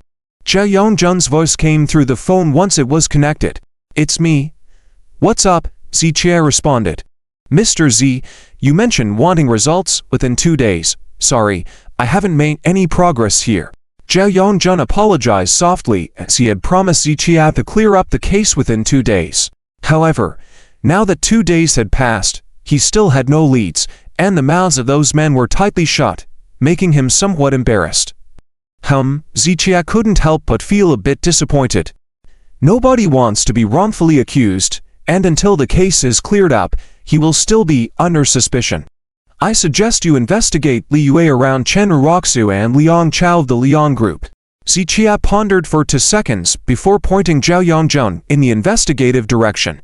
Li Yue and Liang Chao, Zhao Yongjun was a bit puzzled by the suggestion. He naturally knew these two individuals and would have come into contact with them during the course of the investigation. He had never considered investigating these two before Ziqia had reminded him. It should be related to them. Ziqia nodded. All right, Mr. Z, I will focus on investigating in that direction. Please give me a bit more time. Zhao Yongjun quickly nodded. Okay, Ziqia gently hung up the phone. Setting his phone aside, he stared ahead lost in thought. In fact, Ziqia had suspected Liang Chao from the start, but he had not informed Zhao Yongjun about it because he had originally intended to handle the matter in his own way. However, as the situation changed, with the medical arts conference about to convene soon, Ziqia did not want Liang Chao, a minor character, to disrupt his plans. So, he simply directed Zhao Yongjun to investigate Liang Chao, letting the inspectorate deal with him. Ziqia. What's wrong? Zhou Yuqing, noticing Ziqian's demeanor, approached him and inquired. It's nothing, just a personal matter. Ziqia waved his hand slightly. Is there anything I can help with? Zhou Yuqing asked softly again. Her nature was such that if Ziqia wanted to talk to her about something, she would quietly listen. And if Ziqia didn't want to talk, she would never pry, only asking if he needed her help. No need. I can handle it. Ziqia waved his hand again. All right. Zhou Yuqing nodded gently. At that moment, Uncle Li called again to urge her. Ziqia, I'm leaving. Are you really not going to attend my birthday party? Before leaving, Zhou Yuqing extended another invitation to Ziqia. Although Zhou Yuqing looked forward to it, Ziqia shook his head. He didn't like crowded events, so he naturally chose not to go. Well, then I'm leaving. Zhou Yuqing waved her hand and bid farewell to the horse, then turned and left. Ziqia watched Zhou Yuqing leave the villa, thinking back to Zhao Yongjun's phone call just now. He was now 90% sure that the abduction of Chen Ruoxu was definitely linked to Liang Chao. As the head of the inspectorate, Zhao Yongjun was overseeing this case personally, yet several days had passed with no leads. This only indicated that Liang Chao had been extremely cautious and meticulous in his actions. Based on Ziqian's understanding of Liang Chao, he didn't think he had the brains for this. Could there really be the influence of the Chia Heilin family behind this? Ziqia squinted slightly. He was always one to seek revenge. If this matter was indeed related to the Chia Heilin family, he would also count the Lin family as enemies. It's best if Zhao Yongjun can find out the truth. If he can't figure it out, after the medical arts conference, whether it's the Liang group or the Chia Heilin family, I will personally come find them for an explanation. Ziqia narrowed his eyes slightly. Not seeking vengeance was not his style. On the other side, in the office of Zhao Yongjun, head of the inspectorate, the thick smell of smoke filled the air, enveloping the entire office in a haze. The ashtray on the desk was full of cigarette butts, and there were many cigarette ashes even on the desktop. As for Zhao Yongjun, his facial hair was stubbly, his dark circles pronounced, giving him a very haggard appearance. No one knew how much pressure he had been under these past few days. Ziqian's side seemed to have things under control, but this case had also put significant pressure on the higher-ups, not only from above, but also from the people below him, questioning his actions this time. Many felt that Zhao Yongjun was afraid of Ziqian's powerful background, and that's why he had to let Ziqia, a suspect, go.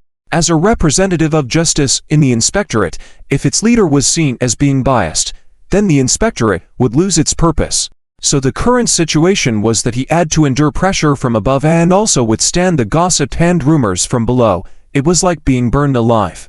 This had led him to not eat well or sleep well these past 2 days, causing him to look extremely haggard. Have those bastards said anything yet? Zhao Yongjun asked. Looking up, not yet. His assistant shook his head and then reminded him. Xiao, didn't Ziqia say for us to investigate Li Yue and Liang Chao? Conducting investigations in the inspectorate cannot be based solely on speculation. Also, Ziqia hasn't completely cleared himself yet, so his words cannot be used as a basis for investigation. Zhao Yongjun shook his head slightly. All the evidence they gathered so far pointed to Ziqia.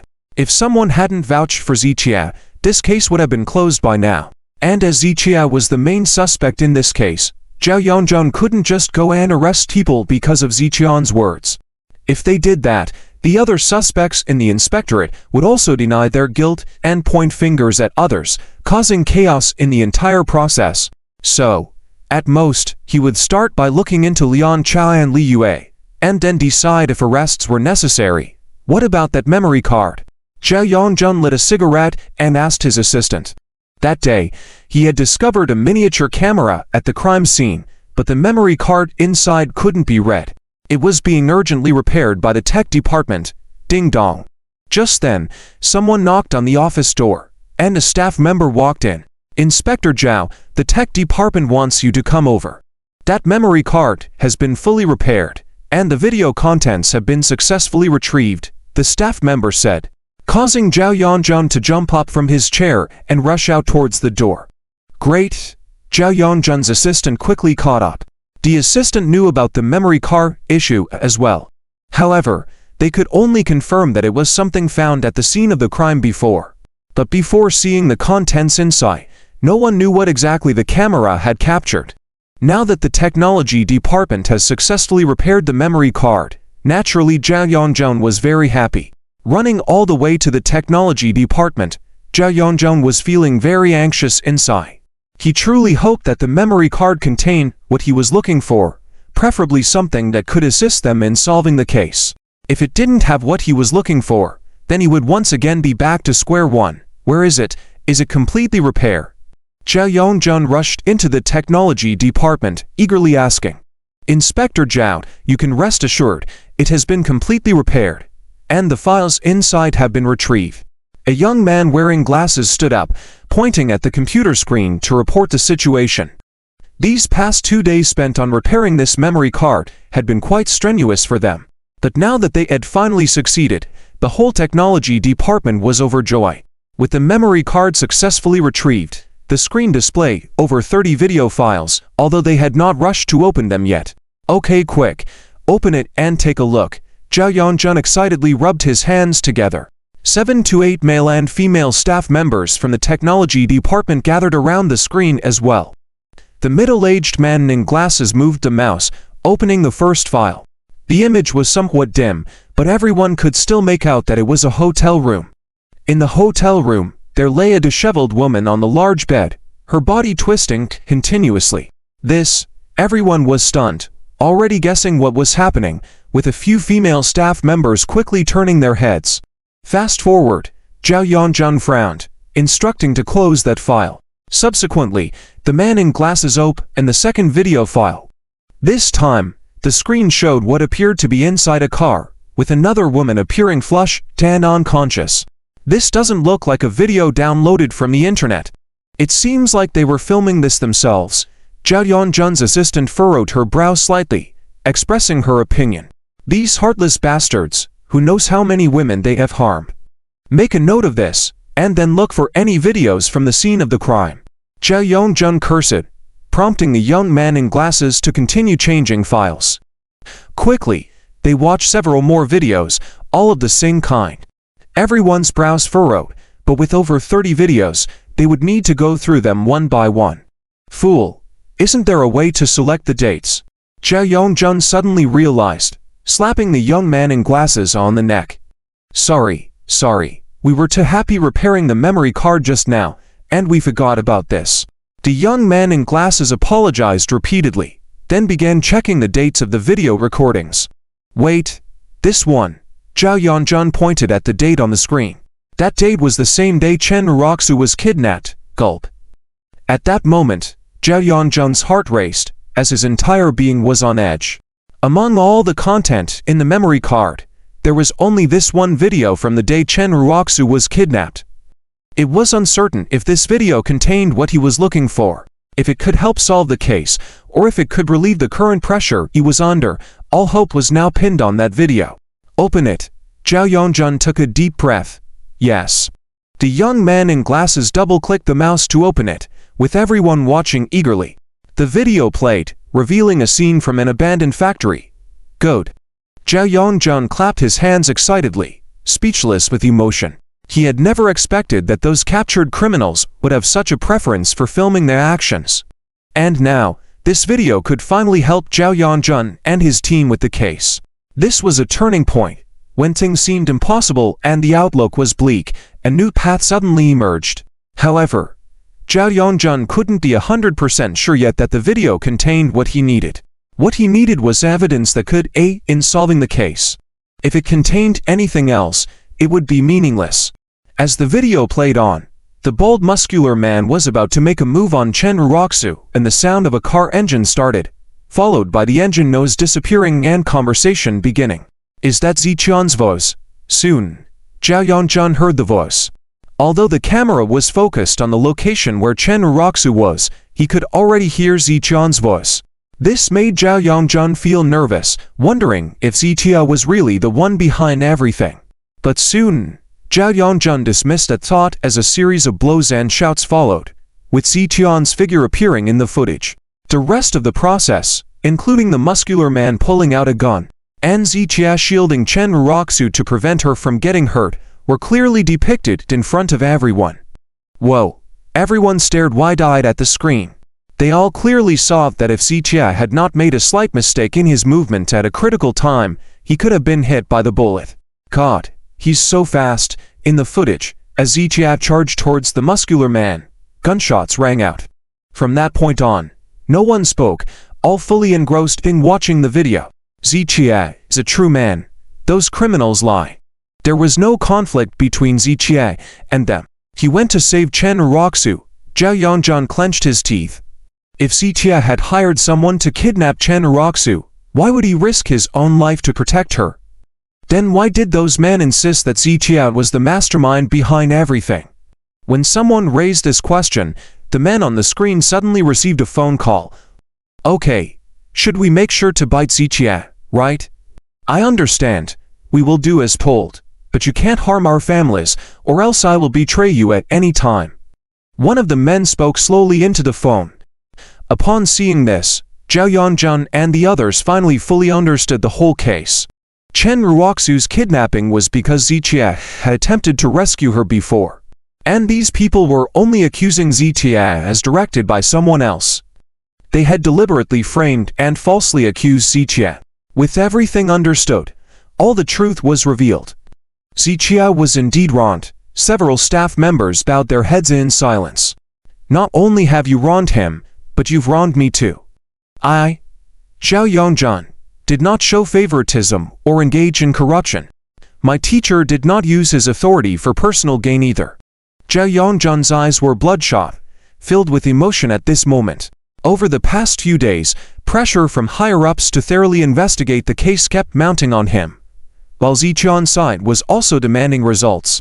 Many in the inspectorate believed that Zhao Yongjun released Ziqia because of Ziqian's strong background, leading him to disregard the law and engage in corruption. No one knew the immense pressure Zhao Yongjun was under in these days. If this case couldn't be solved, it would tarnish his and his respected teachers' reputations. When the case was finally resolved, he truly felt a sense of relief, at the same time triumphant. "Inspector, we were wrong to suspect you. I'm sorry." Everyone apologetically faced Zhao Yongjun. "Come, gather everyone for a meeting. I want to clear Ziqian's and my name. Also, thoroughly investigate those criminals. I will make sure to expose everyone behind them. Furthermore, to prevent spooking the snake, no one dares to leak a word until the case is fully resolved, or I won't let them off." Zhao Yongjun shouted, and everyone busied themselves. While the inspectorate was busy investigating the case, Liang Chao was also not idle.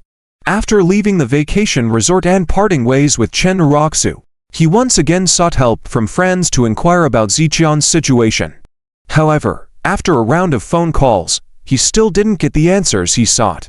He hadn't expected the inspectorate to take this case so seriously and keep it strictly confidential.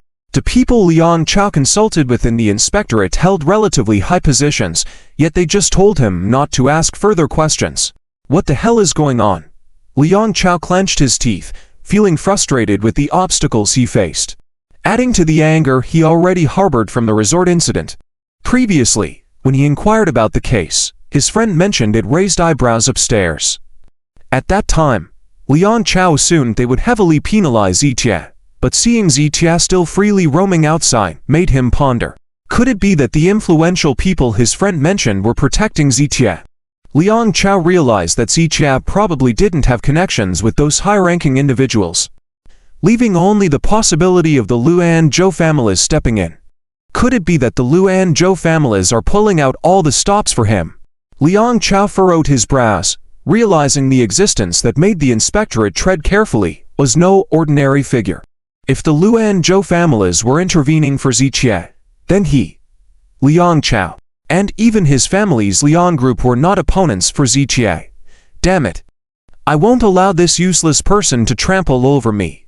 The more Liang Chao thought, the angrier he became. Once, he could have easily crushed Zichia with one hand, but now, he found himself unable to compete. So, he needed to seek outside help. If I can't handle you, what about the Lin family? As long as Lin Hailin's family takes action, not even you, let alone the Luan Zhou families, would dare to act recklessly. Liang Chao's face turned dark as he picked up his phone and dialed a friend for Lin Yang's contact information. After confirming the number, he called Lin Yang. Lin Xiao, it's Liang Chao, we've met before. My father is Liang Yonghuo, and we have some cooperation with the Lin family. After the call connected, Liang Chao introduced himself with a smile. Lin Yang was well aware of the Liang group. They were just one of the many white gloves of the Lin family. In situations where the Lin family couldn't act directly, tasks were assigned to the Liang group. In case of complications, the Lin family could easily remove this glove to dissociate themselves. In a nutshell, the Liang group had to comply obediently before the formidable Lin Hailin family. Not that the Liang group lacked capability, but the Lin Hailin family was exceptionally influential. What's the matter? Lin Yang asked casually. Lin Xiao, I just wanted to inform you that the guy who stole your limelight today, called Zichia, is an ignorant fool. When Lin Yang heard Zichian's name, he furrowed his brow slightly. The name rang a bell as if Lin family members had mentioned it before. And then, Lin Yang inquired. Liang Chao continued, that Zichia, he did manage to tame the horse after you left. But he boasted of having the best riding skills and said your skills were inferior. Even if you were in front of him, he wouldn't bat an eye. Liang Chao's eyes gleamed with malice as he sought to sow discord with Lin Yang. After sharing these words, he expected Lin Yang to be furious and take severe action against Zichia, but, as he waited for a response after almost 10 seconds, Lin Yang remained silent. Why are you telling me this? Lin Yang's question caught Liang Chao off guard. Lin Xiao, Liang Chao attempted to explain but was abruptly interrupted by Lin Yang. If I'm not mistaken, you have a beef with this Zichia, right? So, you deliberately came to provoke and use me as a weapon. Lin Yang's statement left Liang Chao stunned, and he hurriedly shook his head to defend himself. No need to explain, I'm not a fool. Let me advise you, those who take others for fools are often the true fools. Lin Yang's words rendered Liang Chao speechless. Also, if I wanted to deal with someone, I wouldn't need any reason. The key is whether I want to. Understand. I understand. Liang Chao nodded repeatedly. Let me tell you this, if you want to act like a dog, just be a good dog. Don't try to figure out the master's mind or attempt to teach the master how to do things. In the face of Lin Yang's words, the simple character's attitude is a great humiliation. But faced with such humiliation, Liang Chao dared not get angry at all, just nodding and smiling repeatedly. After Lin Yang hung up the phone, the smile on Liang Chao's face disappeared, and then he gritted his teeth again. Any humiliation he suffered from others would be held against Zichia, because from start to finish, it was because of Zichia that he endured so much humiliation, and he dared not hold grudges against others, so naturally, he would place this blame on Zichia. Zichia, I don't believe I can't take you down. Liang Chao cursed before getting up and leaving the room. On the other side, Lin Yang set her phone aside, a hint of a cold smile in her eyes. Zichia, why do I feel like I've heard this name before? Lin Yang lightly swirled her wine glass, whispering softly, Master, when we dealt with Jin Cheng last time, there was a person named Zichia on Jin Cheng's side. A middle-aged man beside her replied respectfully. Lin Yang frowned slightly. So, is this Zichia part of the Lu family? It should be. The middle-aged man nodded lightly. The Lin family had many descendants, each responsible for different matters. Some handled the matter of dealing with Jin Chen, and the others in the Lin family just heard about it. It's quite interesting. It seems like the Liu family is aware of the crisis, so they are recruiting talents from the West. Check out this Ziqia in detail. The more detailed, the better. Lin Yan took a sip of wine, and the middle-aged man nodded quickly. On the other side, villa by the lake, Ziqia was walking his horse in the yard. Originally, he lived alone here, which indeed felt a bit lonely. Now with this horse, although it was just an animal, it brought him quite a bit of joy. If you could talk, it would be great, then you could tell me if we knew each other before. Ziqia lightly touched the horse's back, and the horse enjoyed lightly moving its body. Looking at its gentle appearance, it was hard to imagine that it had been so aggressive before, hurting dozens of experienced horse trainers.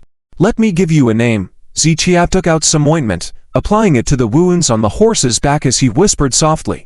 All black and runs like the wind. I'll call you Blackwind. Ziqia pondered for a few seconds, and after he said this name, he couldn't help but shake his head and smile. He had previously said that Lu Jinyao's name for that face mask was not pleasant, and indeed, he was not good at naming. The horse snorted, seemingly dissatisfied with the name. Ha ha, let's call you Blackwind, Ziqia laughed, finding it more relaxed to interact with animals, with none of the deceit found in human interactions. After applying ointment to Blackwind, Ziqia returned to the villa. About half an hour later, Zhao Yongzhen called him again. Mr. Z, we've found out. The case, finally solved. The phone connected, and Zhao Yongzhen's excited voice sounded. Solved. Ziqia was also surprised, not expecting Zhao Yongzhen to be so fast. Yes, it's solved, Mr. Z, you were indeed wrong before. You were framed by someone.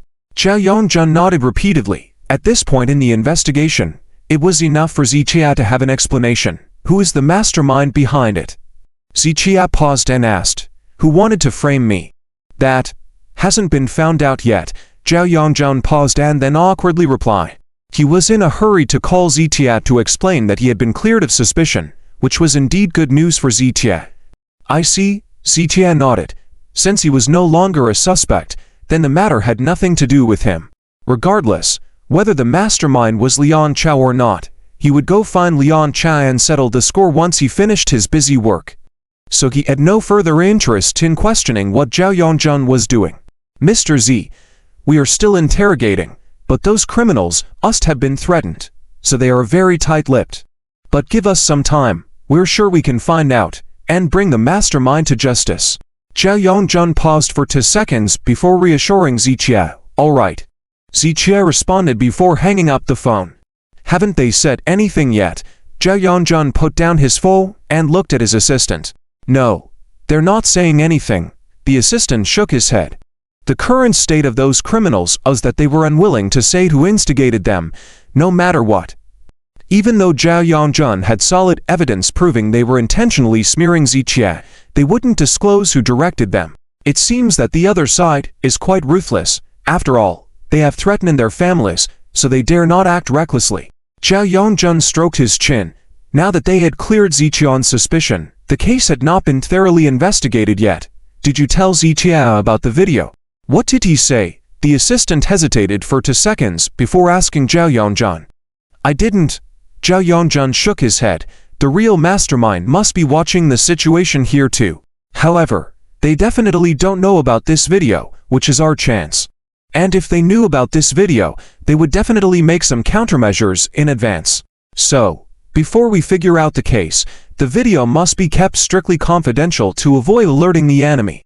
After Zhao Yongzhen finished speaking, the assistant also nodded. Handling the case at the supervisory office required extreme caution at every step. How about this? Following Ziqian's previous statement, let's investigate Lian Chao and Li Yue. After thinking for a moment, the assistant proposed his suggestion. Zhao Yongzhen also fell into contemplation upon hearing this. The video clip could only prove that Ziqia was framed. That there was no evidence yet to prove that Lian Chao orchestrated the smear, so they had no reason to arrest anyone forcefully. If it's these two, then before we have concrete evidence, we definitely can't alert the enemy prematurely. Let's continue the interrogation, keep them up all night tonight. If we can't find out anything, Then tomorrow we'll bring Lian Cha and Li Yue in. After pondering for a few seconds, Zhao Yongjun made a decision.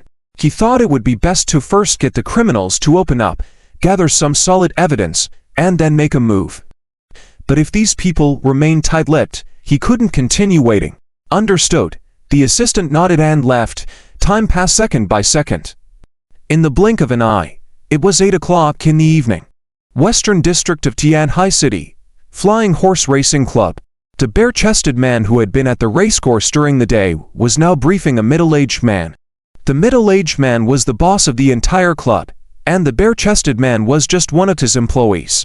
Normally, the middle-aged man rarely made appearances, but today upon hearing that the spirited horse had been tamed, he immediately took the next flight back to Tianhai City. Do you know where this horse comes from? The middle-aged man asked the bare-chested man after hearing the report. I don't know about this.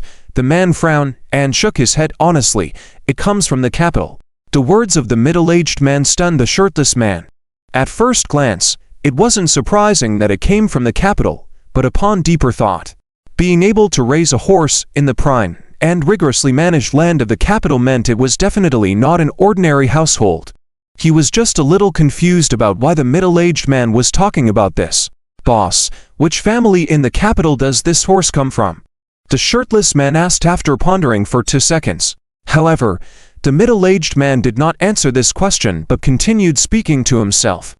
In recent years, this horse has traveled through several cities, and hundreds of professional horse trainers have tried to tame it but failed. The middle-aged man squinted slightly. In fact, this horse was not only famous in Tianhai City, but also well known in many other places in the racing community. Many experienced horse trainers asserted that even if this horse traveled through all the major cities of the Dragon Kingdom, no one could tame it. Unexpectedly, Tianhai City became the final stop for this horse. Boss, I know you are very distressed, but the man thought the boss was distraught about the horse being taken away by someone and wanted to comfort him. No, I'm not distressed. We didn't spend any money on this horse. Why would I be distressed? The words of the middle-aged man made the man slightly stunned. Not spend any money, such an excellent horse, and it wasn't purchased. This horse was left in our care as a foster. Including when it was in other cities, it was also fostered in the same way. The middle-aged man's words puzzled the shirtless man even more. If it was fostered, and now we are giving the horse away for free, won't the foster owner come after us? The man furrowed his brow. No, on the day of fostering, we already signed an agreement. If someone could tame it, we would give the horse away for free, and we wouldn't have any responsibility. Hearing this, the man became even more confused.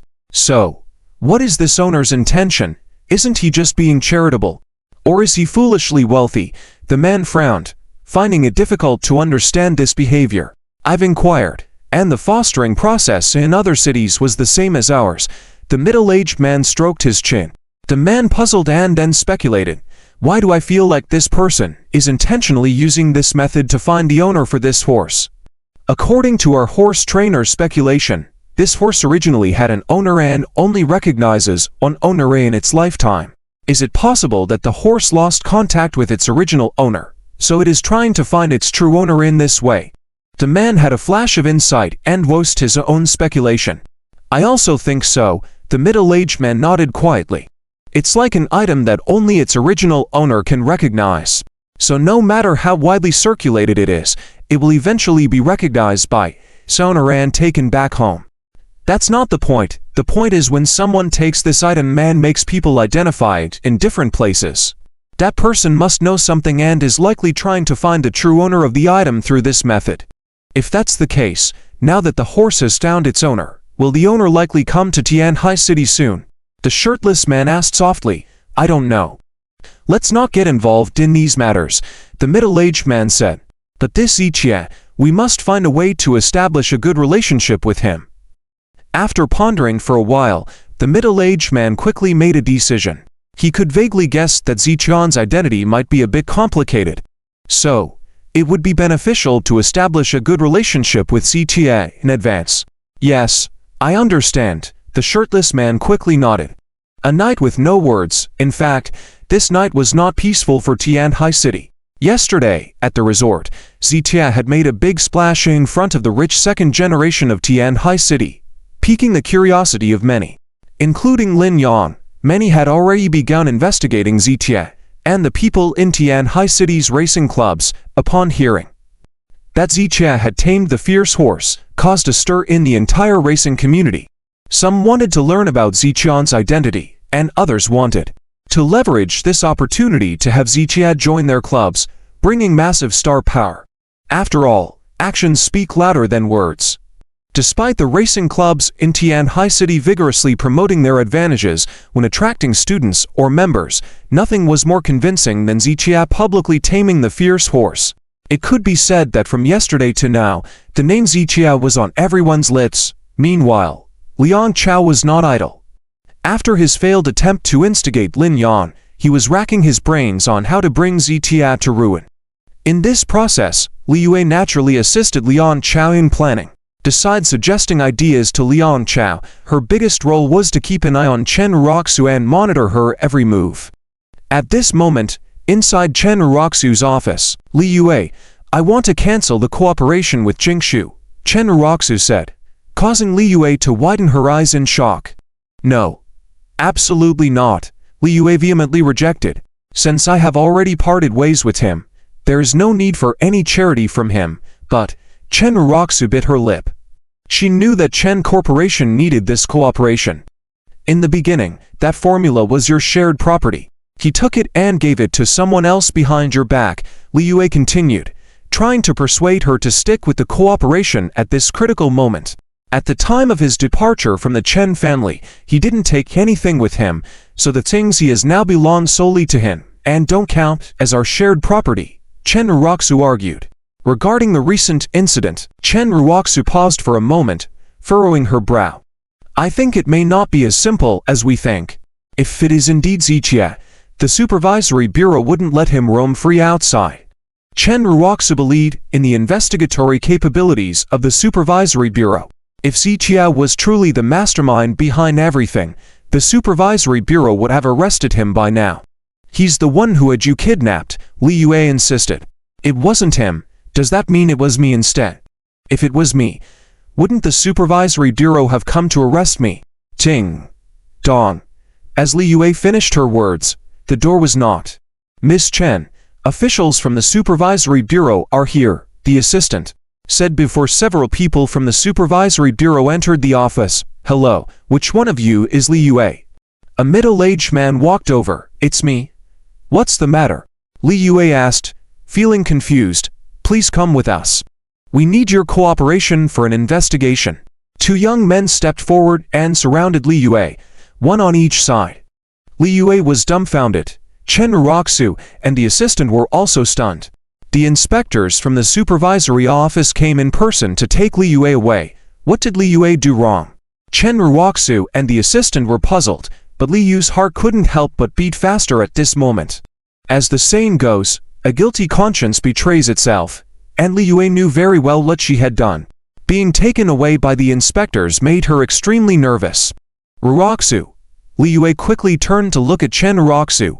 "Comrades from the supervisory department, Li Yue is my assistant. What is going on?" Chen Roxu hurried forward and inquired of the middle-aged man. The middle-aged man repeated, "There is a case that she needs to cooperate with." "Which case?" Chen Roxu asked again. "I can't disclose it at the moment." The middle-aged man gestured to take Li Yue away. "Roxu, call Liang Shao. Quickly call Liang Shao to save me."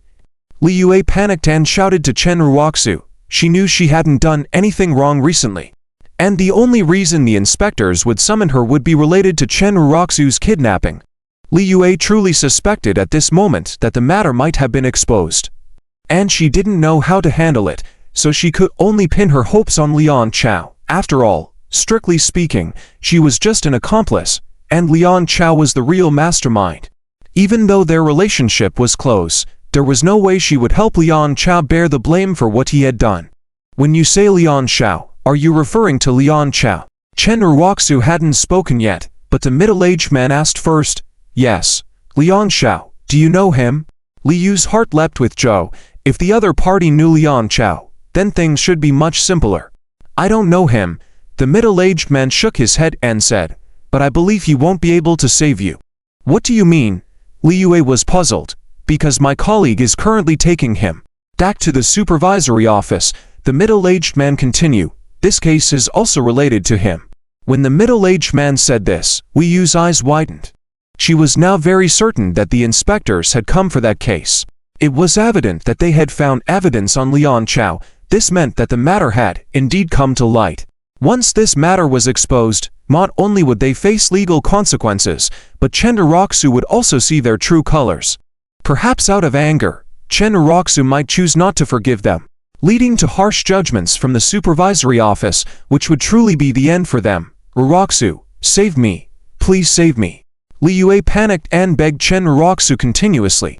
But Chen Roxu was also bewildered at the moment, not understanding the situation at all. Why would both Lian Chao and Li Yue be taken away? Comrades from the supervisory department, what mistakes did they make? Is it related to the kidnapping incident the day before yesterday?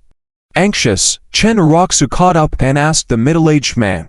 The middle-aged man hesitated for a moment and then shook his head, saying, "I can't disclose it at the moment." This hesitation made Chen Roxu and Li Yue realize something. Ziqiat. It was clearly Ziqiat who kidnapped Roxu. What does it have to do with us? I get it. He must be trying to frame us, definitely trying to shift the blame onto us. Roxu, you must not believe his words. Thinking quickly, Li Yue said these words in advance, leaving herself room for maneuver. Chen Roxu suddenly raised her head. It should have been Ziqiat who was arrested, but now Li Yue and Lian Chao were taken away, which was definitely abnormal. Could it be that Ziqiat was really playing tricks behind the scenes? Just as Chen Roxu was about to say something, Li Yue was already being taken away by several staff members. Many people in the company looked at each other, not knowing what was going on. Chen Roxu couldn't explain either, so she sent away the people who came to inquire, closed the office door, and began pacing back and forth. In the past, when something like this happened, Chen Roxu's first reaction would have been to ask Lian Chao for help, as she had always seen him as the backbone. But this time, even Lian Chao, the supposed backbone, was taken away, leaving her clueless about whom to turn to. Why were they taken away? Could it be that Ziqiat is purposely framing them? Chen Roxu frowned and pondered. It wasn't surprising that Ziqiat was not arrested. As the victim, she had voluntarily withdrawn the complaint and reached a settlement. With the help of the Luan Zhou families, it should have been easy to save Ziqiat. So why were Li Yue and Lian Chao taken away now? Chen Roxu recalled the confrontation between Lian Chao and Ziqiat at the resort yesterday. Perhaps Li Yue was right. Ziqiat was likely deliberately retaliating against Lian Chao in this manner. Realizing this, Chen Roxu picked up her newly bought cell phone. Without needing to go through the contacts, she dialed Ziqian's number. "Hello, the number you dialed is currently busy." It was clear that Ziqiat intentionally hung up on Chen Roxu's call. Although Chen Roxu had a new phone, she kept the same number and Ziqiat knew it. Now he deliberately refused to answer her calls, indicating that he had no intention of talking to her. Gritting her teeth, Chen Roxu called again, but this time the call was cut off by Ziqiat after just one ring. "Avoiding my calls, is he feeling guilty?" Chen Roxu gritted her teeth and then picked up her phone and walked out. On the other side, at the lakeside villa, the fragrance of medicine filled the air as Ziqiat was brewing several medicinal herbs. The phone was placed aside, and he had indeed purposely hung up on Chen Roxu's call. He felt that there was no need for any connection with Chen Roxu at this moment, so as not to affect his mood. 20 minutes later, Ziqiat finished making the medicinal paste, let it cool slightly, and then applied it to the wound. This prescription was specifically for external injuries and had a miraculous effect on wound healing. Ziqiat had only used it twice, and the wound had already improved significantly. Although he couldn't exert too much force yet, he was able to move freely. Ziqiat took the remaining paste to the courtyard, prepared to apply some to Heifang's wound as well. Just then, with the sound of a car horn, a car stopped outside the villa gates. "Ziqiat, I need to talk to you." The car door opened, and Chen Roxu stepped out of the car. Ziqiat raised an eyebrow, glanced at Chen Roxu, and then withdrew his gaze. Clearly, he had no interest in what Chen Uroxu had to say. "Why didn't you answer my calls?" Chen Uroxu shouted from outside the gate. "Why should I answer your calls?" Zichia replied calmly. "Who do you think you are?" "You." Chen Uroxu was left speechless. Although she felt a bit upset, Zichia had no relation to her now, so it was natural for him not to answer her calls. "Open the door." Chen Uroxu paused. "I don't welcome strangers here." Zichian's attitude was colder than before. "So, now that you have Zhou Yuking as your new love interest, you're more indifferent towards me." Chen Uroxu pondered for a moment before saying this in a low voice. She thought that Zichia would explain to her that his relationship with Zhou Yuking had nothing to do with her. However, Zichia showed no intention of explaining and simply retorted, "Who I like and who I'm with. How is it any of your concern? But I'm curious, you keep saying we have nothing to do with each other, so why are you meddling in my affairs? And who allowed you to come here?" Zichia glanced at Chen Uroxu, unable to comprehend her illogical mindset. She said something, did something, and now she turned around and accused him of being cold, which he found quite amusing. "I didn't want to come, but since you were in the wrong, I had to come and clarify things." Chen Uroxu took a deep breath. If it weren't for the situation with Li Yue and Liang Chao being apprehended, she wouldn't have come to find Zichia. "But I'm not interested in explaining anything to you," Zichia said before turning and heading towards the villa. "Zichia, stop right there. Why are you falsely accusing Li Yue and Liang Chao? Why are you turning the tables?" Chen Uroxu gripped the railing of the villa's gate and shouted at Zichian's back. Hearing this, Zichia furrowed his brows and stopped in his tracks. "What did you say?" "I said, I have already withdrawn my accusation and forgiven, so why do you have to turn against Li Yue and Liang Chao?" Chen Uroxu angrily questioned Zichia. Upon hearing this, Zichia stood still for nearly 5 seconds before chuckling in exasperation. The Supervisory Bureau only arrests people for a reason. They were taken away. Instead of pondering whether they committed a crime, why do you suspect me of framing them? Zichia was now feeling both angry and amused. They didn't commit any crime. They were taken away because of the incident when I was kidnapped. You should know the truth about that day, Chen Uroxu pointed out. Zichia shook his head. "All right, if that's what you want. Then today, I will explain it to you in detail." Zichia pressed a button, and as the villa gate slowly opened, he turned and walked inside. Chen Uroxu hesitated for a moment before following Zichia into the villa. She couldn't help but feel nervous as she stepped into the luxurious mansion. This villa, worth over 2 billion, was a property that many wealthy and powerful individuals in Tianhai City wished to own but didn't have the qualifications to enter. Stepping inside for the first time, Chen Uroxu was truly amazed by the opulent and sophisticated interior of the villa. She was so captivated by the exquisite decor that she momentarily forgot the reason for her visit. As she gazed around the villa, she subconsciously thought about sitting down. "Did I tell you to sit?" Zichian's words made Chen Uroxu freeze in place. "Stand while we talk," Zichia calmly instructed from the sofa. "Zichia, do you find this amusing?" Chen Uroxu furrowed her brows. "You can choose to lead." Zichia pointed towards the door without any further explanation. "You." Chen Uroxu pointed at Zichia and ultimately chose to stay where she was. "I don't want to pursue the matter of you kidnapping me," she said. "But I don't understand. I've already chosen to drop the charges, so why are you turning against Liang Chao and Li Yue? Are you trying to destroy everyone around me, leaving me helpless and alone? Is that what makes you happy?" After calming her emotions, Chen Uroxu questioned Zichia. Zichia didn't rush to respond but instead picked up a teacup and took a sip. He found Liang Chao and Li Yue unworthy of his attention, let alone worth the trouble of dealing with them. "I didn't expect you to be like this." Chen Uroxu looked at Zichia with a hint of disgust in her eyes. After a brief silence, Zichia sighed softly. Although he disliked explaining himself, he didn't want to be misunderstood. "What kind of person I am is not important," Zichia said. "But listen carefully to what I'm about to say." He then calmly laid out the facts, stating that he had saved Chen Uroxu during her abduction and took her to the hospital, and she was injured. Zichia emphasized that what he said was the truth and walked Chen Uroxu through the events that transpired.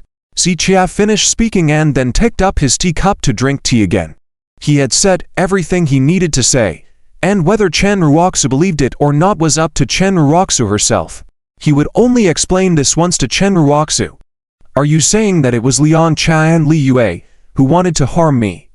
Chen Ruoxu furrowed her brows, looking at Ziqian's serious and sincere tone and expression. It truly didn't seem like he was lying. But she couldn't understand why Liang Chao and Li Yue would do such a thing. Chen Ruoxu was well aware that Liang Chao liked her, as he had confessed to her multiple times.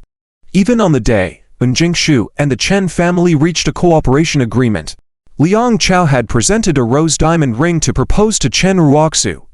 She absolutely didn't believe that someone who wanted to propose to her would do such a thing. Besides, that day was the day Ziqia had invited her to South River Park. Do you have any evidence? Chen Ruoxu asked with a furrowed brow. No, it's just a guess. Ziqia shook his head slightly. Hearing this, Chen Ruoxu also shook her head slightly. This time, she wanted to believe Ziqia, but his baseless guesses made it hard for her to do so. You can choose not to believe me, Ziqia said, as if he had seen through Chen Ruoxu's thoughts, but what I want to tell you is, if I really wanted to ruin you, it wouldn't be difficult at all, and I wouldn't need to resort to such despicable means. Are you threatening me? Chen Ruoxu, am not easily intimidated. Chen Ruoxu didn't want to be undermined in front of Ziqia, so she deliberately sounded disdainful. Stop playing mind games with me. I know all the tricks you know. I just don't want to use them on you. Ziqian's tone was indifferent. I'll say it again. I can destroy you, including the Chen group, with a single hand. You. Chen Ruoxu pointed her finger at Ziqia, then gritted her teeth and asked, what do you mean by all this? It's simple. After our separation, I simply decided not to help you anymore, but I won't deliberately target you either. But if you still persist and even affect my life, I won't hesitate to take action against the Chen group, Ziqia said coldly, making Chen Ruoxu hesitant to doubt his words.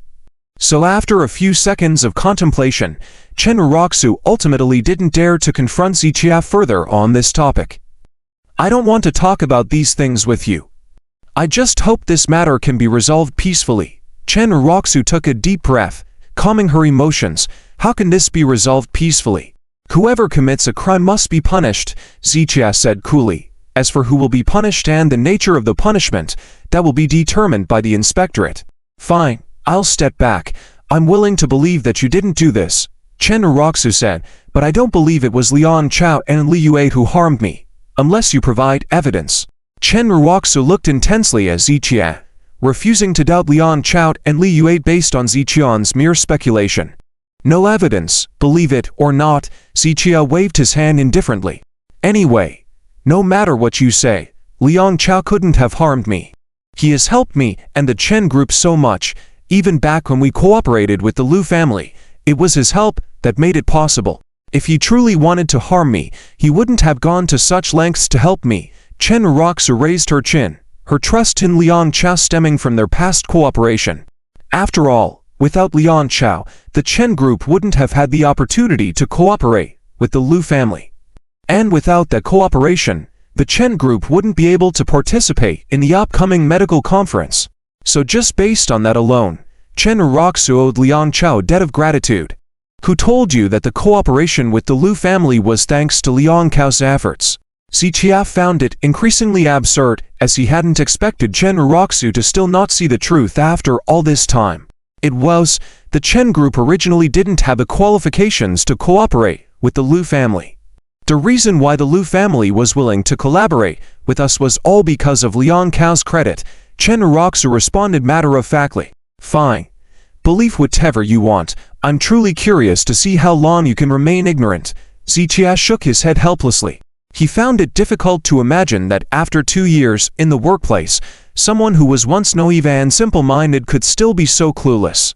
How am I ignorant? Am I wrong? Chen Ruoxu furrowed her brows. Are you trying to tell me that you were the one who secured the cooperation with the Lu family?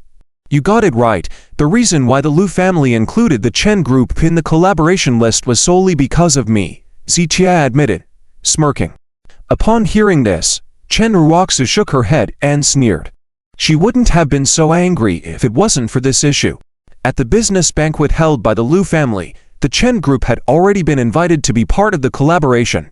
However, due to Ziqian's interference, the Chen Group's qualification for the cooperation was temporarily revoked. It was only thanks to Liang Cao's assistance that the Chen Group was able to regain the opportunity to collaborate. So even though she wouldn't mention other things, based on this incident alone, Chen Uroxu would never forget Liang Cao's favor. Distorting the truth, that's quite the turn of events, Ziqia chuckled coldly. That evening, Lu Jinyao had, indeed, planned to cancel the Chen Group's cooperation. As long as Ziqia had removed the Chen Group's name, the collaboration would have been completely off. However, Ziqia had a moment of weakness and didn't strike the Chen Group's name, thus saving the collaboration. But now, hearing Chen Uroxu speak like this not only made him falsely accused but also gave all the credit to Liang Cao. However, since Chen Uroxu didn't believe him, Ziqia saw no need to explain further. After all, presenting the facts would be more effective than explaining 1,000 words. Distorting the truth, then you should provide proof. Chen Uroxu remained firm. Are you sure you want proof? Ziqian's gaze turned progressively colder. I'm sure. Chen Uroxu nodded without hesitation. Okay. If you say I incited it, then I'll incite it again. Ziqia reached for his phone as he spoke. Let's see how Liang Cao will help you this time. Ziqia dialed a number as he spoke. It's me. Cancel all cooperation between the Lu family and the Chen Group.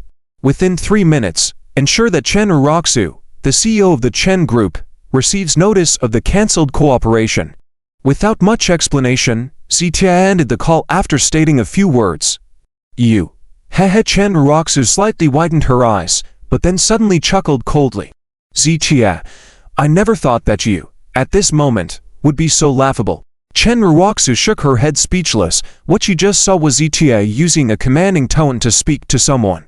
Although she didn't know who Ziqia was talking to on the phone, the person who could decide the cooperation of Loan Industries must have a high status in the Loan family. What right does Ziqia have to speak in a commanding tone to someone of such high status? So she felt that everything Ziqia did in front of her was just putting on airs. Ziqia picked up the teacup and twirled it in his hand, saying lightly, you will soon find out who is the one being laughable. All right, let me see who's being laughable. Chen Uroxu hadn't finished her sentence when her phone suddenly rang.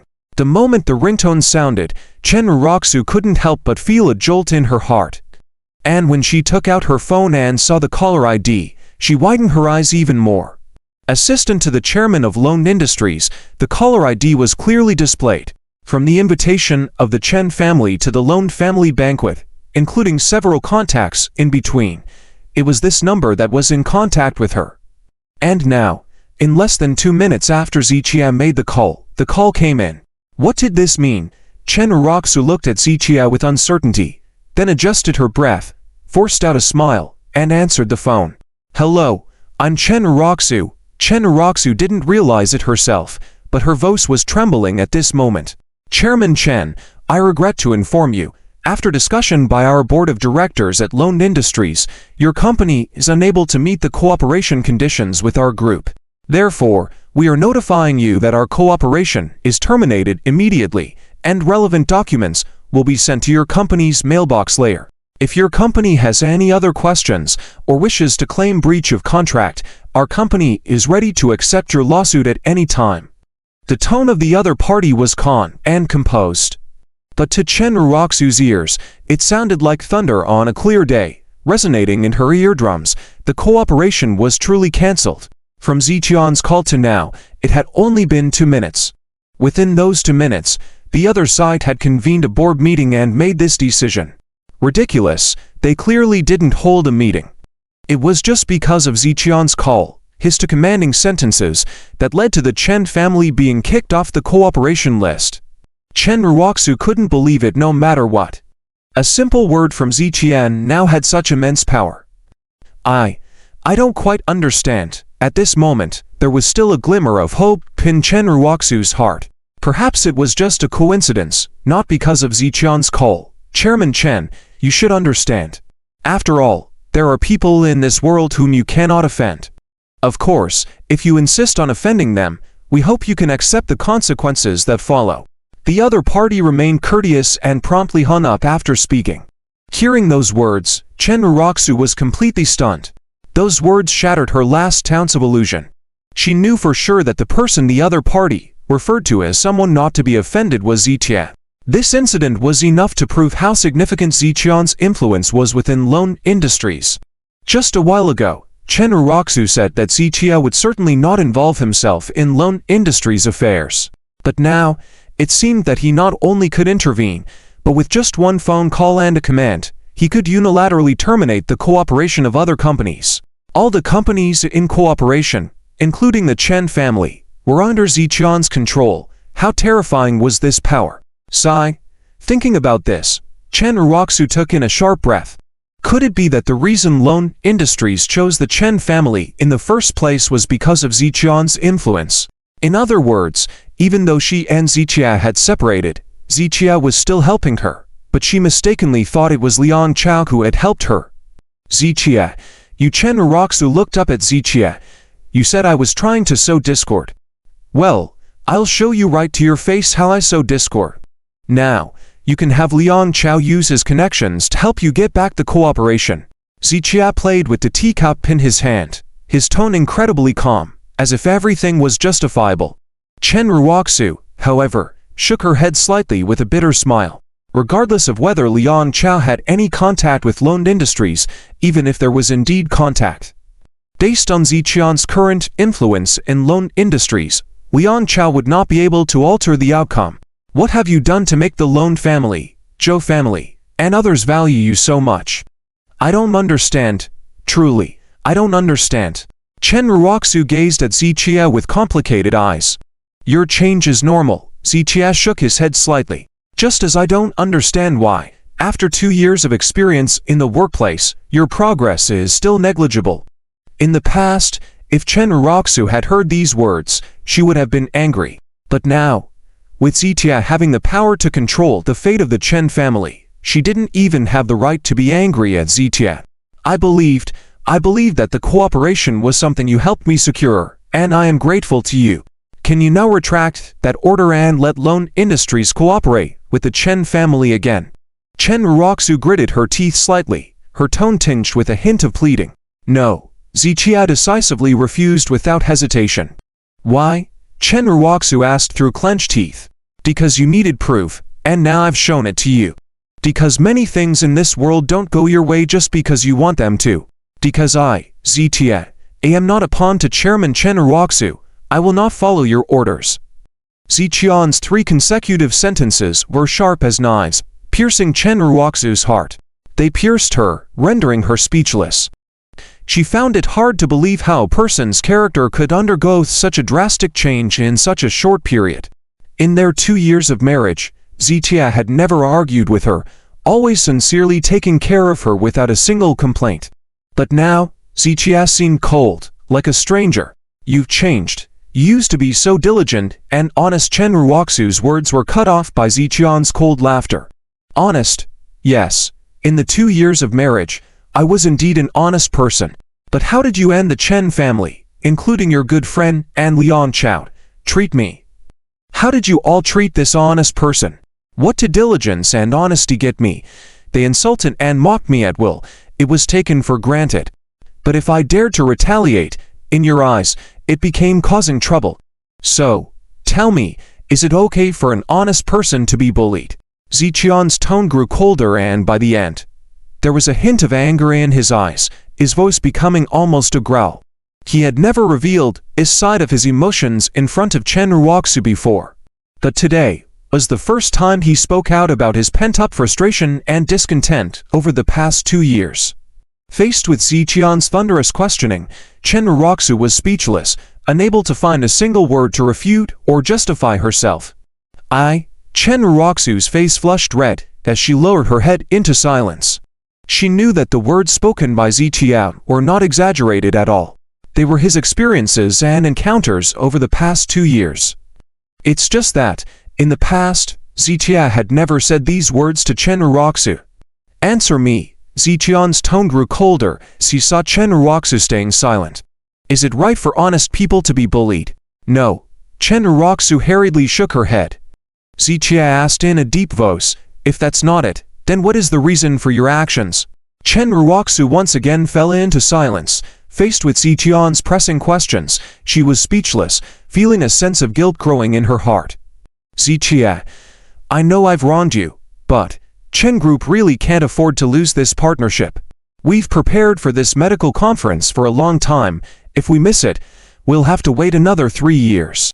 No one can predict the situation in 3 years, so Chen Group really can't afford to lose this partnership. Chen Ruoxu raised her head slightly, her tone pleading once again. But upon hearing these words, an icy smile flashed in Ziqian's eyes.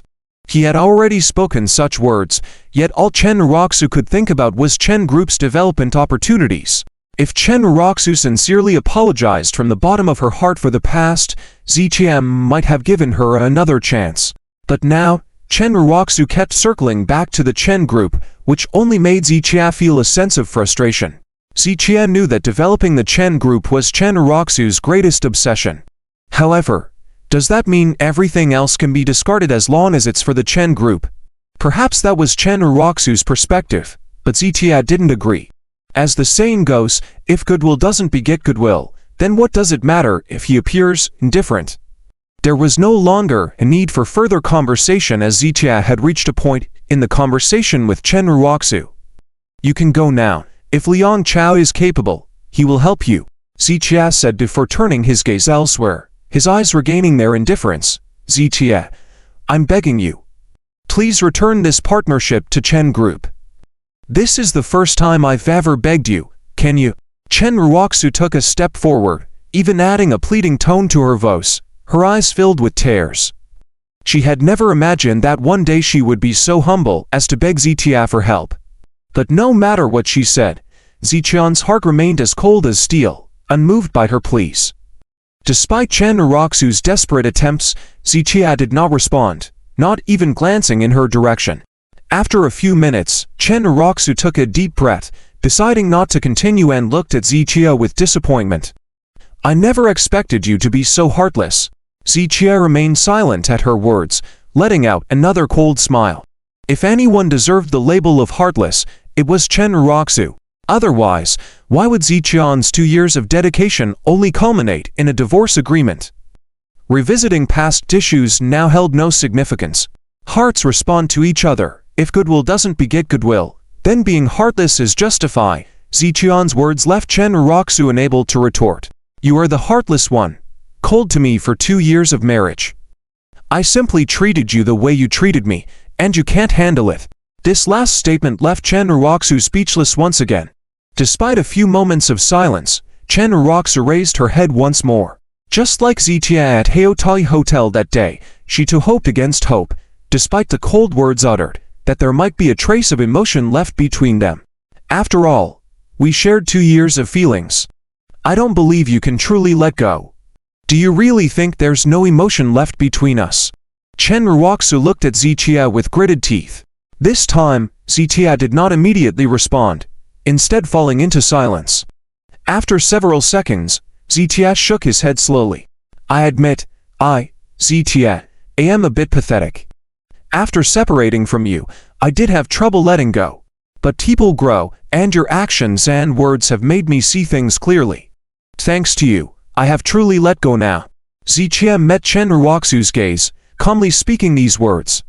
Chen Ruoxu widened her eyes slightly, trying to discern any hint of deceit in Ziqian's eyes. However, she could see no emotion in Ziqian's eyes, just the same cold indifference usually reserved for strangers. Ignoring Chen Ruoxu's protests, Ziqian ended the conversation by entering his room. Chen Ruoxu stared at the door for a while before sighing and leaving the villa. As she sat in her car about to drive away, her mind was clouded, not even sure how she managed to leave the villa. Slowly rolling down the car window, she looked back at the villa, hoping to catch a glimpse of Ziqian, watching her depart. However, all she could see were the cold building and a slightly open window, no sign of Ziqian. With a bitter smile, Chen Ruoxu shook her head, reflecting on the recent events and Ziqian's words. The moment she had thrown the divorce agreement in his face now seemed bitterly ironic. Initially, the reason she chose to part ways with Ziqian was because she felt he couldn't help her develop the Chen family, nor could he help her achieve her dreams. But looking at it now, Ziqiao owns industries at Jingshui Chongqing and Venus Hotel, living in top luxury homes at countless elites in Tianhai City envy. With just one phone call, he can decide the fate of the Chen Group. These things truly make Chen Ruoxu feel like she has knocked over the 5-flavor bottle in her heart. After a long while, Chen Ruoxu let out a long breath. In reality, at this moment, she has many things she wants to say to Ziqia. But she also knows that Ziqia is not interested in hearing what she has to say now. Perhaps just as Ziqia said, when they first separated, he still had some lingering feelings.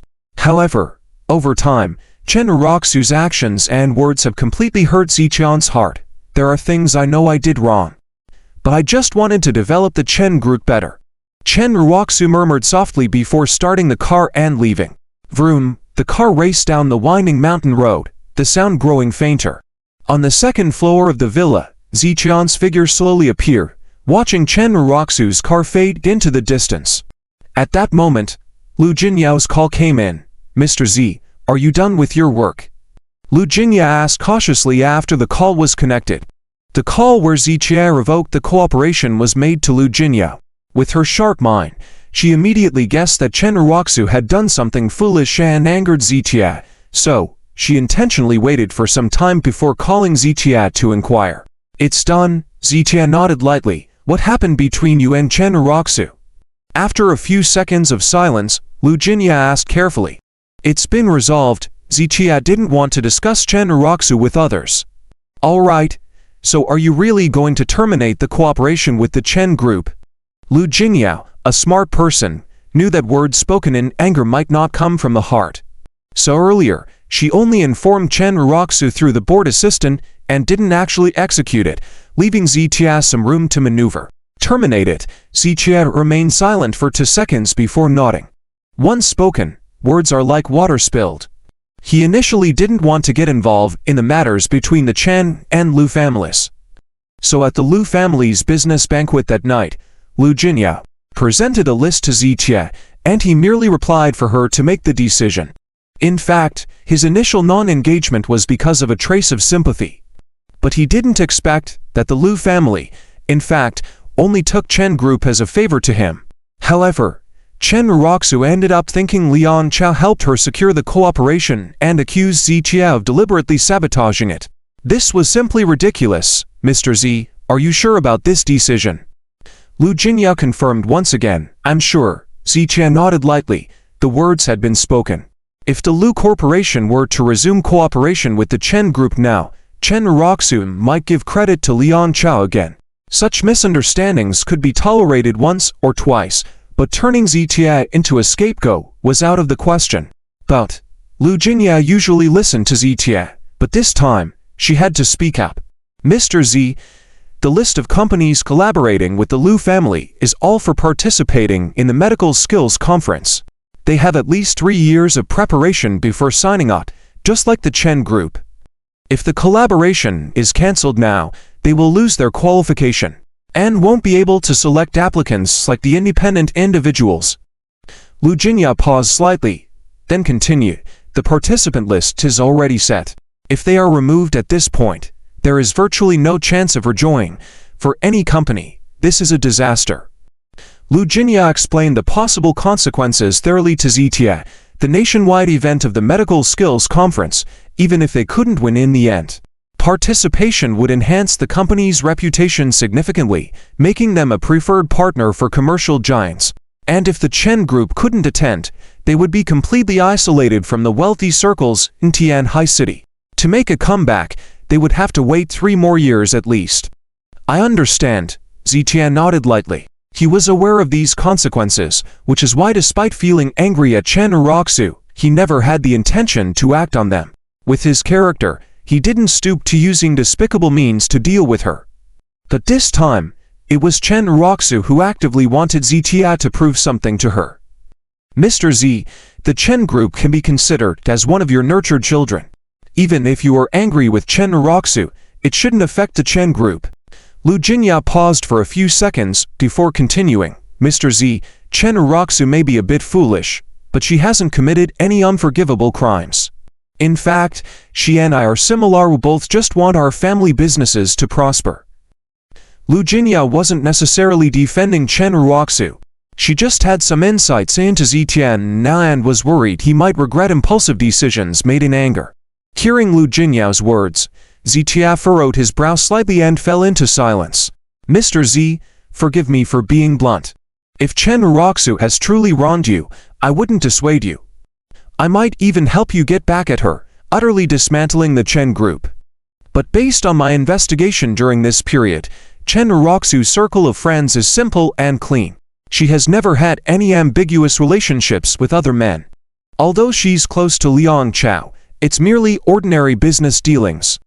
Lu Jinya laid out her thoughts and findings to Zitia. She just didn't want Zitia to make regretful decisions in the heat of the moment. I understand everything you said, but this collaboration must be cancelled. Zitia shook his head slightly, as he had his own plans in mind by then. This will truly ruin the Chen group. Lu Jinya's final attempt at persuasion. She's so foolish and easily trusts Liang Chao and Li Yue that the Chen group will, sooner or later, collapse. Ziqian's statement left Lu Jinyao slightly puzzled, as she began to speculate, but couldn't be certain. Mr. Z, I'll inform the Chen group now. Lu Jinyao nodded, refraining from further persuasion before gently ending the call. Ziqia put down his phone, squinting into the distance with a faint deepness in his eyes. If sincerity couldn't be met with sincerity, if goodwill couldn't be met with goodwill, then goodwill must be transformed into a steel blade to cut through all the deceitful hearts. On the other side, inside the Lu family home. This Chen Ruoxu, truly being in a fortunate situation, but not knowing it, she insisted on forcing Mr. Z to take action against her. Lu Jinya sighed, as she looked at her father, Lu Jianlin. Dad, do you think what Mr. Z did is appropriate? Appropriate? I think it's very appropriate. Lu Jianlin put down his teacup, shaking his head with a smile. As a person, you must have both the heart of a bodhisattva and methods of thunder. What do you mean? Lu Jinya furrowed her brows and asked. Mr. Z saves people with his medical skills, that's the heart of a bodhisattva. But when dealing with enemies, then you must use thunderous methods. Since the Chen group chose to be enemies with Mr. Z, it's no wonder Mr. Z turned ruthless. In this regard, you should learn from Mr. Z. Lu Jianlin, this old fox who has lived half a lifetime, viewed things more profoundly than Lu Jinya. Lu Jinya furrowed her brows and said, but Chen Ruoxu has never done anything to disrespect Mr. Z. Can she really be considered an enemy of Mr. Z? I don't know about the matters between Chen Ruoxu and Mr. Z. Lu Jianlin put down his teacup. But Liang Chao is Mr. Zhao's enemy. When she stands by Mr. Zhao's enemy, it means she has become Mr. Zhao's enemy as well. I understand. Lu Jinya nodded thoughtfully. I'll have someone send the Chen group a contract termination letter. On the other side, at the Chen group. The car slowly came to a stop, and Chen Ruoxu stepped out. At this moment, she appeared lifeless with vacant eyes. Throughout the journey, her mind was filled with various thoughts, replaying many scenes, making it impossible for her to focus on driving, almost causing an accident. No one knew how complicated her emotions were at this moment. Memories of her past with Zitia, recent events, and the words Zitia just spoke kept flashing in her mind and echoing in her ears. Also, from the beginning until now, the various things Liang Chao and Li Yue said in front of her, including the cooperation with the Lu family, all merged together, overwhelming Chen Ruoxu with mixed emotions and a myriad of feelings. Chen Ruoxu took a deep breath and walked into the company with heavy steps. The CEO is back. CEO, something happened. Just now, the Lu Group sent us a termination of contract letter, requesting an immediate suspension of our cooperation. CEO, Director Chen, is holding a management meeting. Please come over immediately. As soon as Chen Ruoxu entered the company, a dozen or so employees surrounded her, all looking panicked as if the sky was falling. In fact, if the Chen group truly lost cooperation with the Lu family, losing the qualification to participate in the medical skills conference, it would indeed be a disaster. For the Chen group, this event was akin to facing a catastrophe. I know, I'll go over now. Chen Ruoxu waved her hand and took the elevator to the meeting room. Just as she reached the door, she heard her uncle, Chen Liren, yelling furiously inside. Upon entering, she saw over a dozen shareholders, along with over 20 company executives, all looking extremely grim with their heads bowed. Seeing this, Chen Ruoxu bit her lips slightly. Just some time ago, Zitia, who she considered a failure, made a phone call that caused the entire Chen group to face a disaster, creating chaos throughout the company. How ironic! Chen Ruoxu took a few deep breaths, trying to compose herself, and walked into the meeting room. "Where did you go?" Chen Liren frowned at Chen Ruoxu. Some of the Lu family members, who were also serving as company executives, glared at her with unfriendly expressions. "I was handling some matters," Chen Ruoxu replied softly. "What matters are you handling? The company is on the verge of collapsing, and you are handling what exact matters?" Chen Liren slammed the table, pointing at Chen Ruoxu while yelling loudly. The other shareholders and executives all sneered and nodded, directing their anger at Chen Ruoxu. Chen Ruoxu was speechless at this moment. "You are solely responsible for the cooperation with the Lu group. Now that Lu's family has terminated the cooperation, you need to explain it to everyone." These words caused everyone to nod. Especially those Lu family members wore sneers in their eyes. In fact, 2 years ago, when Chen's father appointed Chen Ruoxu as the CEO of the company, they were dissatisfied and often marginalized her. However, over the past 2 years, Chen Ruoxu personally signed several partnerships for the company, and they couldn't find a reason to undermine her. Especially recently, Chen Ruoxu managed to secure a cooperation with the Lu group, and even obtained the qualification to participate in the medical skills conference, solidifying her position within the company. This made those people hesitant to overtly target Chen Ruoxu. But now, with Chen Ruoxu losing the cooperation with the Lu family, it gave them a chance to act against her. "Speak up, give us an explanation." Everyone looked at Chen Ruoxu, waiting for her response. However, Chen Ruoxu opened her mouth but found herself unable to utter a word. Because she truly lost this cooperation, and if she didn't provoke Zitia, the Lu family wouldn't have stopped the cooperation. She couldn't escape the blame or shift the responsibility. "Please, give me some time." Chen Ruoxu tried to speak but was interrupted by Chen Liren. "Do we have time now? The medical skills conference is about to announce the event date, and the participant list is already finalized. We give you time, but who gives us time?" Chen Liren frowned, wanting to go against Chen Ruoxu, but not at the cost of losing the cooperation. For this medical skills conference, the Chen group has prepared for years, investing a considerable amount of manpower, resources, and research funds.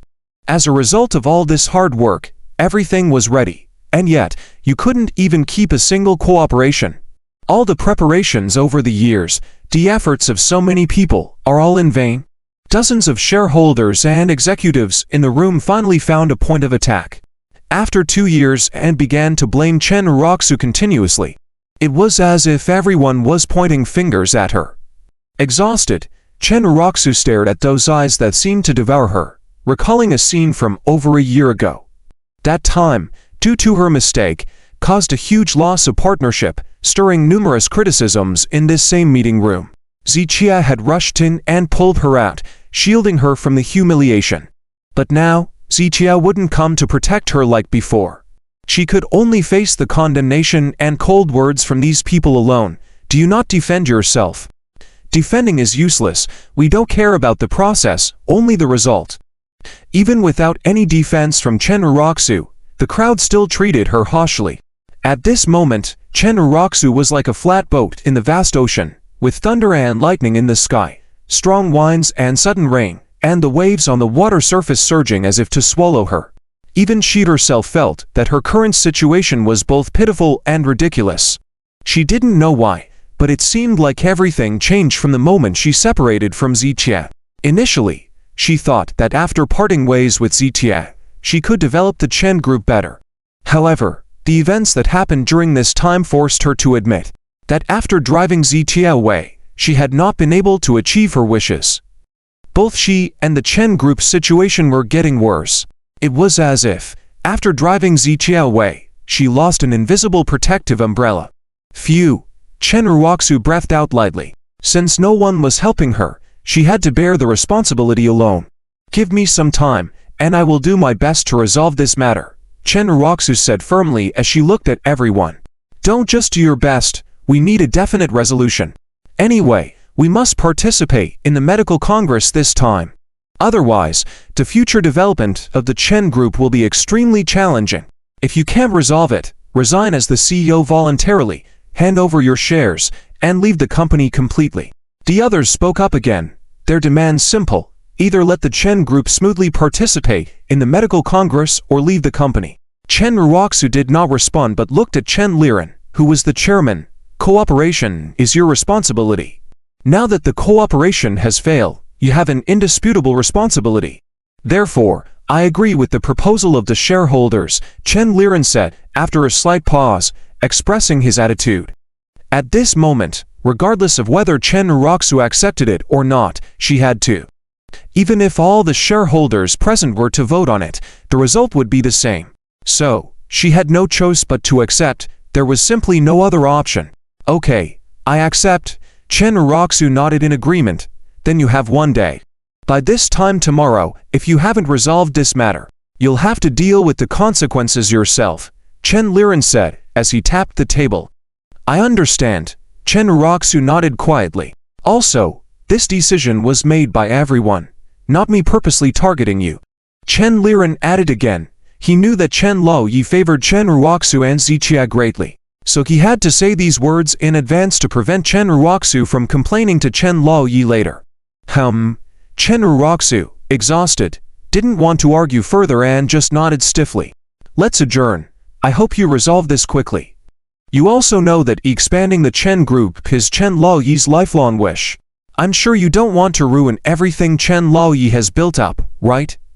Chen Liren threw these words and left the meeting room, followed by others. Soon, only Chen Ruoxu remained seated in the meeting room, lost in thought. After half an hour, Li Yu's voice broke the silence. Chen Ruoxu turned to see Li Yue and Liang Chao entering the meeting room. You're back. Chen Ruoxu, who had been feeling helpless, couldn't help feeling a bit relieved seeing Li Yue and Liang Chao. However, she suddenly remembered the things Ziqia had said before and slowly sat back down. Of course we're back. Ziqia tried to frame and manipulate us. Now that the investigation is clear, naturally, we've been reinstated, Li Yue replied sarcastically, while Liang Chao nodded beside her. When they were taken away by the surveillance department earlier, Liang Chao was indeed very nervous, fearing that their actions might have been exposed. However, upon arrival, they realized there was no evidence against them, and the surveillance was just a routine check on the people around Chen Ruoxu.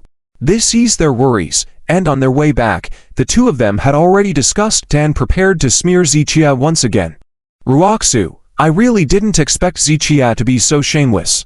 He not only targeted you but also tried to frame us. He must have seen that Liang Chao helped you a lot, so he deliberately stirred things up between us. In the end, he just can't stand to see you doing well, and he wants to completely ruin you. Li Yue kept talking, with Liang Chao nodding in agreement. But Chen Ruoxu's mind was preoccupied with the matters of the Chen Group, and she couldn't focus on their words. Li Yue and Liang Chao were unaware of what had transpired at the surveillance department, and they continued to talk incessantly. Ruoxu, you know, to date, we heard from the surveillance department that those criminals all confessed. Ziqia instructed them to drug you and take some bad photos to post online to completely ruin your reputation. It was a close call, almost letting him succeed. Li Yue continued to smear Ziqia, while Chen Ruoxu shook her head with a sigh. She had been with Ziqia for 2 years, and she believed he wouldn't do such a thing. However, all the evidence before her pointed to Ziqian's actions. Originally, she didn't believe Ziqia wanted to ruin her. But today, seeing how a single phone call from Ziqia sabotaged the development opportunity of the Chen Group, she had to believe Li Yu's words that Ziqia indeed wanted to destroy her and the entire Chen Group. Thinking of this, Chen Ruoxu looked at Li Yue and Liang Chao. Stop. Chen Ruoxu interrupted Li Yu's words and then turned to Liang Chao. Liang Chao, I want to ask you something. Go ahead. Liang Chao nodded quickly. Was the cooperation with the Lu Group really your doing? Chen Ruoxu's sudden question left Liang Chao and Li Yue stunned. Ruoxu, what do you mean by that? Li Yue furrowed her brow. Chen Ruoxu frowned slightly and said, "I'm asking Liang Chao, please don't interrupt." Li Yue looked at Liang Chao with uncertainty and then silently nodded, not saying more. "Don't you know about this?" Liang Chao hesitated before continuing. "When Ziqia had instigated Lu Jinya to cancel the cooperation with the Chen group, I called my father to help." In fact, even until now, Liang Chao had not figured out the whole story. After the cooperation with the Chen group was cancelled, he did call his father, but his father scolded him and said he didn't have the ability to help. However, shortly after that, Chen Ruoxu received a call to resume the cooperation. Later, Liang Chao specifically asked his father, but his father had indeed not helped. Liang Chao and Li Yue were very puzzled at the time, but later, seeing how close Ziqia and Lu Jinya were, they guessed this might be related to Ziqia, but couldn't be sure. When Chen Ruoxu asked about it, Liang Chao and Li Yue were uncertain. "Are you sure?" "Ziqia told me that the Lu family's cooperation with the Chen group was entirely because of his influence." Chen Ruoxu looked at Liang Chao, asking sternly. She had been very kind to Liang Chao all this time because of his help. However, if it turned out he wasn't involved, she would reconsider her attitude towards him. "It's impossible, absolutely impossible." Both Li Yue and Liang Chao shook their heads. "Ruoxu, how could you believe his nonsense?" Li Yue said. "He's nothing. How could he have such a big influence? And there's no way the Lu family would take his orders. His influence is indeed significant. Just now, the Lu group, under his direction, has already cancelled the cooperation with the Chen group." Chen Ruoxu's statement stunned Li Yue and Liang Chao beyond belief. "Ruoxu, are you kidding me?" Li Yue remained silent for nearly 10 seconds before questioning, uncertainly. "Do you think I would joke about something like this?" Chen Ruoxu retorted, causing Li Yue to fall into silence immediately. "Have you not checked the company group messages yet?" Upon hearing this, Li Yue finally realized and quickly opened her phone to check the group messages. Sure enough, the group chat had exploded with discussions about the cooperation being cancelled by the Lu group. It was only at this moment that Li Yue finally believed that the cooperation had indeed been terminated. "Ruoxu, is this just a coincidence? Did we do something to offend the Lu group over here?" Li Yue frowned, still unwilling to believe that Ziqia wielded such power. "Yes, we did something to offend the Lu group." Chen Ruoxu nodded gently. "And that something is that we offended Ziqia. Is it certain?" Li Yue and Liang Chao exchanged glances and Li Yue frowned again, questioning. "Certain." Chen Ruoxu's answer left both Li Yue and Liang Chao in silence. During this time, they had indeed realized Ziqian's capabilities. But only at this moment did they truly understand that they had underestimated Ziqia. The medical skills conference, such an important event, every small change was troublesome. Especially now that it was about to convene. The list of participants and all related information had been finalized, and all procedures arranged. If there were changes to the list, adding or removing participants, it would be very troublesome. Yet, just because of Ziqian's words, the Lu family was willing to kick out the Chen group even though it would cause great inconvenience. Who exactly was Ziqia? Li Yue and Liang Chao were very confused, but regardless of whether they understood or not, the fact remained that this had already happened. "Mr. Liang, who was it that helped me secure this cooperation?" Chen Ruoxu looked at Liang Chao and asked this question once again. "It was me." Liang Chao immediately replied. At this point, he had to insist no matter what, otherwise Chen Ruoxu would certainly think he was a great deceiver. After all, from the beginning until now, he had relied on this to earn Chen Ruoxu's gratitude. "If it was you, then why can Ziqia decide whether to continue the cooperation?" Chen Ruoxu shook her head slightly, looking at Liang Chao for an answer. "I do not know. But at that time, you were also present, and indeed Ziqia incited Lu Jinya, first cancelling the cooperation. Then my father had to find many connections to persuade the Lu family to resume the cooperation with the Chen group," Liang Chao explained with determination. "In any case, whoever said it was, would be, and if they wanted real confirmation, it would require someone of the caliber of Lu Jianlin to come forth for a face-to-face confrontation." But Liang Chao was well aware that with the strength of the Chen group, they were not yet qualified to invite Lu Jianlin to them for a confrontation to prove anything. Chen Ruozhu stared at Liang Chao for several seconds, then slowly took her gaze back. In fact, at this point, there was no need to delve further into this matter. After all, the cooperation had been lost, and verifying who initiated the cooperation was utterly meaningless. Ruozhu, indeed the cooperation was requested by Mr. Liang. We were both present at the time. Liyue. Upon hearing this, Chen Ruozhu immediately continued. Then, please, Mr. Liang, help me secure it again. How about that? Since Liang Chao insisted repeatedly that he initiated the cooperation, it should not be difficult for him to secure it again, right? When Chen Ruozhu said this, Liyue fell into silence instantly, and Liang Chao's face changed immediately. If Liang Chao truly had such capabilities, the Liang group would have been thriving by now. But since he had made his position clear earlier, he was indeed in a predicament. Mr. Liang, is there a problem? Chen Ruozhu looked at Liang Chao steadily. Liang Chao couldn't help but feel that Chen Ruozhu was intentionally testing him in this way, trying to determine if he had the ability to contact the Lu family. Ruozhu, as you know, I am not familiar with the Lu family. It's all thanks to my father's connections. But when my father was able to help before, it's not guaranteed this time.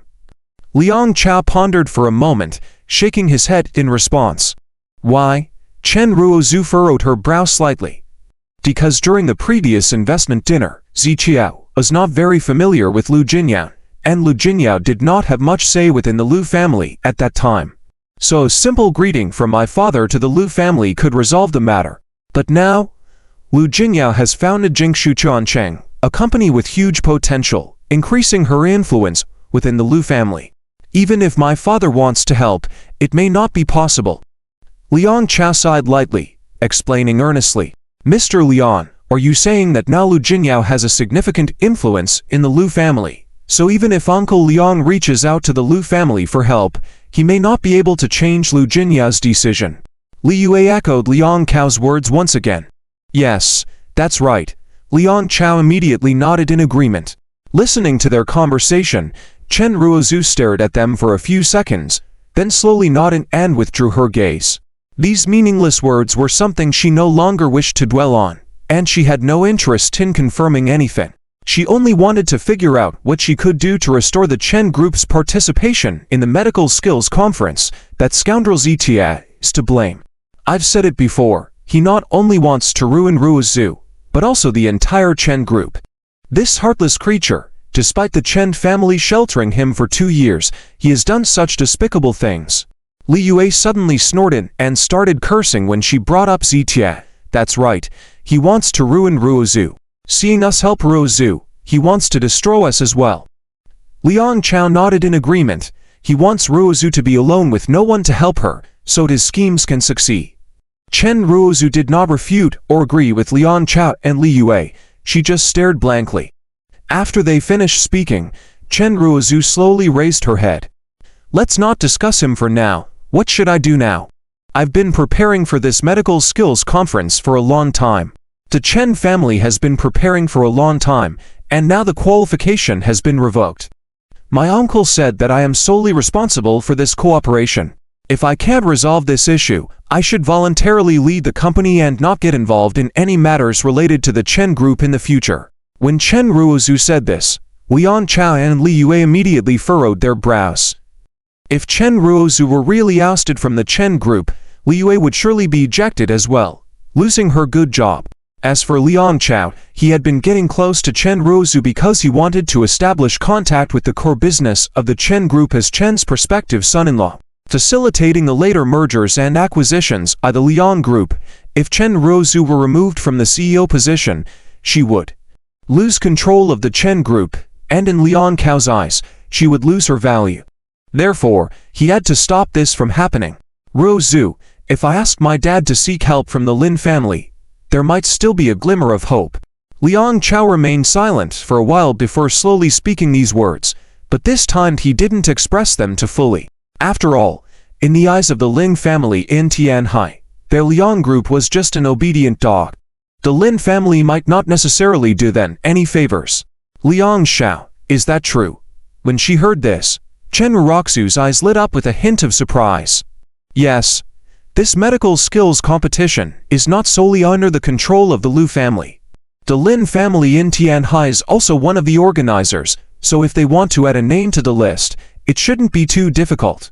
Still, I'm not certain if the Lin family will be willing to do this favor for our family. Liang Chao furrowed his brow and spoke in a low voice. That's great, Liang Chao. Please make sure to help our Chen family with this. Whatever conditions the Lin family requires, as long as we can meet them, they will definitely not refuse. Chen Ruoxu was excited. She knew that seeking help meant spending money and effort, so she wanted to bring this up early. It's not about money. If it's as simple as needing money, I'll help you get it.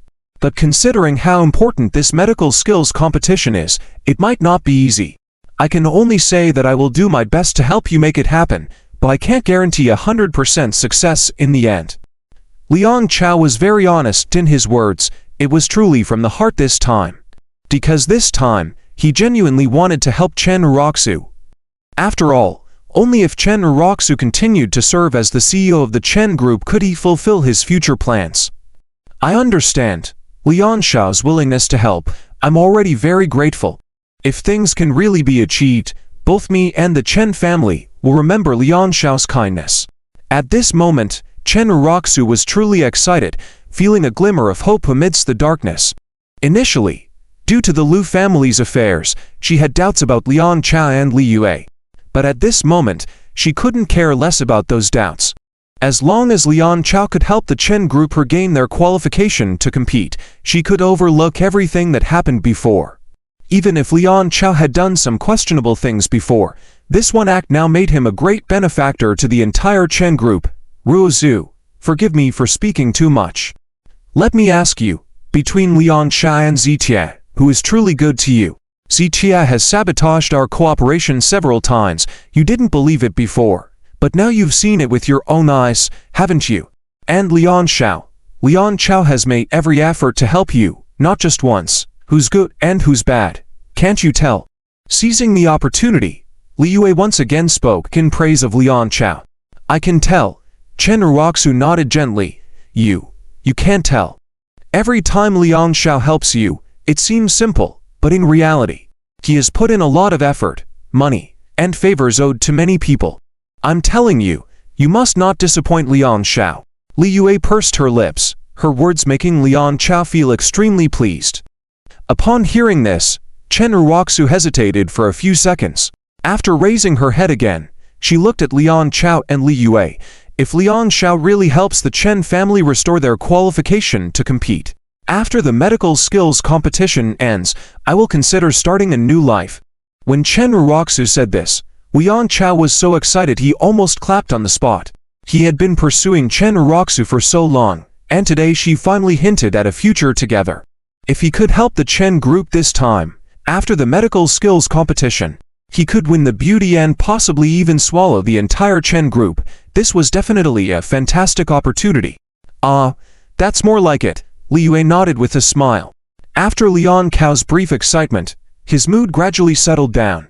As he thought, their Liang Group and the Lin family were not friends. They had a master-servant relationship. They didn't hold much sway in front of the Lin family, so fighting for this qualification for the Chen family might be very difficult. Ruozu, I have to say upfront, I can't guarantee 100% success in this matter for you. Liang Chao coughed lightly. I understand. Whether it succeeds or not, on behalf of the Chen family, I thank Liang Chao.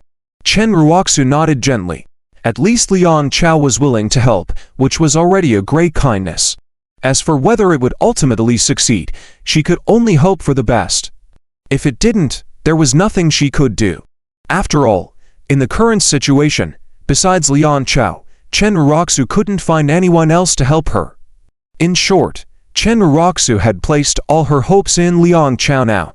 Okay, I will go to my dad now and ask him to help talk to the Lin family about this matter.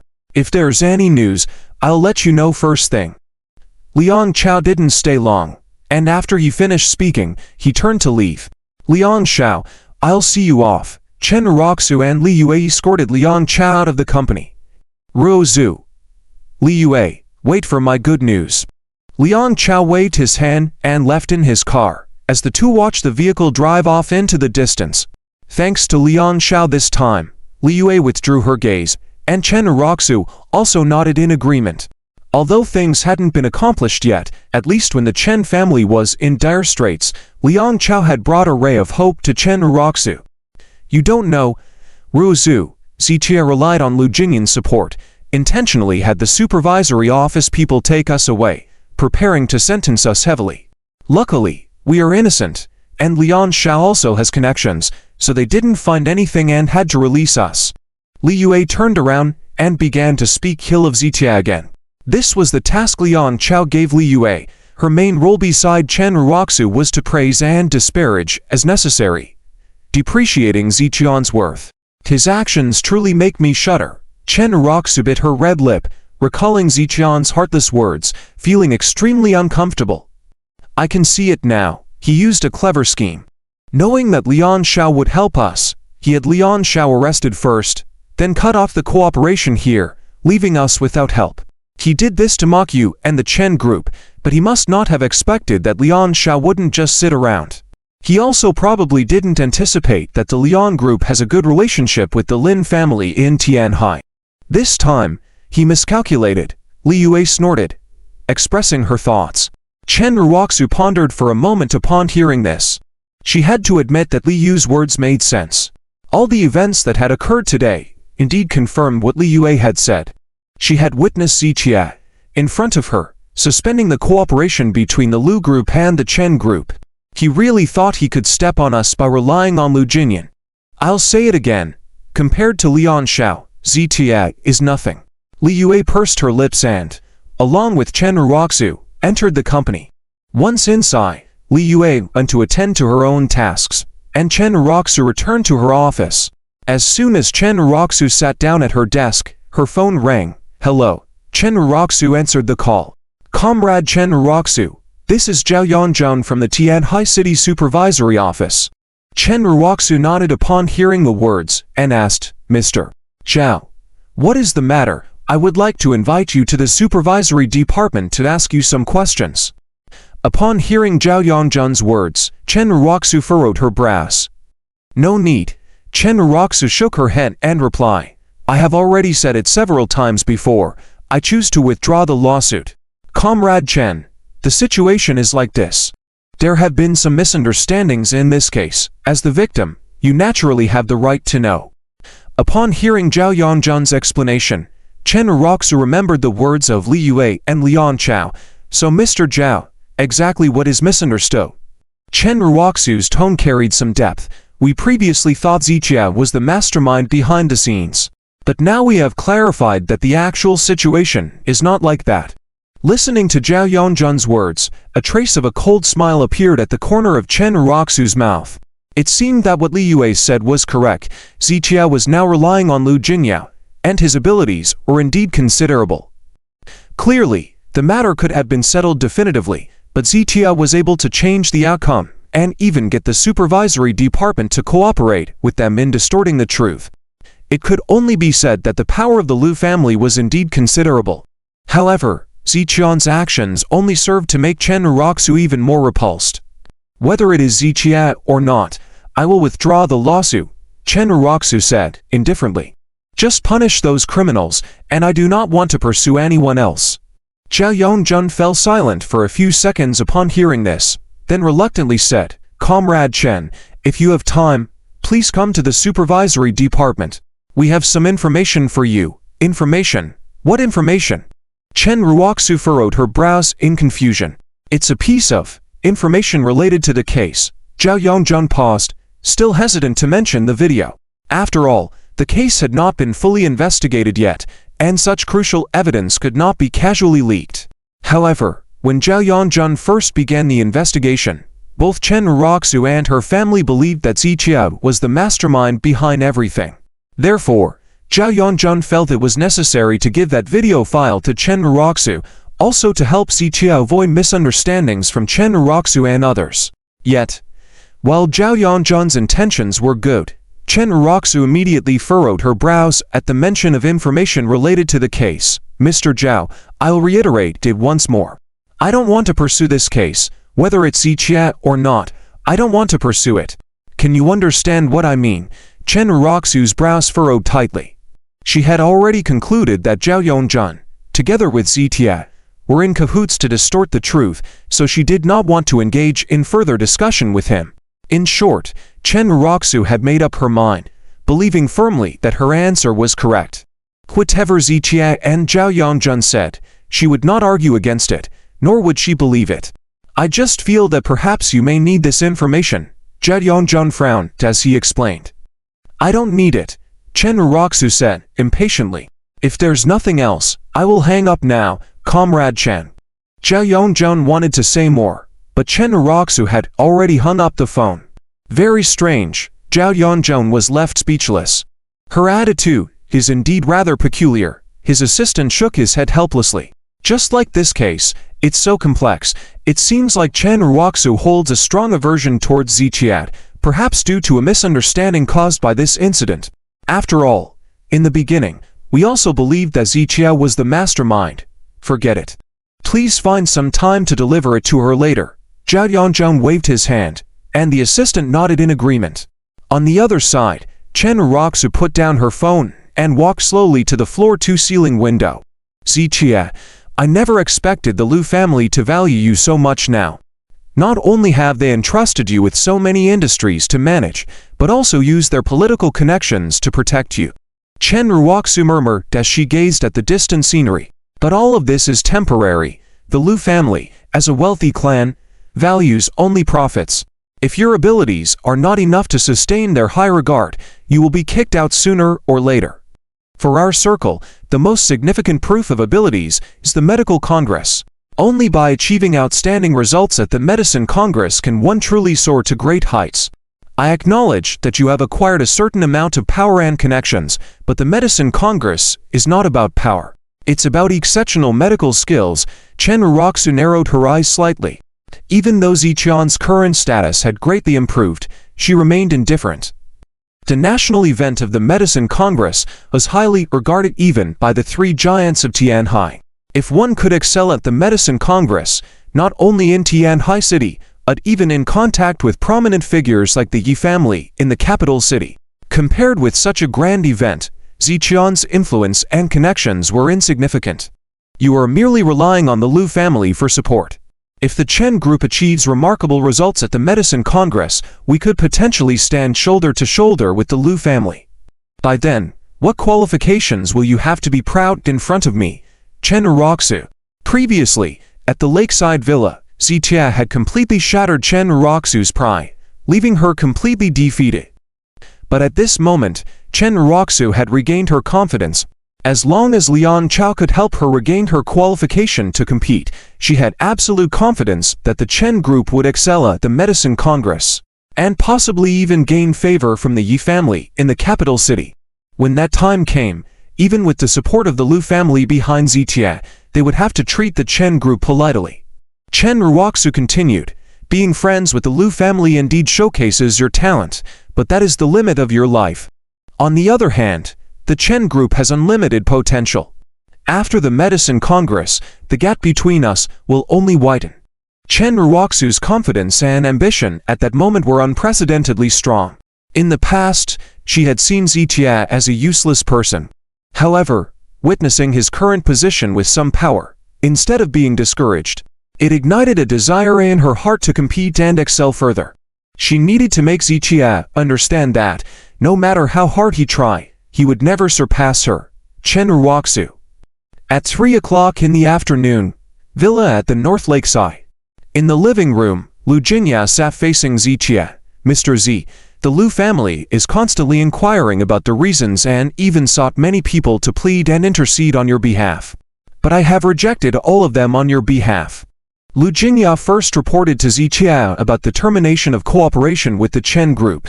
Ziqiao listened silently throughout, without interrupting or expressing any opinions. Sensing Ziqian's lack of interest in this matter, Lu Jinyao did not continue to elaborate. Mr. Z, the date for the Medicine Congress will be announced tomorrow. I wonder, how are your preparations?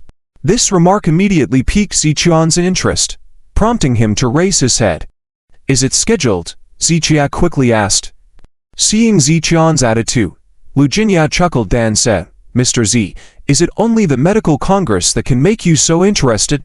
Ziqian nodded and admitted, "That 7-leaf evergreen vine is very important to me." By now, Ziqian had obtained 2 types of medicinal herbs. Although the purple heart dragon's flower was a bit older, it could still be used. He was only missing 1 7-leaf evergreen vine to complete all the medicinal herbs. These herbs were crucial in restoring his body. Even his ability to recover his memories and understand all his past experiences depended on these herbs. So, naturally, he placed great importance on this final herb. Tomorrow they will announce the scheduled date, right? When exactly will the meeting be held? Ziqian asked again. Originally, it was scheduled for 3 days from now, but there were some issues in other participating cities, so it has been set for 5 days from now. 5 days from now, all participating cities, including Tianhai City, will officially convene the medical congress on the same day, Wu Jinya said, with anticipation in her eyes. This medical congress is held every 3 years, a national super event where hundreds of cities participate. The grand event is truly exciting to think about. Thousands of medical practitioners competing together, anticipating who will outshine the rest and take the top spot. In 5 days, I should have time to gather more information. Ziqian nodded slightly, feeling that this time frame was quite sufficient for him. Mr. Z, you really don't have to stress too much, Wu Jinya said softly. Even if you can't achieve a top position, our Lu family will do our best to help you obtain that herb. No. I will get it. Ziqian shook his head slightly, indicating Lu Jinya still didn't fully understand him. With Ziqian's proud nature, he may not strive for many things, but once he does, he must persist until the end. Therefore, if he participates in this medical congress, he will not allow himself to be surpassed by anyone. A gentleman knows when to strive and when not to. This medical congress, along with that 7-leaf evergreen vine, is something Ziqian must strive for. Actually, I don't feel much pressure on my side. Ziqian paused slightly, then changed the subject. But the Lu family may face considerable pressure, right? Lu Jinya nodded lightly and let out a sigh. This medical congress is not just a competition among medical practitioners. It's also a test for our major families. After each medical congress, the influential families in various regions go through a reshuffle and re-ranking. Some previously insignificant families rise to the top-tier status, while top families can plummet and become third-rate families. Lu Jinya's expression turned serious. The medical congress is much more than a mere medical competition. It involves complex and myriad aspects. Is it that dramatic? Ziqian was surprised. He had only superficial knowledge about the medical congress, not knowing about the hidden implications. It's not an exaggeration. After all, the medical congress is organized by the Yi family in the capital. And the Yi family is undoubtedly the top family in today's Dragon Empire. They are immensely wealthy and influential. For such powerful entities, as long as they gain their favor and support, one can rise rapidly in status and power. In the eyes of the Yi family, wealth and power are insignificant. What matters to them is medical skill. To earn their favor, one must exhibit exceptional medical prowess. Lu Jinya explained softly, and Ziqian listened attentively. Does the Yi family have a say in the power ranking of Tianhai City? Ziqian furrowed his brows and inquired. Certainly. Even our 3 major forces in Tianhai City are mere ass in the eyes of the Yi family. If they present top-tier medical practitioners, they will be appreciated and can skyrocket in status without question. But if they can't even make it to the top 10, they will be disregarded and fall into obscurity. Lu Jinya shook her head gently.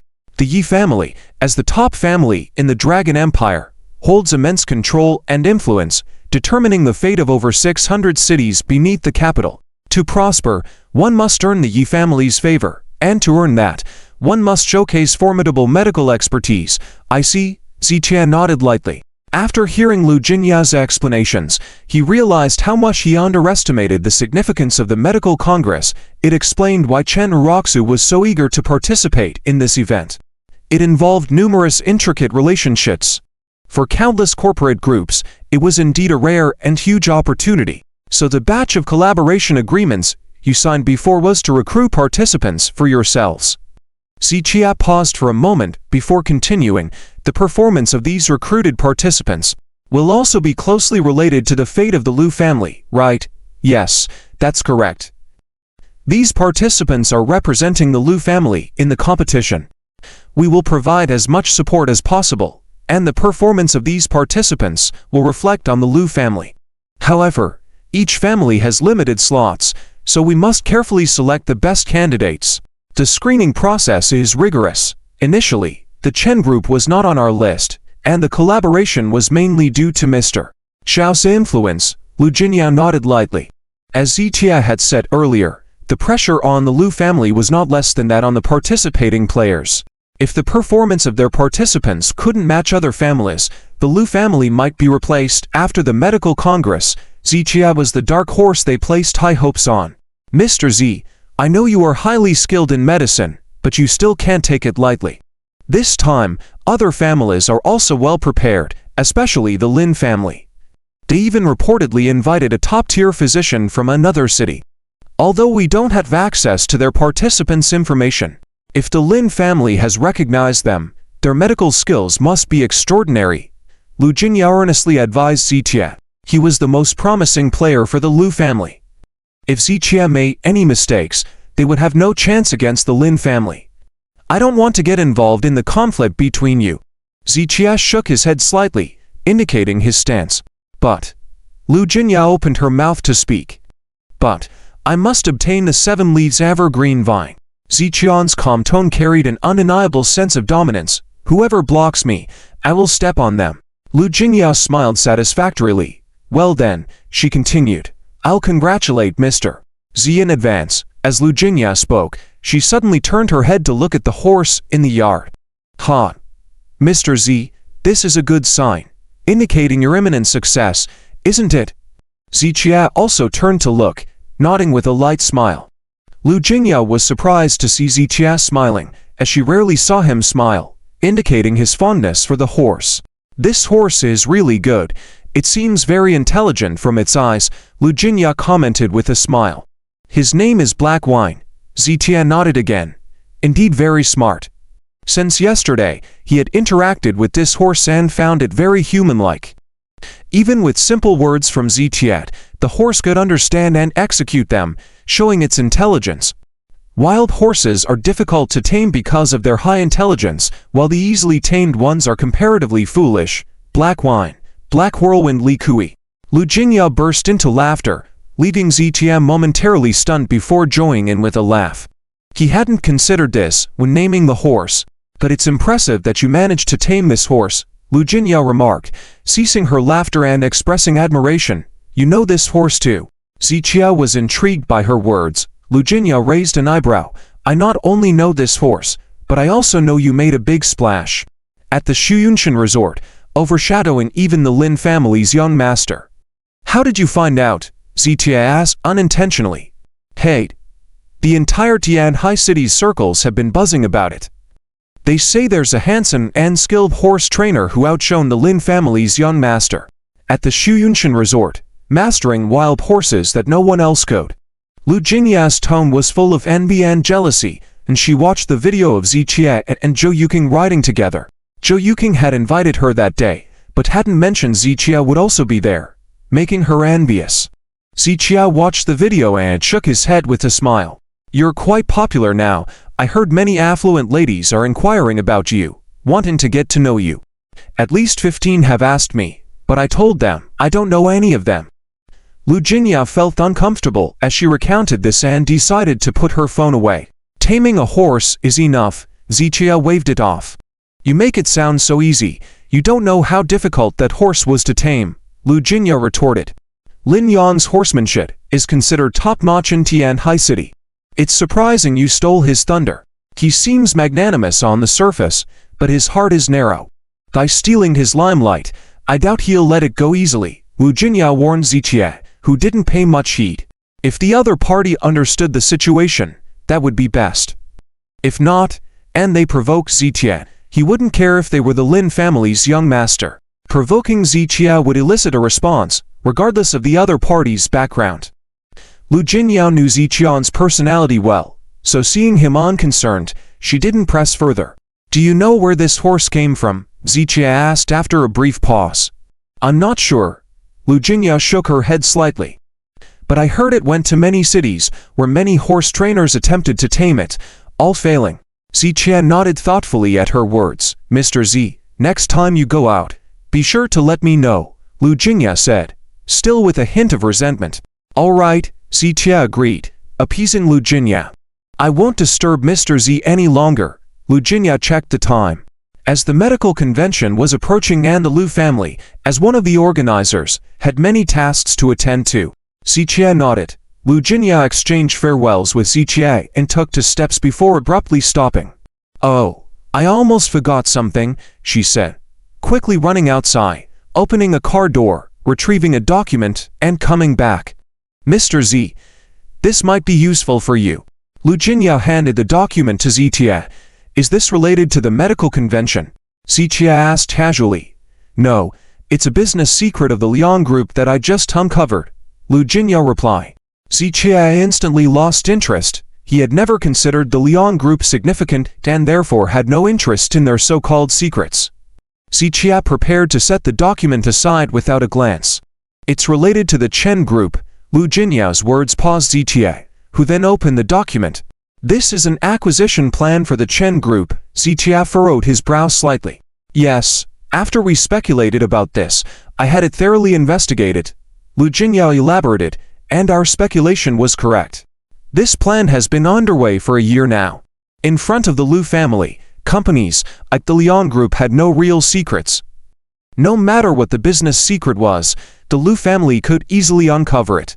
They've been preparing for a year, they're quite patient," Zichia remarked with a hint of cold laughter.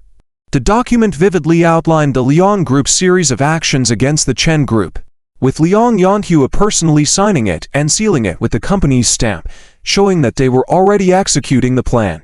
Besides the acquisition plan, there was even a procurement contract marked with various clauses. Clearly, the Liang Group had prepared extensively. With just the Chen Group's Chen Liren signature on this contract, the Chen Group would become part of the Liang Group.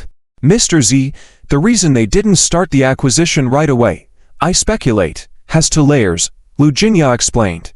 "First, with your help, the Chen Group has been rapidly expanding in the past 2 years and won't accept being acquired. Second, Liang Cao's continual efforts to get close to Chen Roxu may be a prelude to a marriage alliance," she added. After Lu Jingya expressed her thoughts, Zichia nodded lightly. These things were so obvious that even an outsider like Lu Jingya could see them. Yet the person involved, Chen Roxu, remained completely oblivious.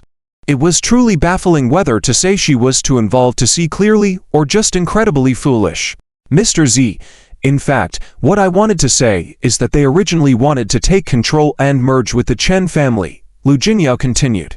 "That they didn't expect the rapid development of the Chen Group in the past 2 years. Signing one collaboration after another, which forced them to change their strategy. So, it was your help in securing those collaborations for the Chen Group that hindered and thwarted the Liang Group's plans. To say you are the guardian angel of the Chen Group is not an exaggeration at all." After saying these words, Lu Jingya couldn't help but shake her head and sigh. Zichia had protected the Chen Group for 2 years, aiding in their rapid growth and helping them evade countless risks of being acquired. Yet in the end, this guardian angel was not appreciated by the Chen family. Instead, he was rudely pushed aside, which was truly lamentable. "They owe you so much, Mr. Z. Don't you have any complaints in your heart?" Lu Jingya couldn't help but ask when Zichia remained silent. "No. If it feels worth it, do it. If it doesn't, let it go. Constantly dwelling on owed debts and gains and losses only leads to exhaustion."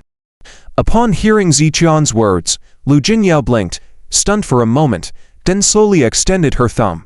"Mr. Z, your state of mind is truly worth learning from." Lu Jingya genuinely admired Zichian's broad-mindedness in the face of both favor and insult. After all, even if Zichia harbored resentment, those events had already unfolded, and begrudging others would only lead to continuous mental exhaustion. It would be better to spend that time doing worthwhile things instead. "Will you tell Chen Roxu about this matter?" Lu Jingya looked at the documents in Zichian's hand. This time, Zitia didn't answer immediately. Ethically, the Chen group was something he had personally supported, and on the other hand, he harbored irreconcilable enmity with Liang Chao. Naturally, he didn't want to see Liang Cao's plans succeed. Disrupting Liang Cao's plans would also serve as a form of revenge. So, both ethically and logically, Zitia should inform the Chen family about this matter. However, Zitia also had to consider whether the Chen family members would believe him if he did bring it up. So after a few seconds of silence, Zitia shook his head. "Mr. Z, you must be cautious about this," Lu Jinya advised seriously. "The Chen group has lost the qualification to participate in the medical conference. This means they can no longer expand in the future. Even though their growth has been restricted, if they timely cut ties with the Liang group and maintain their existing businesses, they'll have no worries in the future. But if they continue to be so closely tied with the Liang group, there will inevitably come a time when they will be swallowed up. By then, the Chen family will be left completely at the mercy of others." Lu Jinya spoke earnestly, considering all advantages and disadvantages. I understand. If the opportunity arises, I will give this document to Old Master Chen," Zitia decided after contemplating for a moment, nodding in agreement. "All right, then I won't disturb you further, Mr. Z. Remember to call me if you need anything." Lu Jinya nodded and bid farewell to Zitia before leaving in her car.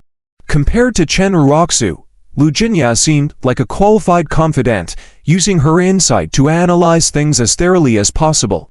Of course, she wouldn't intervene in any of Zitian's decisions. She simply clarified the current situation. Ultimately, the final decision rested with Zitia himself.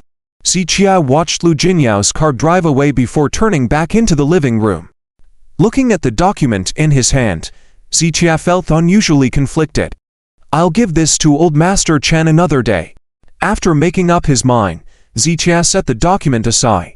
Just then, as his words faded, Zitia received a call from Old Master Chen. "Chia, are you busy?" Old Master Chen asked with a smile as the call connected. "Not at the moment." Zitia shook his head slightly. "Then come over to my place. I have something to discuss with you." After hearing Old Master Chen's invitation, Zitia glanced strangely at the document in his hand. Could it be that Old Master Chen had foreseen this? Is it inconvenient? Old Master Chen asked again, as Zitia remained silent. "It's fine," Zitia nodded. He followed the principle of going with the flow in his actions. So if Old Master Chen happened to call, he could conveniently bring the document over. As for how the Chen family decided, it was no longer Zitian's concern. "I'll be right over." Zitia hung up the phone and drove to Old Master Chen's residence. Elsewhere, Dingsheng Business Club. Liang Chao had put in a lot of effort but finally managed to arrange a meeting with Lin Yang, although Liang Chao was from the second-generation circle in Tianhai City. Lin Yang was the esteemed young master of the Lin family in Tianhai, and his circle naturally surpassed that of Liang Cao's. Usually, Liang Chao had hardly any opportunities to interact with Lin Yang, as Lin Yang was not willing to waste time with those beneath him. However, no matter what, the Liang group was currently handling matters for the Lin family. Now that Liang Chao had sought him out, Lin Yang felt obliged to meet him. At this moment, Liang Chao had been called into the room, while Chen Ruoxu and Li Yue were waiting anxiously outside. "Is this what you wanted to tell me?" Lin Yang lay on the couch in a loose robe, gently swaying a glass of red wine in his hand. Earlier, Liang Chao had recounted the situation, and both Lin Yang and a middle-aged man next to him showed expressions of disdain. Liang Chao had actually asked for Lin Yang's help in increasing a spot in a medical conference. It was not just laughable. It was downright ridiculous. National events like medical conferences were extremely strict. And now that the participation spots were confirmed, it was impossible for the Liang group to gain Lin family's support. "Yes, I believe this matter should be easy for young Master Ling." Liang Chao stood in the room, nodding and smiling obsequiously. "It might be easy, but why should I help you?" Lin Yang's words made Liang Cao's expression change slightly. He knew that the Lin family might not give face to the Liang group, but now, Liang Chao was in a dilemma and could only continue to plead. "Young Master Lin, our Liang group has been faithful in serving the Lin family. This time I am not just working for someone else. I'm also considering my expansion plans, Liang Chao explained softly, reciting words his father had taught him. Lin Yang took a sip of red wine upon hearing the words. Liang Chao's words were not wrong. Having a stronger team coat indeed helped them accomplish more. However, when it came to the medical congress, he wouldn't easily give in. All right, I'll give you some face and let them in. I'll help you refuse, Lin Yang said. And Liang Chao nodded repeatedly, then turned to call Chen Ruoxu and the others in.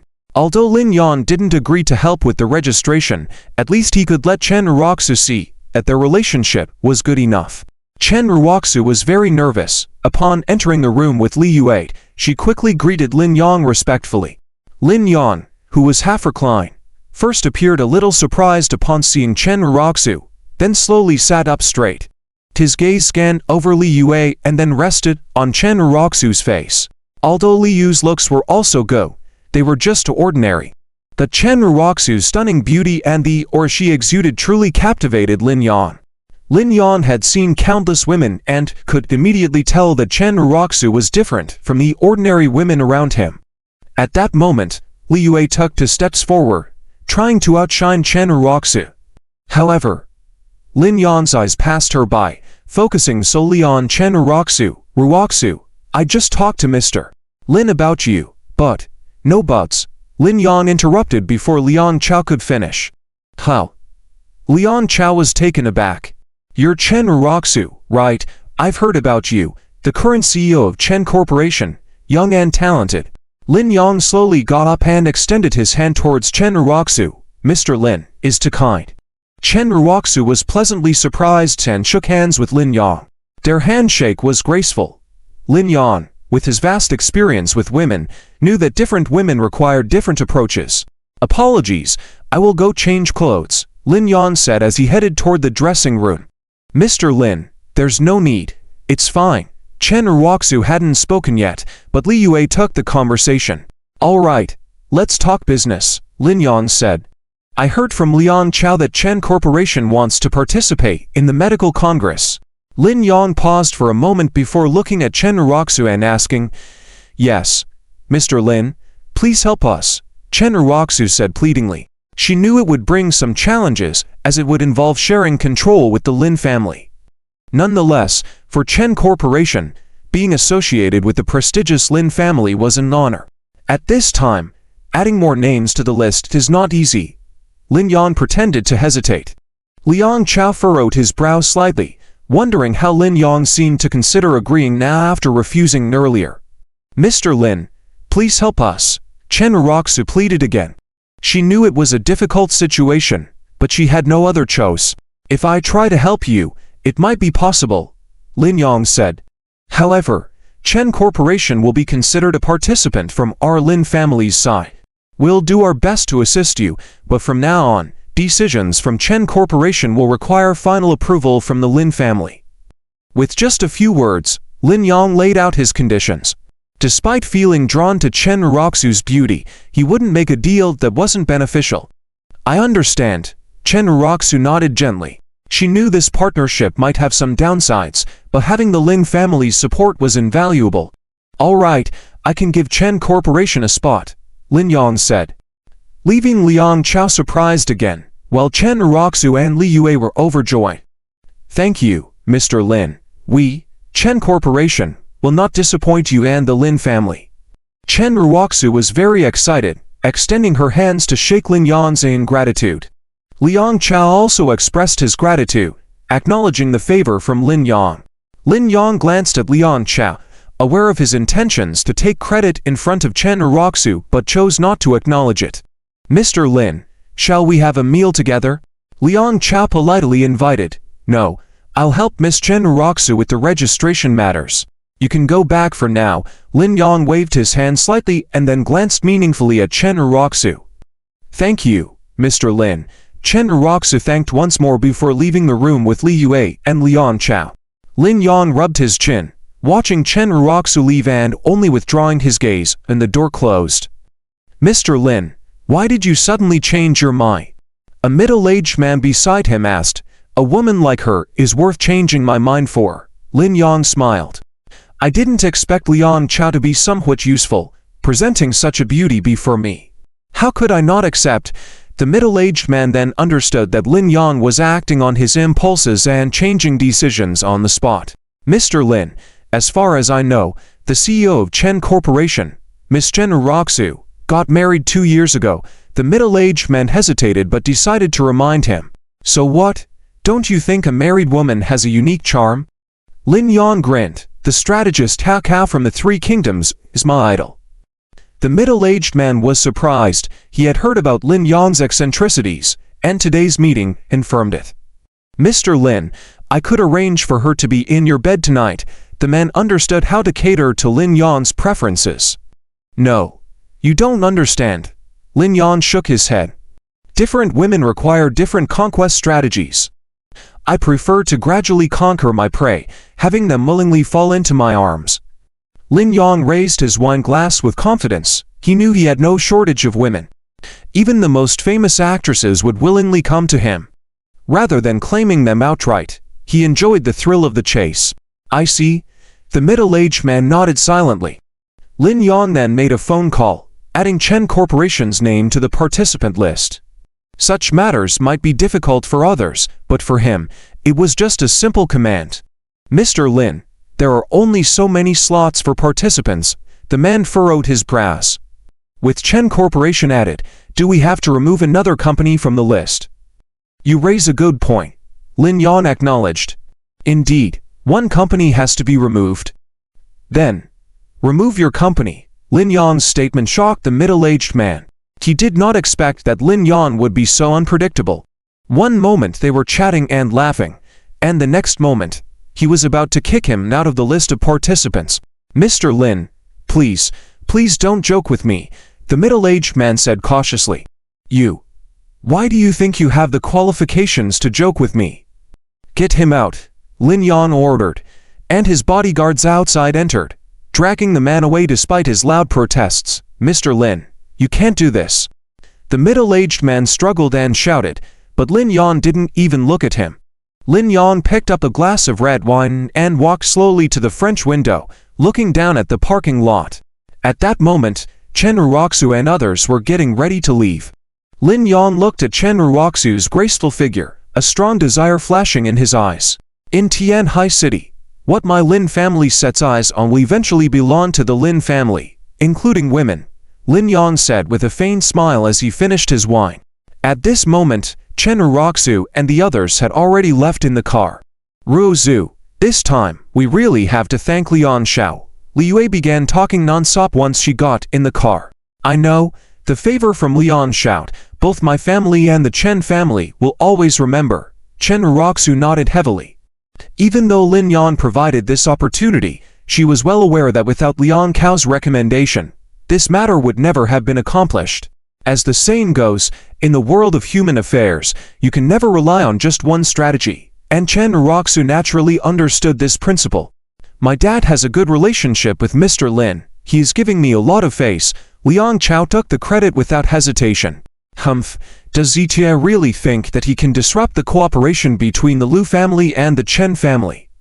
Even if he tries to cause trouble again, he cannot stop the Chen group from participating in the medical competition. I think he is just a clown, Li Yue said habitually as she fiercely criticized Zitia. That's right, Liang Qiao agreed. This time, even Chen Uroxu didn't hesitate to nod. In Ziqian's presence, he ruined the cooperation between the Lu family and the Chen group. And at that time, Chen Uroxu's mood sank to the bottom. And now, with Liang Cao's help, not only did she have the opportunity to connect with Tianhai Lin's family, but she also regained her qualification to participate in the competition. Ziqian's actions had all been in vain, making him indeed look like a clown. Ruozu, time and experience will reveal people's true colors. True gold fears no fire. In the future, you will find that Liang Xiao is the one who truly cares for you. And as for Zitia, he is just a scum, Li Yue finished, and Chen Uroxu nodded gently. This time, I have truly seen things clearly. Chen Uroxu's words made Li Yue and Liang Cao's eyes flash with a smile. Ruozu, your position in the company is now secured because of this. Let me take you back to the company and share this good news with them, Liang Qiao suggested while driving. No, I'm not going back. Chen Ruoxu furrowed her brows upon hearing this. The people from the Chen family, especially Chen Liren's group, would only make fun of her, and might even take advantage of her absence to undermine her position. Therefore, Chen Ruoxu had no interest in sharing this good news with them. Perhaps, after they learned this news, they would regret not being able to kick her out of the company. Let's go to my grandfather's place. He will be very happy to know about this. Chen Ruoxu wanted to share this good news with her grandfather first, confident that he would be overjoyed. Okay, I'll go with you. Liang Cao's eyes flickered, and he immediately changed directions. This time, he had done a great service for the whole Chen family regarding the medical competition. So he naturally wanted to show his face in front of Chen Laoyi. You old thing. Didn't you say you only acknowledge Zitia, yourself? This time, I'll ask you, between me and Zitia, who is more outstanding, who has done more for the Chen family? Today, I must slap your face, you old thing. Liang Cao thought to himself, pressing down hard on the accelerator. On the other side, at Chen Laoyi's residence, Zitia got out of the car, closed the door, and walked into the house with a file in hand. The scent of tea filled the living room, and Chen Laoyi was brewing tea by himself. When he saw Zitia, he quickly beckoned him to sit down. Grandpa, did you call me over in such a hurry for something? Zitia asked as he put the file aside. It's nothing. I just noticed that you haven't been coming over here often lately. In the past, Zitia would often come over to chat and drink tea with Chen Laoyi, sometimes even bringing some medicinal cuisine. However, Zitia had been seldom visiting recently, which made Chen Laoyi quite uncomfortable. I've been busy with some things recently, Zitia explained softly. It's good to be busy. It's good to be busy. I heard from Ruoxu that you are now partnering with others in business, which is a good thing. I have told the children of the Chen family before that I won't force everyone to stay in the Chen family and waste their time. If there are better opportunities outside, they should seize them. So, don't worry about what others say. Grandpa supports you. Chen Laoyi poured Zitia a cup of tea. He didn't ask much about Ziqian's business outside, showing his trust in him. Okay, I understand. Ziqian nodded gently. As they were talking, the sound of a car could be heard outside. Grandpa. Soon, Chen Ruoxu and the others walked in. However, Chen Ruoxu's face, which was initially full of smiles, immediately turned cold upon seeing Zitia. Liang Cao and Li Yu's eyes were filled with disdainful sneers, showing their displeasure towards Ziqian's habit of constantly flattering Chen Laoyi. What are you doing here? Chen Ruoxu asked coldly. Ruoxu, how can you speak like that? Chen Laoyi immediately frowned and scolded, then invited Liang Cao and Li Yue to sit down. Chen Ruoxu bit her lip. She really didn't want to look at Zitia now. But in order not to anger Chen Laoyi, she couldn't show it too overtly, so she sat on the sofa with a cold face. Grandpa, I still have something to attend to. Zitia was about to excuse himself, but then he heard Liang Cao's sarcastic laugh. Grandpa, you must not be deceived by the disguise of certain people. Some people put on a good facade on the surface, but have sinister intentions hiding in the shadows. Liang Cao's words were clearly aimed at Zitia. Are you talking about yourself? Zitia asked calmly.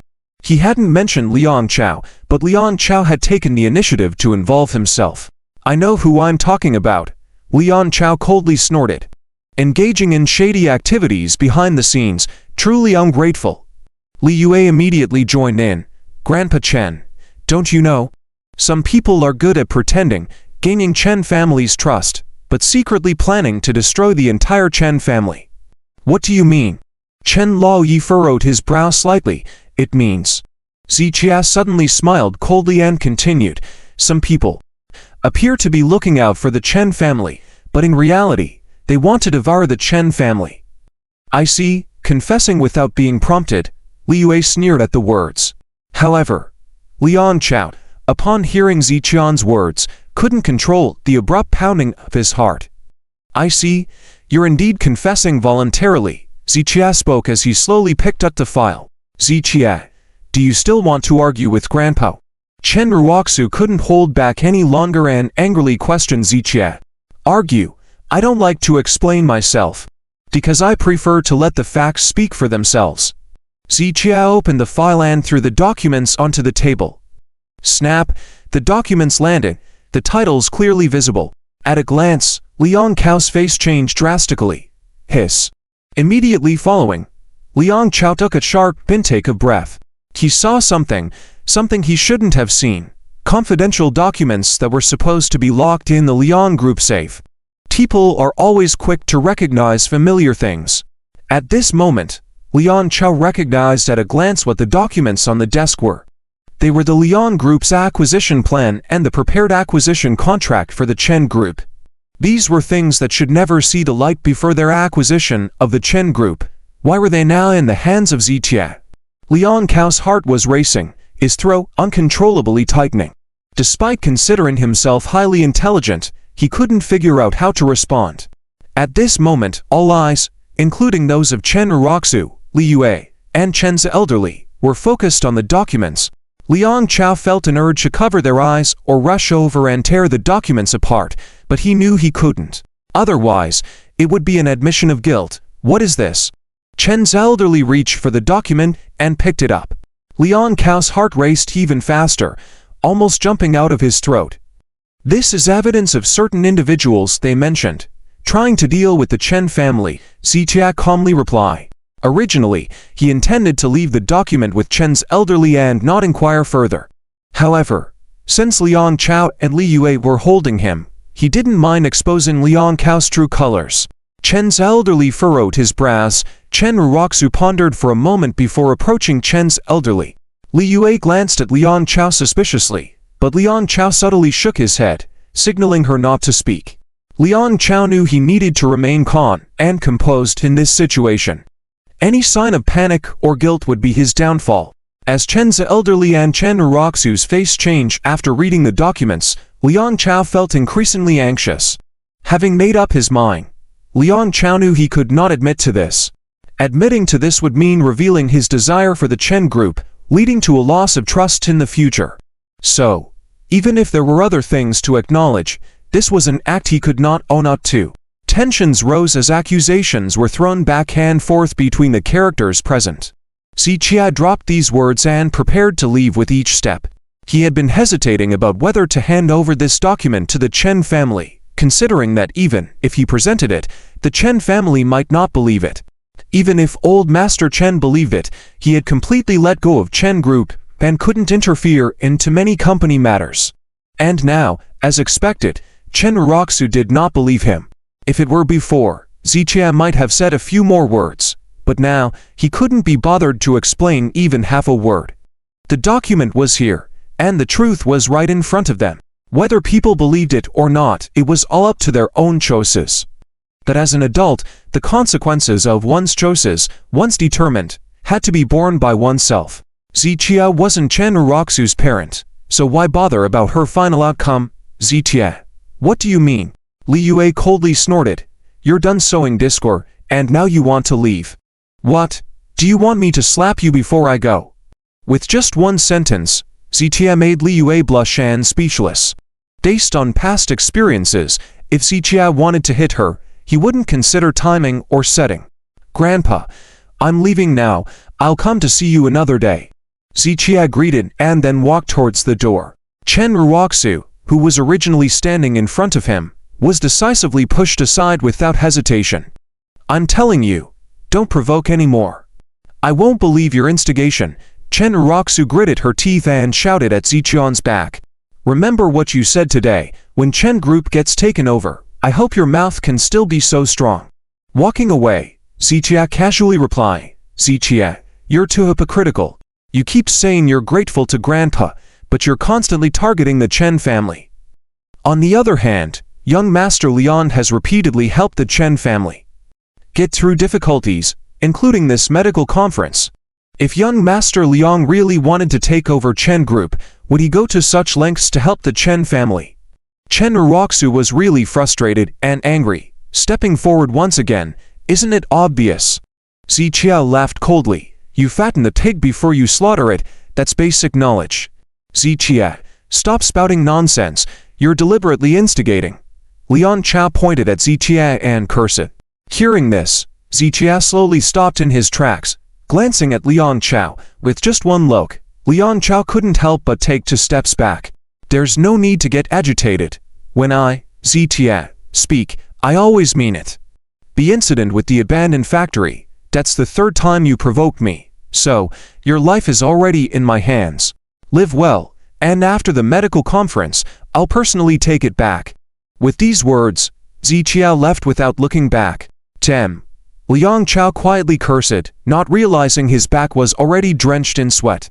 Meanwhile, Chen Uroxu watched Zitia walk away, feeling a mix of emotions. Actually, the document Zitia presented didn't seem fake. If Zitia had shown this yesterday, Chen Uroxu would have believed it for sure. But today was different. Today, Liang Chao had gone to great lengths to secure the Chen Group's participation in the conference.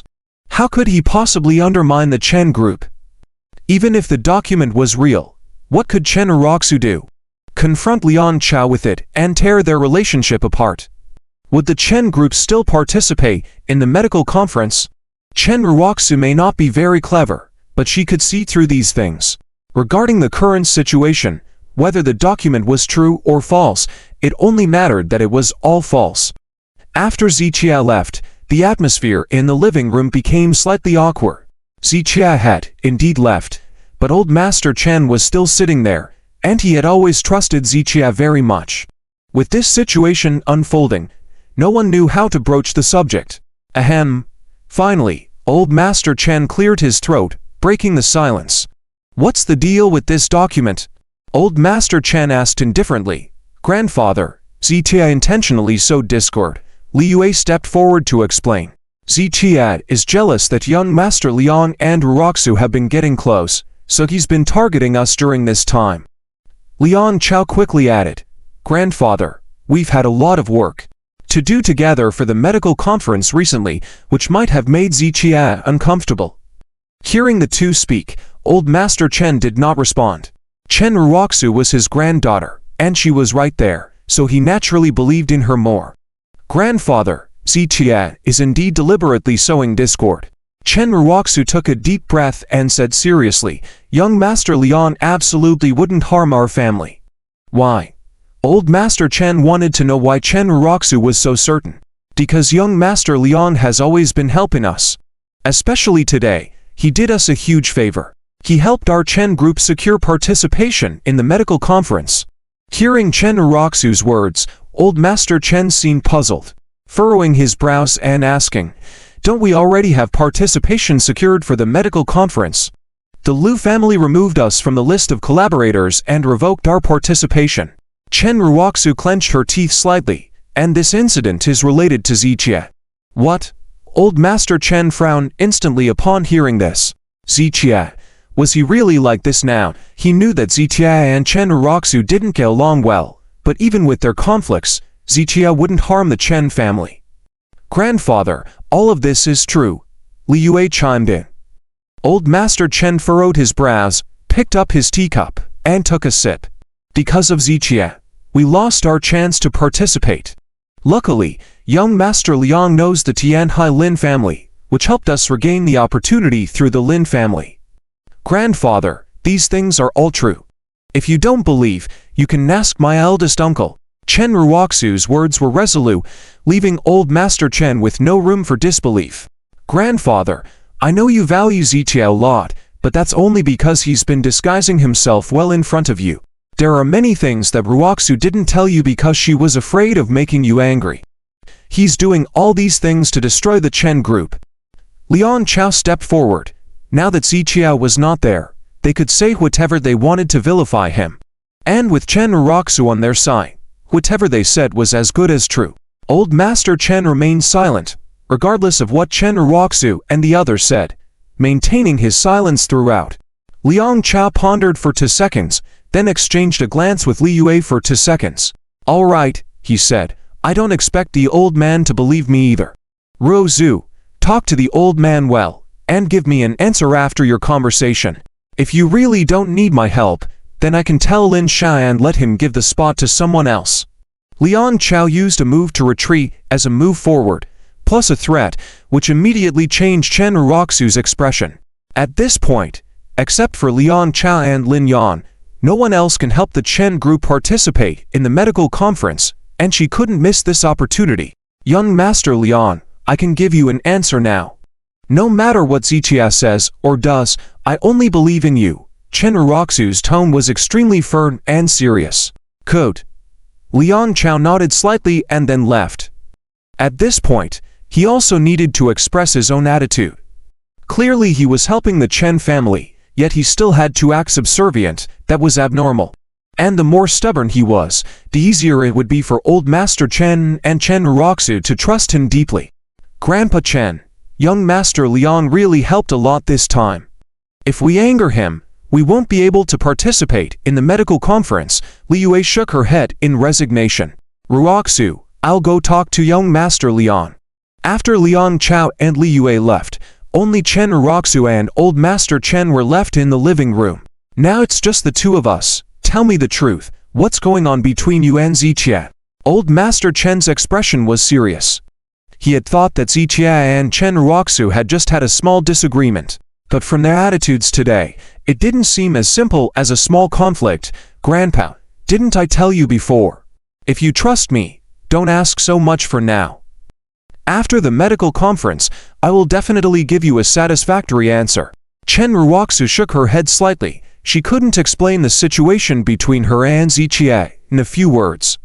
I want to know now. Old Master Chen's attitude this time was very firm.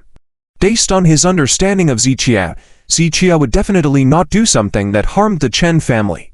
But the words spoken by Chen Uroxu and Zichia today made it hard not to believe, so now old Master Chen had two thoughts.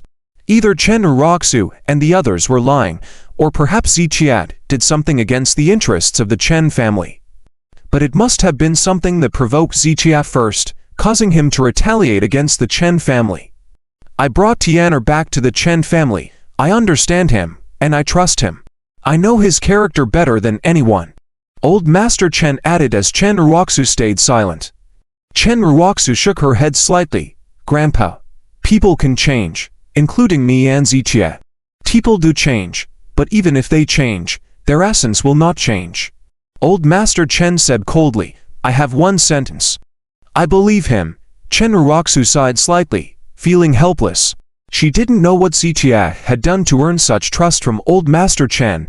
Even in the 2 years since she had been married to Zichia, every time Chen Uroxu had conflicts with Zichia, old Master Chen always believed Zichia and stood by his side.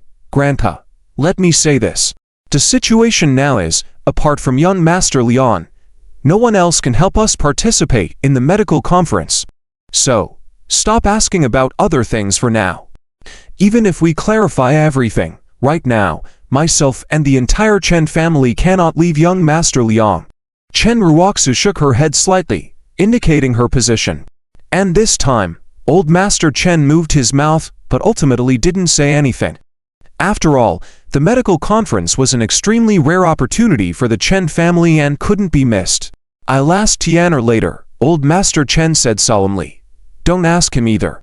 The things between him and me can't be explained in a few words, and he can't explain them either. I promised you, after the medical conference, I will explain everything clearly to you. Chen Uroxu shook her head, repeating that she only wanted to focus all her energy on the medical conference, without dealing with any other issues. I won't ask, but you need to keep what Tian'er said in mind. You must be wary of Leon Chao. Old Master Chen's expression was extremely serious, instructing Chen Uroxu. While he didn't understand Leon Chao or what had happened during this time, he believed he understood Zichia, and since it was based on what Zichia had said, he needed to treat it seriously. I know, regardless of who it is, including Li Yue, I have not allowed her access to the most confidential company matters. Chen Uroxu nodded. She still had her wits about her. That's good. Old Master Chen replied. Are you confident about this medical conference? Old Master Chen asked about this matter again. Yes, we have done a lot of preparation, and we will definitely not disappoint you. Chen Uroxu nodded vigorously. Good. Then you will lead this medical conference, and all members of the Chen family will assist you. Old Master Chen nodded. In the next 2 days, I will call everyone together to discuss this matter in detail. Okay. Chen Uroxu nodded in agreement. Another sigh. Zichia had returned to the lakeside villa. Regarding the events that occurred at Old Master Chen's place just now, Zichia wasn't the least bit angry, because he had anticipated that Chen Roxu would have such an attitude. For someone who recognized a thief as a father and viewed Zichia through colored glasses, no matter what evidence Zichia presented, they wouldn't believe it. And Chen Roxu was exactly in this situation now. Zichia had long since grown accustomed to all of this. In the past, perhaps he would have felt uncomfortable, but now he was used to it and wouldn't let such trivial matters disrupt his peace of mind. His phone buzzed, showing that it was Chen Roxu calling. Zichia disconnected the call, but Chen Roxu called again. Persistent, Zichia furrowed his brow slightly, then picked up the phone and placed it to the side. "Didn't you say there was no more involvement between us?" Zichia asked lightly. Chen Roxu immediately countered. "Then why did you go to Grandpa's house and get involved in the affairs of the Chen group?" This statement left Zichia speechless. "Where did you get that document from?" Chen Roxu asked sternly. After Zichia left, the more she looked at the document, the more it didn't seem fake, so she wanted to clarify the situation. "You don't need to concern yourself with that," Zichia replied lightly. "You only need to consider whether to believe it or not." After a few seconds of silence, Chen Roxu's voice sounded weary. "I don't have the qualification to consider anything now." "Then suit yourself," Zichia remained calm. "When the Chen group is swallowed by the Liang family, remember to send Grandpa to me. I'll take care of him in his old age. As for the other members of the Chen family, including you, alive or dead, I won't inquire. I'll tell you too, the Chen family will not be swallowed up, but will only get better and better." Chen Roxu clenched her teeth tightly, her tone incredibly firm. Seeing Chen Roxu's attitude, Zichia just shook his head and smiled, lightly flipping through his medical book. "Zichia, I'll say it again. There are things that even though I know are not right, but I have no other choice, I must do them. It was you who destroyed the Chen family's qualification for the competition. It was you who pushed me away with your own hands." Chen Roxu was already uncomfortable in her heart, and seeing Zichia silent, she felt even more frustrated. "You are the one burning bridges. Now you say I pushed you away with my own hands. What a reversal of black and white. I don't want to waste time on useless talk with you. Saying these things now has no meaning at all. As for the Chen group, maintaining the status quo is the wisest choice." Zichian's words were clearly loaded with implications, but Chen Roxu did not understand. "It's impossible. The Chen family cannot maintain the status quo.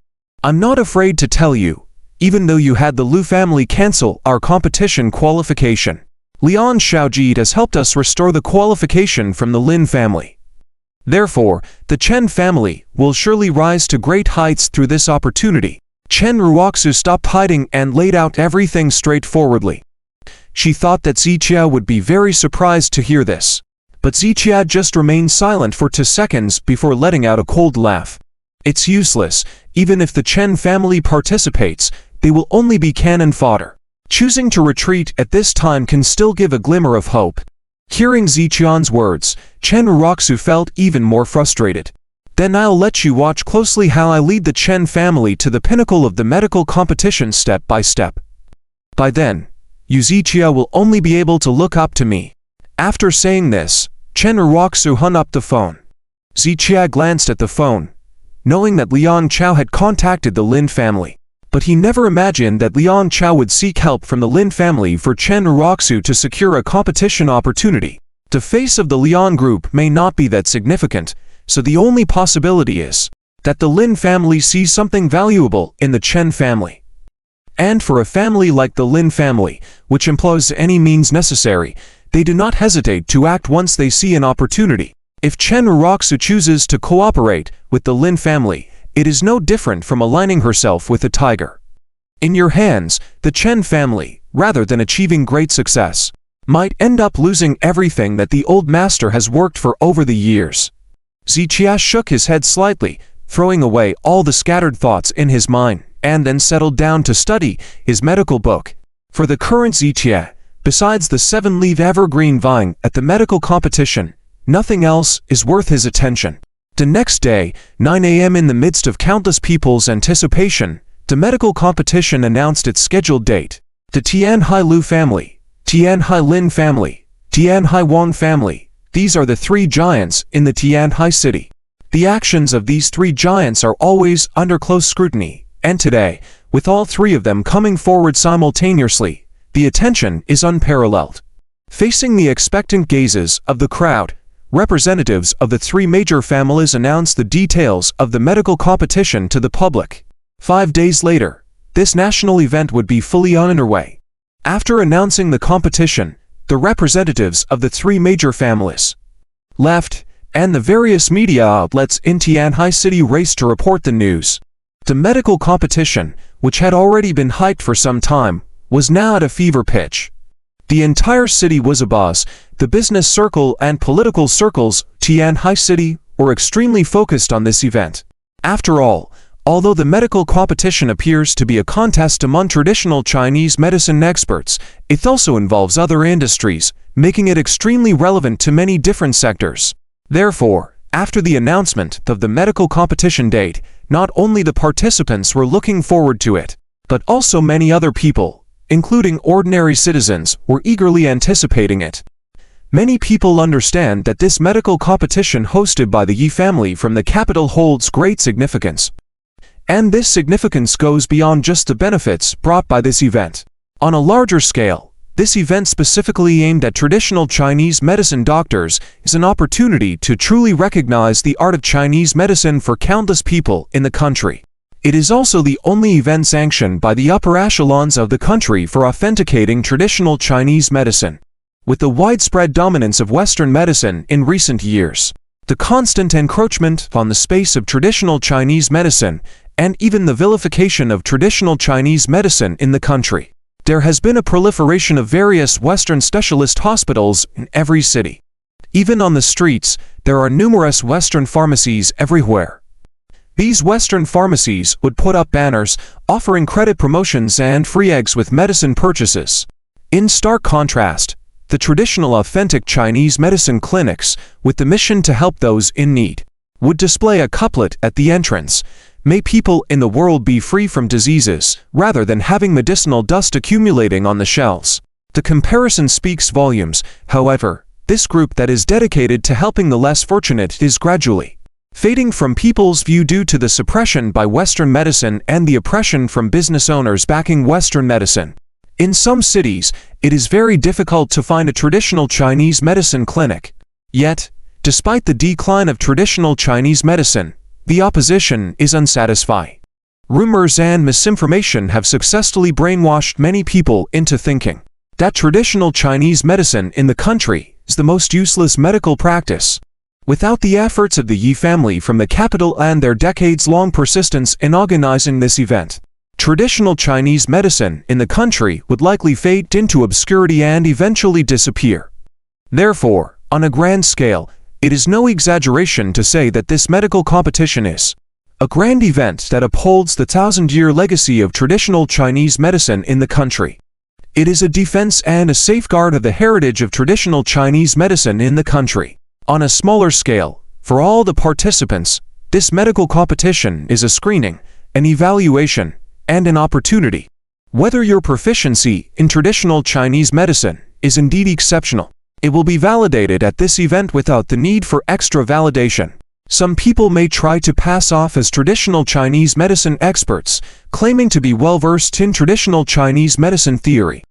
But eventually, in this event, their true abilities will be exposed, leading to their downfall. On the other hand, some may possess extraordinary medical skills that remain unknown and overlooked, and through this medical competition, they may have the chance to rise to fame and earn the respect of many. In a nutshell, in the medical competition, gold will not be buried, and imposters will be exposed without mercy. Some may lose everything because of the medical competition, while others may soar to great heights. Regardless of the outcome, it all depends on their true abilities and knowledge. The TAE Cup medical competition, with its strict and fair evaluation process, is as rigorous as the National College entrance examination. Open, transparent, fair, and just, this test sifts the real heroes from the crowd. The one who can persevere to the end is the true master healer of the country. The long-standing and profound culture of traditional Chinese medicine in the country has produced numerous talented individuals. And although traditional Chinese medicine has been suppressed by Western medicine in recent years, there are still many outstanding practitioners. However, in the sphere of traditional Chinese medicine, there are many skilled practitioners, but the prestigious TAE title is only bestowed once every 3 years.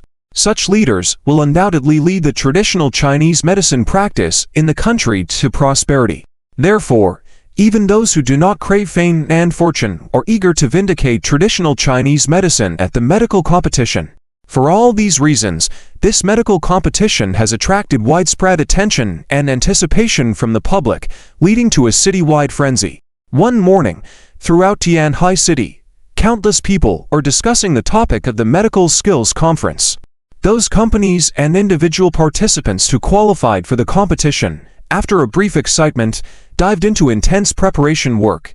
With only 5 days left for all participants, they naturally did not dare to delay.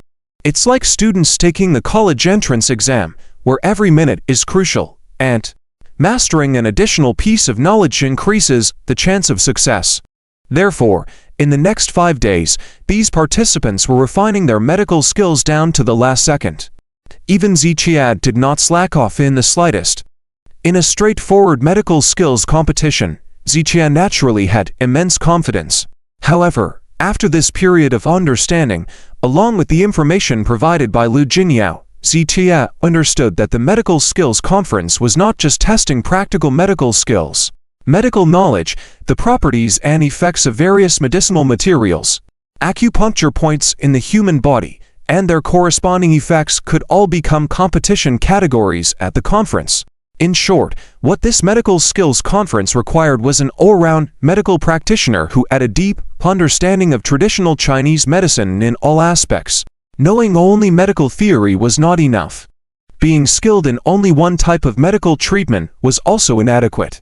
It was necessary to have a comprehensive understanding of traditional Chinese medicine, including medical theory, acupuncture, and massage techniques all needed to be mastered. Only in this way could one have a chance at winning the top spot at the Medical Skills Conference. This Medical Skills Conference is not as simple as I had thought before, Ziqian muttered as he flipped through the materials from the previous conference. It was no wonder that Lu Jinyao had repeatedly warned him not to take it lightly. Looking at the current situation, if Ziqian had underestimated things before, it would indeed be difficult to ensure victory in the end. After all, compared to others, Ziqian's practical medical skills were stronger, but his theoretical knowledge was relatively weak.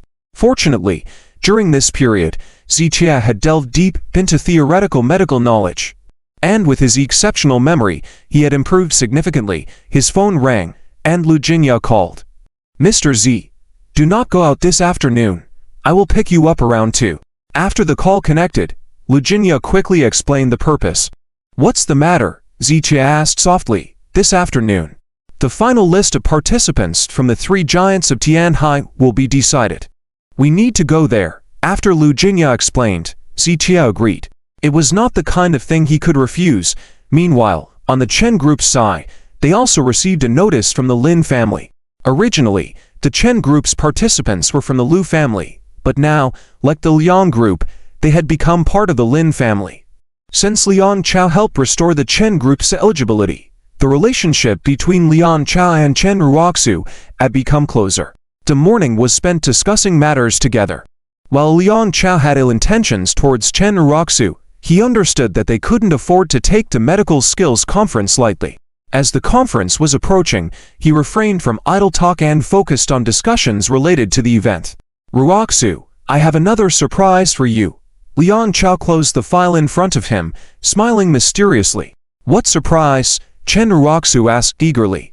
"John Chen, the divine doctor, has agreed to become a special consultant for both our families." Liang Chao's words filled Chen Ruoxu with joy. John Chen's medical skills were widely recognized. Not only was he the top young divine doctor in Tianhai City, but he had also learned from the medical sage Xin Heming, making his skills extraordinary. Liang Chao had contacted John Chen some time ago, but due to disruptions caused by Ziqian, John Chen had been quite upset with Liang Chao. Chen Ruoxu thought the matter was hopeless, but Liang Chao had managed to turn the situation around. "Liang, are you serious?" Chen Ruoxu's excitement was evident. Did Mr. John Chen really agree? Wasn't he angry last time? Mr. John was upset with Ziqie, not us. After all, everyone is responsible for their own actions. If it wasn't for Ziqian's disruptions, we would have secured Mr. John's services a long time ago. As Liang Chao spoke, Chen Ruoxu nodded in agreement. They had tried to meet John Chen twice before, but both times, they were intercepted by Ziqie, leading to the cancellation of the meetings. Ultimately, it was Ziqian's fault, not Liang Cao's. By re-engaging John Chen, Liang Chao demonstrated his ability. In the coming days, our participants from both families can merge and receive personal guidance from the divine Dr. John, Liang Chao proposed. With John Chen's profound medical skills, in just a few days, our participants' skills could be elevated significantly. After Liang Chao finished, Chen Ruoxu nodded again. With John Chen's expertise, their chances of achieving a top position in the competition would greatly increase. In addition to having John Chen guide our participants, it would be even better if he could represent us in the competition, Chen Ruoxu suggested after some consideration. I'm considering that as well. Mr. John will also be present in the afternoon, and we can discuss this further with him in person. Liang Chao said, to which Chen Ruoxu nodded eagerly. All right, you focus on your tasks. I'll go speak with Mr. Lin to discuss the details. Liang Chao excused himself, with Chen Ruoxu seeing him off. On the other side, Tianhai Lin's mansion. After concluding a family meeting, Lin Yan returned to his room. Tianhai Lin's family was prosperous, and Lin Yan, being the most outstanding among the young members, was deeply involved in the preparations for the Medical Skills Conference. This time, our Lin family is well prepared. The Lu family, hey. Lin Yan shook his head with a cold smile. Originally, their plan was to ruin the Lu family before the Medical Skills Conference began, thus causing the Lu family to lose its qualification as the host. However, despite numerous attempts during this period, they had not succeeded. Nonetheless, the Lin family was fully prepared this time, and was poised to crush the Lu family thoroughly. After the Medical Skills Conference, the Lu family would be completely disgraced among the three giants of Tianhai. Young Master Lin, it seems that the Lu family has hired a medical expert. Moreover, this medical expert is the person you asked me to investigate the other day. A servant reported the situation in a low voice. Oh, you mean the person at the racetrack who has been helping the Lu family recently is the medical expert? Lin Yang looked surprised. It's him. His name is Ziqie. Also, I found out something else, the servant added, with a meaningful expression. What's the matter? Lin Yan asked, lifting his head. In his eyes, Ziqie, this kind of minor character, was not worth his special attention at all. If it weren't for the recent events of the past few days, he wouldn't even spare a second glance at Ziqie. This Ziqie is still Chen Ruoxu's husband from the Chen group. He's the one who came yesterday asking for a spot in the competition, that Chen Ruoxu. Hearing the follower's words, Lin Yan pondered for a moment, then a hint of strangeness appeared on his face. He really hadn't expected Ziqie to have such a background. Let's not speak for now, let me think about this matter. Lin Yan rubbed his chin, furrowing his brow in thought. In the time before the Medical Arts Conference opened, the Lin family had made several moves against the Lu family, but they were easily resolved by the Lu family. Even during the incident targeting Jin Cheng, the Lin family had thought that the Lu family wouldn't have the ability to respond. But unexpectedly, Jin Cheng had outwitted them. With a move like Jinkin Tua Chao, the golden cicada shedding its skin, combined with a strategy of sacrificing the rook to save the king, successfully resolving the crisis. The entire Lin family was shocked at the time, and they hadn't made any more moves afterward. But after their investigation, Ziqie had entered the Lin family's sights. In this case, our Lin family and Ziqie have been enemies for a long time. Lin Yang narrowed his eyes slightly. They regarded the Lu family as enemies, and since Ziqie stood with the Lu family, naturally, he was an enemy of the Lin family as well.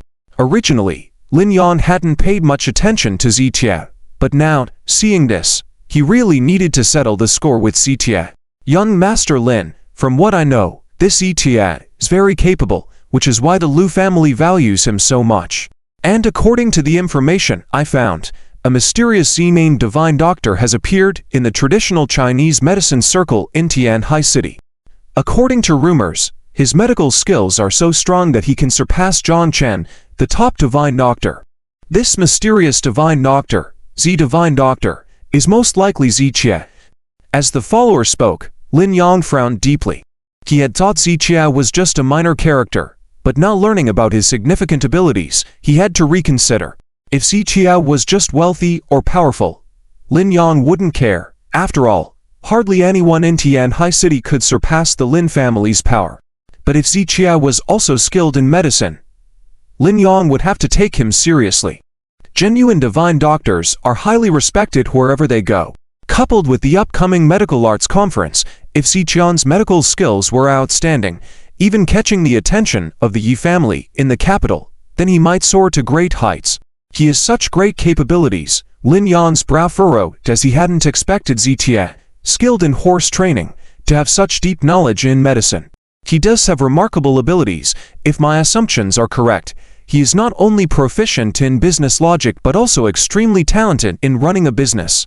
With phenomenal medical skills that can even surpass renowned divine doctor like John Chen, perhaps it is for these reasons that the Liu family values him so much. The follower nodded in agreement, causing Lin Yan to furrow his brow even more. If the follower's words were true, then Ziqie was an all-around talent with exceptional abilities.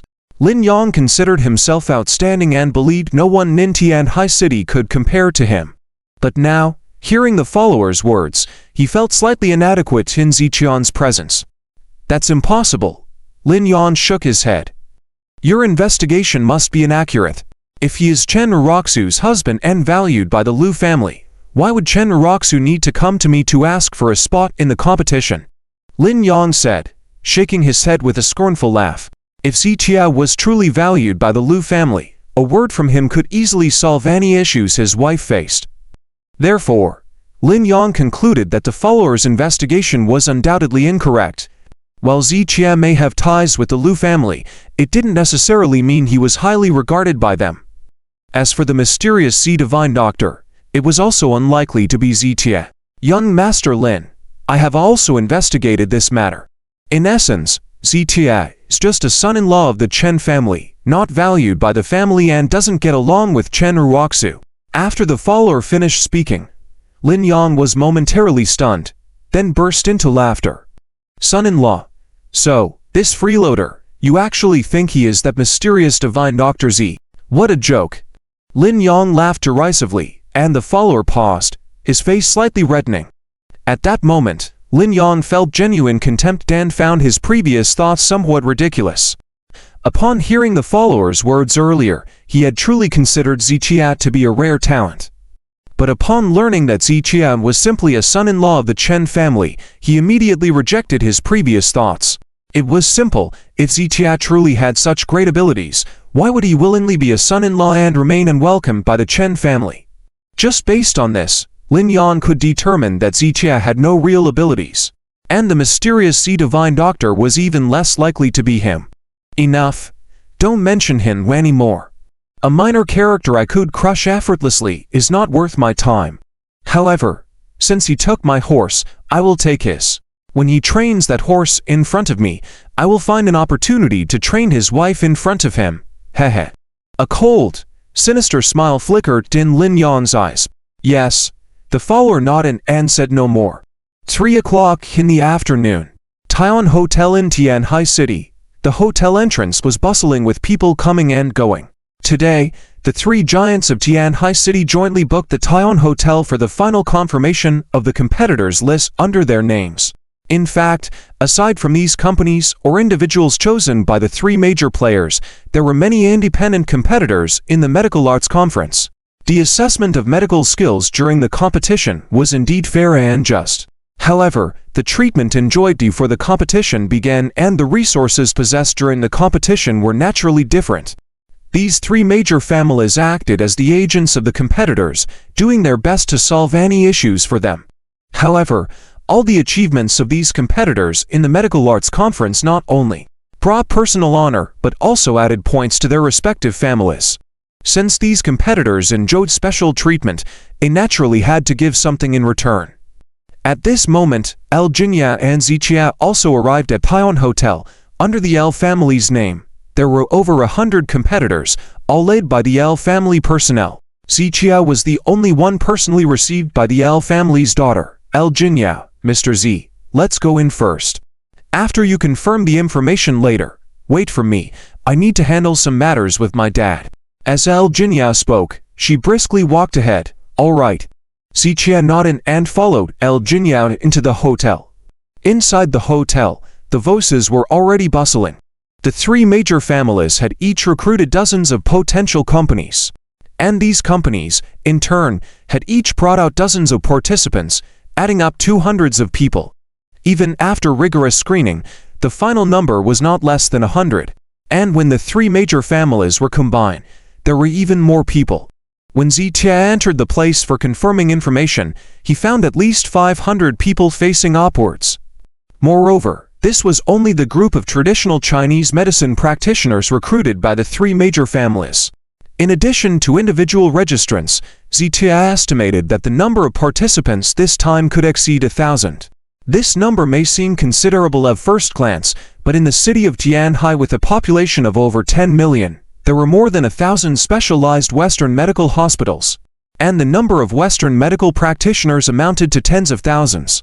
Compared to this number of Western medical practitioners, the amount of traditional Chinese medicine practitioners was pitifully small. Under the guidance of Lu Jinyao, Zichia first walked into the green channel, bypassing the queue for priority confirmation of information. After completing all this, Zichia went to the rest area to wait for Lu Jinyao.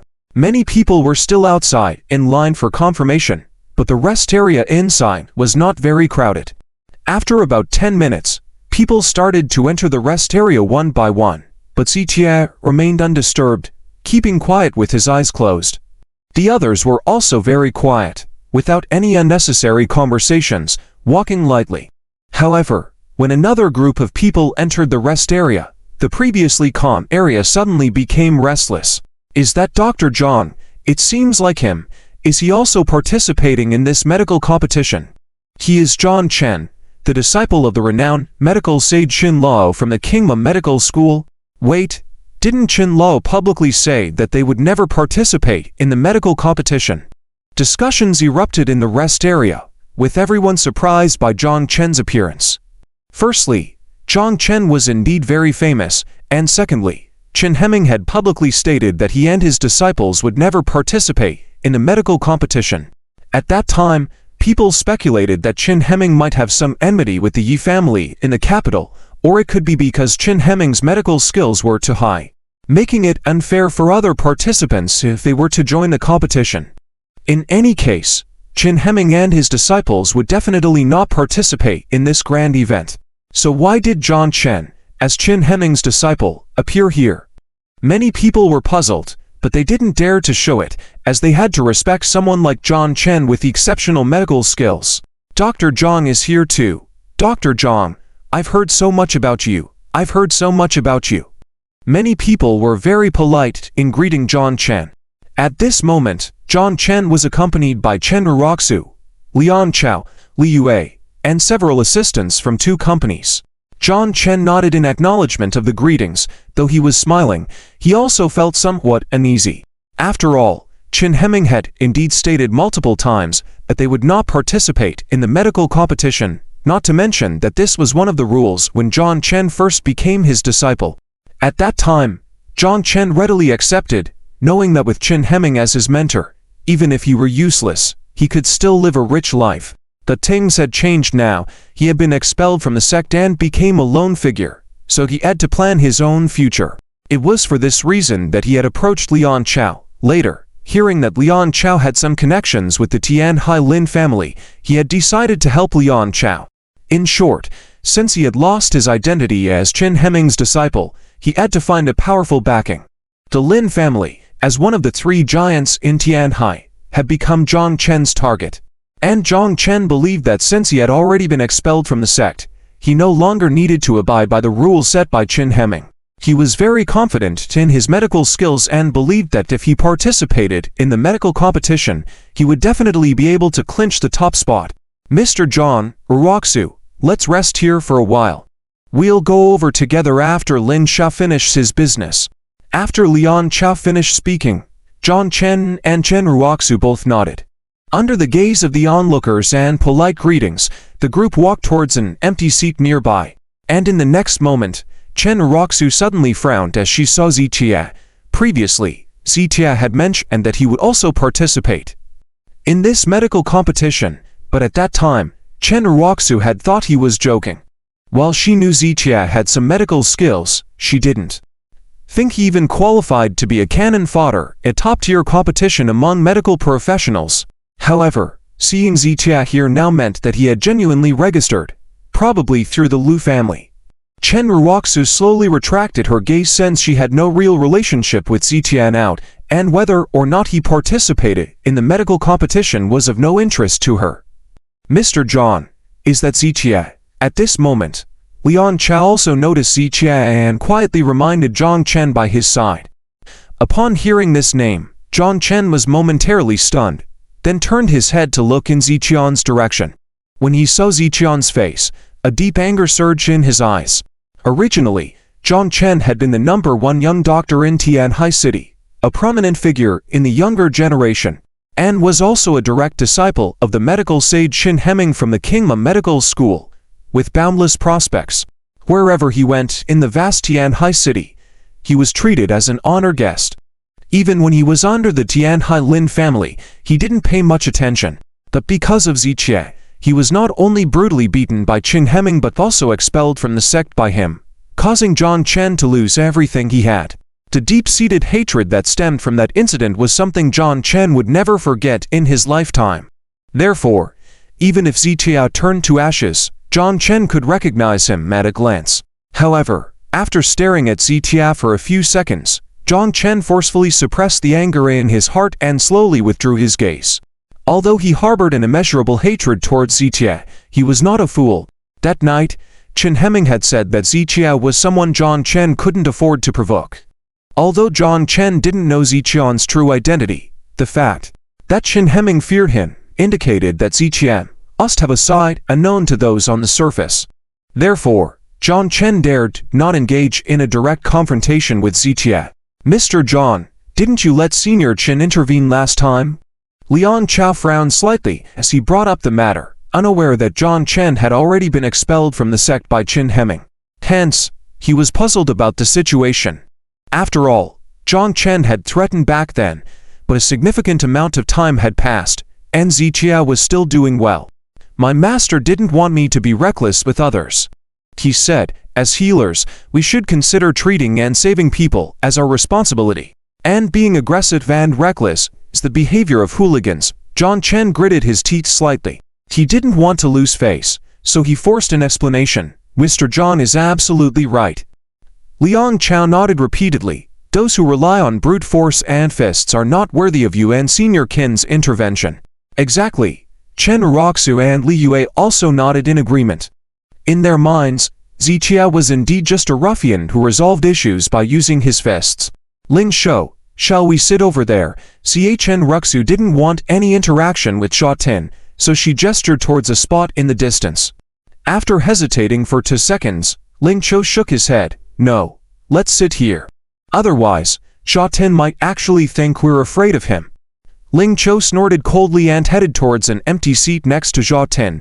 In other places, Ling Shou did indeed fear Sha Tin, but where were they? This was a hotel jointly purchased by the 3 giants, and the Lin families. Lin Dasha was here. With the Lin family backing him, Ling Shou was confident, and he didn't believe Sha Tin would dare to provoke him here. Chin up and nostrils flaring, Ling Shou walked towards Sha Tin. Chen Ruoxu and Jing Chen paused for a moment, then followed. Many people greeted Jing Chen, contrasting starkly with Sha Tin, who was being ignored. After all, Jing Chen was the top young divine physician in Tianhai City, whereas Sha Tin was just an unknown figure in the world of Chinese medicine, insignificant to others. The polite treatment from those around made Jing Chen feel honor and more confident. Chen Ruoxu, Lu, and the others naturally basked in Jingchen's glory, drawing many eyes. Feeling the gaze of those around them, while having not said anything yet, Lu's attitude swelled. When Lu walked up to Jia Tin, she stopped her footsteps. The standard of this medical congress is getting lower and lower, allowing anyone to participate. With that statement, Ling Cho leading at the front, followed by Jing Chen and Chen Ruxu behind, all felt a pang in their hearts. Ling Cho just wanted to slap Lu in the face, feeling the Lin family's support. He indeed wasn't afraid of Jia Tin, but he had never intended to provoke Jia Tin actively. Not only him, even Jing Chen had a similar mindset. They harbored deep resentment towards Jia Tin, but they also knew how strong his power was and how ruthless his personality could be. So unless forced, they didn't want to confront Jia Tin head-on. But with Lu's remark, how could they salvage the situation?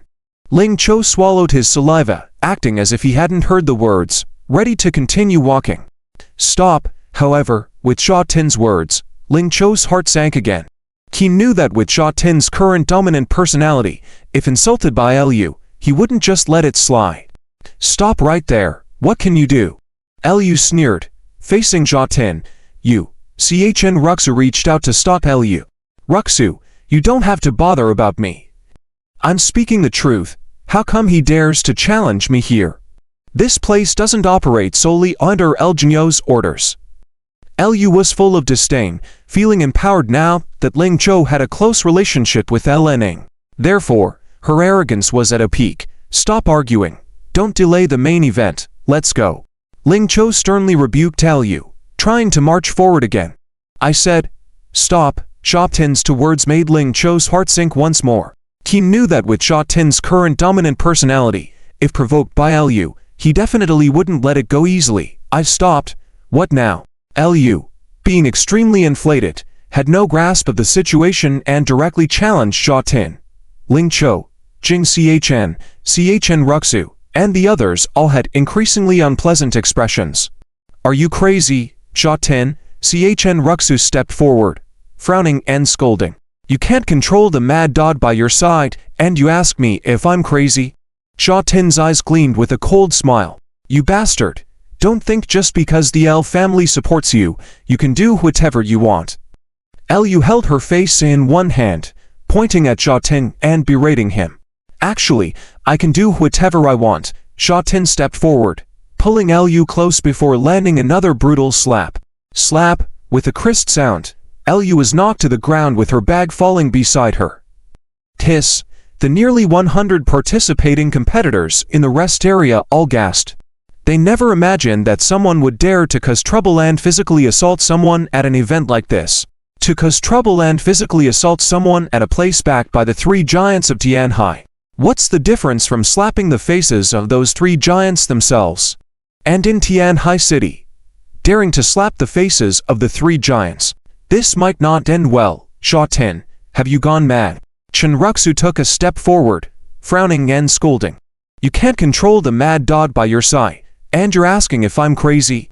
Jia Tin's eyes held a cold smile. Jia Tin, you bastard. Don't think just because the L family supports you, you can do whatever you want. Lu clutched her face, pointing at Jia Tin and cursing loudly. I can indeed do whatever I want. Jia Tin stepped forward, pulling Lu close and delivering another harsh slap. Slap. This time, Lu was knocked to the ground by the slap. You. Ling Shou. Jing Divine Physician. Lu sat on the ground howling, then began to call for help. So, is it Jing Chen who gives you your confidence? Then ask him, does he dare to utter a word in front of me? Jia Tin's words silenced the entire rest area in an instant. Madness. To mad, Ziqiad is mad to the extreme. At this moment, in everybody's eyes, Ziqiad is definitely an ignorant rash youth. He dares to cause trouble and hit people in this place, which is already extremely arrogant, and now he even dares to insult John Chen like this. Who is John Chen? He is the best young genius doctor in Tianhai City. Not only that, he also studied under the famous Dr. Qin Heming, who is a closed-door disciple of Master Qin. With John Chen's identities, even the three giants of Tianhai City would treat John Chen politely. Ziqiad is just a small participant in the competition, Where does he get the courage to talk to John Chen like this?